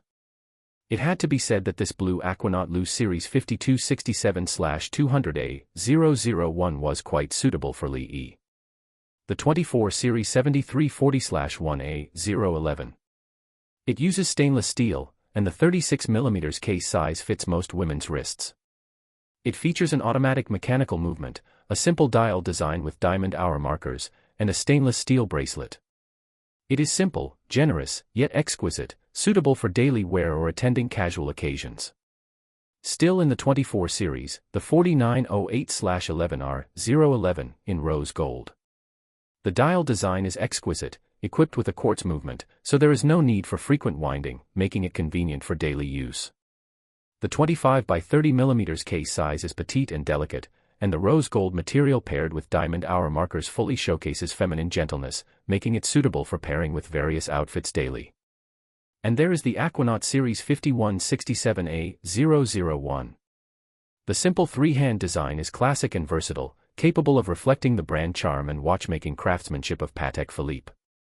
Watching service consultant Luo Lan finish her introduction, Su Yi looked with confusion toward the last remaining watch box. It had a rectangular stainless steel case with clean lines and a substantial feel. The crown was inlaid with a very tiny sapphire. Service consultant Luo Lan opened it with a smile and said, "Our store manager originally wanted to visit you personally, but unfortunately, he is away on a business trip, so he specifically instructed me to give you this small gift, the 24 Series 4910/10A011. Also, regarding those previous watches, if you are interested, our store manager has given you the maximum authorized discount of 5%, and then helped you round down the total to 1.43 million. Hearing service consultant Luo Lan's words, Suyi couldn't help but admire that this store manager indeed had high emotional intelligence. Based on Suyi's knowledge of these watches, the total value of the watches just now would likely slightly exceed his budget of 1.5 million, but not by much. Reasonably speaking, even if there were no discount, Suyi wouldn't have said anything. However, that store manager used his own authority to pull the total cost below 1.5 million, eliminating any possibility that would make Suyi feel uncomfortable, and furthermore, he presented an additional watch, giving Suyi both face and substance. While this discount plus the gifted watch seemed to be worth over 100,000, in reality, as long as it made Suyi develop a favorable impression of Patek Philippe, the future revenue brought by him continuing to choose Patek Philippe could far exceed that 100,000. Fine, that's it, swipe the card. Suyi held his private bank card between his thumb and index finger of his right hand and handed it to service consultant Luo Lan. The limit on Suyi's card had long been lifted. As long as it wasn't a bulk transaction of over 5 million at once, he could pay. Service consultant Luo Lan took it with both hands, then swiped it on the POS machine she brought. She held the POS machine with both hands and crouched in front of Suyi, her head tilted to the side, waiting for Suyi to enter his password. As the payment password was entered, a long receipt printed out, and Suyi signed his name on it. He pushed the watch box of the 24 Series 7340/1A011 in front of Jiang Bai, a warm smile curling on the corners of his mouth as he looked at her. Come on, this is for you. Thank you for taking care of me these past few times, and for accompanying me to pick out gifts today. Seeing the exquisite watch in front of her, Jiang Bai panicked. Although part of the reason she liked Suyi was because of his power and wealth, it was even more about the personal charm of Suyi himself. Jiang Bai had also once thought, if Suyi were just a wage earner, without luxury cars, mansions, and so much money, would she still like him? After thinking about it for a long time yesterday, Jiang Bai came to a conclusion: she would still like Suyi, just not as quickly as now. She had never thought, at least not until now, of wanting Suyi to buy her anything. Suyi, I can't accept this. It's too expensive. You should take it back. Looking at Jiang Bai's flustered little face and her expression that didn't seem fake, Suyi felt very comfortable inside. After all, who would want the woman following them to be entirely after their money? That would be no different from going out to pay for sex. If anything, the cost of flying in someone from across the country might be cheaper, and there wouldn't be so much trouble. Take it. I said I'd give it to you, so it's yours. Having said that, Suyi picked up the sparkling strap of the 24 Series 7340/1A011, grabbed Jiang Bai's slender, fair wrist, and put the watch on her. Jiang Bai's face flushed red, her eyes darting around, her heart filled with shyness and sweetness. The service staff present were all turning red with jealousy. After all, this was a 200,000 yuan item, given away so easily. Meanwhile, Lu Shuer sighed slightly in her heart, because she knew her best friend was not going to escape. She had completely fallen into Suyi's hands. If Suyi showed any intent, Jiang Bai would wash herself clean, strip naked, and deliver herself to Suyi's doorstep without him even having to lift a finger. He grabbed Jiang Bai's wrist and looked at it left and right under the light, unable to help but admire that her cool, fair skin combined with the finely crafted stainless steel watch looked truly beautiful. After letting go of Jiang Bai's wrist, Suyi pushed the gifted 24 Series 4910/10A011 toward Lu Shuer, spread his right hand, and said, "This one is for you." Lu Shuer's face flushed slightly, and she couldn't help but think to herself, is Suyi trying to woo me? Right in front of her. Chapter 63, I Just Want to Live. Suyi saw Lu Shuer's wandering gaze and her slightly flushed face, and instantly knew this legal loli was overthinking things. While she was indeed pretty, she wasn't his type. Suyi still preferred young ladies like Gu Qingyan and Jiang Bai, who were tall with curvaceous figures. In short, he liked them fleshy. You are Jiang Bai's friend, after all, and we can be considered friends now too, so here is a gift for our first meeting to thank you for taking care of Jiang Bai before. Upon hearing Suyi's explanation, Lu Shuer realized she had overthought things, and felt a slight sense of disappointment in her heart. The words she had spoken to Jiang Bai last night struck her heart like a boomerang. Meeting someone too stunning in one's youth was not a good thing. Jiang Bai's cheeks flushed even more. Ah. Is Suyi confessing to me? Is he acknowledging our relationship? So exciting. Fortunately, Lu Shuer was carefree and let it go in an instant. She took the watch out of the box, put it on her wrist, looked at it from side to side, and said with a smile, "It really is quite nice. Then I won't stand on ceremony." Watching service consultant Luo Lan put away the remaining watches, Suyi stood up and checked the perpetual calendar on his wrist. It was around 3:30 p.m. Good, there was still time to take care of the last thing on his agenda for today. "Sorry to have troubled you today, service consultant Luo Lan." Looking at Suyi, who had a gentle smile on his face, service consultant Luo Lan's heart skipped a beat, and then she said with a smile, "It is my duty, Mr. Su. I should be the one thanking you. Thank you for choosing Patek Philippe." As she spoke, she took out a simple business card and handed it to Suyi with both hands. "Mr. Su, this is my business card. If you need any watch maintenance in the future, please feel free to call at any time, and I will arrange for after-sales staff to come and pick it up and deliver it back." Suyi nodded slightly, took the business card, put it in his pocket, and then said to Jiang Bai and Lu Shuer, "Let's go, we still have things to do today." Jiang Bai and Lu Shuer naturally followed behind Suyi towards the underground parking lot. Service consultant Luo Lan watched their receding figures in a daze.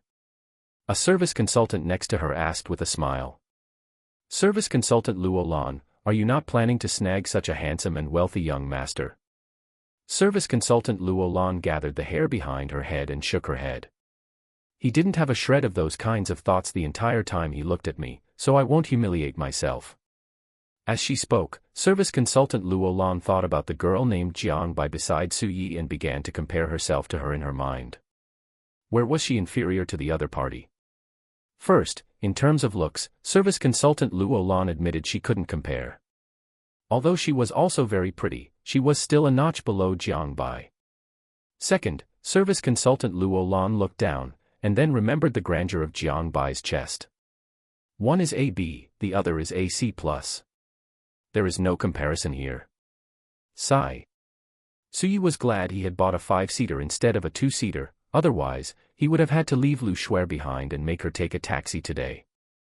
At 188 Chengdu South Station, Suyi slowly drove the car into the Bentley 4S dealership and parked it under the guidance of the security staff. "Suyi, are you going to buy a Bentley? Don't you already have an AMG?" Suyi unbuckled his seatbelt and said, "I only have one AMG. It's fine for me to drive around usually, but if there's any business later on, or if I need to go on a long trip, it's always inconvenient and not appropriate.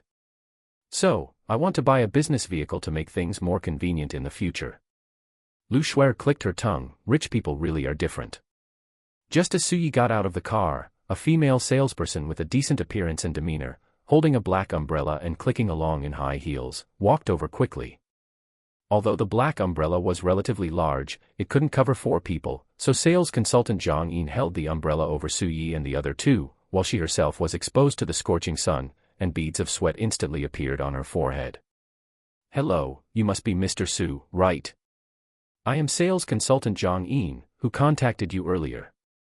Seeing sales consultant Zhang Yin smiling like a flower in front of him, already starting to sweat, and with the heat even under the umbrella after leaving the car's air conditioning, Suyi walked inside while saying, "Yes, let's go inside first." The moment he entered the store, Suyi felt as if he had come back to life. In this 40 degrees weather outside, if it weren't for the fact that he was planning to go back in a while, Suyi really wouldn't have wanted to come over. Nothing else, but if you stay outside for 10 minutes, your underwear would be soaked. Led by sales consultant Zhang Yin, the group arrived at the negotiation area. The service staff at the bar counter just handed over 3 bottles of cold water. In this sweltering summer, it wasn't too icy but definitely quenched their thirst. Suyi got straight to the point. "You mentioned on the phone earlier that you have a near-ready stock Bentley Bentayga bulletproof version here, right? What does this near-ready stock mean?" Sales consultant Zhang Yin sat opposite Suyi, her long legs and black stockings naturally closed together. "Mr. Su, the nature of this car is a bit special. As you know, the Bentley Bentayga bulletproof version requires at least half a year of advance ordering, and especially in the current situation, it might even take a year. However, it just so happens that our boss ordered a Bentley Bentayga bulletproof version half a year ago, which is expected to arrive at the port in mid-September and arrive at the store by the end of September. If you need it, I can communicate with the boss and see if the boss is willing to part with it. Suyi naturally didn't believe sales consultant Zhang Yin's words about communicating with the boss. If she hadn't asked the boss, would she dare to ask him to come over first? Why don't you introduce it to me first? Seeing that Suyi didn't refuse, sales consultant Zhang Yin knew there was a chance. She was overjoyed and hurriedly stood up, saying, "Mr. Su, and the two ladies, please this way. Since there is no Bentley Bentayga bulletproof version in stock in the store, I can only introduce the ordinary version to you all first." As she spoke, she led Suyi and the others towards the display area. Lu Shuer poked Suyi's back and asked, "Hey, Suyi, why do you want to buy the bulletproof version? It should be quite a bit more expensive, right?" Jiang Bai heard Lu Shuer's question and also looked at Suyi curiously, wanting to hear what he thought. Suyi said without hesitation, "Safety. Although it is in the country, basically there is no need to worry about any safety issues, but..." Suyi glanced at Lu Shuer and said without hesitation, "I'm afraid of crashing." Lu Shuer's face turned awkward, and she muttered in a low voice, "I just drove a little fast, pressed the accelerator a little hard, and turned the steering wheel a little fast, that's all." Suyi rolled his eyes at Lu Shuer. "The most painful thing in life is to be alive without money, but an even more painful thing is to have money and not be alive. It just so happens that I don't want to be in pain." Thinking of Lu Shuer's wild driving last night, Jiang Bai nodded in deep agreement. It was better to be safe. While they were talking, they had already arrived at the Bentley Bentayga display stand. A black, luxurious, and imposing Bentley was placed on the display stand, shining brightly under the sunlight. Chapter 64, My Favor Isn't That Cheap. Sales consultant Zhang Yin stood straight with her hands placed on her lower abdomen and her legs together. Standing at a 45-degree angle to the front right of the car, she smiled and said, "Mr. Su, ladies, this is the standard version of our Bentley Bentayga. The bulletproof version of the Bentley Bentayga is highly consistent with the standard Bentayga in appearance. Its overall styling is magnificent, with smooth and elegant body lines, retaining the classic design elements of the Bentley brand, such as the iconic winged radiator grille, round headlights, and so on." Suyi observed the car in front of him. He had to admit that while the Bentley Bentayga couldn't be called handsome, it definitely looked imposing. Furthermore, as a vehicle positioned for business, it didn't appear old-fashioned either. The black matrix front grille with chrome borders and a central trim strip is located at the front, paired with crystal-cut LED matrix headlights, presenting an exquisite and highly recognizable visual effect. The highly sculptural side panels and large-sized wheels give the side of the body more depth. The iconic power line leaps out from both sides of the front wheels and runs through both sides of the body, creating a strong sense of sportiness and power. The jewel-like, brilliant taillights are the finishing touch to the rear exterior, while the dual-sided quad exhaust pipes further highlight its powerful performance. Sales consultant Zhang Yin led the three of them around the car once and then said, full of confidence, "The Bentley Bentayga is an ultra-luxury sport utility vehicle, SUV, that has set a new benchmark for the performance of ultra-luxury SUVs." Suyi nodded, and after sales consultant Zhang Yin opened the door, he sat inside. The black interior, paired with a console and dashboard that had a touch of retro style, looked very comfortable. The sustainably sourced wood, carefully selected, cut, and matched, created an exquisite finish that embraced the entire cockpit space. The knurled texture of the metal trim and the hand-stitched leather showcased the ultimate in detail and refinement. Suddenly, Suyi realized, wait, that's not right. I'm the boss, I'm supposed to hire a driver. He quickly got out of the driver's seat and walked to the back row to sit down. A feeling of softness and comfort wrapped tightly around Suyi, showing that both the support and comfort were excellent. After experiencing the other features for a while longer, Suyi let Lu Shuer and Jiang Bai have a try as well. Feeling that was enough, he got out of the back seat and returned to the negotiation table. "Tell me, what's the deal with that bulletproof version your boss has?" Sales consultant Zhang Yin had long prepared the information in her mind and blurted it out immediately. "Mr. Su, our boss's bulletproof version is equipped with a smoke screen system, fire extinguishing system plus, chassis armor, run-flat tires, a sound system, and a siren." The price of the factory bulletproof version is 6 million, plus 2.8 million for options, and 2.49 million for purchase tax, consumption tax, luxury car tax, insurance, etc. The final on-the-road price is 11.29 million. Jiang Bai and Lu Shuer felt their hearts were about to jump out of their chests. Although they had seen cars costing tens of millions online before without feeling much, it was different now that one was actually appearing right in front of them. Over 10 million. How many people couldn't earn that much money even in several lifetimes? Suyi frowned slightly. He hadn't expected it to be so expensive. The added options were all normal and not excessive, but one had to know that the bare car price of a standard Bentley Bentayga was only a little over 3 million. Even with some options, the on-the-road price usually wouldn't exceed 6 million. This was almost double that. However, in an instant, he thought that this concerned his own life, so Suyi stopped fussing over it. Money could be earned again if it was gone, but if his life was gone, everything was gone. Don't you see how many bad drivers there are in society now? Even if his own skills were good, it was inevitable that someone else's poor skills might send you to be reincarnated. And what about the premium? Regarding the premium, Suyi thought to himself that as long as it didn't exceed 10%, he could accept it. After all, he was suddenly cutting in line for something someone else had waited half a year for, so a bit of a premium was normal. Sales consultant Zhang Yin smiled and said, "Mr. Su, our boss said that there's no need for a premium, just consider it as making a friend out of you." Suyi shook his head and did not accept sales consultant Zhang Yin's statement. He knew that previously at Patek Philippe, although it was said to be a discount plus gifts worth over 100,000, that was while the other party was still making money, and Suyi would continue to shop there later. Besides, the money wasn't much. But in a situation like this, there was usually a premium of around 10%. This was over 1 million. Moreover, this car wasn't generating a profit from Suyi. If he accepted this, it would be tantamount to owing a favor to the owner of this shop. Suyi hadn't interacted with the owner of this Bentley shop and didn't know what kind of person they were. Suyi didn't dare to owe such a favor. It might be worth 1 million now, but Suyi believed that if he was given a year or two, his favor would definitely be worth over 100 million. In short, Suyi's favor wasn't that cheap. "How about this? Tell your boss that I appreciate the gesture, but the premium must be paid. I will purchase this car with a 10% premium. You let your boss see if that works. If it does, we'll swipe the card and sign the contract today." Sales consultant Zhang Yin didn't move, but smiled and said, "Mr. Su, our boss also said that if you insist on paying a premium, then 8% will do." Suyi smiled. The owner of this shop was interesting. They had prepared 2 contingency plans. However, an 8% premium was reasonable, so he wouldn't be owing a favor, and it could also build a good relationship with him. "All right, let's do that. Go prepare the contract." Sales consultant Zhang Yin quickly stood up and said, "Okay, Mr. Su, please wait a moment." Watching sales consultant Zhang Yin's retreating figure, Lu Shuer, who was beside her, pinched Jiang Bai and asked, "Little Bai, does it hurt?" Jiang Bai quickly pressed and rubbed her own fair, tender arm. "Lu Shuer, are you stupid?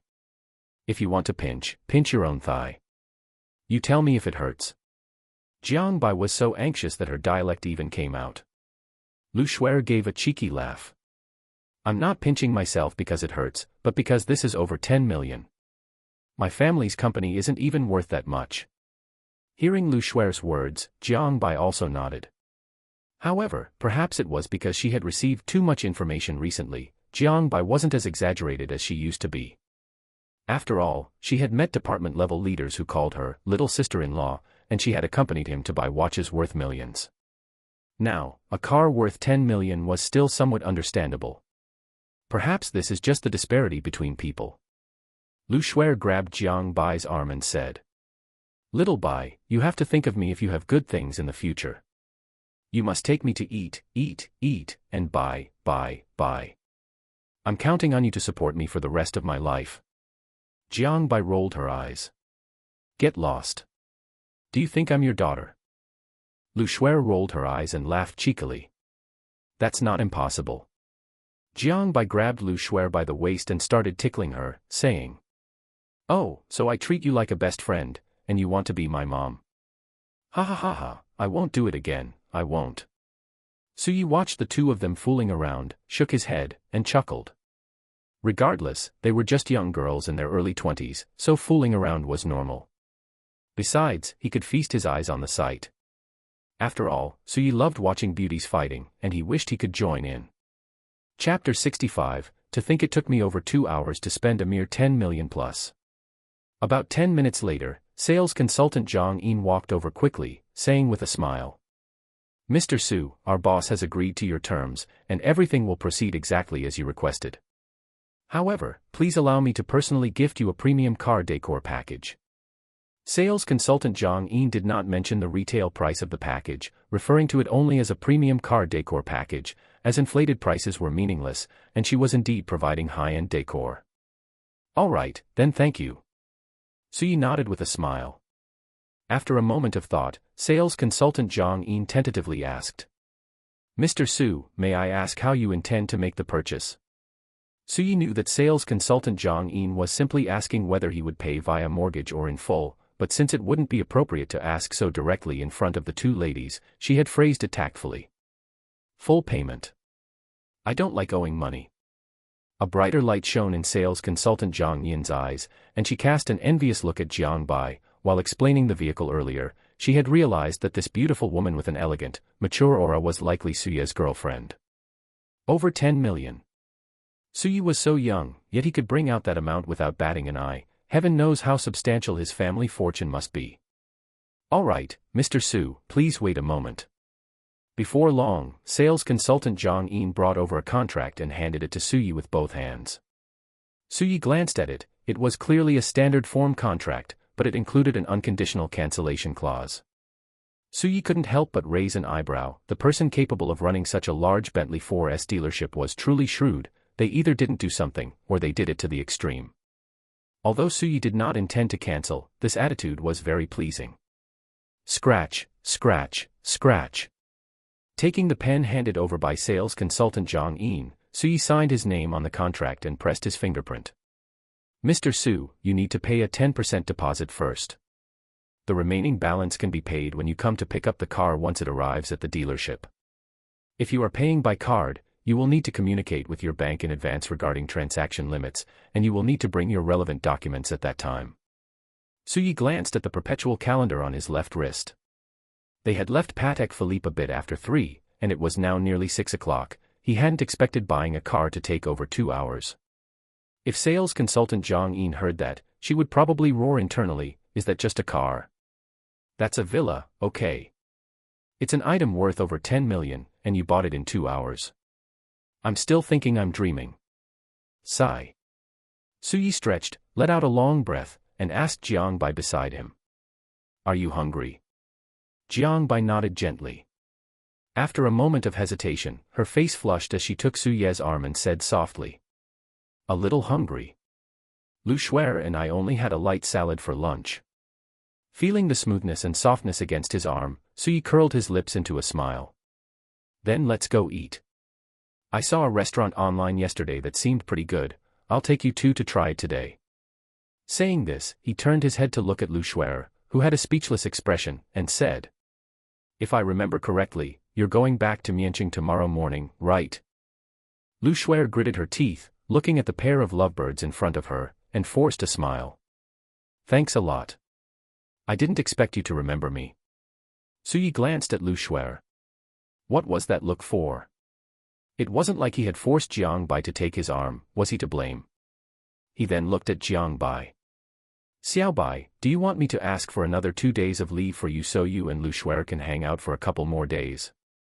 Jiang Bai was tempted, but she shook her head.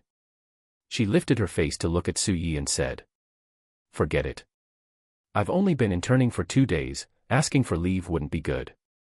Besides, if I ask Brother Chow to help a little intern like me get leave, how would the people in the department view me later? Suyi didn't think there was any issue with that.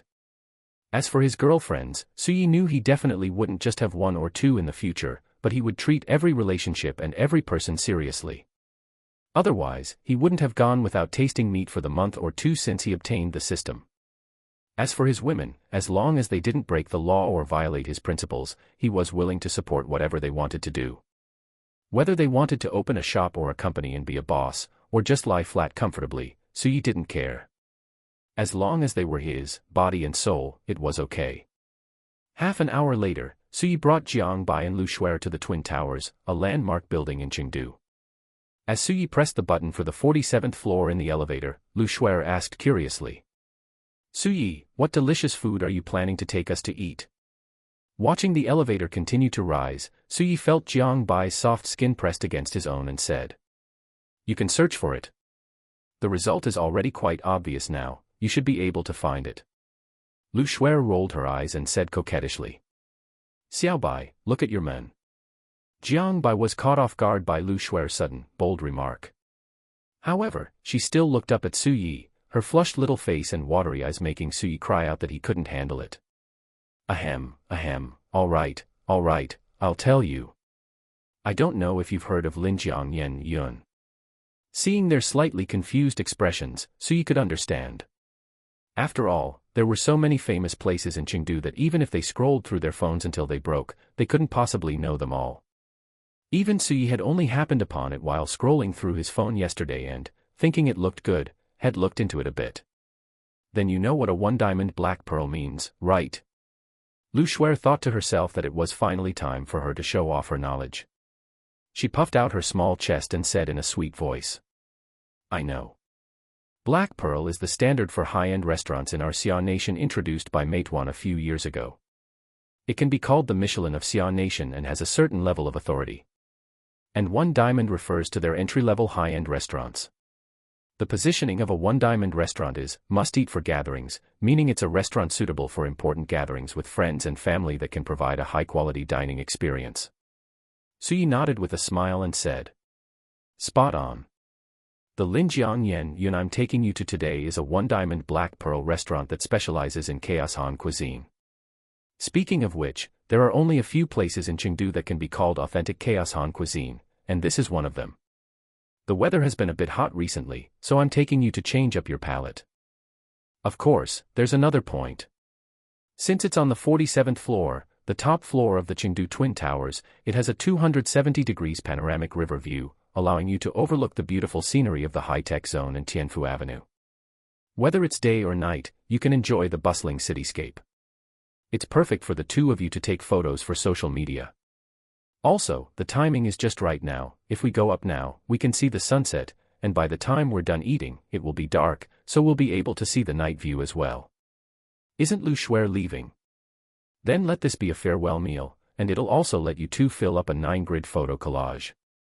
Jiang Bai felt as if her whole being was about to melt into Suyi's body. He was simply too considerate, and he understood what a girl really wanted. The taste was secondary, taking photos for social media was the main point. Especially since he was showing such consideration in front of her best friend. Chapter 66, Qin Qitian, Lover of Young Married Women. As the elevator doors chimed open. "Welcome to Linjiang Banquet, Cloud." The receptionist hurried forward and asked, "Excuse me, sir, madam, what is your surname? Do you have a reservation?" Suyi said directly. "Surname Su, for Wenjin Pavilion." After checking the reservation information, the receptionist said, "Mr. Su, ladies, please follow me." Just as Suyi and the others were walking towards Wenjin Pavilion, a few figures walked out of another elevator. Li Yi looked at a back disappearing around the corner, feeling suspicious. Why did that person look so much like Suyi? At this moment, a young man dressed in hip-hop style grabbed Li Yi's shoulder and said, "Brother Li, what are you looking at?" Li Yi shot a look of disgust at the arm hanging on his shoulder, gave a shrug to shake it off, and said, "Speak your mind, but don't go around grabbing people all day. We aren't that close." After speaking, he walked towards a private room in the distance. After the few men and women next to the hip-hop youth looked at each other, a sharp-featured youth said indignantly, "What is he acting so stuck up for? Young Master Qin, today is a gathering hosted by your brother. How can this Li Yi be so disrespectful to you? By the way, what kind of background does this sissy have? Why would young Master Qin actually invite him to dinner?" Qin Hua's expression also looked a bit unpleasant, but in an instant, he shook his head and said, "Forget it, I won't bicker with that damn sissy. His family is nothing. The main reason my brother is hosting today is because his brother-in-law is about to enter the Municipal Public Security Bureau as a deputy director, so my brother wants to get to know him. A young man with a square face nearby couldn't help but exclaim softly. A deputy director at the Municipal Public Security Bureau. That should be a deputy department level rank, right? Qin Hua nodded. Yes, deputy department level. Otherwise, would I tolerate him? I would have beaten him so badly that even his own mother wouldn't recognize him. The others fell silent. After all, they didn't have a brother-in-law with a deputy department level rank like Qin Hua. They couldn't afford to provoke him. With just 2 phone calls, they would be beaten by their own parents until even their grandfathers wouldn't recognize them, and they would still have to honestly go and apologize. Phew. Qin Hua let out a deep breath and pulled the hot-bodied, scantily clad woman beside him closer. Let's go to the private room too. It's just for today, after this, I won't be having any dealings with him. Li glanced at the wooden sign that read Wenzhong Pavilion and curled his lips in disdain. It really was like donkey dung, shiny on the outside. Picking a place like this to pretend to be cultured. Li knew about the Qin family. Their family used to be involved in the gray areas and lacked culture. They mainly operated KTVs, hotels, and nightclubs. Over the past 20 years, relying on the rapid development of Chengdu, they had earned quite a lot of money. However, ever since the crackdown started in a certain year, there were more rules. Fortunately, they used to be semi-black and semi-white, which was relatively easier to clean up. So, after cutting off some meat over the years, they successfully washed their hands of it. Their establishments are much cleaner now. But everyone knows that these places are somewhat unclean. For example, in places like nightclubs, can you really not sell fake alcohol? And can it be completely clean inside without any illicit things? In KTVs, can business KTVs be without hostesses? Who would go to a proper business KTV? In hotels, are there no extra services? Do they really think they only earn that little bit of accommodation money? Of course, it's not as blatant as before. If one doesn't nitpick, everything is fine for everyone.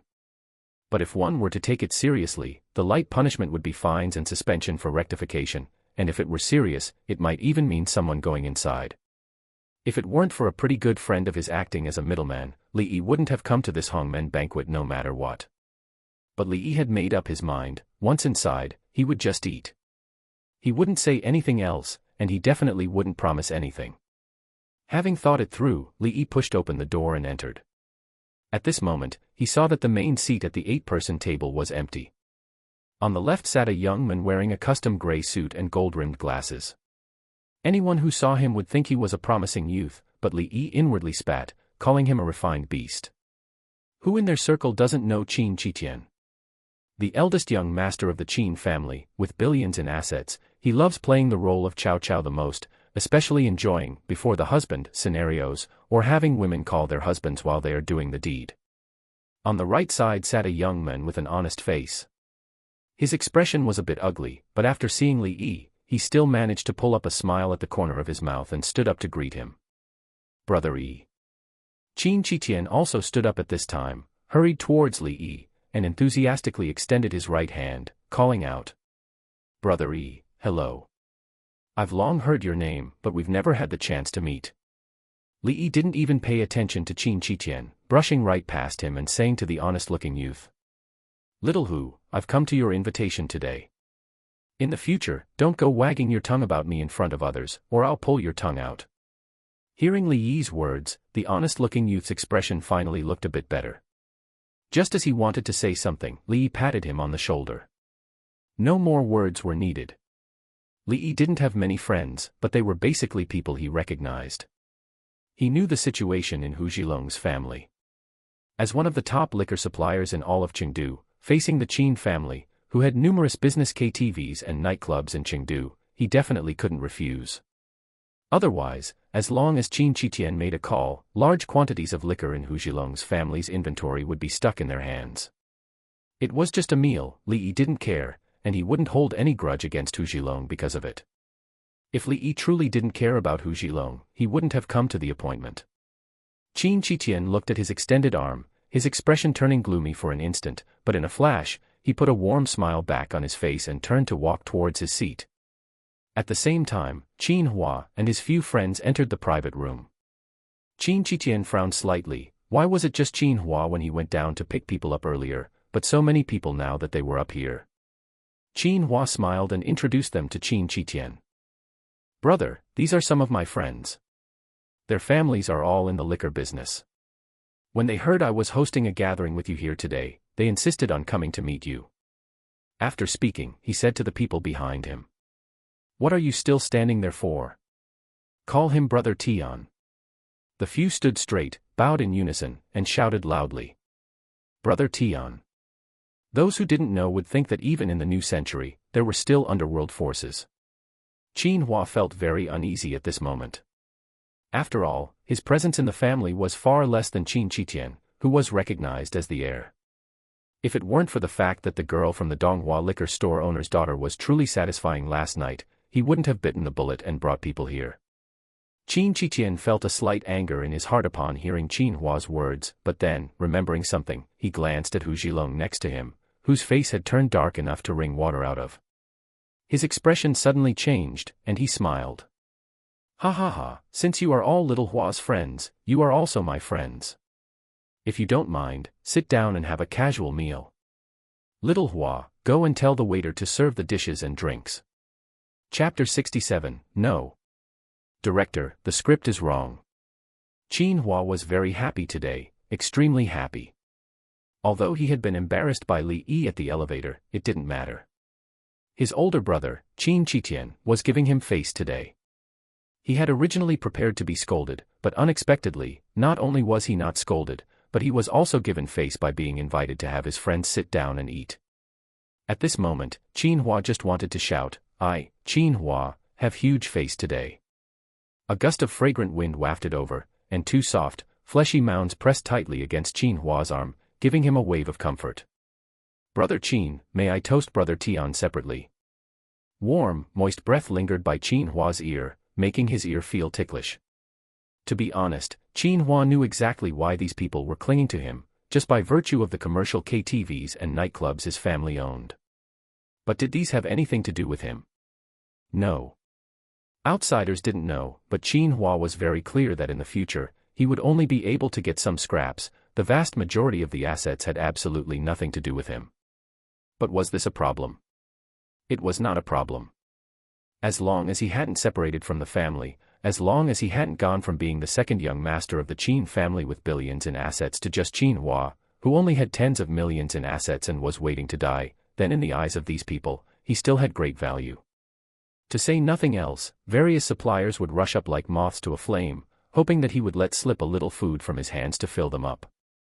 It was rare that Qin Qitian was giving face today, so Qin Hua prepared to push his luck a bit. He patted his female companion's elastic buttocks, stood up, held his wine glass, leaned slightly toward Qin Qitian, and said, Big brother, as your younger brother, I've brought your sister-in-law today to toast you. The woman hurriedly followed up by saying, Hello, Brother Tian, my name is Duan Xingmen. My father is Duan Donghua. Please take care of our Donghua Wine Company in the future. Qin Qitian keenly noticed that the hand Hu Zhilong, on Li Yi's right, was using to pick up food paused.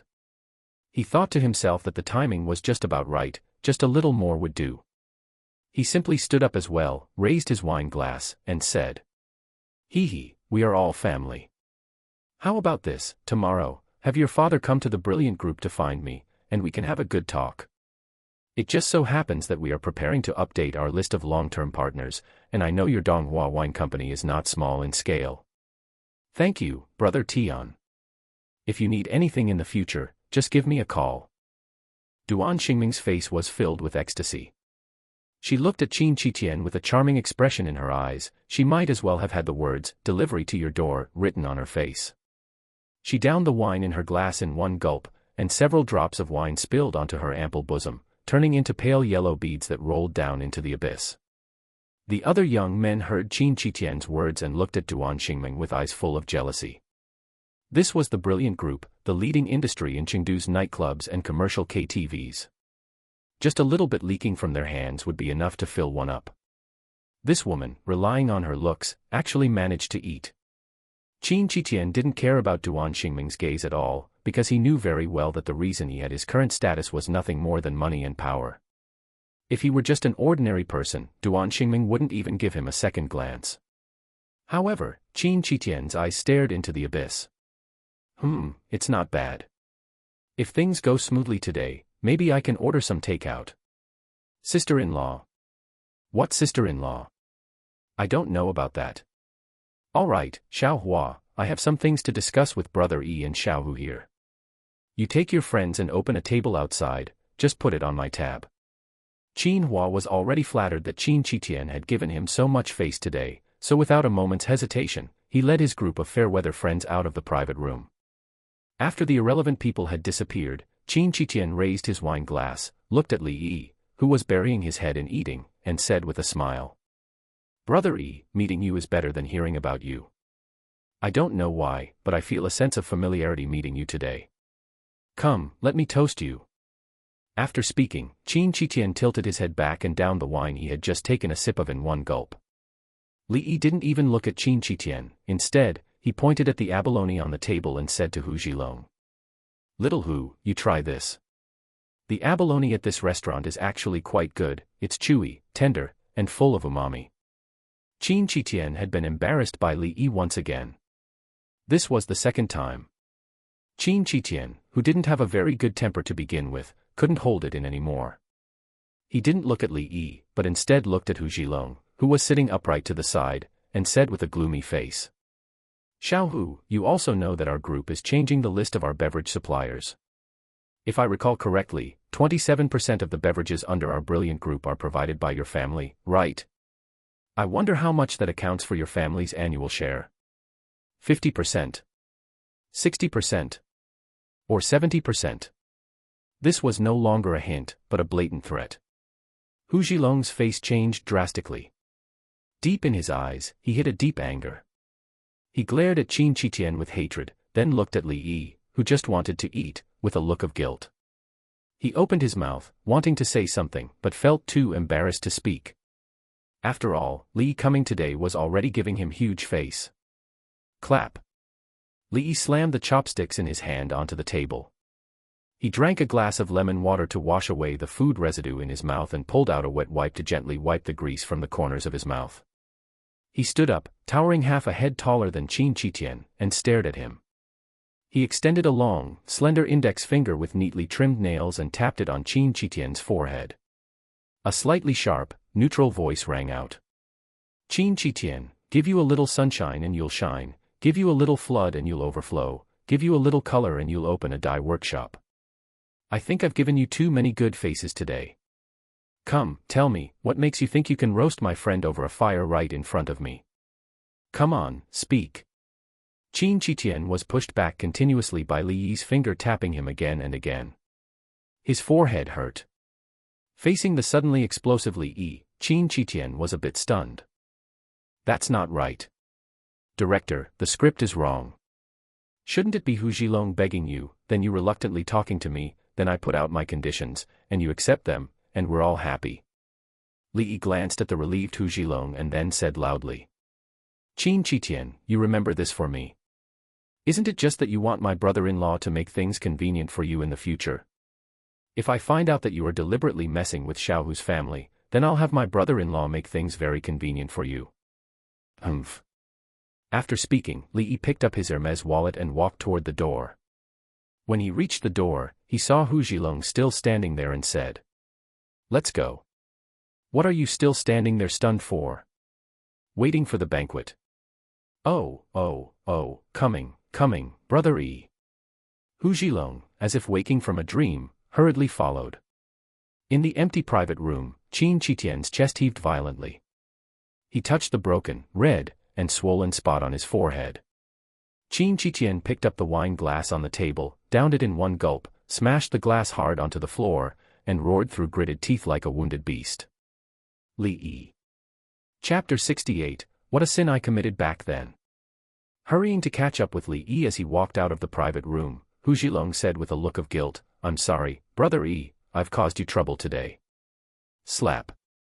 Li Yi's heavy hand landed squarely on Hu Zhilong's bare arm, making Hu Zhilong grimace in pain. Stop saying that. We're all friends. I couldn't just stand by and not help when I knew you were in trouble. Seeing Hu Zhilong looking touched, Li Yi let out a long sigh and said, "Go back and tell your old man to cut ties with the Qin family where necessary. It doesn't matter if the losses are big, as long as you keep the roots intact." Hu Zhilong rubbed his arm frantically while looking at Li Yi in confusion. "Brother Yi, didn't you warn Qin Qitian today?" Li Yi tapped Hu Zhilong on the forehead, frustrated by his lack of insight. "Are you a fool? I was just trying to scare that idiot Qin Qitian. Once he recovers, he'll realize I couldn't actually do anything to him. The things his family does are neither black nor white, and my brother-in-law can't really do anything to them either. You think they don't have connections in the government? It's just a coincidence that my brother-in-law happens to be in charge of that department right now. Just wait and see, he will definitely go after your family. If the brilliant group finds some excuse to stop using your family's liquor, what do you call that? That's their own business decision. Does my brother-in-law have hands that long? Can he control that? My brother-in-law is a deputy director in Chengdu, not a minister in Sichuan province." Looking at the thoughtful Hu Zhilong, Li Yi's heart softened.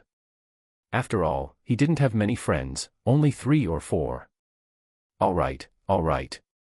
Later, I'll go talk to my brother-in-law and see if I can introduce you to some channels. Sister-in-law. Su Ye's voice suddenly rang out from behind. Li Yi hurriedly turned his head to look. Su Yi was standing at the door of the private room behind him, looking at him in surprise. "Yi, why are you here?" Su Yi rolled his eyes. "Hey, listen to yourself. If you can eat here, why can't I eat here?"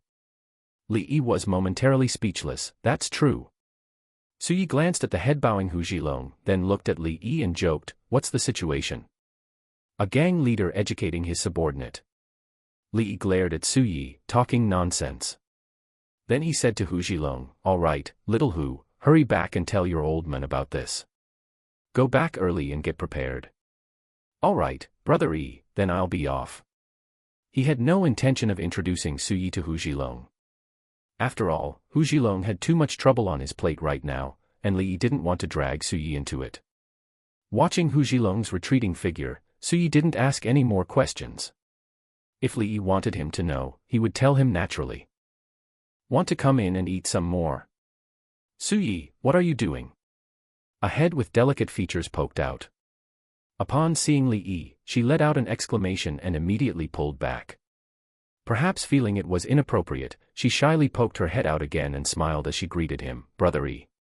Li Yi looked at Su Yi and then at Jiang Bai, a smile appearing on his face. "Oh my, you two. What is this, are you two together? Will I be disturbing you if I go in?" Seeing Li Yi's teasing expression, Su Yi rolled his eyes, took long strides over, and clamped Li Yi's neck under his arm. "Let's go. You're being snarky all day long. Are you an ambiguous person?" It wasn't until the moment before entering the private room that Su Yi released Li Yi. After all, Lu Shuer was still inside the room. Su Yi was always conscious of giving Li Yi face when appropriate. He introduced him to Lu Shuer, who had stood up. "Li Yi, my brother. Lu Shuer, Xiao Bai's best friend."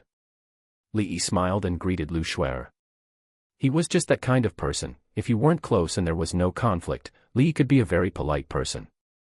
Waiter, hello, please add a pair of bowls and chopsticks here." Li Yi sat down next to Su Yi without ceremony, took the bowls and chopsticks handed over by the waiter, and started eating immediately. To be honest, he was only half full, mainly, with Qin Qitian scheming nearby. Li Yi hadn't been able to eat well. "Hey, the food here is actually pretty good," Jiang Bai said with a smile. "Su Yi brought us here." Li Yi didn't put down his chopsticks, his mouth relentless. TSK. It's different once you have a woman, right? Brother. What brother? Brothers are like limbs, women are like clothes. I can have my limbs severed, but I can't change my clothes. Seeing Jiang Bai blushing, Su Yi casually picked up a piece of sea cucumber and put it into Li Yi's bowl. All right, hurry up and shut your damn mouth." Li Yi didn't mind at all and put the sea cucumber into his mouth to chew, making a pleased sound. Oh my, the food my brother picks is just delicious." Su Yi was speechless and prepared to ignore Li Yi, turning to ask Lu Shuer and Jiang Bai, "How about it, are you done eating?" If you're done, I'll have the waiter clear the table to avoid certain people who freeload and are still shameless. Li Yi didn't care at all and even ate with more relish. For Li Yi, even if Suyi had only treated him to a bowl of fried rice, it would still be delicious. Sometimes, eating isn't about what you eat, but who you eat with. Jiang Bai and Lu Shuer covered their mouths to giggle, nodding their little heads. Suyi called the waiter and asked them to add 2 more dishes that he had found tasty earlier. Li Yi suddenly looked up and said, "Oh, right, Yi Zi, Shenma asked me to tell you, he's getting married next Wednesday." Hearing Li Yi's words, an image of a person appeared in Suye's mind, someone over 1.8 meters tall, weighing nearly 90 kilograms, wearing black-rimmed glasses, and showing a simple, honest smile. Shenma's name was Fu Yun. The origin of his nickname was the phrase, "Everything is just floating clouds." He was one of only 2 people in their dormitory who seriously studied auto repair technology. Perhaps because he was from the countryside and his family wasn't wealthy, his lifelong wish was to open a small auto repair shop and earn tens of thousands every month. "Hey, why didn't Shenma call me?" Suyi was puzzled. Logically speaking, his relationship with Shenma should be better than Li Yi's relationship with Shenma. Li Yi picked up a piece of dried scallop, put it in his mouth to savor the deliciousness from the coastal region, and rolled his eyes. "Have you still not unblocked Shenma from your blacklist?" Suyi instantly felt a wave of coolness in his brain, and his eyes immediately became much clearer. Back when Suyi was hot-headed, many people tried to advise him, and without exception, they were blocked by Suyi. Of course, there were also many people who blocked Suyi. What a sin I must have committed back then. Heh. Li Yi let out a soft laugh, which was extremely insulting, and then he didn't speak, just looked at Suyi sideways. Jiang Bai asked curiously at this moment, "Blacklist what?" Li Yi glanced at Suyi and said, "It's nothing, just that back then, woo woo woo." Suyi smiled awkwardly at Jiang Bai and said, it's nothing. Just had some conflicts before and blocked a few friends, and forgot to unblock them." Chapter 69, Half Hell, Half Heaven. Lu Shuer watched Jiang Bai, who kept looking back every few steps, and helplessly held her forehead. "Hey, Xiao Bai, you can't even see Suye's shadow anymore, what are you still looking at? Why don't you just go back and find him? I'll sleep alone tonight, and you 2 can share a bed." Hearing Lu Shuer's teasing words, Jiang Bai's ears turned bright red. She reached out her right hand and pinched Lu Shuer's waist. "Don't talk nonsense." Lu Shuer rubbed the soft flesh on her waist and muttered, still saying, "I'm talking nonsense. Your eyeballs are practically welded onto Suyi." Jiang Bai was even angrier and reached out to cover Lu Shuer's mouth, but Lu Shuer ducked her head, dodged, ran forward 2 steps, turned around, and said, "Did I say anything wrong? If I weren't here, someone would probably already be in bed." Jiang Bai was so embarrassed she stomped her feet frantically. Lu Shuer. "Bleh, bleh, bleh, I'll say it. Suyi paused, listening to the fading sounds of horseplay in the distance. He shook his head with a smile and turned to walk towards the elevator. Good things are worth waiting for. It was 2 o'clock the next afternoon before Suyi arrived at the Future Group headquarters. The matter of seeking bank loans was still proceeding. After all, that was just an excuse for meeting Chen Zhe tonight. In reality, Suyi didn't expect Chen Zhe to offer any advice, as the required funds were truly too vast. "Good afternoon, Chairman Su." Suyi smiled and nodded all the way, feeling as if his head would fall off. Every employee who encountered Suyi either lowered their head and walked around him, greeted him with forced courage, or actively came up to say hello. Suyi finally understood the troubles of being a leader. Opening the door to the large conference room, all the group's executives were already in place. As soon as Suyi entered, everyone's gaze focused on him. Clatter. A sound of chairs scraping against the floor. "Good afternoon, Chairman Su." The uniform, synchronized voice sounded as if it had been rehearsed. Suyi walked to the head of the table, smiled, and pressed his hand down. "Everyone, sit down." Sitting on his left were Chairman Zhang and General Manager Fang Zheng, while on his right sat Attorney Shi Jun and Qian Xiuxiu. Gu Qingyan stood behind Suyi, thoughtfully serving him a bone china teacup. She knew that Suyi generally didn't drink coffee and actually quite liked tea. From this, one could see that in the current Future Group, Chairman Zhang and General Manager Fang Zheng were on the same side, while Qian Xiuxiu, as an executive promoted on the spot by Su Yi, was on a separate side. This was exactly in line with Su Ye's thoughts. After all, if the people below were all of one mind, the leaders above would feel uneasy. There needed to be competition below for things to develop better.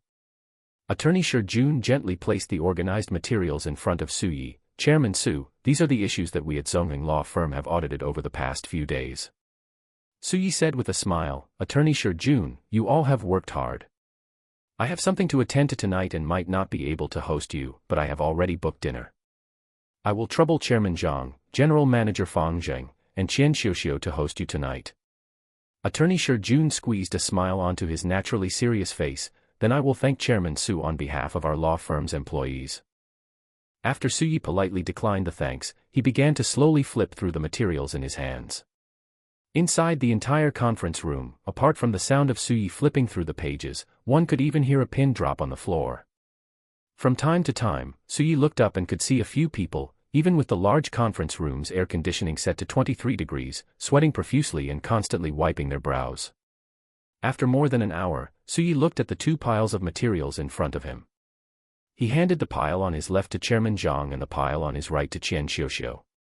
He then didn't say a word about the audit issues, only instructing the two of them to take a look at the materials later. Then, Su Yi signaled for General Manager Fang Jing to arrange for each department head to introduce their department and the problems they had encountered. The meeting didn't end until 5:30. Aside from some minor issues, the biggest problem for all departments was two words, short of money. Very short of money. After everyone had exited the conference room, Su Yi rubbed his temples, thinking constantly in his heart. The current problem was that to develop the enterprise, one had to throw money at it, but he didn't have that much money. To outsiders, Su Yi seemed very mysterious and had a powerful background. In Su Ye's view, this perception was both wrong and right. He didn't have a great background, but he did have the damn system. However, the system was more like a cultivation game. It wouldn't just hand him hundreds of billions or trillions directly, but required him to obtain them by constantly completing tasks. A pair of cool, soft hands pressed against Su Ye's temples, helping him gently massage them. Su Yi didn't need to look up. Just by smelling the fragrance emanating from behind him, he knew it was Gu Qingyan, and he could imagine her shy appearance. A few minutes later, Su Yi gently stroked Gu Qingyan's right hand, patted it, and said, All right, I have something to do in a while, let's go first, otherwise we won't make it in time. Gu Qingyan lowered her flushed, dripping red little face, gave a soft "Amen," put her little hands behind her back, and followed Su Yi out. Su Yi stopped his footsteps and sighed helplessly in his heart, Sis, don't do this to me. If we go outside looking like this, people will think we were doing something in the office. Rest for a while. Gu Qingyan, you sit and rest for a bit too, you stood for so long just now. Meanwhile, inside Chairman Zhang's office, Chairman Zhang and General Manager Fang Jing looked at the pile of materials on the desk. General Manager Fang Jing asked, knowing the answer, Chairman Zhang, what does Chairman Su mean by this? Chairman Zhang picked up a few documents and looked at them. They were all people who had embezzled company property or were serious about taking bribes and demanding kickbacks. He threw the documents in his hand back onto the pile and sighed, what does it mean? What could it mean? This Chairman Su of ours is not simple. He wants me to clean house myself, so he doesn't dirty his own hands. Moreover, whether it's the management team that followed me before or those I brought in, they are either in this list, or they will feel like the rabbit dying in the fox mourning, they won't be close to me anymore, or they might even have opinions about me. My control over the company will drop significantly. Chairman Zhang sighed deeply and extinguished the lingering spark of ambition deep within his heart. Forget it, I didn't plan on doing anything anyway. You take a look at these people and see which ones are yours, pull them out and clean them up yourself. He then remarked with emotion, if I'm not mistaken, the list on Qian Xiuxiu's side should all be people with minor issues, crimes not serious enough to warrant death. They will definitely go and lean towards Qian Xiuxiu. This move by Chairman Su has once again broken the group's established situation, and he has also stuffed so many people under the Qian Xiuxiu he supported, giving Qian Xiuxiu the strength to truly contend with us. Brilliant, truly brilliant. Following this, everyone called into the office by Chairman Zhang and General Manager Fang Jing had a mournful face, while those called into the office by Qian Xiuxiu revealed smiles of relief. Coincidentally, Qian Xiuxiu's office was right across from Chairman Zhang's, with the middle of the hallway as the dividing line. One side was hell, and the other was heaven. Chapter 70, Su Yi, your true colors are showing. Su Yi did not intend to bring Gu Qingyan to tonight's event, primarily because Su Yi and Qin Zhe were not acquainted and this meeting was only happening through Chao Ye's facilitation, so bringing Gu Qingyan along would be inappropriate. At 6:30, Su Yi parked his car at the entrance of Jilan restaurant and walked into the private room to wait for word from Chao Yi, intending to go out and greet them later. This was not about lowering his status, but rather standard business etiquette. After all, Su Yi and Qin Zhe had no prior connection at this moment. It would be unacceptable for Su Yi to invite someone to dinner and then sit there, arms akimbo, waiting for them to walk into the room. After instructing the waiter in the private room to prepare the meal according to his previous specifications, Su Yi began to admire the internet female bodhisattva inside the room. As it neared 7 o'clock, Chao Yi sent a message saying he had parked the car. Su Yi stood up, put his phone back into his trouser pocket, and walked quickly out of the private room. Just as he was nearing the main entrance, he saw Chao Yi walking alongside a man with a kind, broad face and a tattoo on his right arm, chatting and laughing about something. Information regarding Qin Zhe flashed through Su Ye's mind. As the eldest son and future successor of Chaoyang Group, his upbringing had coincided exactly with the period of Chaoyang Group's aggressive expansion. He had been sent to Australia for university, a typical returnee with a master's degree in finance from the University of Wales. However, whether it was from staying in Australia too long or witnessing the aggressive growth of Chaoyang Group, he always carried a rugged air about him, though it was undeniable that he truly possessed ability. Now in his 30s, Qin Zhe had a 5-year-old daughter. Qin Zhe and his wife's marriage was a business arrangement, but they were fond of each other, so their family life was quite harmonious, and he doted on his daughter. After running through the details of Qin Zhe's family and personal circumstances in his mind, Su Yi put on a perfectly measured smile and hurried forward to greet them. Chairman Chen, hello, I am Su Yi. Qin Zhe was unpretentious. After sizing Su Yi up, he extended his hand and said with a smile, I know you. Old Chao has been running to my office every chance he gets these past 2 days, praising you to the high heavens. He's just afraid I won't host you properly, so he's giving me some backup in advance. Chao Yi laughed and added, the little boss thinks I've been too annoying these past 2 days and is picking on me. Heaven is my witness, I was just going to report work to the little boss, I had no other ulterior motives. Qin Zhe glanced at Chao Yi and pointed at him, saying, report 1 sentence of work, then mention Su Yi twice, right? Ha ha ha ha. Qin Zhe was unpretentious and had a strong sense of approachability, which made Su Yi breathe a sigh of relief. He was most afraid of the damn system arranging difficult targets for him. If he really encountered someone like that, Su Yi wouldn't care if they were a mission target or not, he would clap back if he needed to. Su Yi would never compromise his own comfort. Brother, Chairman Chen, why don't we go into the private room and sit down to talk? Qin Zhe nodded, all right, let's go into the private room to talk. Also, Su Yi, don't call me Chairman Chen, it sounds uncomfortable. It's after hours now, just call me Qin Zhe. Su Yi certainly wasn't foolish enough to actually address him by his full name, so he replied with a smile, all right, Brother Zhe. Once inside the private room, Su Yi took the head seat, Qin Zhe sat in the guest seat, with Chao Yi accompanying him, and the waiter began to serve the dishes.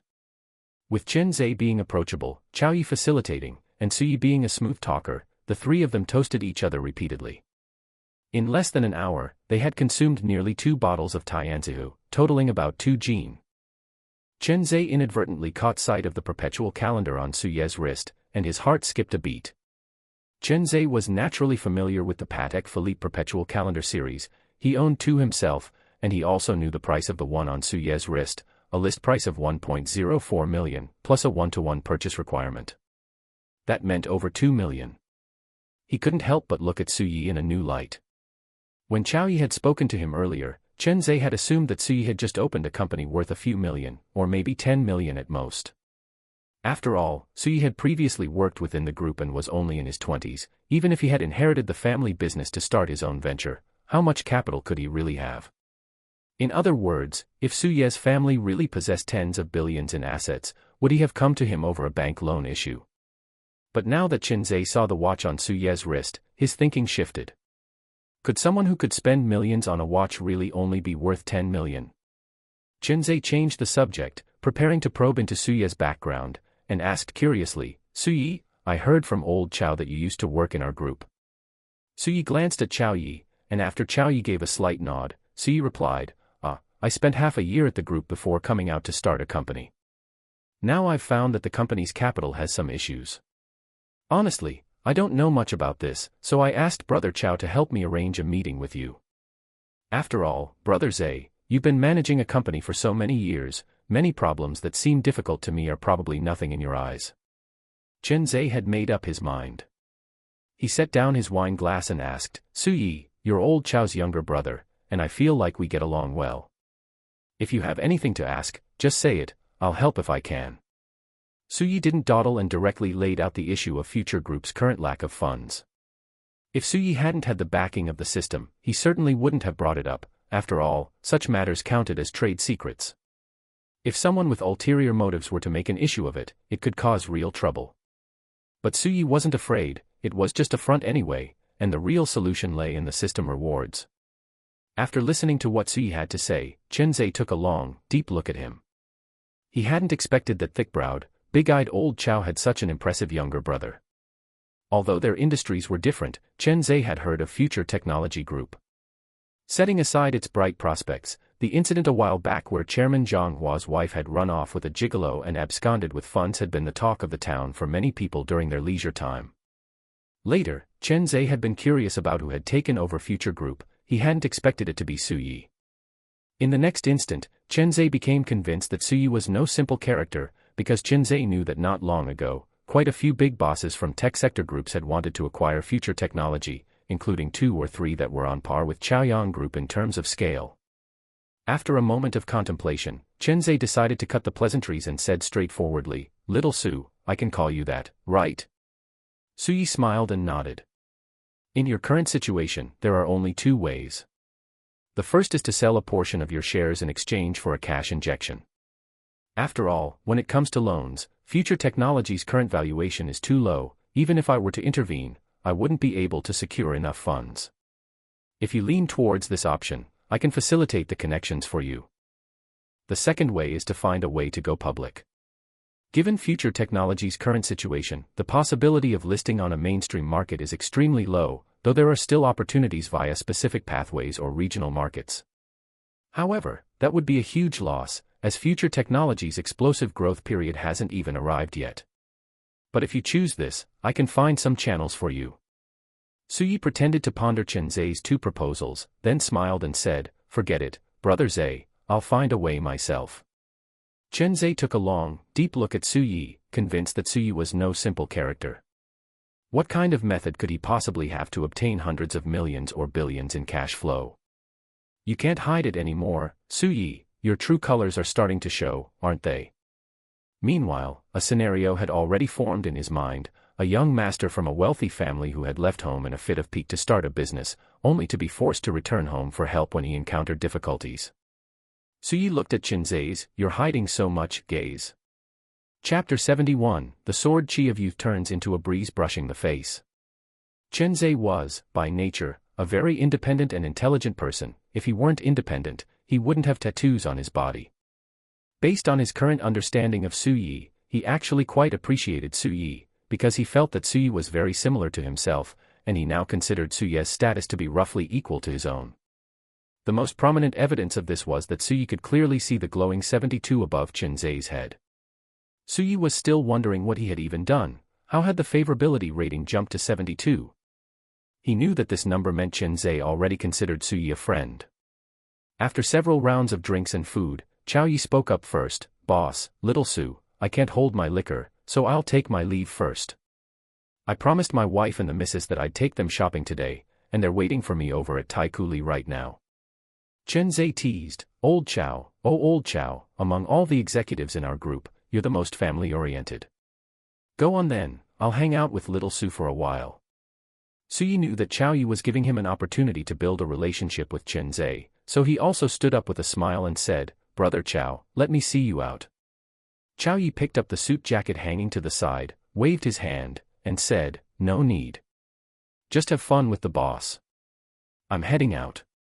After saying that, he walked straight out of the private room, not giving Suyi a chance to see him off. His reasoning was simple: no matter what, Chenzhe was destined to be the heir to a multi-billion-dollar conglomerate. Chaoyi genuinely treated Suyi like a younger brother and hoped that Suyi could establish a good relationship with Chenzhe. Chenzhe and Suyi chatted about this and that for a while longer. Chenzhe discovered that no matter the topic, from national economic trends down to video games and movie stars, Suyi could keep up. In fact, Suyi even knew many details that Chenzhe hadn't noticed himself. The more they talked, the more they felt they were kindred spirits. Finally, he stood up and said to Suyi, "Let's go, little Su, let's go out and have some fun."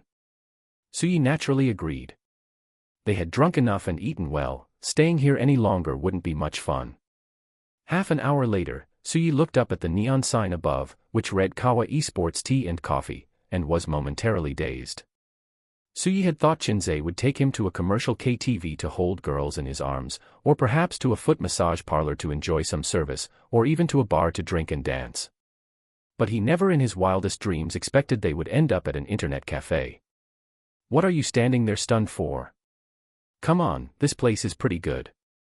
I've been here a few times before. The private rooms have good soundproofing, and the tea is decent. Since we drank quite a bit just now, it's a good place to sober up." After saying this, Chenzhe took the lead and walked inside. Suyi chuckled, finding Chenzhe to be a very interesting person, and followed behind him. Before long, Suyi and Chenzhe had topped up their membership cards and ordered 2 cups of Mingqian Xinjiang Maojian tea before heading straight into a private room. As Chenzhe put on his headset and turned on the computer, he complained, "Little Su, don't look at how glamorous I am in public. In reality, I suffer in private. During the day, I'm a corporate executive and the heir to a group. At night, it's either business socializing or going home to be a dad. What personal time could I possibly have? I'm basically a nuclear-powered workhorse. But I'm a human being too. I'm only in my 30s. I want to play, but I don't have the time. I can't exactly play games at the office, and when I get home, I have to be a dad, so there's no time for games there either. I only get to play maybe 4 or 5 times a year, and usually, I can't even find anyone to play with. I've caught you today, so we can play together." Listening to Chenzhe's complaints, Suyi understood him. After all, what was that saying? Men remain boys until they die. They also want to live freely and enjoy their own lives, but once they graduate from college, they find themselves as if they've been pressed onto a fast-forward button. Working, saving money, buying a house, buying a car, getting married, having children, raising children, caring for the family, caring for parents.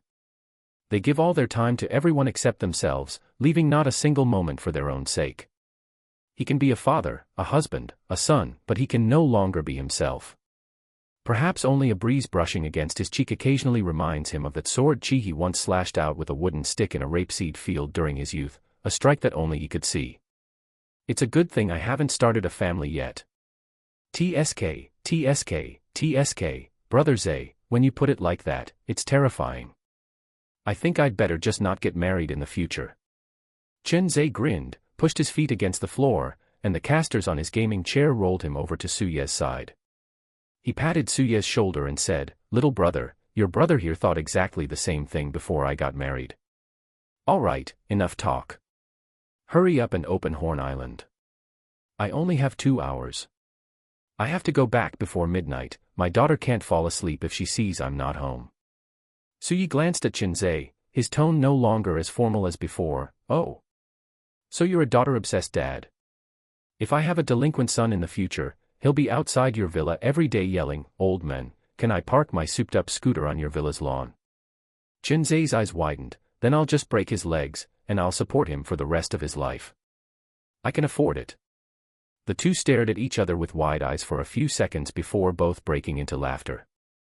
Horn Island, start. Half an hour later, "Holy crap, he's heavily wounded, heavily wounded. Hurry up and push, old Hay is heavily wounded." Upon hearing Chenzhe's words, Suyi didn't say a word and immediately flew into the administration building's manager's office with a great sky mic dragon. Bang. Bang. Bang. Bang. The muzzle of the K416 erupted with flames, and 4 black eggs hit the opponent's Tier 5 armor. At the same time, the opponent's MP7 unleashed a barrage of flesh and blood bullets into the dragon's ankles. Ah! With a scream, Suyi watched the blood-red, extraction failed, screen appear before him. He opened the combat report and saw that his 4 Tier 5 bullets had just barely depleted the durability of the opponent's full durability Tier 5 armor.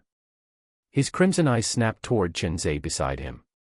Holy crap, this is what you call heavily wounded. A heavily wounded guy with full health and full durability Tier 5 armor. Chenzei gave an embarrassed chuckle, quickly pulled a cigarette from the pack on the table, and shoved it into Suye's mouth to shut him up. My mistake, my mistake. I clearly remember hitting him 6 or 7 times. It's a hacker, this is definitely a hacker. Suyi rolled his eyes, lit the cigarette, and took a deep drag. With the cigarette dangling from his mouth, he said to Chenzei, "All right, shut up. Listen to my commands from now on, I'll carry you to a win." Chenzei had no objections. After all, he had organized 5 matches in the last half hour, and on average, he hadn't survived more than 6 minutes in any of them. What should I bring? Suyi didn't even look back as he sent a weapon modification code to Chenzei's WeChat. G18, gear up, bring 2 magazines of flesh and blood bullets, stuff them in your pants, and bring a Tier 1 headset. Chenzei silently selected his equipment, muttering to himself, can we actually win with this? Suyi glanced over and said, don't worry about it, just listen to my commands. Oh, and pick Red Wolf.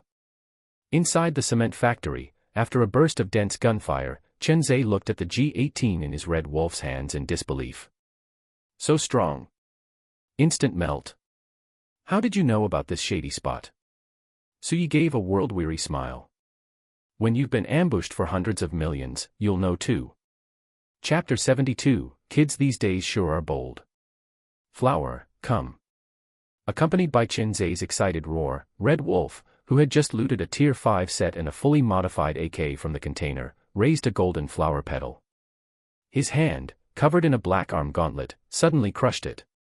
His entire body entered an overload state.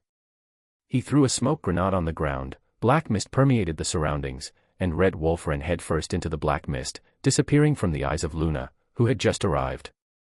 Haji B, who had been stripped bare, only just came to his senses and shouted. Scum. My Tier 5 set, my AK. Brother, kill him, kill him. Luna jogged to Haji B's side and said helplessly. Kill what? You can't even see his shadow anymore. I downed a Tier 4 set at the secret door just now, you go make do with that for now. As she spoke, she injected a syringe, and the sound of beep, beep echoed around them.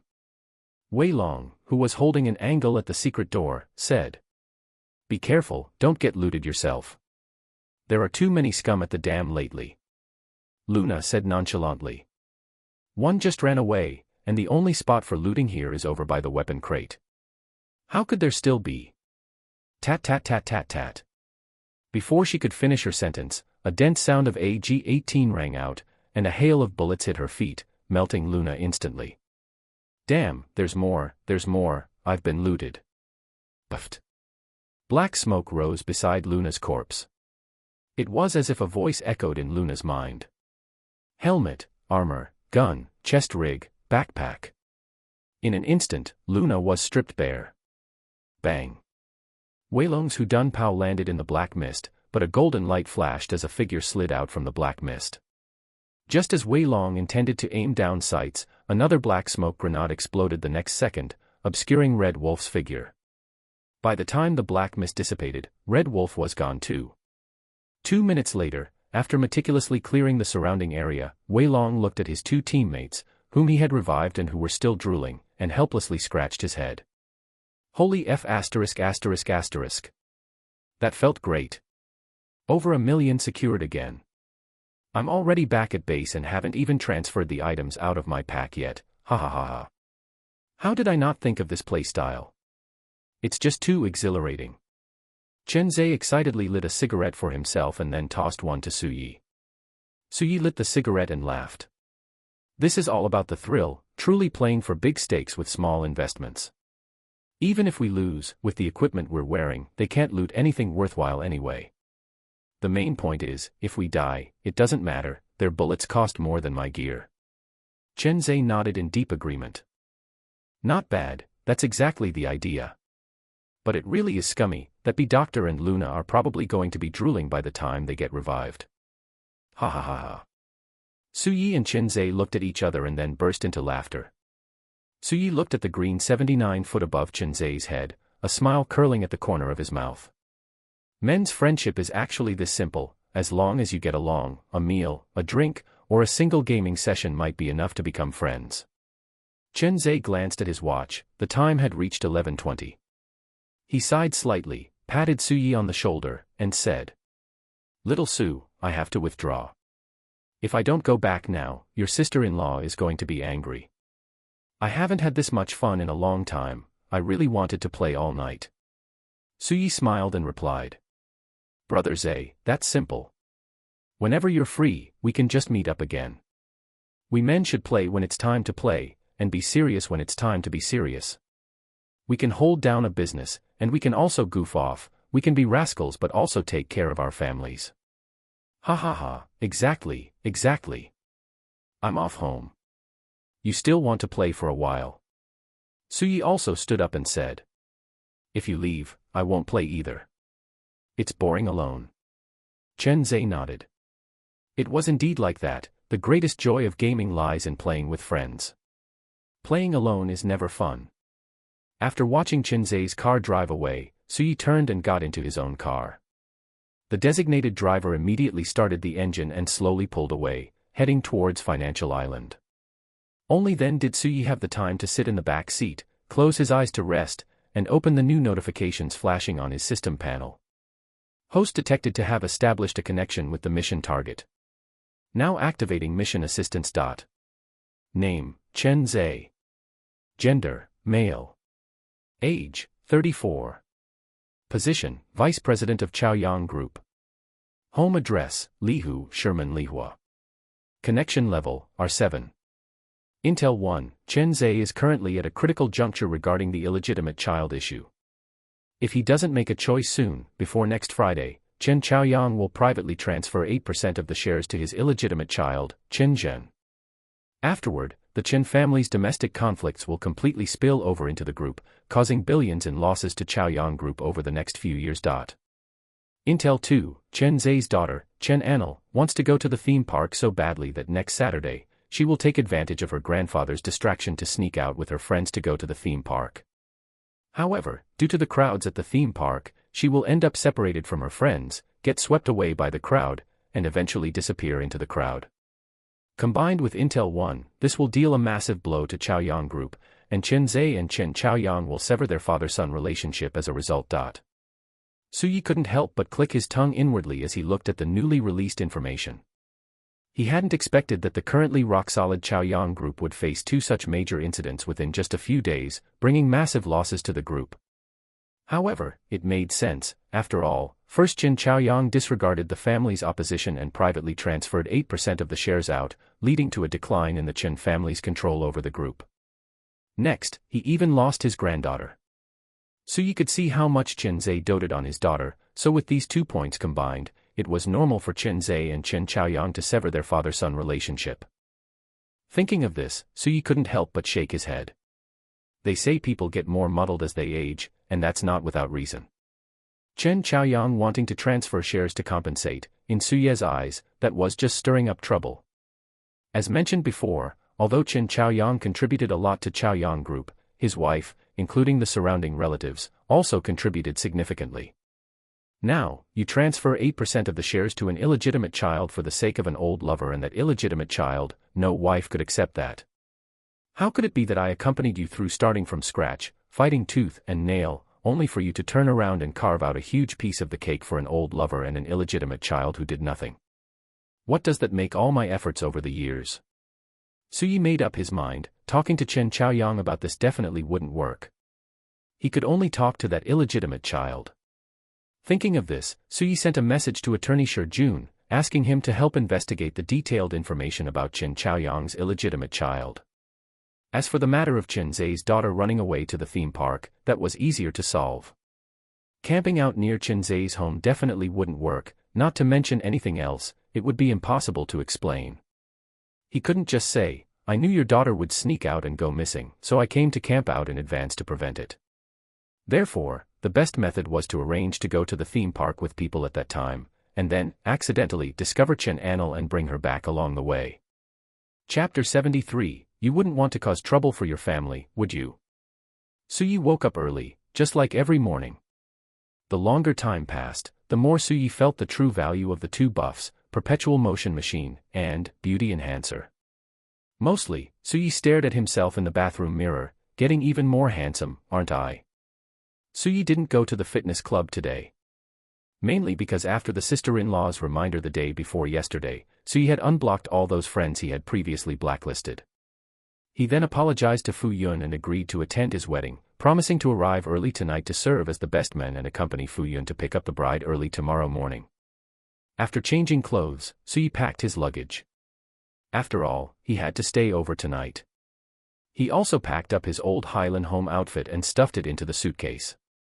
Since Fu Yun's home was in the rural area around Chengdu and his partner was also from the countryside, they didn't really hire professional wedding teams, so naturally, he had to prepare his own clothes. After going downstairs to eat a bowl of noodles, Suyi planned to find a tobacco and alcohol shop and a supermarket to buy some things. During college, he had eaten plenty of the cured meat from Fu Yun's family. Yun, hurry up and go to the market, or there won't be any vegetables left soon. A loud, resonant voice echoed through half of Xiaohe village. Coming, coming. Mom, don't be in such a rush. I'll drive there in a bit, it's not that far. Let me wash my head first. A sturdy young man, over 1.8 meters tall, walked out of the bathroom while wiping his wet hair with a towel, responding. It's not that far, but you still need to go first. Today, your friends and relatives are all coming. If you don't hurry up, and you also need to remember to load that pig I ordered at the market. Sigh, if it were the end of the year, that would be better. We could just catch a pig to slaughter and save some money. Aya, it's only a 200 yuan difference. You keep nagging about it, my ears are going to develop calluses. A middle-aged woman, about 1.6 meters tall and wearing a canvas apron, walked out of the kitchen with a spatula in her right hand. She pointed the spatula at Fu Yun and said, "Are you going or not? I'm counting to 3. Mom, you have to let me change my clothes at least. 1. Mom, you have to be reasonable. 2. Going. I'm going right now." Saying that, Fu Yun dashed to the car in a few steps, started the engine, skillfully reversed, and rushed onto the concrete road. Seeing this, the middle-aged woman nodded with satisfaction, head held high. "You were born by me, I can't control you." Just then, a middle-aged man's voice came from the kitchen. "Xiufen, the kid is so big now, you should still give him some face. Seeing as he's about to get married, the whole village can hear you shouting." Tian Xiufen raised her eyebrows upon hearing this and shouted, "Fu Guowei, so what if he's big? No matter how big he is, he's still my child. Are you saying there's a problem with me yelling a few times? You, shut up and go to the field to pull some vegetables." Before long, a middle-aged man wearing a plaid shirt walked out of the house obediently with a basket on his back, heading toward the fields behind the house. The neighbor was eating breakfast at the time, and the middle-aged woman at the table shook her head and said, "Sigh, the Fu family is being eaten alive by Tian Xiufen every single day."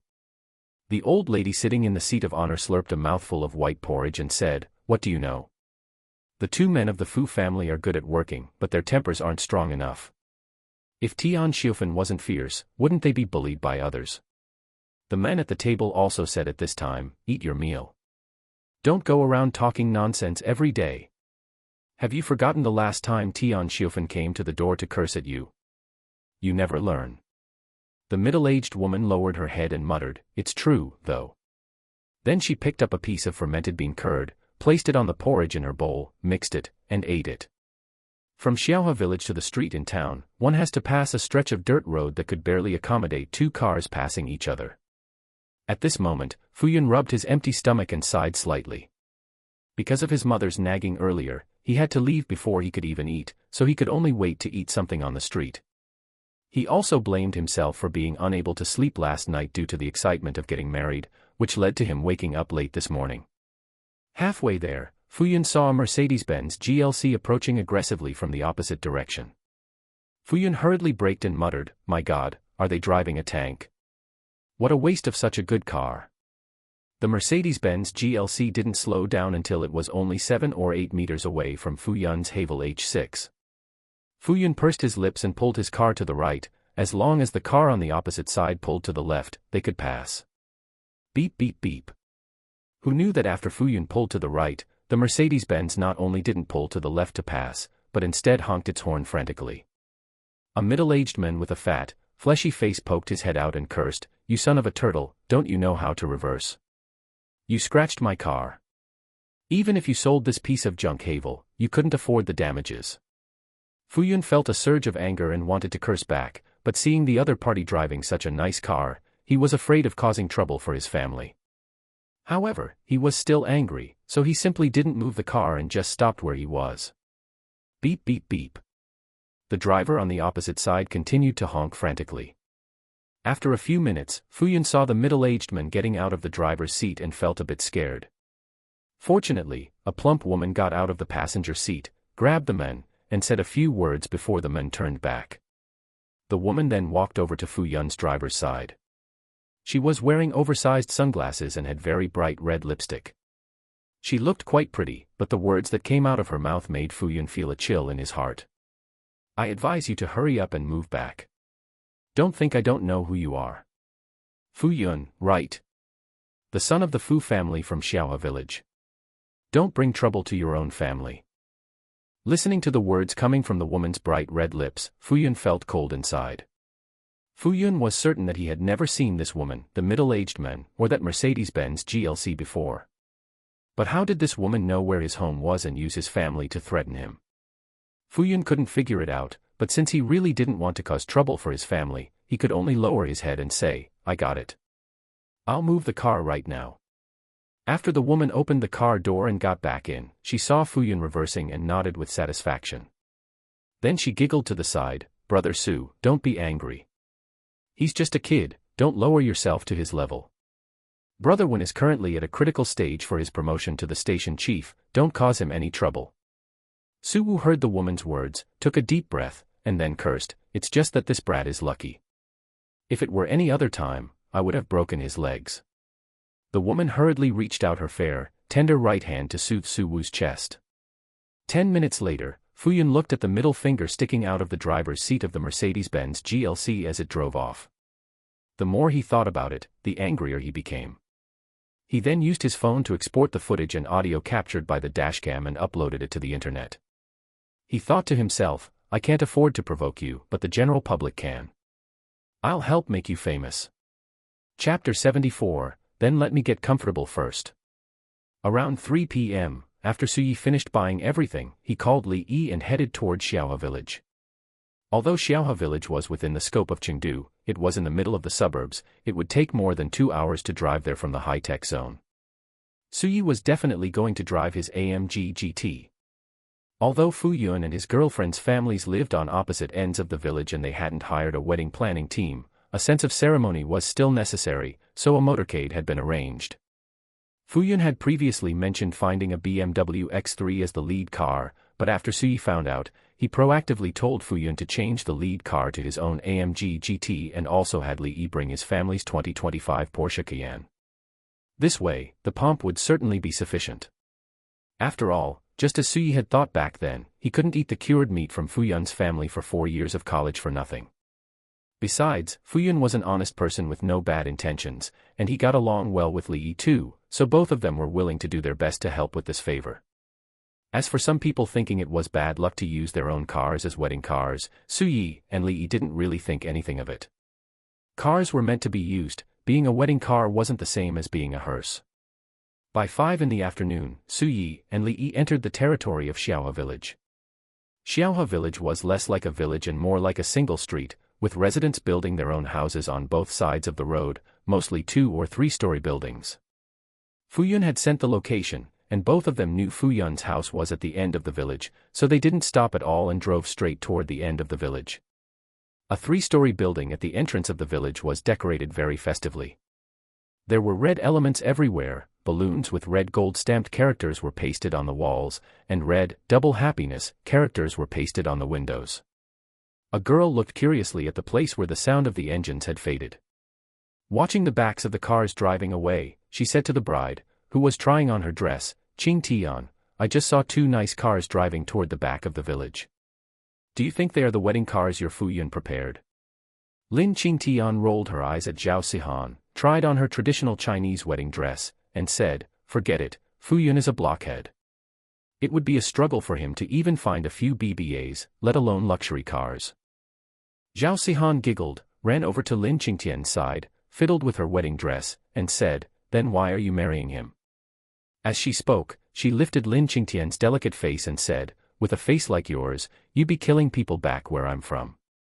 Lin Qingtian shot Zhao Sihan a glare, casually slapped her hand away, and said, "I'm happy to, it's none of your business." Zhao Sihan used a dragon claw hand to grab at Lin Qingtian, he, "Then let me get comfortable first, or I won't be able to touch them later."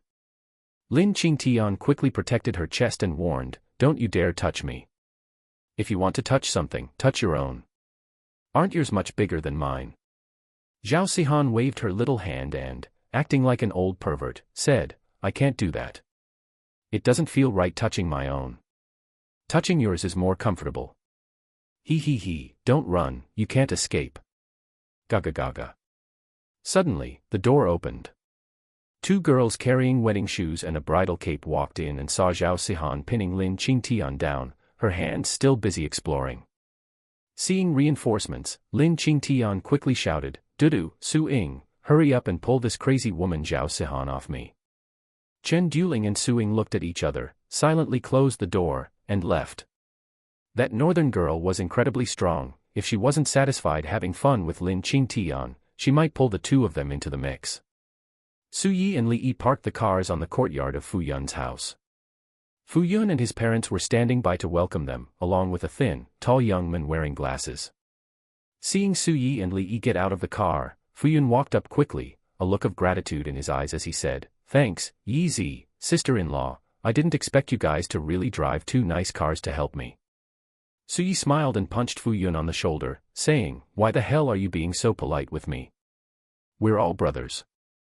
Li Yi also smiled from the side and said, "Don't be so polite, we're all friends."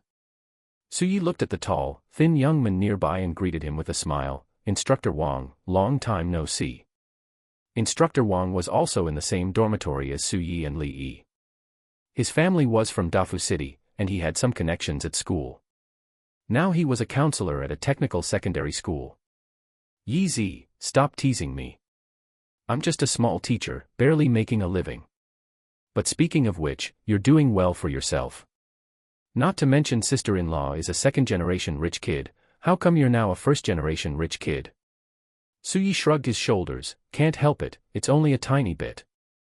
As he spoke, he held up his right index finger and thumb to make a gesture. "Uncle, Auntie, why did you two come out to greet us? You're making us feel unworthy, we're just the younger generation." Su Yi greeted Fu Yun's parents and exchanged polite pleasantries. When Fu Guowei and Tian Xiufen saw their son's good friends being so supportive, they felt proud, and their smiles never faded. "Hey, you're all good brothers of Yunhua. What's wrong with your uncle and me coming out to greet you? Don't be so polite, we're all family. Right."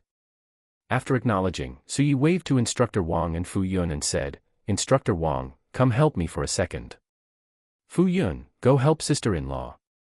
We bought some things for uncle and auntie." Hearing this, Fu Guowei and Tian Xiufen hurried toward the car, saying, "Oh my, we're all family, why did you buy things? Instructor Wang already brought a bunch of stuff just now. It's not easy for you to earn money." Although they said that, they spoke loudly enough for half the village to hear, and their faces were full of smiles. That's how it is in the countryside. You can eat poorly and dress poorly, but you can't lose face. Although Fu Yun's family wasn't struggling, they were just average. It was rare for them to have a chance to show off all year round. Today, Instructor Wang, Su Yi, and Li Yi really helped them save face and showed off the connections of the Fu family. From now on, who would dare say that the father and son of the Fu family were dull and uninteresting? After everything was moved into the house, Fu Guowei and Tian Xiufen hurriedly invited the three of them to sit down. It was almost 6 o'clock now, time to eat. Fu Guowei smiled, picked up a bottle of sheet liquor, and said, "Don't be polite, treat this like your own home. It's just a home-cooked meal. You can sleep here tonight, your auntie has already tidied up the rooms, and everything is new." The three of them had no objections. Suyi glanced at the dishes on the table. Good grief, braised pork, fish with pickled vegetables, spicy chicken, konjac duck, large pork knuckle, cured meat platter, plus an old hen soup and several vegetable dishes. More than 10 dishes covered the table, showing that Fu Yun's family had brought out everything good they had to entertain them.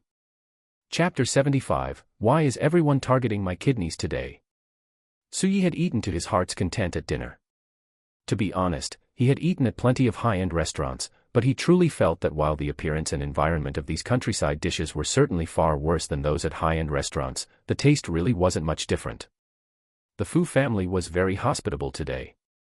After the 5 men at the table finished 2 bottles of Sheed, Fu Guowei even brought out 10 jin of the family's homemade grain liquor. In short, Suyi had drunk a bit too much today. After confirming that they would get up at 5 o'clock to pick up the bride, he planned to go back to his room to sleep for a while. At midnight, Xiaohe village was completely silent, with only the occasional sound of insects chirping and dogs barking. A police car with flashing lights drove straight from the distance toward the Fu family's house at the end of Xiaohe village. Bang, bang, bang. The Fu family's front door was knocked on. Tian Xiufen muttered about who would be knocking so late while putting on her slippers to go open the door. There was no helping it, Fu Guowei and Fu Yun had both drunk too much today and were now fast asleep. "Who is it?" Following Tian Xiufen's greeting, a young man replied, "Officer Hu Wei from the Sancha police station. There is a matter we need your cooperation with. Open the door immediately." Officer Hu Wei's tone was not very good.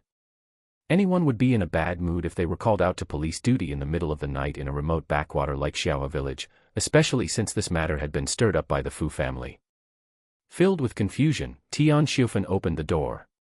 She saw 2 impatient young police officers standing at the entrance, and behind them, a middle-aged man with a fleshy face was glaring at her with a murderous look. Even though Tian Xiufen was usually tough-tempered, she was a bit frightened. "OFFI, officer, I don't know what matter brings you here so late." Su Wu, reeking of a thuggish aura, extended his thick right arm, which was tattooed with a dragon and tiger.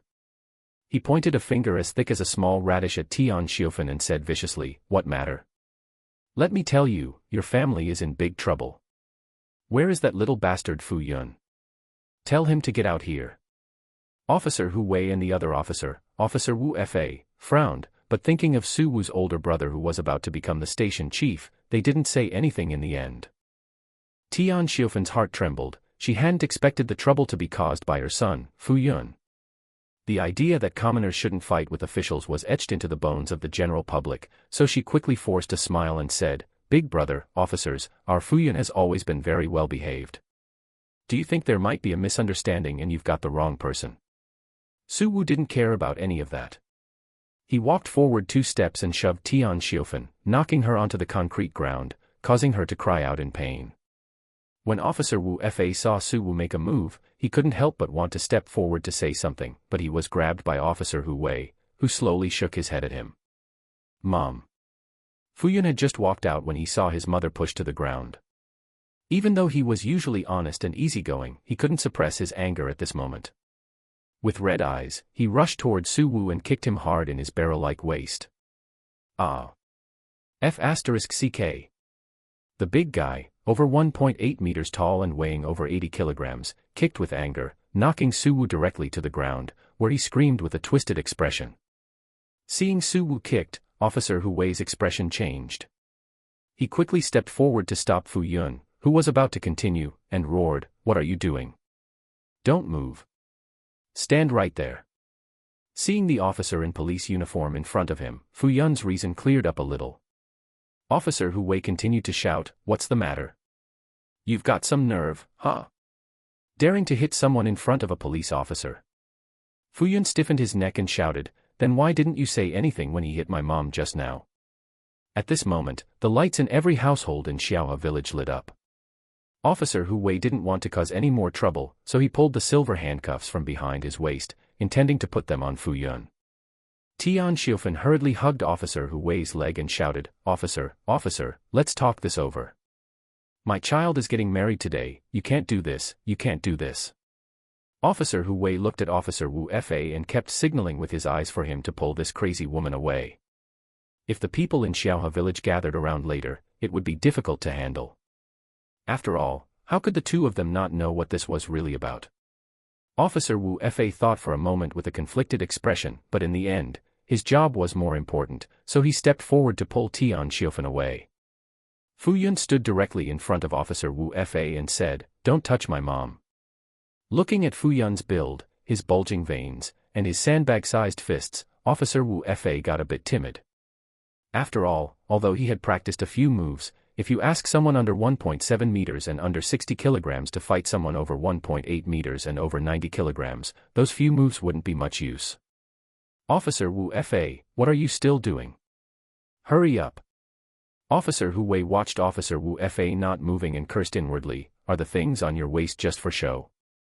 Where is your tear gas spray? Where is your baton? On the other side, at the head of Xiaohe village, at Lin Qingtian's home, Lin Qingtian's parents had all woken up. Father Lin lit a cigarette and smoked it fiercely. Mother Lin said anxiously, What exactly is going on? Why would the police suddenly go to find Fu Yun?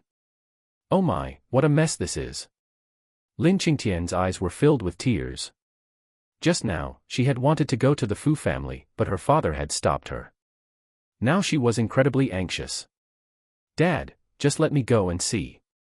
At the very least, I need to know what the situation is.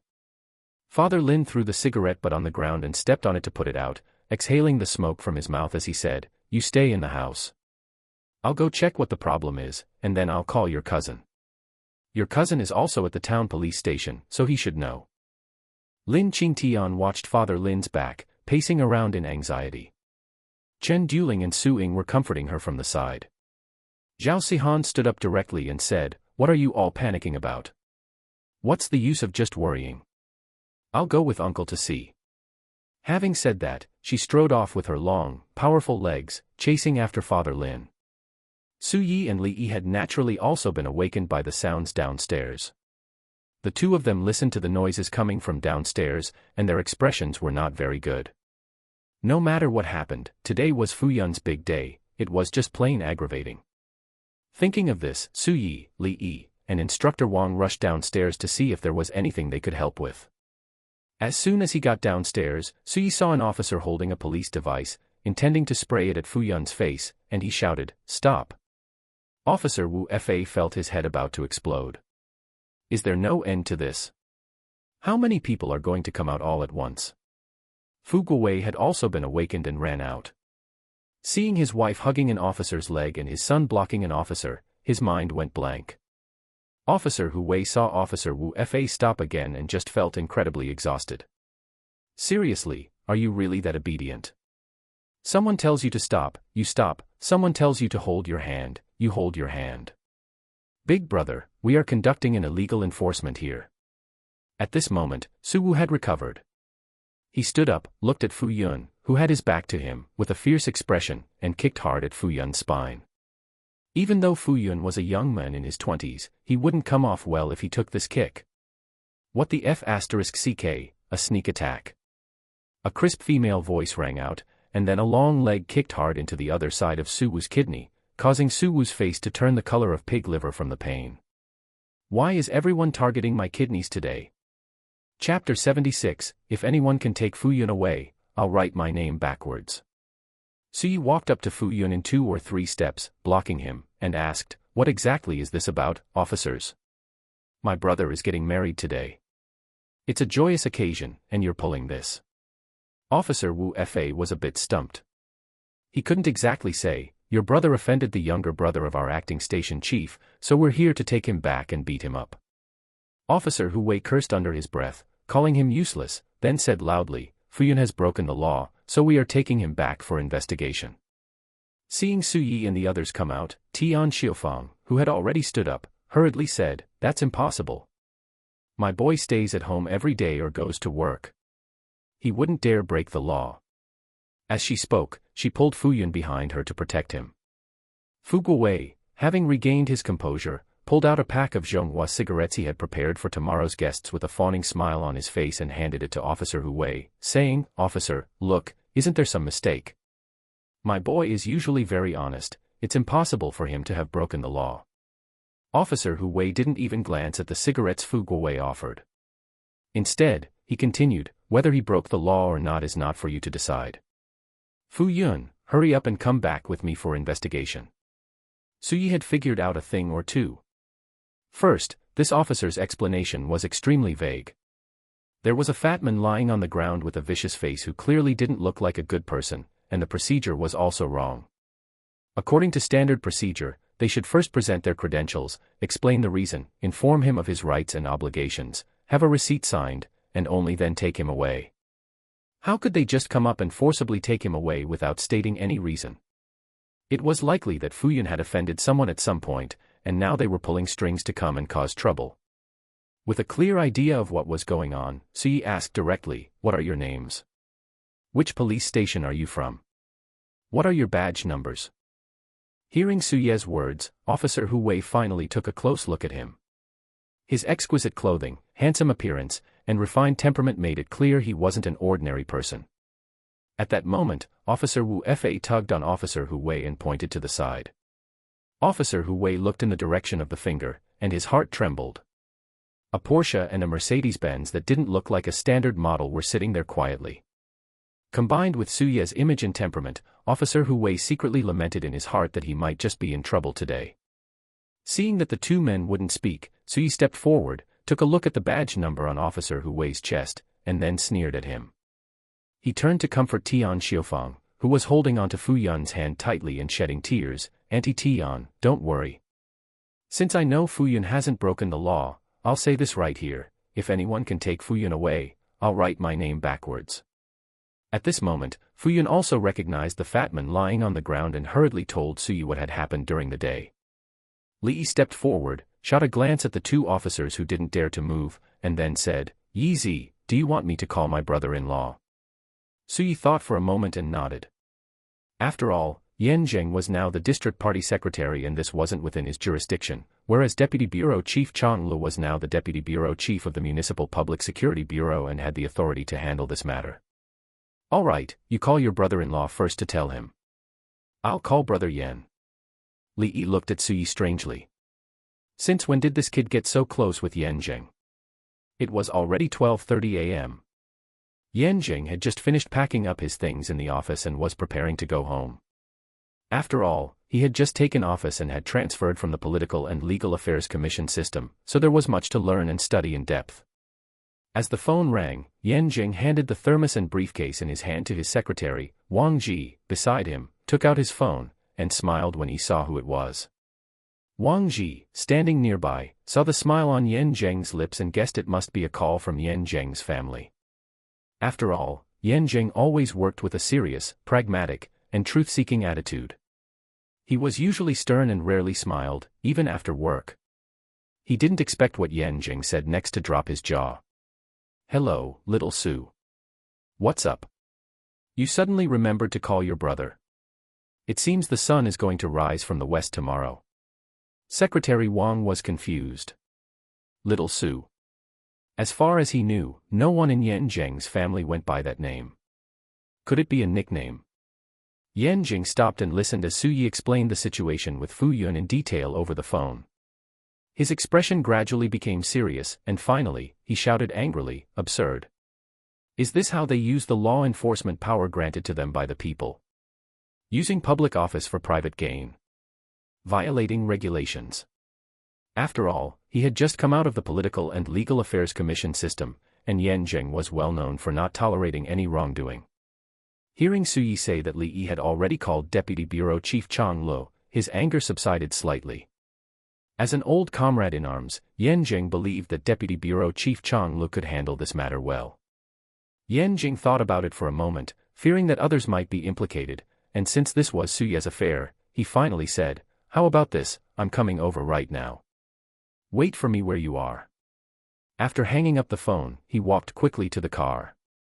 Wang Ji hurriedly opened the car door for Yan Zheng, placing his right hand on the edge of the door frame. After seeing Yan Jing get into the car, he ran to the passenger seat and sat down. Yan Jing sat in the back seat, closed his eyes slightly, and said, "Xiaohe Village." Li Yi hung up the phone, glanced at the two officers standing on the side who didn't dare to move, and said to Su Yi, "My brother-in-law happens to be in town for research. He's coming over right away." Upon hearing this, Su Yi comforted Tian Xiufang and Fu Guowei, "Uncle, Auntie, it's fine now. Fu Yun didn't break the law. I've already found someone to resolve it. It will definitely be settled before the wedding today, it won't delay Fu Yun's wedding." Fu Yun's eyes were red, and he said gratefully, "Yi Zi, thank you so much today. If it weren't for you." Su Yi patted Fu Yun on the shoulder and said, "Don't say that. We're brothers. But you need to learn your lesson. You're about to start a family, and before you know it, you'll be a father. Be careful with what you do and say." Fu Yun nodded heavily. People can't be taught by words, but one experience teaches a person everything.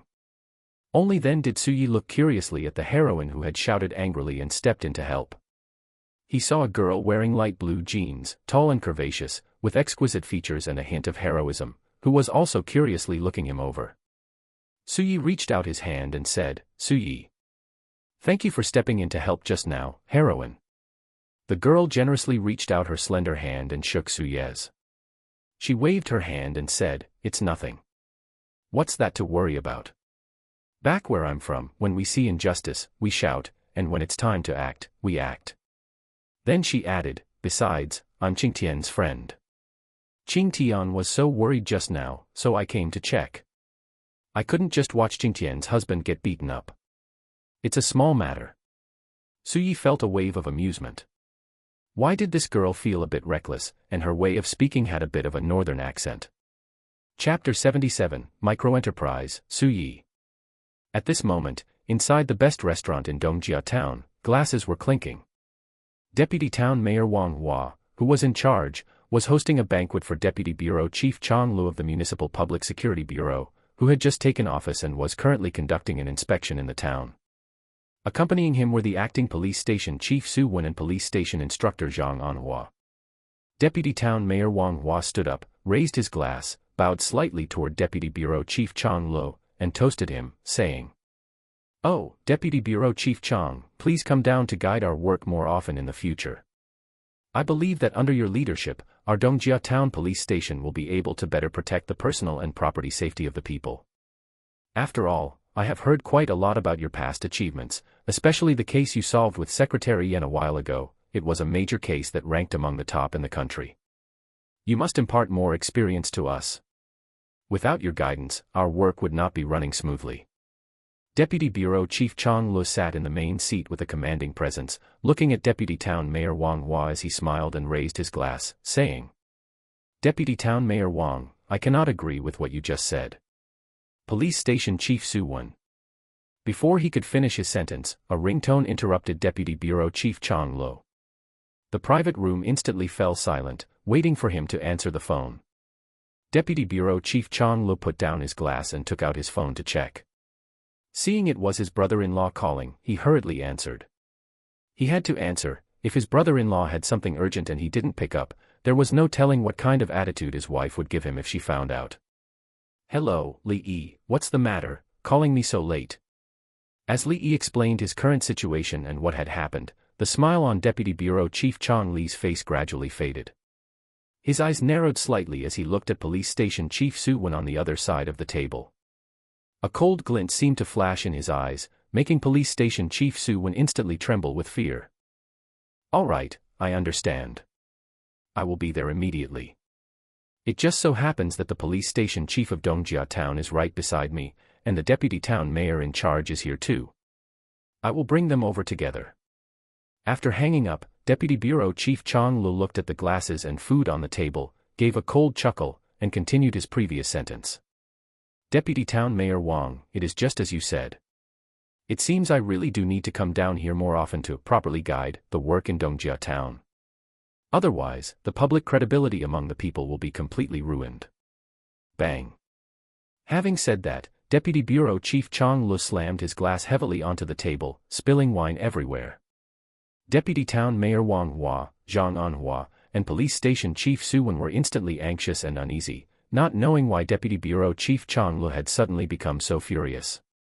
In the end, Deputy Town Mayor Wang Hua carefully offered a fawning smile and asked, "Deputy Bureau Chief Chang, I don't know what happened to make you so furious." Deputy Bureau Chief Chang Lu stood up and walked toward the exit.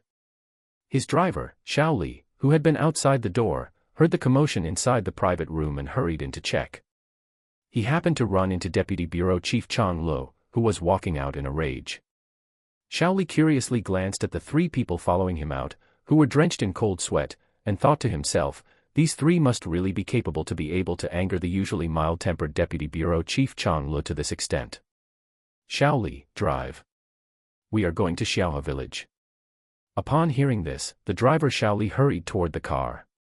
He opened the door for Deputy Bureau Chief Chang Lu to get in before driving toward Xiaohe village. As for whether the other three followed, that was not within Xiao Li's consideration. Deputy Town Mayor Wang Hua, Police Station Chief Su Wen, and Zhang Jinghua looked at each other. Finally, Deputy Town Mayor Wang Hua said with a gloomy face, "What are you still standing there for? Follow him." He then got into his liaison's car. Although regulations stated that leaders below the ministerial level did not have full-time secretaries, there were ways around it, such as having a liaison. Police Station Chief Su Wu and Zhang Jinghua also hurriedly got into the cars driven by their subordinates to follow. At the Fu family in Xiaohe village, many villagers had gathered outside, standing in the courtyard to watch the excitement. After Su Yi persuaded Tian Xiufang and Fu Guowei to return to the living room, Fu Yun brought over a few small stools. Su Yi, along with Li Yi and Zhao Sihan, sat in the courtyard and started chatting. Police Station Chief Su Wu, who had originally wanted to cause trouble, was dragged to the side by Officer Hu Wei and Officer Wu Fa. At this moment, the two of them hated Police Station Chief Su Wu to the core and regretted why they were on duty tonight and why they had come on this trip with Police Station Chief Su Wu. Zhao Sihan looked curiously at Su Yi and Li Yi. "Hey, Su Yi, Li Yi, what do you two do? How come you seem so awesome?" Su Yi looked at Zhao Sihan. This girl was quite good-looking, on par with Gu Qingyan and Jiang Bai, just with a different style. Jiang Bai leaned toward a mature, domineering style, Gu Qingyan was more pure, while this Zhao Sihan was bold and generous, like a swordswoman from ancient times. Li Yi was not very interested in Zhao Sihan, after all, she was not the type of cute woman he liked. However, thinking that she was the best friend of Fu Yun's wife, he still said, "My family just does some small business." Then he pointed to Su Yi. "There, the big boss is over there." Li Yi naturally knew about Su Yi having a technology group.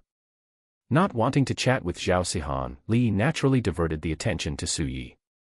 Zhao Sihan stared with wide eyes at Su Yi and said in a bold, straightforward manner, "Buddy, what do you do? You seem pretty awesome." Su Yi smiled and said, "A microenterprise, just a microenterprise."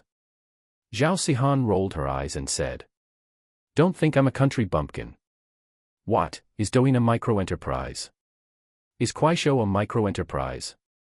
You're that kind of microenterprise, right?" Su Yi looked at Zhao Sihan with some surprise. Not bad, this girl didn't seem simple either. 99.9% of people didn't know about these things. Zhao Sihan saw Su Yi looking at her in shock and felt smug about showing off in front of others. She didn't want to make things difficult for Su Yi. "Fine, if you don't want to say it, then don't. But I think highly of you. Come on, let's add each other on WeChat. If you ever come to Shenyang and have any trouble, mention my name." "It works?" Su Yi asked. "Zhao Sihan, did you come here from Shenyang to be the bridesmaid for Fu Yun's wife?" Zhao Sihan shook her head. "No, I work in Chengdu. There are too many annoying things at home, it's too frustrating. I don't want to stay at home. I figure my old man can still work for another 10 years or so I'll wait until he can't work anymore before dealing with it." Su Yi understood. It was nothing more than her still having a wild heart and not wanting to go home to inherit that massive family business, she just wanted to have fun.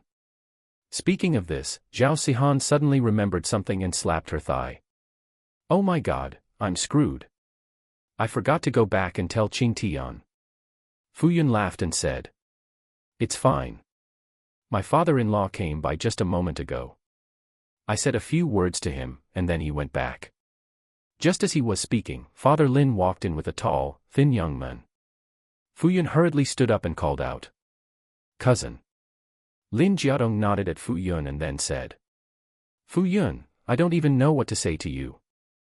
How can you let me rest assured about marrying my sister to you? You're in your 20s, how can you be so oblivious to things?"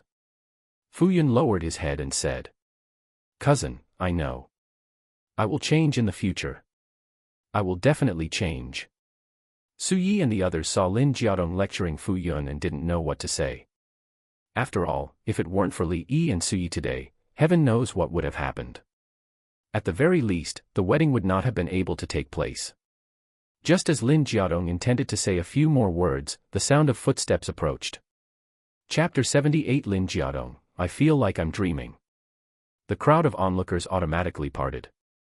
Deputy Bureau Chief Chang Lu walked at the very front with a confident, imposing stride. His face was gloomy, suggesting he was suppressing his anger. He was followed by 4 or 5 people, though Su Yi had no idea who they were. When Officer Wu Fa and Officer Hu Wei saw Police Station Chief Su Wen walking in the back, they hurried forward and whispered, "Chief." Meanwhile, Su Wu realized he had caused his older brother a huge problem and kept his head down, not daring to speak. When Police Station Chief Su Wen saw Officer Wu Fa, Officer Hu Wei, and even Su Wu, his heart sank. It was certain that Su Wu had used his name to do something illegal or against regulations, and worse, Deputy Bureau Chief Chang Lu had found out about it. At that moment, Police Station Chief Su Wen felt a chill run down his spine, a coldness piercing straight to his heart. Seeing Police Station Chief Su Wen, Lin Jiadong also hurried up and called out, "Police Station Chief Su." Although Lin Jiadong didn't really like Police Station Chief Su Wen and avoided deep contact with him, he still had to maintain appearances. Otherwise, if the men decided to make his life difficult, there would be nowhere for him to turn for help. Officer Wu Fa had also seen Lin Jiadong lecturing Fu Yun earlier, but he hadn't had the chance to step forward and ask for help before Police Station Chief Su Wen and the others arrived. Since the situation was ultimately caused by Fu Yun, if he could get Lin Jiadong to persuade Fu Yun to drop the matter, perhaps he could save his own job. However, Officer Wu Fa knew his own weight wasn't significant enough.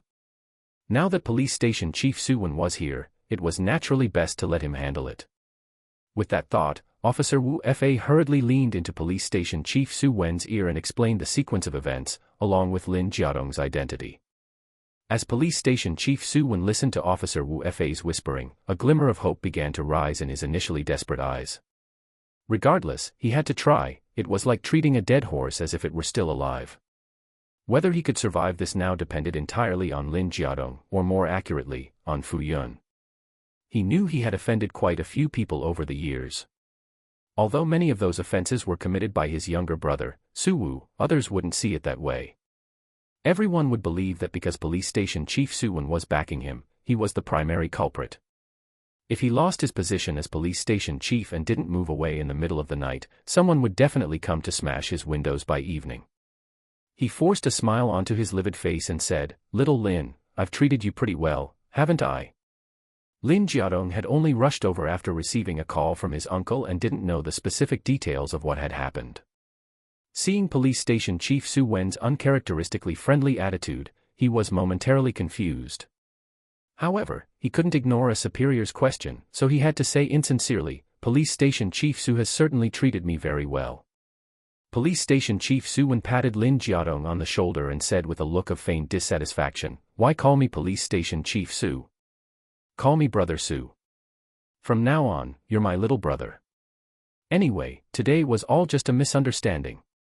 Do you think you could go talk to your sister's husband and let this matter rest?" Hearing Police Station Chief Su Wen say this, Lin Jiadong turned his head to see Fu Yun and his friends chatting happily with the middle-aged men who had entered first. He felt like he had stumbled upon something significant. When Su Yi and Li Yi saw Deputy Bureau Chief Chang Lu enter the courtyard, they walked up quickly to greet him, "Deputy Bureau Chief Chang. X2. After all, with so many outsiders present, the two didn't use a term that was too intimate, fearing it might affect Deputy Bureau Chief Chang Lu. Deputy Bureau Chief Chang Lu was very satisfied with their performance. What do officials fear most? They fear having some ignorant fool by their side who is afraid that others won't know their connection, calling out intimate names in any setting. How would that look to others? What would people say if word got out? Hey, it's after work hours now, not during work. Why be so formal? Just call me what you do in private. Seeing how sensible the two were, Deputy Bureau Chief Chong Lu didn't care anymore. After all, as he said, it was after work hours. Brother Lo. Brother-in-law. Deputy Bureau Chief Chong Lu responded and then asked, I already know roughly what happened. Where are the parties involved? Su Yi hurriedly called Fu Yun over, who explained everything in detail. Deputy Bureau Chief Chong Lu turned to look at Deputy Town Mayor Wang Hua and the instructor Zhang Jinghua beside him, saying with a smile, so this is the Dongjia Town Police Station. It really has opened my eyes. A single phone call can pull up a citizen's information, and they won't even allow others to use the media to seek justice.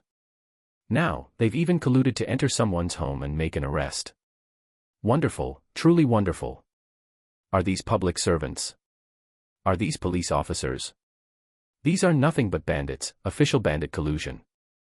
Deputy Bureau Chief Chong Li's roar set the tone for the entire incident.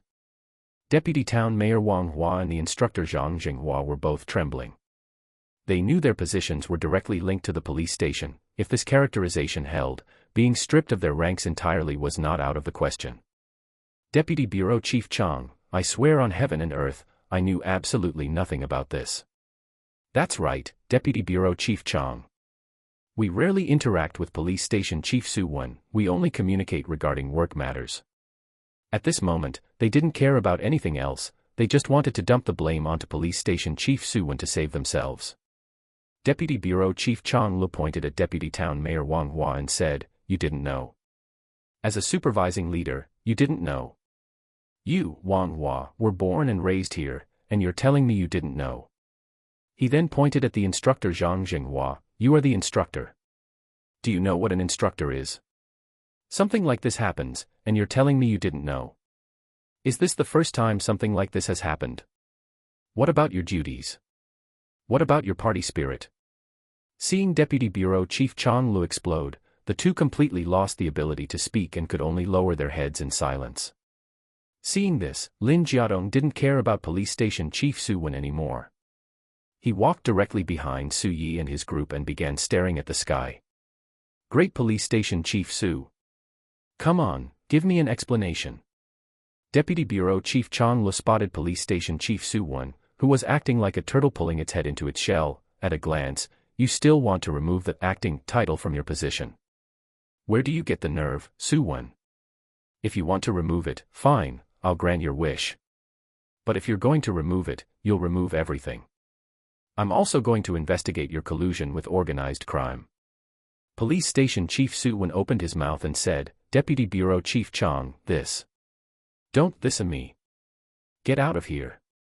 They are getting married today, don't get in the way here. I will go to the district tomorrow to hold a meeting. I hope the three of you will be at your posts on time tomorrow. That is all. After saying this, Deputy Bureau Chief Chong Lu turned to look at Su Yi and the others, a warm smile appearing on his face. Li Yi, Su Yi, I'll be heading off now. He then glanced at Fu Yun, young man, I'll come to your house tomorrow to have a glass of wedding wine. How about that? Fu Yun was still stunned. Lin Jiadong, standing behind him, hurriedly poked Fu Yun hard in the waist. Ah. Fu Yun let out a cry, then hurriedly said, yes. Of course.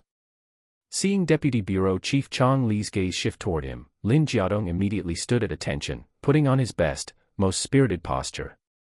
What is your name? Reporting to Deputy Bureau Chief Chong, Dongjia Town Police Station Officer Lin Jiadong reporting to you. Deputy Bureau Chief Chong Lu didn't speak, merely nodding. It wasn't until he saw the backs of Deputy Bureau Chief Chong Lu and his group disappear that Lin Jiadong felt as if his entire day had been a dream. Chapter 79, This is my first time, I have no experience. After Deputy Bureau Chief Chong Lu and his group left, Tian Xiufang and Fu Guowei perked up. They emerged from the living room inside, their weathered faces beaming with bright smiles. What was originally a bad situation had now turned into a matter of gaining face. Oh, it's no big deal. My Fuyun might be a bit foolish, but he certainly has a lot of friends. Did you see that man just now? The Municipal Public Security Bureau chief, a big official.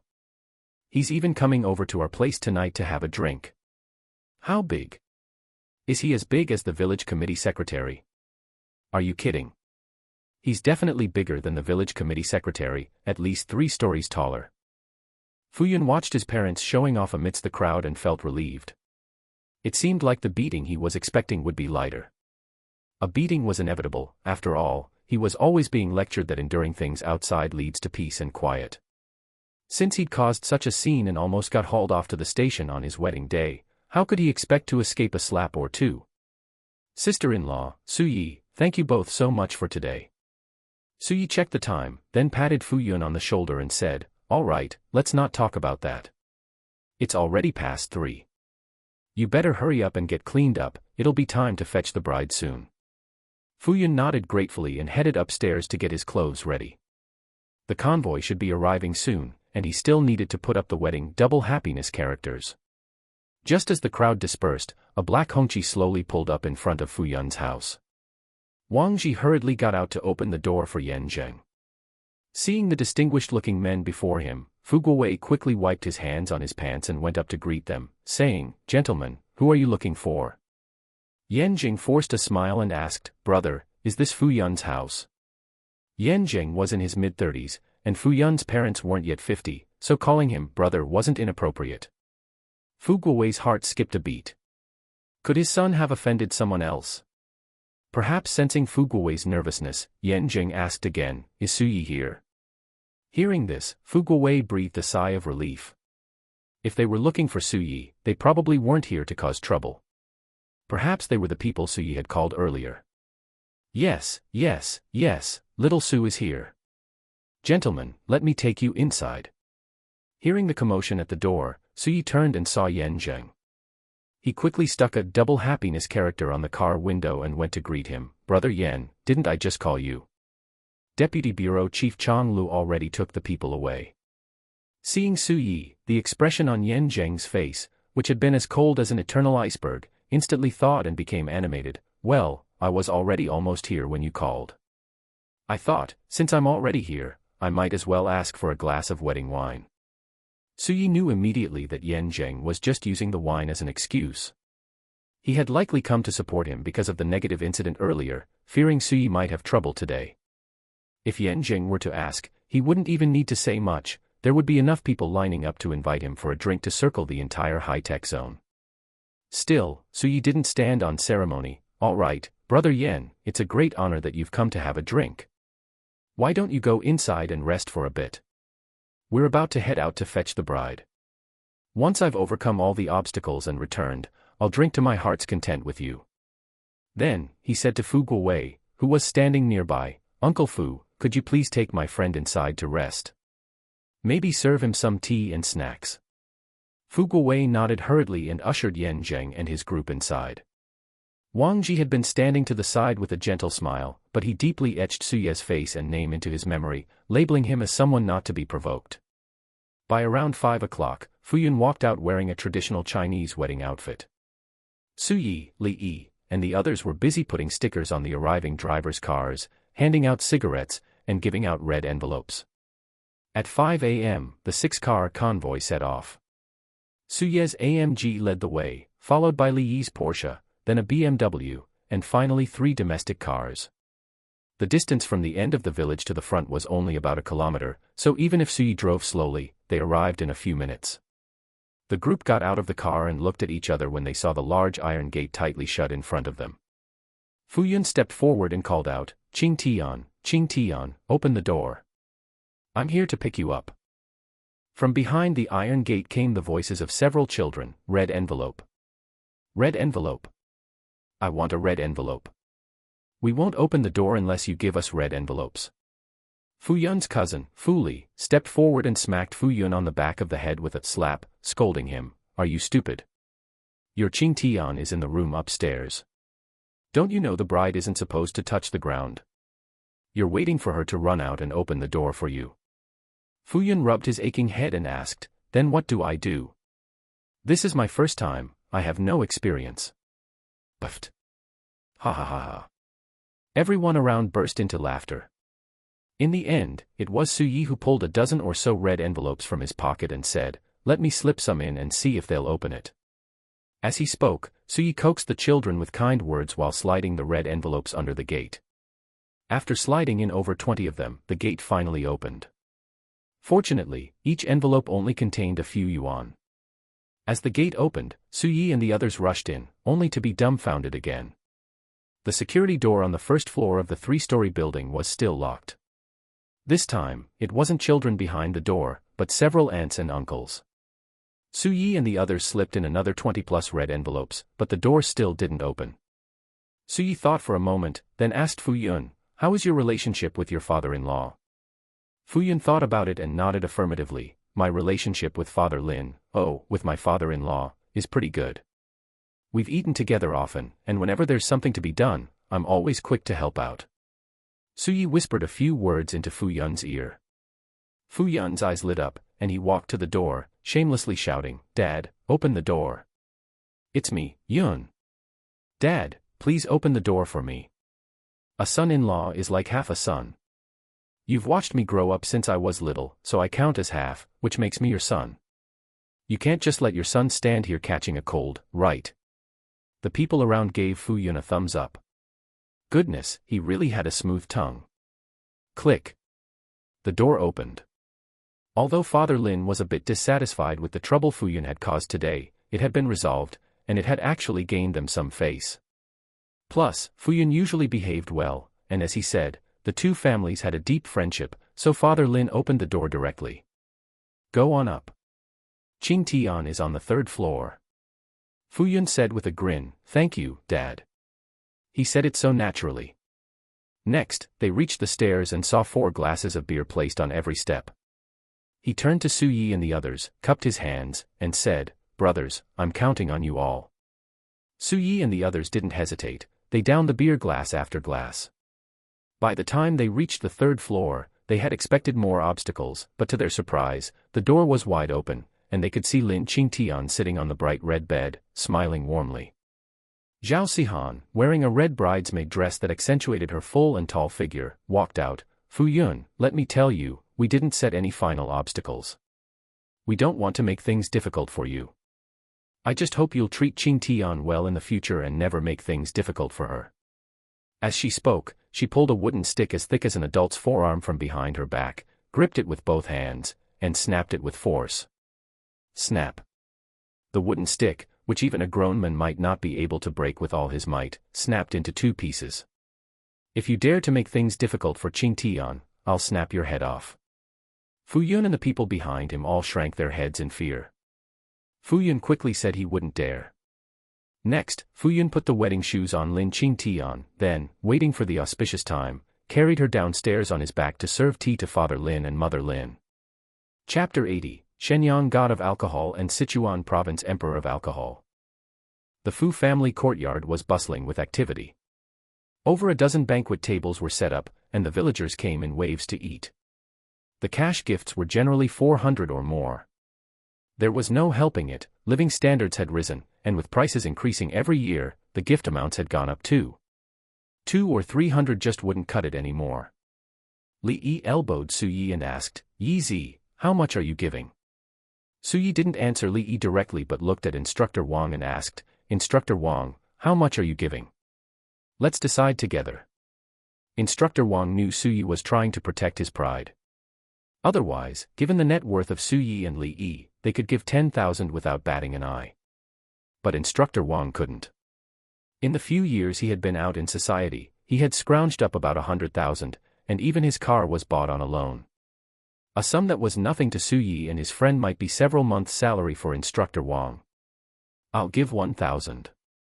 We're all brothers, it wouldn't be good to give too little.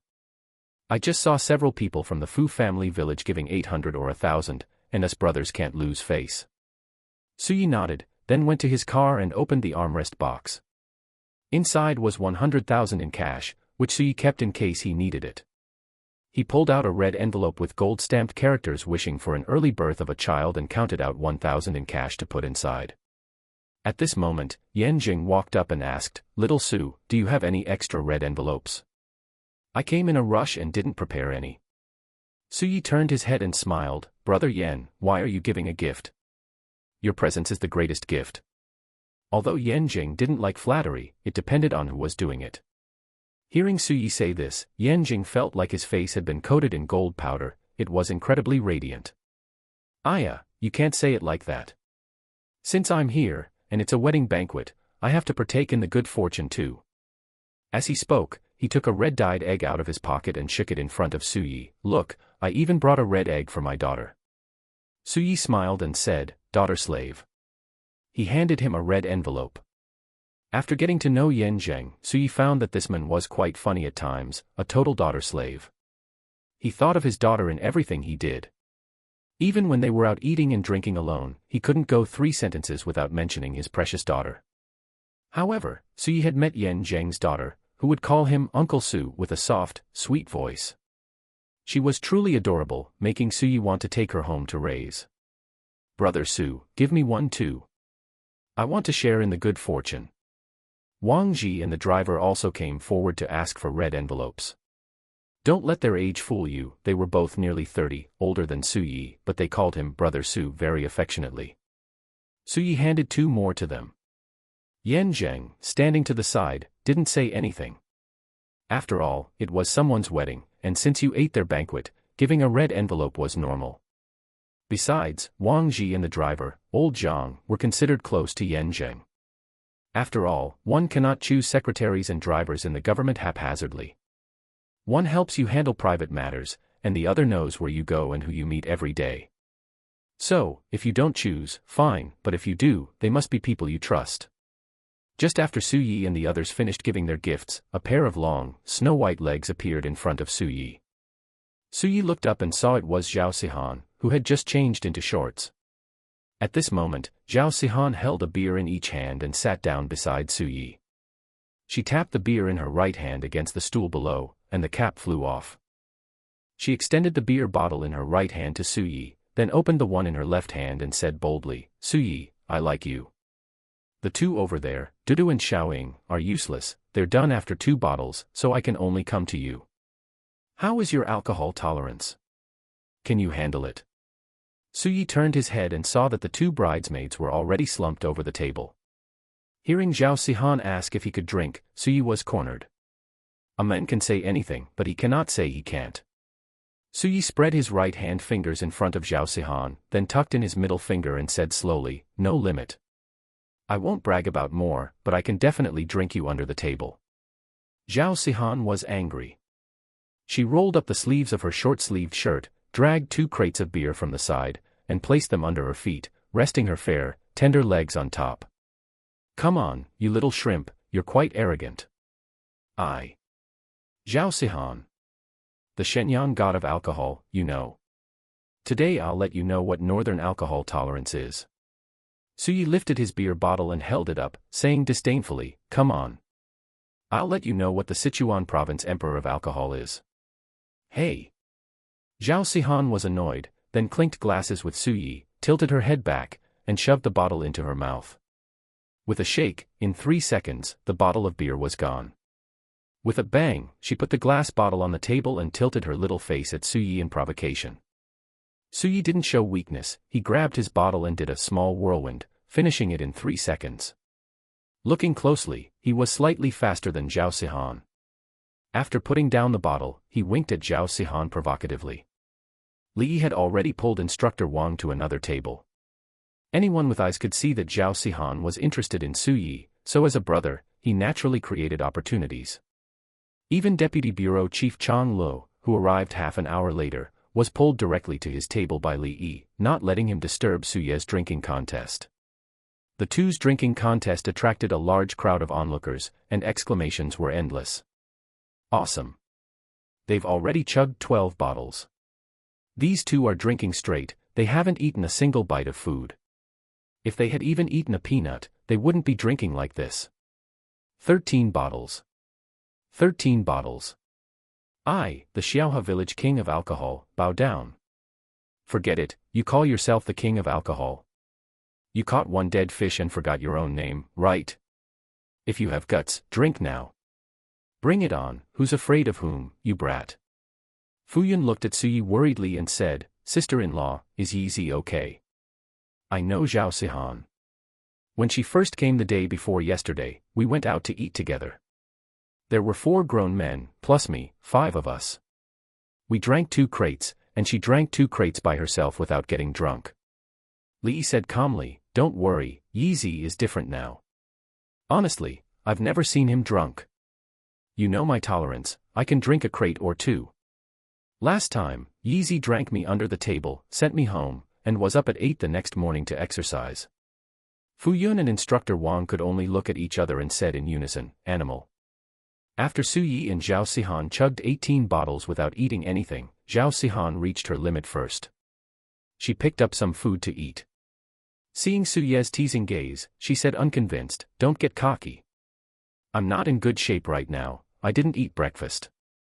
Just you wait, tonight I'll drink you to death. The two had already agreed that in the evening, the bridesmaid group and the groomsmen group would go out to have fun. As for the bride and groom's wedding night, well, they still had to experience that. Suyi spread his hands like a little bear, I'm so scared, tisk tisk tsk. Zhao Sihan picked up a piece of braised meat, put it in her mouth, and looked at Suyi through gritted teeth, deciding in her heart that tonight, either she or Suyi would die. Chapter 81, My Mom Said, Pester You to Death. By around 6 in the evening, the banquet was mostly over, and most of the guests had left. Suyi and his group prepared to take their leave. After all, the wedding was over, there was no point in staying, and there wasn't much to do in Xiaohe village. However, an awkward situation arose. Li hadn't been drinking today, Southwest He could drive his own car back, but no one dared to touch Suye's car. Someone had recognized it earlier as being worth over 2 million, what if it got scratched or dented? Even though Suyi said that no one would be held responsible if it got scratched or dented, still no one dared to touch it. In the end, they had no choice but to have Yan Zheng's liaison, Wang Ji, drive it to their destination and then find a designated driver later. Su Ying, Instructor Wang, and Chen Duling got into Li Yi's car, while Zhao Sihan ran straight to the back seat of Suye's car, sat down, and waved at Suyi, what are you standing there for? Get in. Suyi sighed once again, wondering why this woman was so brazen. He didn't act coy and sat down next to Zhao Sihan. A scent, somewhat like night-blooming jasmine, lingered at the tip of his nose. It had to be said that Wang Ji's driving skills were quite good, they felt almost no bumps along the way. By 8:30, shortly after it had turned dark, he dropped Suyi and Zhao Sihan off at their destination. Suyi got out of the car and invited him, Brother Wang, why not come up and hang out for a bit? Wang Ji smiled and shook his head, your brother has been working overtime like crazy lately. I haven't been able to go home to be with my wife and kids before midnight for several days. I'm lucky to get off early today thanks to you, so I need to go back and see them. Hearing Wang Ji say this, Suyi didn't insist, all right, Brother Wang, we're heading up then. Wang Ji nodded, waved his hand, and hailed a taxi, all right, have fun. I'm off. Zhao Sihan had been extremely well-behaved the whole time, surprisingly not acting brazen at all, which made Suyi feel a bit unaccustomed. It wasn't until Wang Ji left that Zhao Sihan stepped forward, threw her arm around Suyi's shoulder, pointed upward, and said, is this the place? Suyi was stunned. He really hadn't expected Zhao Sihan to pull this, making him feel like a kept man.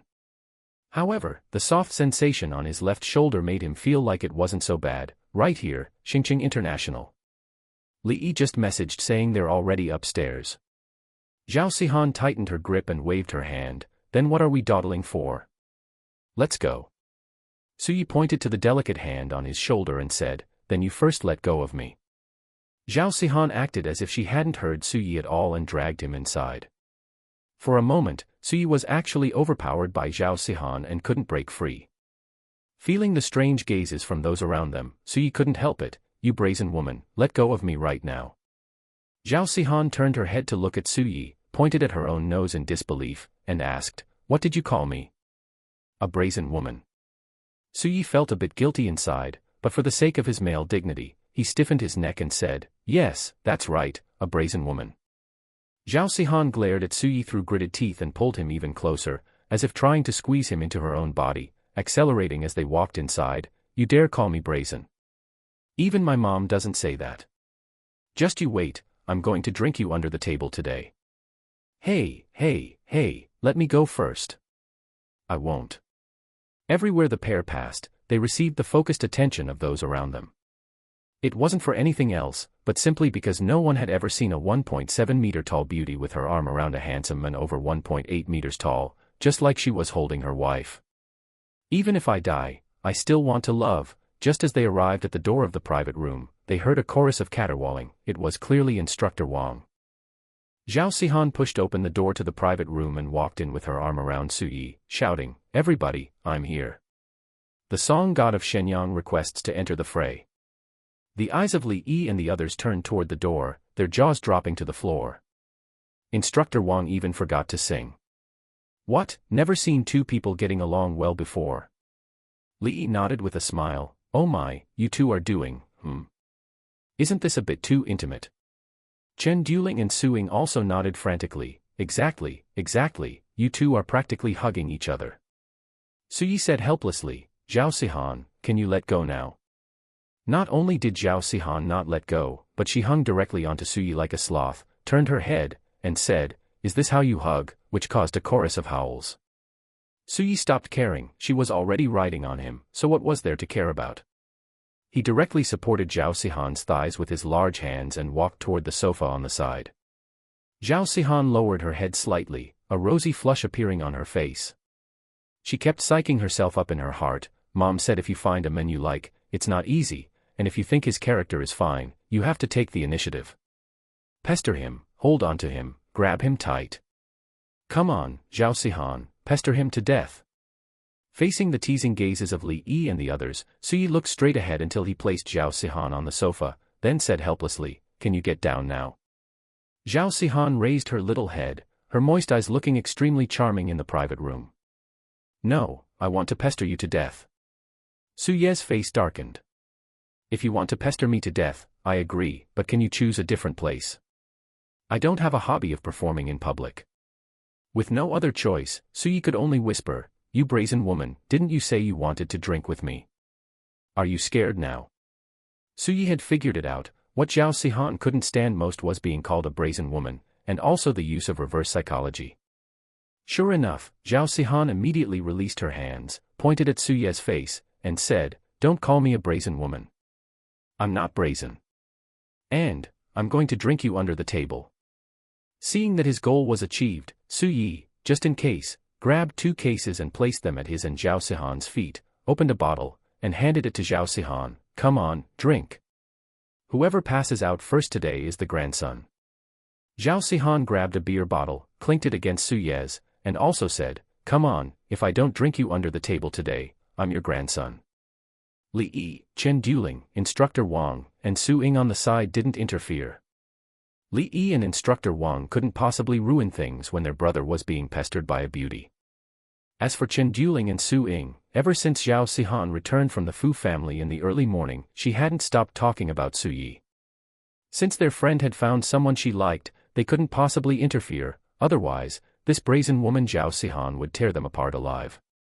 In 1 hour, Su Yi and Zhao Sihan had drunk almost a full case. They hadn't even digested their lunch yet, and now they were at it again. Coupled with the fact that they were drinking quickly, both of them were starting to feel the effects. Zhao Sihan felt her lower abdomen was about to burst and was the first to speak. "You wait for me, I'm going to the bathroom and will be right back. I'm going to drink you under the table." Su Yi leaned back on the sofa and laughed. "What, can't drink anymore? Going to throw up?" Zhao Sihan didn't even turn her head, just gave Su Yi the middle finger. Seeing Zhao Sihan enter the restroom, Su Yi let out a long sigh, thinking that he would also need to go to the restroom in a moment. This brazen woman could really drink.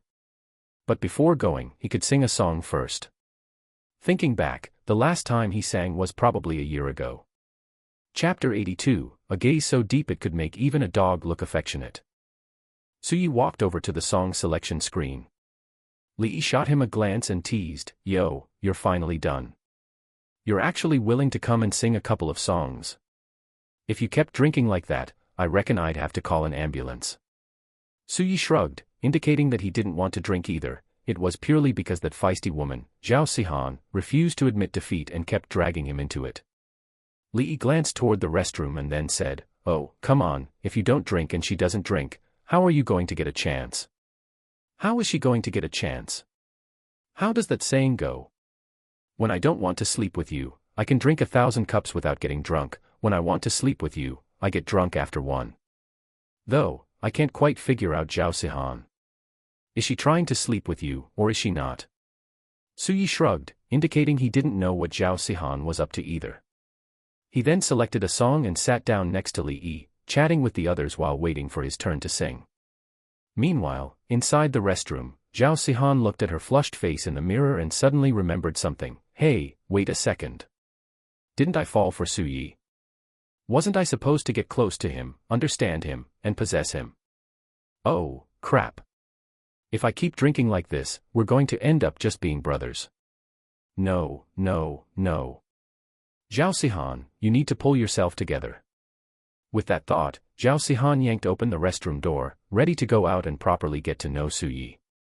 To her surprise, as soon as she stepped out, she saw Suyi sitting on a high stool on the solo stage. One of his long legs was draped casually to the side, while the other rested on the footrest of the stool. His right hand held the microphone loosely near his lips. His eyes, which were usually as bright and deep as the stars, were now a bit unfocused, perhaps because he really had drunk quite a bit.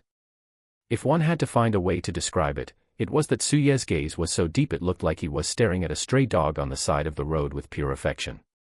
As the musical intro faded, a slightly raspy, smoky voice drifted slowly from Suye's lips. "On the other side of my past, leading to the streets of dawn, a world empty of anyone."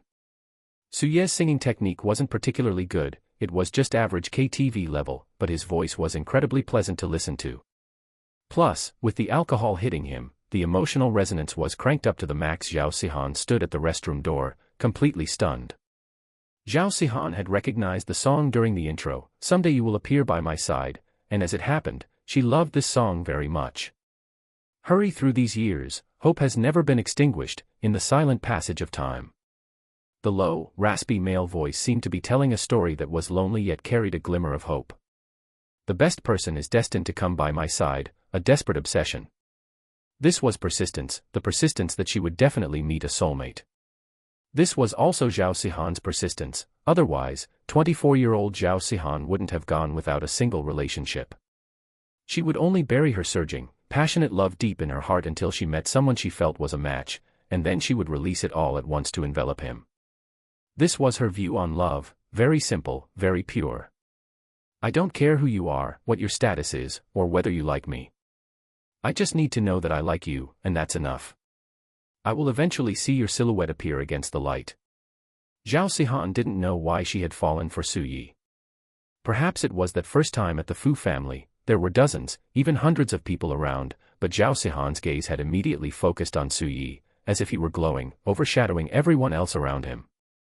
When she threw that kick at the Fu family, it looked like she was saving Fu Yun, but what she didn't say was that Suyi was standing right next to Fu Yun at the time, and she was afraid that Su would hurt Suyi. Wait until all of this is understood by you, fingers interlaced. Crossing through time, never to part again, walking hand in hand into tomorrow. The reason Zhao Sihan loved this song was that she felt it was about her. Once she decided on someone, Zhao Sihan would never let go, no matter the circumstances, whether rich or poor, simple or ordinary.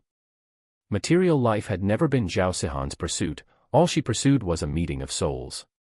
As the song ended, Suye's voice slowly faded. In the quiet private room, the sounds of whistling, cheering, and applause rang out endlessly. Li whistled and waved his hand. "Yi Zi, you're the best. In a while, I'm going to send you off to become a star." Instructor Wang felt like he didn't even know what he was saying anymore, there were only two words, awesome. Awesome, Yi Zi. That song was sung awesomely. Chen Duling's little hands were almost red from clapping. "Suyi, you are just too handsome. I'm going to be your fan." Suing reached into who knows where on the sofa, pulled out two cheering glow sticks, stood up, and waved them. "Suyi, you are my god. I just recorded that, I'm definitely going to post it online. Get ready to become an internet celebrity." Seeing that the group had provided plenty of emotional validation, Suyi slowly performed a gentleman's bow from the high stool, elevating the atmosphere of the room even further. Zhao Sihan's large eyes looked cautiously at Su Ying and Chen Duling. She had to guard against the two of them. She had just seen their eyes shining when Suyi finished singing. As a woman, Zhao Sihan naturally knew Suye's lethality to women, especially just now while singing. It was no less than dropping a peacekeeper in the Sahara. She walked up quickly, grabbed Suyi by the wrist, and pulled him to the side. "What's up?" "Trying to dodge the drinks." "Suyi, your drinking etiquette is terrible." Suyi glanced at the microphone drifting away from him. He felt that singing was more interesting than drinking against Zhao Sihan, but as a man, he couldn't chicken out. "I just saw that you went to throw up, so I just sang a little to pass the time." Zhao Sihan was furious. In her entire life, Zhao Sihan had never suffered such a grievance. He was actually spreading rumors that she had thrown up. Bang! She opened a bottle of alcohol and shoved it into Suye's arms. "Drink." Suyi wasn't afraid either. He took it directly and raised his eyebrows at Zhao Sihan. "Bring it on." Since Zhao Sihan wanted to drink, Suyi would get her drunk today. He would drink her under the table so that she wouldn't dare to chirp and chatter in front of him again. A new round of drinking began. Li Yi and the others took a look. Instructor Wang nudged Li Yi and said, "Sister-in-law, are we just going to let them drink like this? Drinking it straight, without even touching a single piece of fruit from the platter." Li Yi chuckled, "Don't worry about him. Yizi knows what he's doing, nothing will go wrong." Su Ying whispered, "Linger, this Suyi is way too intense. Who do you think will get drunk and pass out first, him or Sihan?" Chen Duling thought about it carefully, then observed both sides and shook her head. "I don't know. I can't tell. I feel like they are evenly matched, but I think Suyi is slightly stronger by just a tiny bit. After all, Sihan has already had to go to the restroom once." Afterward, although the group continued to sing and drink, their focus remained entirely on Suyi and Zhao Sihan, wanting to see who would ultimately come out on top. At 2 in the morning, hundreds of empty bottles were scattered around their feet. When the waiter came to collect them, Li Yi and the others turned him away. Looking at the empty bottles on the floor, the four of them just shook their heads. It was too terrifying. Chapter 83, I am definitely not a eunuch. Li Yi said with a hint of concern, "Yizi, you and Zhao Sihan take it slow. Are you sure you don't need me to accompany you both?" Suyi waved his hand dismissively. Although his eyes were a bit hazy, his steps remained steady. "It's fine, you go back first. Today, I must drink this feisty woman under the table." Zhao Sihan, hanging on to Suyi, said, "Who are you calling a feisty woman?" "My mom said I'm not fierce."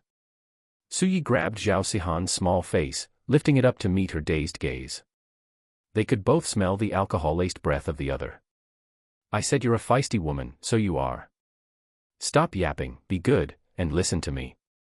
Watching this scene from the side, Li Yi thought, "Fine, I shouldn't get in their way." Seeing that the two were about to kiss, he turned and got back into his car, telling the designated driver to head off, intending to take Instructor Wang and the others back first. Chen Duling poked her head out and waved, saying, "Suyi, you have to take good care of Zhao Sihan." Suyi turned his head, straightened his posture, and shouted, "Don't worry, with me here, she'll be safe."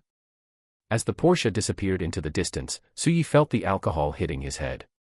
He felt dizzy and had to lean against the roadside railing to steady himself. Because Suyi swayed, Zhao Sihan started to slump to the ground, but Suyi quickly pulled her up and wrapped his arm around her waist to keep her from falling. The two were once again tightly embraced. Zhao Sihan lifted her small face and giggled, Suyi, you're drunk. You can't even stand straight." Suyi shook his head, feeling as though the streetlights in the distance were doubling. His remaining shred of reason told him that he had indeed drunk too much and was reaching his limit. Ignoring Zhao Sihan's teasing, he quickly scanned his surroundings and saw a place nearby with a sign for Orange Hotel. He dragged Zhao Sihan over there with quick steps. At the hotel front desk, Suyi pulled his ID card from his wallet in his pocket and placed it on the counter. He took a deep breath, trying to steady his muddled thoughts, and said, "Please, help me book 2 rooms." The receptionist glanced at the ID card, then at the drunk, handsome men in front of her and the Zhao Sihan hanging onto him, before offering a professional smile, "I'm sorry, sir, but one ID card can only book 1 room." Suyi lowered his head to look at Zhao Sihan, who was nodding off, and asked, "Where is your ID card?" Zhao Sihan swayed her head and mumbled something that Suyi couldn't make out. He decided to just rummage through her pockets himself, but found nothing but her phone. Feeling that he was near his limit, Suyi couldn't be bothered anymore and said quickly, "Book one room." He then added, "The best one." The young woman at the front desk could see that Suyi was probably about to collapse. His heavy breathing and the smell of alcohol made her rush to book the room, otherwise, it would be troublesome if these two ended up sleeping in the lobby. Using the fastest speed of her life, she registered the room in a minute and then handed the room card to Suyi with both hands. "Sir, your room is ready. It's room 901. There is an elevator on the left that goes straight up. Do you need me to accompany you?" Suyi waved his hand and quickly dragged Zhao Sihan into the elevator, heading straight to the 9th floor. He swiped the door open, entered, closed the door, and walked to the bedside, intending to toss Zhao Sihan onto the bed. Unexpectedly, Zhao Sihan was holding on very tightly. Combined with the fact that Suyi's body was currently limp, he was pulled down onto the bed with her. A soft sensation, carrying the scent of alcohol, touched his lips. Suyi braced his hands on the bed, intending to get up, but suddenly, a nimble tongue darted into his mouth, wreaking havoc. Suyi's eyes widened. However, at a time like this, no one but a eunuch could hold back. And was Suyi a eunuch? That was definitely not the case. In an instant, various pieces of clothing flew off the bed, and then... I know you don't like this, so the following 30,000 words are omitted. A lazy, seductive moan woke Suyi up, and then a soft, smooth body snuggled into his arms. Suyi slowly opened his eyes and looked around in a daze. The scent of something like night-blooming jasmine lingered at the tip of his nose. Feeling the soft body in his arms, Suyi's eyes gradually widened as he recalled the events of last night. He let out a deep sigh. Damn it, wasn't the plan just to go out for a late-night snack? How did we end up eating in bed? He looked down at Zhao Sihan, who still had her eyes tightly shut, and thought to himself, this was your doing.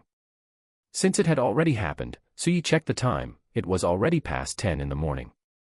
He reached out and playfully pinched Zhao Sihan's nose, letting go after she shook her head in annoyance.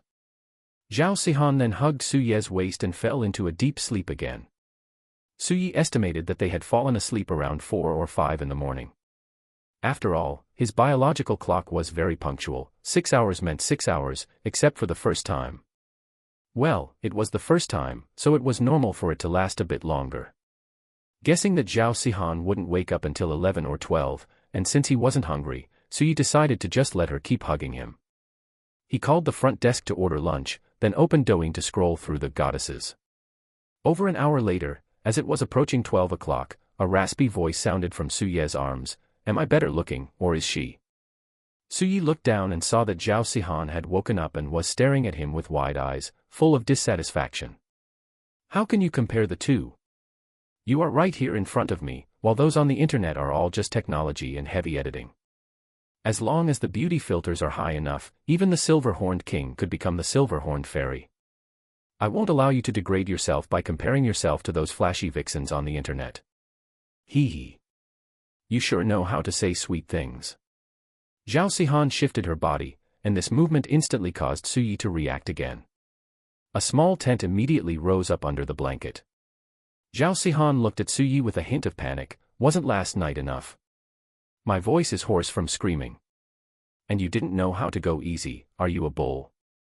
You used so much strength. Plus, that thing of yours is a bit too big, I can't handle it anymore."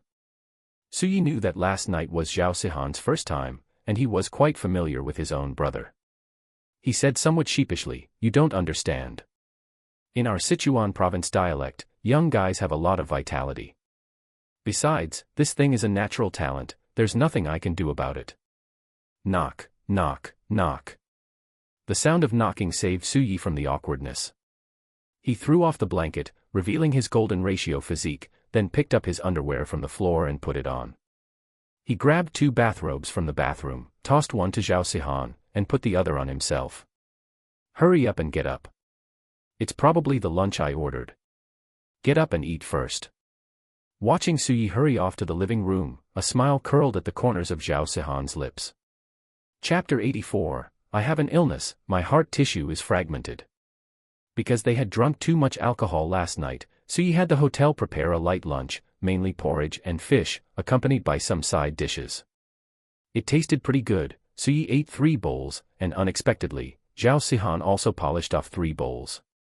Recalling Zhao Sihan's figure from his hazy memories of the previous night, Suyi finally concluded that Zhao Sihan had put on weight exactly where it should be, and not a single bit where it shouldn't.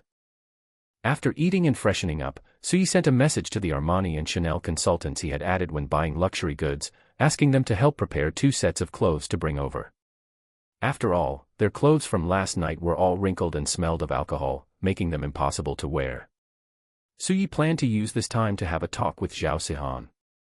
He pulled Zhao Sihan to sit down in the living room.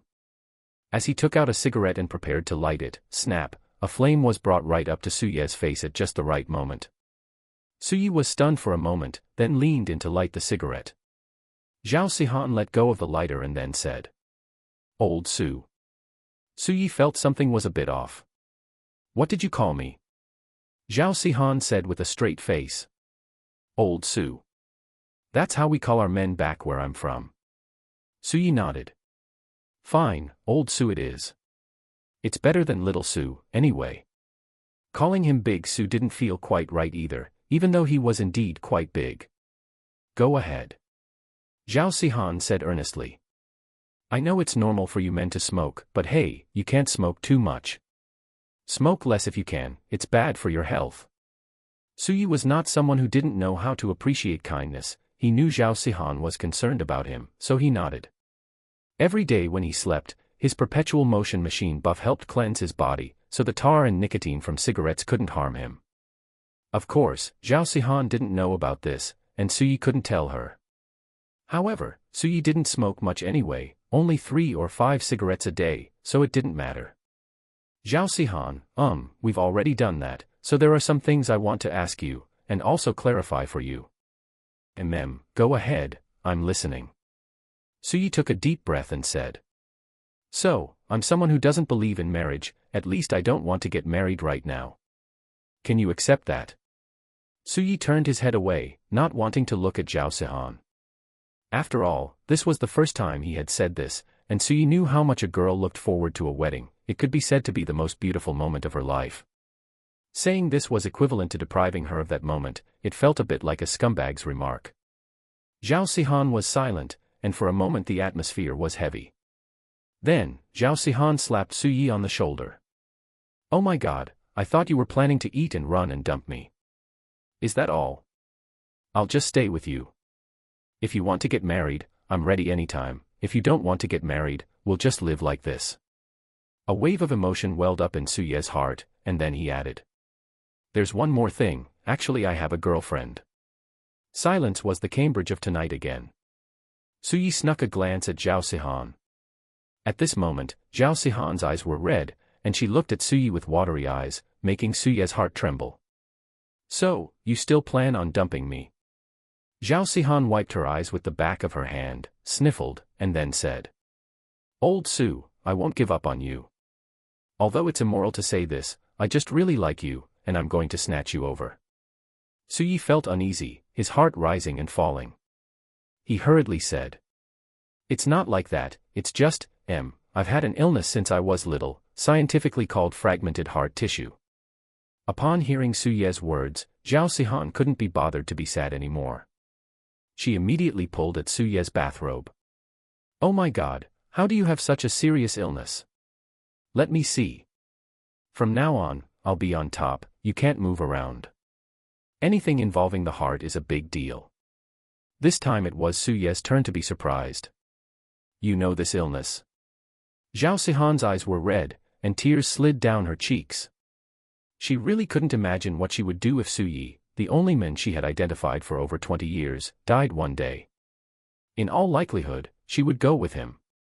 "I don't know, but you have such a big illness, just hearing the name, it's on the heart, right? Anything on the heart is a life-threatening illness." Suyi understood.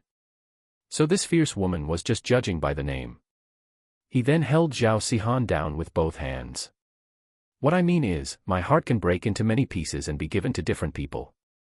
Perhaps I cannot give you exclusive affection, but you can believe that you are also a part that occupies my heart, and my feelings for you are also sincere.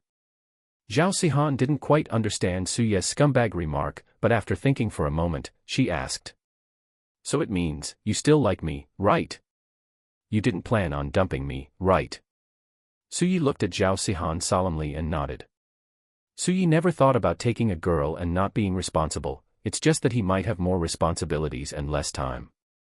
However, Su Yi never joked about relationships, he just often made the mistakes that any man would make.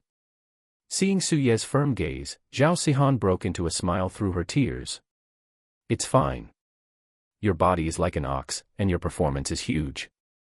If you don't find two, I was planning to help you find two, otherwise you'd kill me.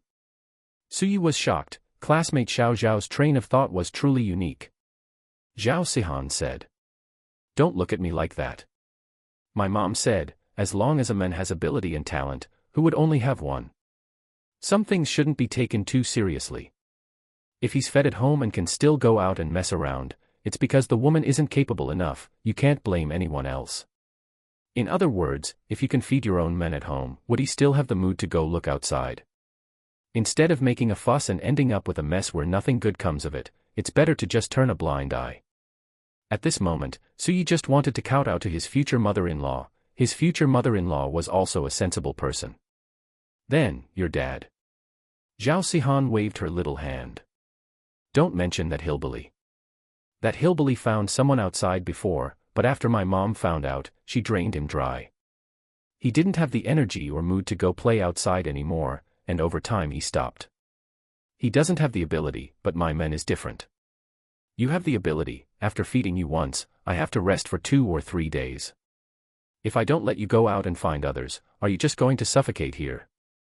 After speaking, she moved her pair of long legs, grimacing in a bit of pain, thinking to herself that her man really had a lot of strength, and it lasted quite a long time. She had heard others say it was just a 10-minute affair, but last night it didn't finish even after more than an hour. Who said there are only tired-out oxen and no broken fields? Zhao Sihan felt that if it happened every day, she would be the first field to be broken. She still wanted to live a few more years and accompany Su Yi for a few more years. As for what Su Yi said about marriage, although Zhao Sihan was a bit disappointed, it wasn't unacceptable. First, Su Yi said it was temporary, meaning it was still possible in the future. Second, what Zhao Sihan wanted most was to have a child. As for not being able to register the child without marriage, classmate Xiao Zhao indicated that this didn't exist, her hillbilly dad could solve it. Su Yi silently nodded, indicating that classmate Xiao Zhao was right. Chapter 85, Classmate Xiao Zhao's dream is too big, it's impossible to accomplish. After the conversation about relationship issues finished, Su Yi wanted to learn more about Zhao Sihan's situation. He couldn't just have slept with her daughter and not know anything about her family, right? Wouldn't that make him a total scumbag? Buffed. Su Yi declared that he despised such people. Classmate Xiao Zhao, tell me about your family situation. Otherwise, if I go to your house in the future, I'll be clueless. Zhao Sihan didn't hear the first half, only the latter part. Old Su, you want to go to my house? Isn't that a bit too fast? I'm afraid my hillbilly dad won't be able to handle it. Su Yi had black lines on his forehead. She really just grabbed the tail end and ran with it, she was good at picking the wrong focus. Looking at the slightly bashful Zhao Sihan, Su Yi reached out and rubbed her small head with his large hand. I meant for you to tell me about your family situation. Feeling the warm hand on her head, Zhao Sihan felt a bit dizzy and said, my family is nothing special. My dad used to be a gangster, but he went straight later. My mom just stays at home and plays mahjong when she's bored. My grandparents on my dad's side are in the countryside. My grandparents on my mom's side used to do business, but after handing the business over to my uncle, they travel all over the country now and only come home for the new year.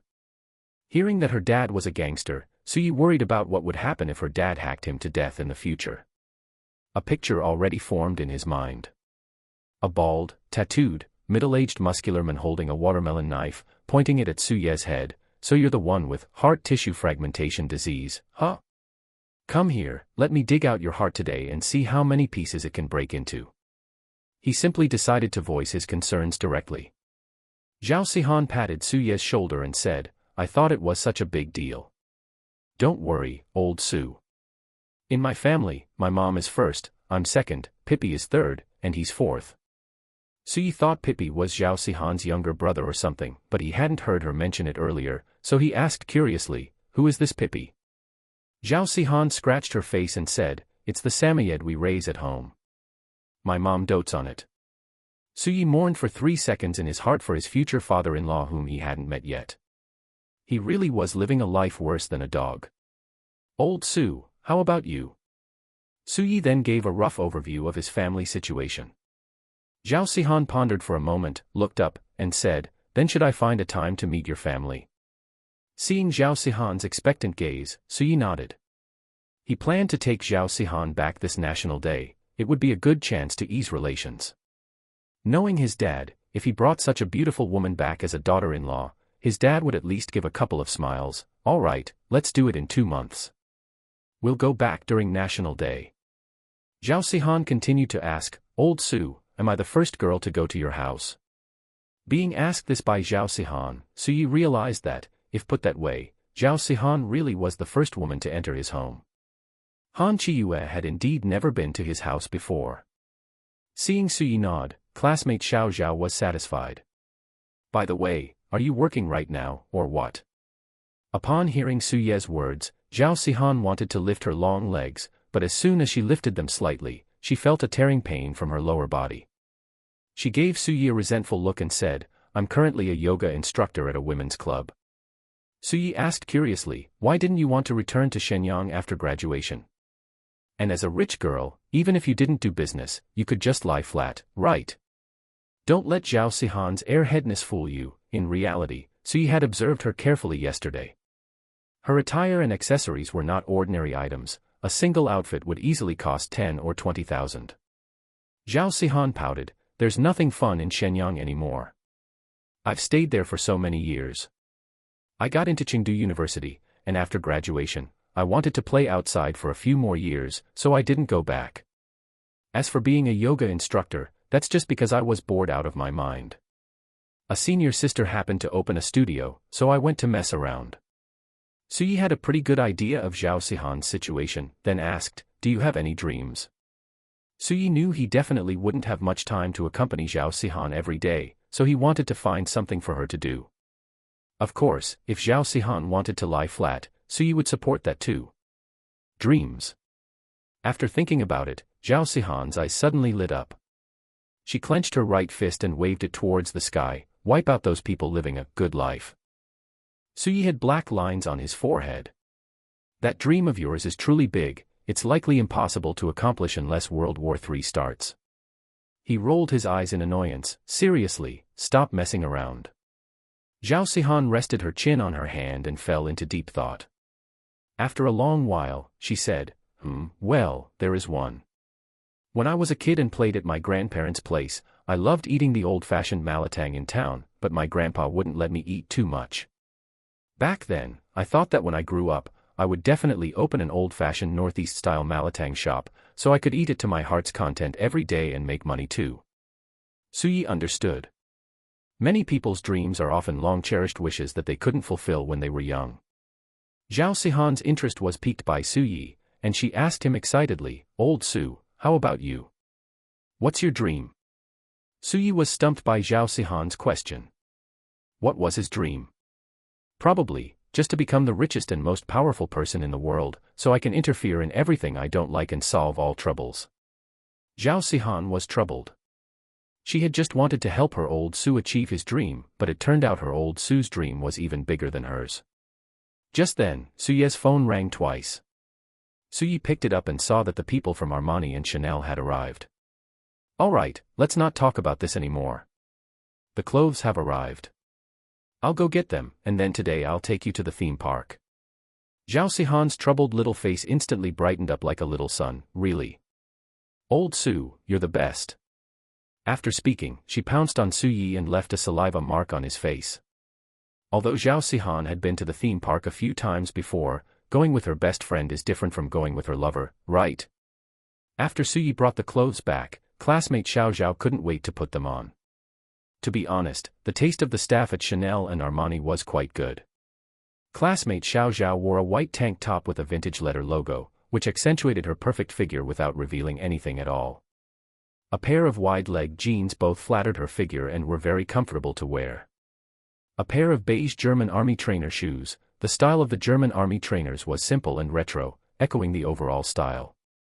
As for Su Yi, he wore a white men's linen slim-fit short-sleeved collared elegant solid-color polo shirt, which was sweat-absorbent and breathable.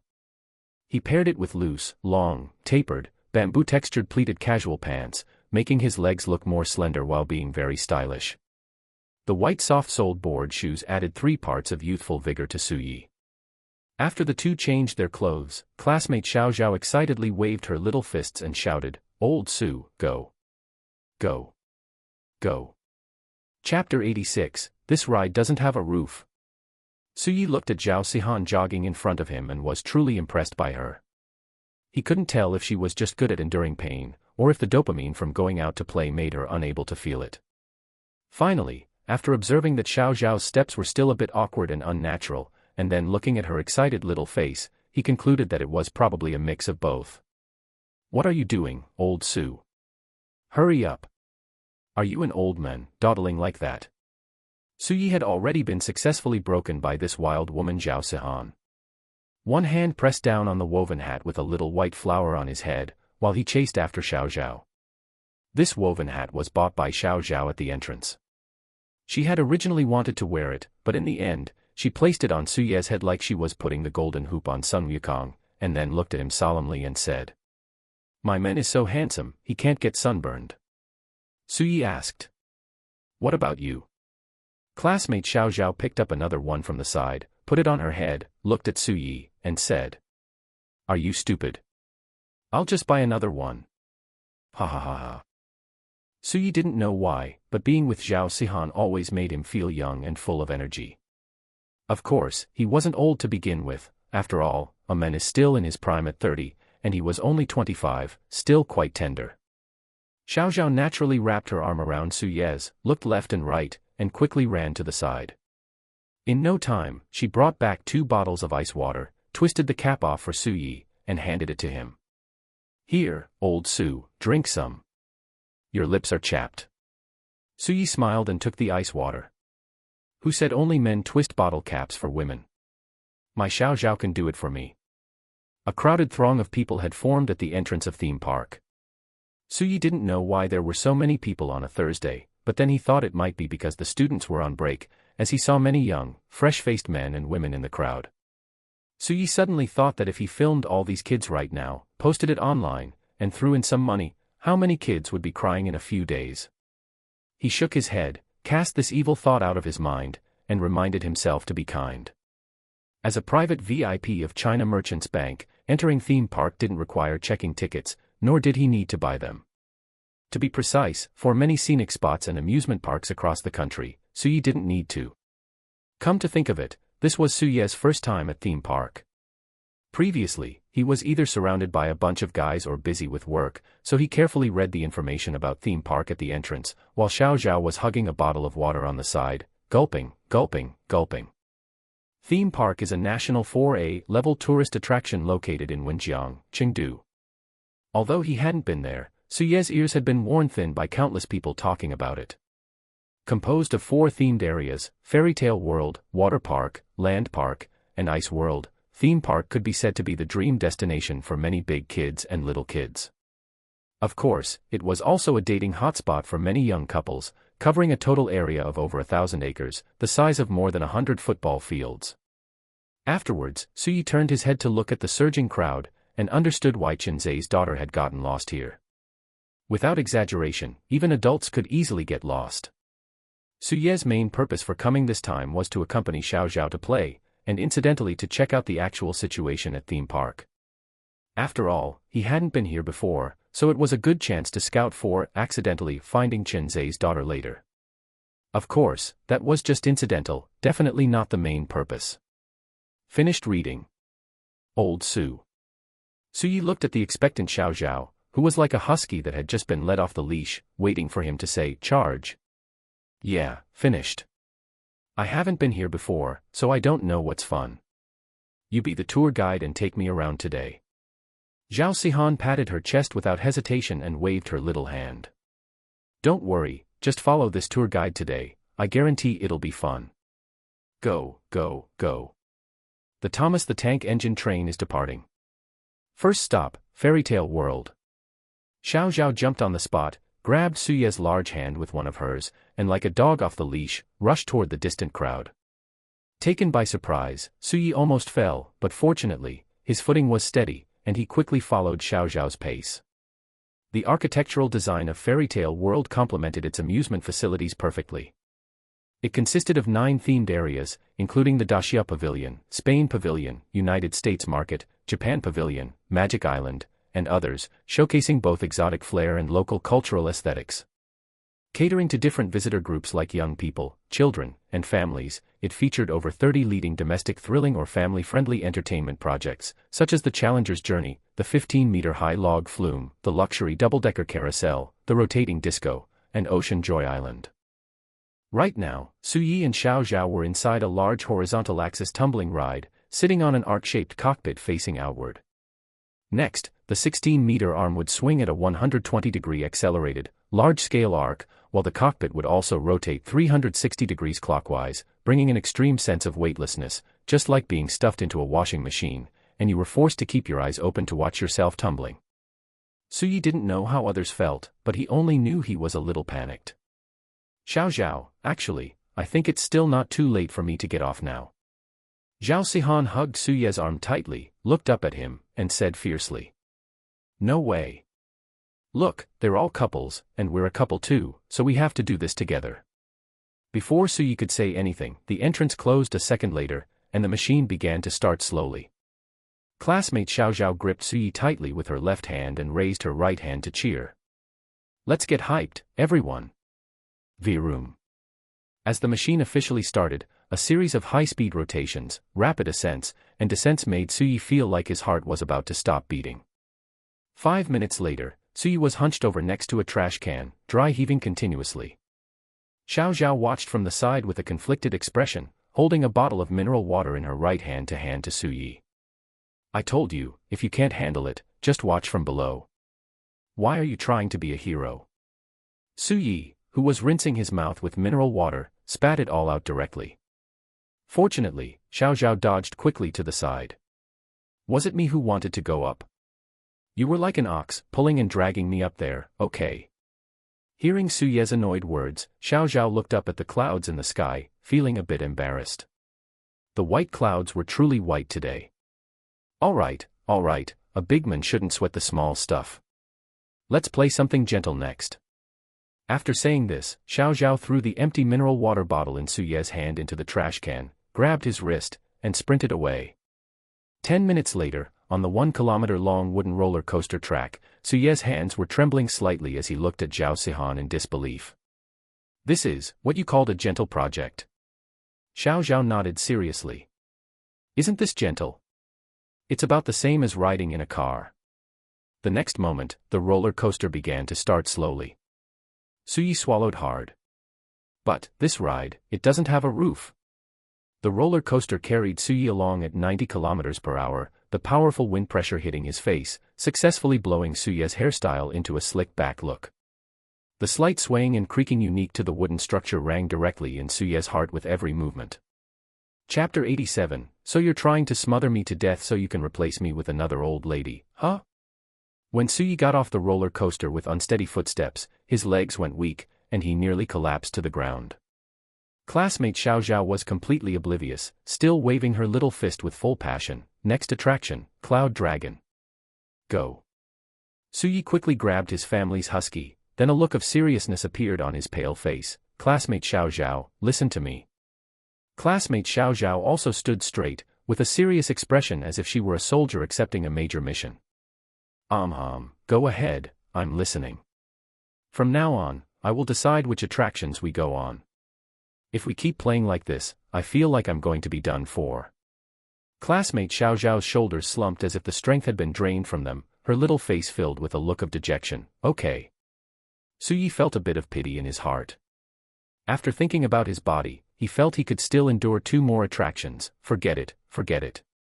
You decide. I'll go all out and play with you today. Classmate Xiao Zhao instantly raised her head, her two big eyes seemingly glowing. Really? Really? Suyi helplessly patted classmate Xiao Zhao's head with a touch of doting. Really, really. Classmate Xiao Zhao cheered. Yay. Next attraction, let's go. Over the next few hours, Zhao Sihan didn't choose any thrilling attractions. Instead, she dragged Suyi to watch the romantic float parade first. With all sorts of exquisitely designed floats, actors in gorgeous costumes, and cheerful music, it created a joyful and romantic atmosphere.